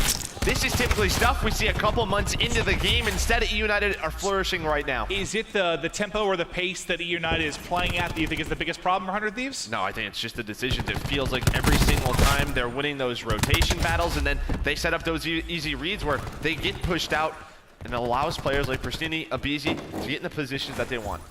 Well, eUnited once again looking to bury them early. They're still going to get another 15 or so seconds here at second, but we'll start the rotate. Well, not really start the rotation. I mean, hell, 100 Thieves had to rotate about 20 seconds ago as they're set up for next. Rustini hopping outside the map. We saw him make a play like that in Search and Destroy, trying to get it done in the respawn here as well. If you're 100 Thieves, you need to hold here. This is that moment early in the game where yeah, you one have player's to going get to a hold. spawn out. I was going to say, they set up a great pinch. eUnited, they send 3 to the back, 2 are pushing towards the front. That one player, that's Kenny, spawns all the way out. And while this might be a eUnited break, just like that, 3 go down for 100 Thieves. There's just one player left inside the hill, and another break for eUnited. And now they have the setup that they want. Look at that pinch, and you mentioned there's attack 5 boost already. You mentioned it, that early pinch. Like, they're spawning out so quickly in the hard point. Stellar stuff from eUnited. And you got a streak in the hands of RC as well. I said a streak, making streaks, as he's found everything here to work with. JCap's getting close as well. This is so reminiscent of the first hard point. eUnited just looked the superior team in this mode without question. They just look so far ahead in the game mode. The way they're reading their spawns, the way they're working those rotations. It's just a very polished hardpoint on the side of eUnited. Well, let's see if they can keep it going. JCap's still on a 5 streak, I believe. So he's still got some streaks that he can earn. He's still trying to pick them up, I believe. Yeah, 95, I guess, off the Hellstorm. He's going to fly in. There's the trade. Finds another. The streaks come in from RC. He calls it the Hellstorm. Fully streaked out. So we got Sniper's Nest. You have a drone squad, a couple of Lightnings, an additional Hellstorm. Okay, the drone squad got called in, but still. You're going to have some specialists here soon. You need to go back and watch VOD tonight if you're 100 Thieves and see what the hell is going wrong in your hardpoint. Octane able to find a couple of kills. Maybe they can find their way back into it. But once again, we saw on map 1, it was RC's, and RC's right now 14-3. You pointed out JCap. But RC's, man, has just been destroying 100 Thieves in hardpoint. Oh, wow, yeah. His start is like, what, 30-5, 30-6, something like that? I mean, he's 15-3. Slasher and Octane, he is outperforming both of them in both hardpoints. Unbelievable stuff. And I kind of talked about it a little bit in the first game. Like, he has these series where he takes over, where he clearly looks like the best player in the lobby. We've seen him do it many times before, and this seems to be, late on day 1 here at CWL Vegas, just one of those series where he goes off. But it has been a well-rounded effort from the eUnited side. 100 Thieves, though, this time looks like they've got potential to eclipse the 50-point mark, at least in the second hard point. When we talk eUnited, especially the last couple of years, it's really been inconsistencies from event to event. Heck, even day to day, and I think a guy like JCap helps them fix those inconsistencies, right? Maybe he's helping RC's get set up in those positions where he can excel like he is. I mean, he is 19-3 right now on an 8 spree, and well, there's more streaks for him. 20-3 on a 9 spree, almost gets the second one. This is just ugly. RC's an animal throughout this series. 171-49 is your scoreline. 100 Thieves maybe still a chance in this game to push it to a game 5, but they've got to be perfect from here on out. They've got to do it with a legion of streaks. Pristini's picking him up now too. He might find his drone squad here. He does. He gets it as well. So how many streaks have we now had across this eUnited roster? They are just punishing, pounding, destroying, doing whatever you want Keep for going. the side of Thieves right now. Just use all the adjectives. This is disgusting. It might be like 500 to 100, the total scoreline between these two hardpoints. Did not see this coming, but wow. I mean, when you look at the roster of 100 Thieves, you wouldn't think they would struggle this much in hardpoint. You think maybe a game mode like Search and Destroy where they couldn't get on the same page, but you would expect them to excel in hardpoint due to the slaying power. Instead, it's just eUnited. Yet another set of rotations here as we're back into the central lab, and 100 Thieves at least securing a bit of time here, but it might be too little too late as they continue to get picked off by the streaks of the United. You see it kind of at the top left of your screen, those gold diamonds. You still have a lot to work with streak-wise for this United roster.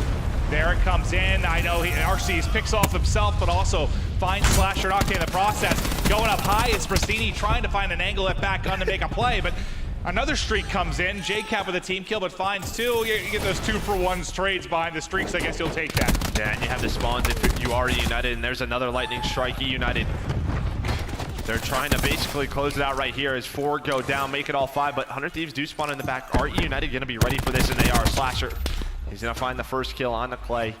But this is exactly what eUnited wants. 3 and 4, already on the other side of the map. They're going to set up for Statue. Well, especially when you have this big of a lead. Yeah, go ahead. Go ahead, 100 Thieves. Take these 20 points. I will say, it's been some pretty bad streaks. So, all right, so here's the big thing. This is, if you're going to have to come back, this is when it happens. Basically, all your streaks have now been exhausted for United. They tried to bury them and completely put the game away. Yes, they got close to doing it, but there's still maybe a little life for 100 Thieves. So now, okay, well, I was just about to say it needs to happen behind the specialist, and as Kenny flies out and tries to hit his grab spike, that's shut down, and that's just one more thing not working for 100 Thieves. And despite the early attempt here on the break, the early rotation pays dividends for eUnited, and they're looking to close it out here at Statue.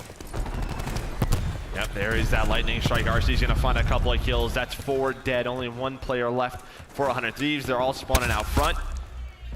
And 100 Thieves, if they got to do something, they got to do it right now. But I think we know it's basically all but over. eUnited, especially in the hard points, looked so good in this series. Can they avoid getting 100-point clubbed in both? It looks like the answer is going to be yes, as they're just narrowly going to hit that 100-point mark, but they look to be both of these right games now were basically over after the first 3 to 4 hills. Yeah.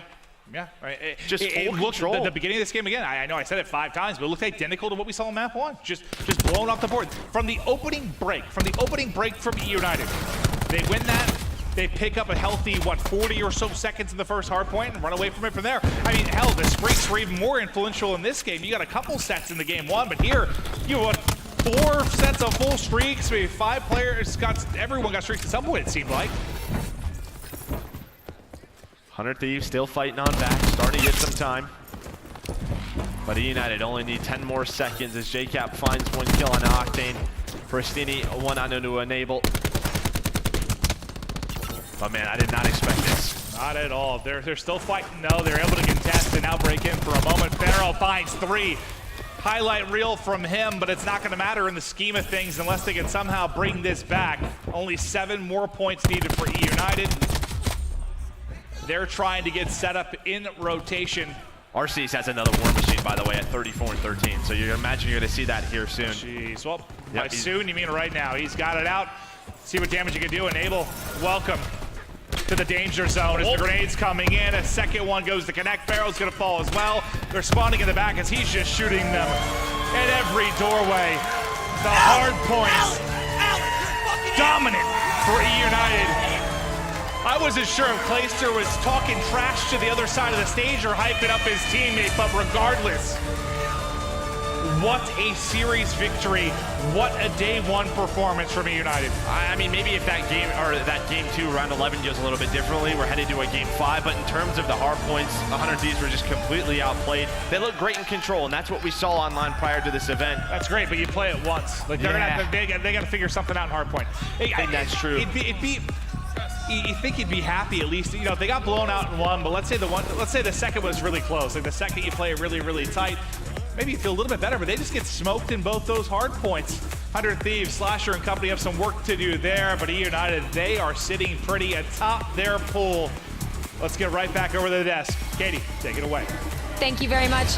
Guys, eUnited has got to feel great closing out their day on that main stage with a 3-1 and over 100 Thieves. That was a dominant performance. I'm actually really surprised that 100 Thieves dropped both hard points and got destroyed like that. Like, Clay was so loud and so hype, and rightfully so, man. They played amazing. It's not necessarily they lost those hard points. It's the fashion they lost those hard points. The first one, not close. The second one, I mean, when you have that many streaks on eUnited, you're not going to lose a hard point. I wonder if RC's at one point was 20 and 4, 5.0 KD. This guy was wait, he didn't die. What are they doing? Who was your number 3 team? eUnited. eUnited. Looking good. Looking great. Looking good. Looking good on your It's early, for guys. sure. I mean, 100 Thieves needs to go back to watch that VOD and They gotta figure out take everything that they just did and throw it all away. never do that again. Well, they're going to watch their VOD while we head over to Bravo because LG and EG are going at it at the very end of CWL here on Friday. and again, remember the importance of this. Assuming both Optic Gaming and whoever wins this and loses this beat out on the open bracket teams, loser of this would play Optic Gaming round number 1. EG could be on the cusp of a huge upset. And your squad, who you've been giving a lot of hype to, LG, played phenomenal all throughout the day. Credit where credit's due. Gunless has looked fantastic, but this is an upset. Potential. Yeah, I mean, it's a potential upset. I think Luminosity, I think they have what it takes to close the series out. They can win this, get into that game 5. EG's playing really good right now. And that control looked like Luminosity was going to take it. They're up 2-1. I directed my attention over towards Alpha, but I looked back at the score, and EG closed it out 3-2. So they ended up turning up and winning that game, which is the swing mode. So LG has a lot in their hands right now, but they're up by a decent margin here in this hard point. Looking pretty good. Although that was the story of map 1. LG, big lead. EG, massive comeback. They seem to be EG guys have composure. Composed. That's key. They were down 2 over Red earlier, came back, won. That's true. 5-5 round, they gave up first blood, won. These guys are fighters. These guys are fighters. I didn't even think about that. That's why I'm here, Ben. That's why I'm here. Thanks, Pac. Gunless can tilt, so a game like that, you never know if Gunless is triggered. Who knows? I mean, with how well he's been playing all day, that's what I was going to ask you guys as players. Was there ever a situation in your career where you played that well that you looked, you lost, and you were like, how have we just is that something that kind of does actually happen? Oh, yeah, no, that happened to me once. Happens all the time. Once. Once? When was we that? came back and won the series. Remember when we played Faze at when it was me, you, basically LG. Yeah, I mean that happens all the time. Like that happened to me at least 30 times. I was going completely off. And I was going off. 54 first map, 10 second map. Damn. We went down 0-2 somehow. What? The CTF, 27-4. I dominated. We came back and won. Of course. Came back and won. Wait, he had a .8 at that tournament. That is not a fact. Yeah. Can we get JP to stat check that, please? There was no way. AG's coming back into this game right now. EG is resilient. Yeah, they are resilient. They have a pretty good roster, especially for respawn. But Luminosity, I mean, you got to think if you're LG, you want to win this so bad because you do not want to play Optic Gaming, a team that was on absolute fire today. No one just literally held this entire hill to take the lead. They were down 70 points, I'm pretty sure. I mean, if you're Optic, you're watching this too, and you're like, come on, LG. Come on. Come on, guys. Seriously. Step it up. Enough playing around now. Like, come on. We're having such a good tournament. Like, can you just help us out here? You know, and this is your team, LG, to win the whole shebang, right? Yeah, I have them win it. Obviously, I mean, you can say about 5 different teams, and it would be an okay prediction to win the tournament. I mean, today I think there's 3, right? eUnited. United for sure. You have to. Optic Gaming. And up until around about 10 minutes ago, I would have had LG in that conversation as well. LG's still in that conversation. You think if EG beats LG's still in a conversation for winning the it's, event? It's pool play. It's pool play. It happens sometimes. You're allowed to lose a game in pool play. The goal is to get top 2. You're allowed to lose a game in pool play unless you have to play up to gaming round 1. Well, playing up the gaming round 1. I mean, to be honest, playing up the gaming round 1 is like the best time to play them. Yeah, you want to play them in winners finals? That's yeah, I guess you're right. You play them round 1, you knock them out, and you go, we just beat out the game in front of a huge crowd. Now we have the best momentum going forward. And now we're gonna win the event. Like the worst thing. See, it sounds so good on paper. It sounds so good on paper. The worst thing for a team like Optic is to have like a super tough round 1 matchup because I feel like they rely a lot on momentum as well, as a lot of teams do in Call of Duty.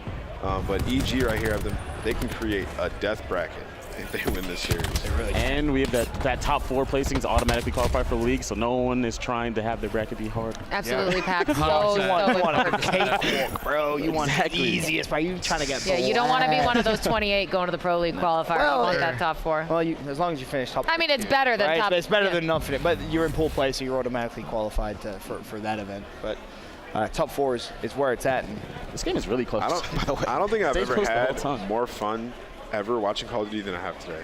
Today's been an amazing day. Every match was crazy. Even when people are dominating, it's entertaining. Usually those series, you're just like, they're just destroying them. Like that last 100 Thieves versus United match was incredible to watch. Like to see United playing that good, I mean, that was amazing. And to talk about that real quick, because I don't think we touched on it, 100 Thieves has way too much talent to be losing like that. Something is going incredibly wrong in the respawn. What is it? I think people are clapping. They don't rotate. I don't even know. It's not that complex. How do you have Slasher and Octane and don't rotate? I don't know. I think I don't know. I'm watching it. I'm watching pacing it. issue probably. Maybe, but they're losing. If RC's their main AR has 5 deaths, that means he's not even getting challenged. His subs are pushing out his lane, and then he's winning his 1v1 gunfights in the back, and that's it every single time.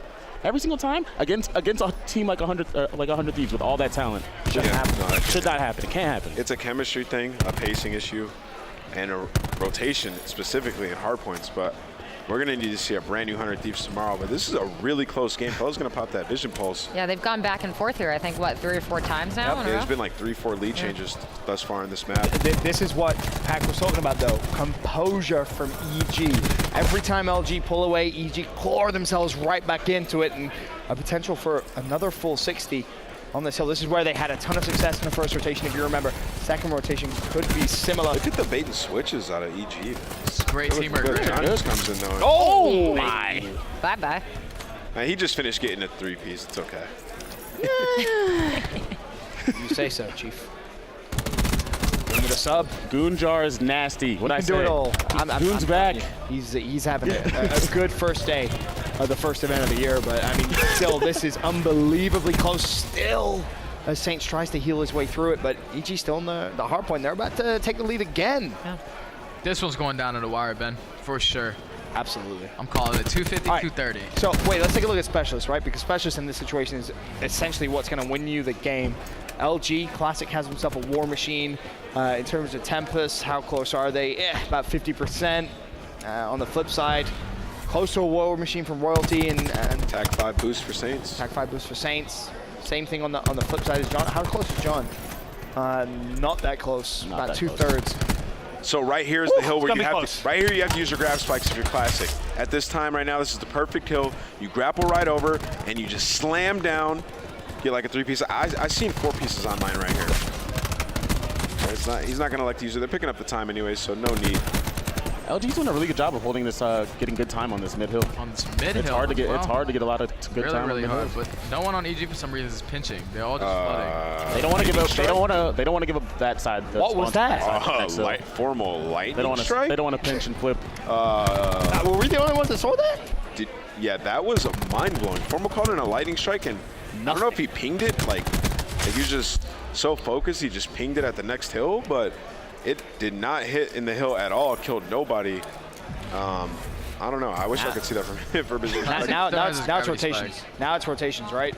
They have You have one break, and it comes from classic. Is he going to be able to make the play? 237, 196. That's good. That's good teamwork. As well. We'll crash on crash right now. LG only needs 7 points to close out this map, and we're going to see a game 5. And when you see that extra yellow bar over their name, you're like, oh. God, I'm like, oh my God, this guy's Odin. There we go. Of course, that is going to be LG clawing their way back to head to a map 5 on Bravo. You can keep watching it there. But we have to move on, guys, to check out a quick look at our day 1 pool play standings so far. Of course, we do have Optic feeling great in Pool D, sitting at the top all pretty, 3-0. Yeah, rightfully so. I think it's what many people kind of expected. Splyce put up a good fight, though. I will say in that series, their search and destroy was flawless. And maybe that's a worry for Optic Gaming going forward. We talk about how they made that team a little bit to kind of fix their woes in search, historically at least. Their search wasn't good, but one thing's for sure, if you have Dashy dropping 7.5k damage in respawn, you're probably going to be okay for the rest of the time. No, you're losing. So who looked more dominant today, eUnited or Optic? Because eUnited. Well, here's the thing. eUnited, the second best team in their pool, they wiped the floor with them. Optic, it was a close game against Splyce. They did not destroy them. eUnited absolutely crushed their best competition today. Here's a better question, though. I say they look. Splyce versus 100 Thieves, who wins that game? Splyce. Splyce probably, of what we've seen, what, 3-0? Right now, yeah. Oh, no. 3-1? 3-1. I mean, if their hard point's going to be like that, if their hard point's going to stay like that, yeah, 3-1 you can't predict them to. I would say at least Splyce is a better team than 100 Thieves is, based on what we've seen today. Yeah. Therefore, I would say Optic Gaming's performance is more dominant. Of course, we will be handing out our Astro MVP award on Sunday, but now that Friday is almost wrapped up, Pac, we need to start to talk a little bit about who you think is doing the best so far. Dashy. My man. Whoa. There's no way you can choose that guy. That's my guy. That's my guy now. He stole your thunder. You want to know something really funny? That's my guy as well. This guy is a beast. 7,000 damage a map. Sniping, doing it all. He's absolutely doing it all. Doing it all. My guy. You can't get turned on like that. Go way back. Way back? Way back. Way back? My mans. That's your man's, right? Sure. Dude, he's just had such a good day 1. And you have to think about it from his perspective, right? You're picked up into this amazing squad of absolute talent. And there's a lot of pressure. We all know what the green wall pressure is like, right? There's so much pressure on his shoulders. And he's just sat down today and he said, I'm just gonna play exactly like I do at home. No pressure, hasn't felt it. Great for day 1 in pools. Unbelievable performance, but I know I heard you mention this earlier on. You have to do it on Sunday. I said Dashy might not be top 3, and trust me, the green wall has his back. they love Dashy. I was getting toasted. Top 3 for sure. My MVP, they have his back. So it does look like we got 3 of you guys that are all for Dashy. Pac crumbling under the Dashy hype over the day, but Nameless, you're going rogue. Who are you looking at for our Astro MVP? Gunless. I don't think it's Rogue. I think Gunless deserves it. I think he's played amazing today, and I think he's the most valuable to his team thus far. He's putting on for LG. Like, without him, I don't think they're winning too many maps right now. But isn't that scary in the bigger picture? I mean, that's scary in the bigger picture, but he's my MVP candidate for sure. I think he's the best player in the world right now today. I mean, so do I. Wait, what? I mean, you said Dashy. Dashy's the MVP right now. he said Gunless is the best player in the world, and I agree with that. But if Dash is your most valuable player of today, doesn't that mean he performed the best The most today? valuable player is not always the best. Have you ever watched sports? LeBron doesn't win most valuable player every year. Yeah, that's true. LeBron is the best in the world. All right, so KD. we've got Basketball. Dashy and Gunless. We'll see if that continues on throughout this tournament. But we're going to move on now to our damage dealt leaderboard presented by PlayStation 4. We've been excited to look at this all day. What? Wow. Pack, kick things off. Talk to me about this. What?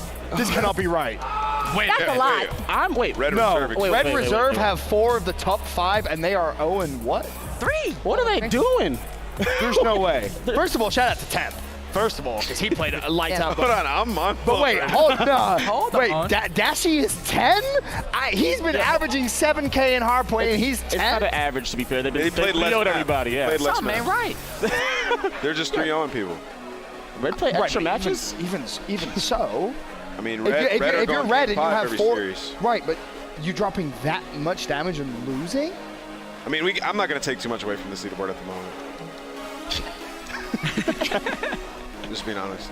Joe is number 8. Well, yeah, I mean, clearly this leaderboard is essentially the Splyce and Red Reserve show. But next up, we have a quick look at our Saturday schedule. We're going to have those first 4 matches are going to be the open bracket teams finally feeding into these pools. And then we're going to see round 1 of the winners bracket rounding out those last 2 for Saturday. And of course, you can find out who from the open bracket is going to come through. I know the open bracket stream's still going. There's a couple more rounds away, and we'll know those teams. So, of course, you guys can tune in there. And if you want to find out exactly who's going to feed and where into the pools. I hope Killa made it through. Same. Yeah, and Jay hates for me.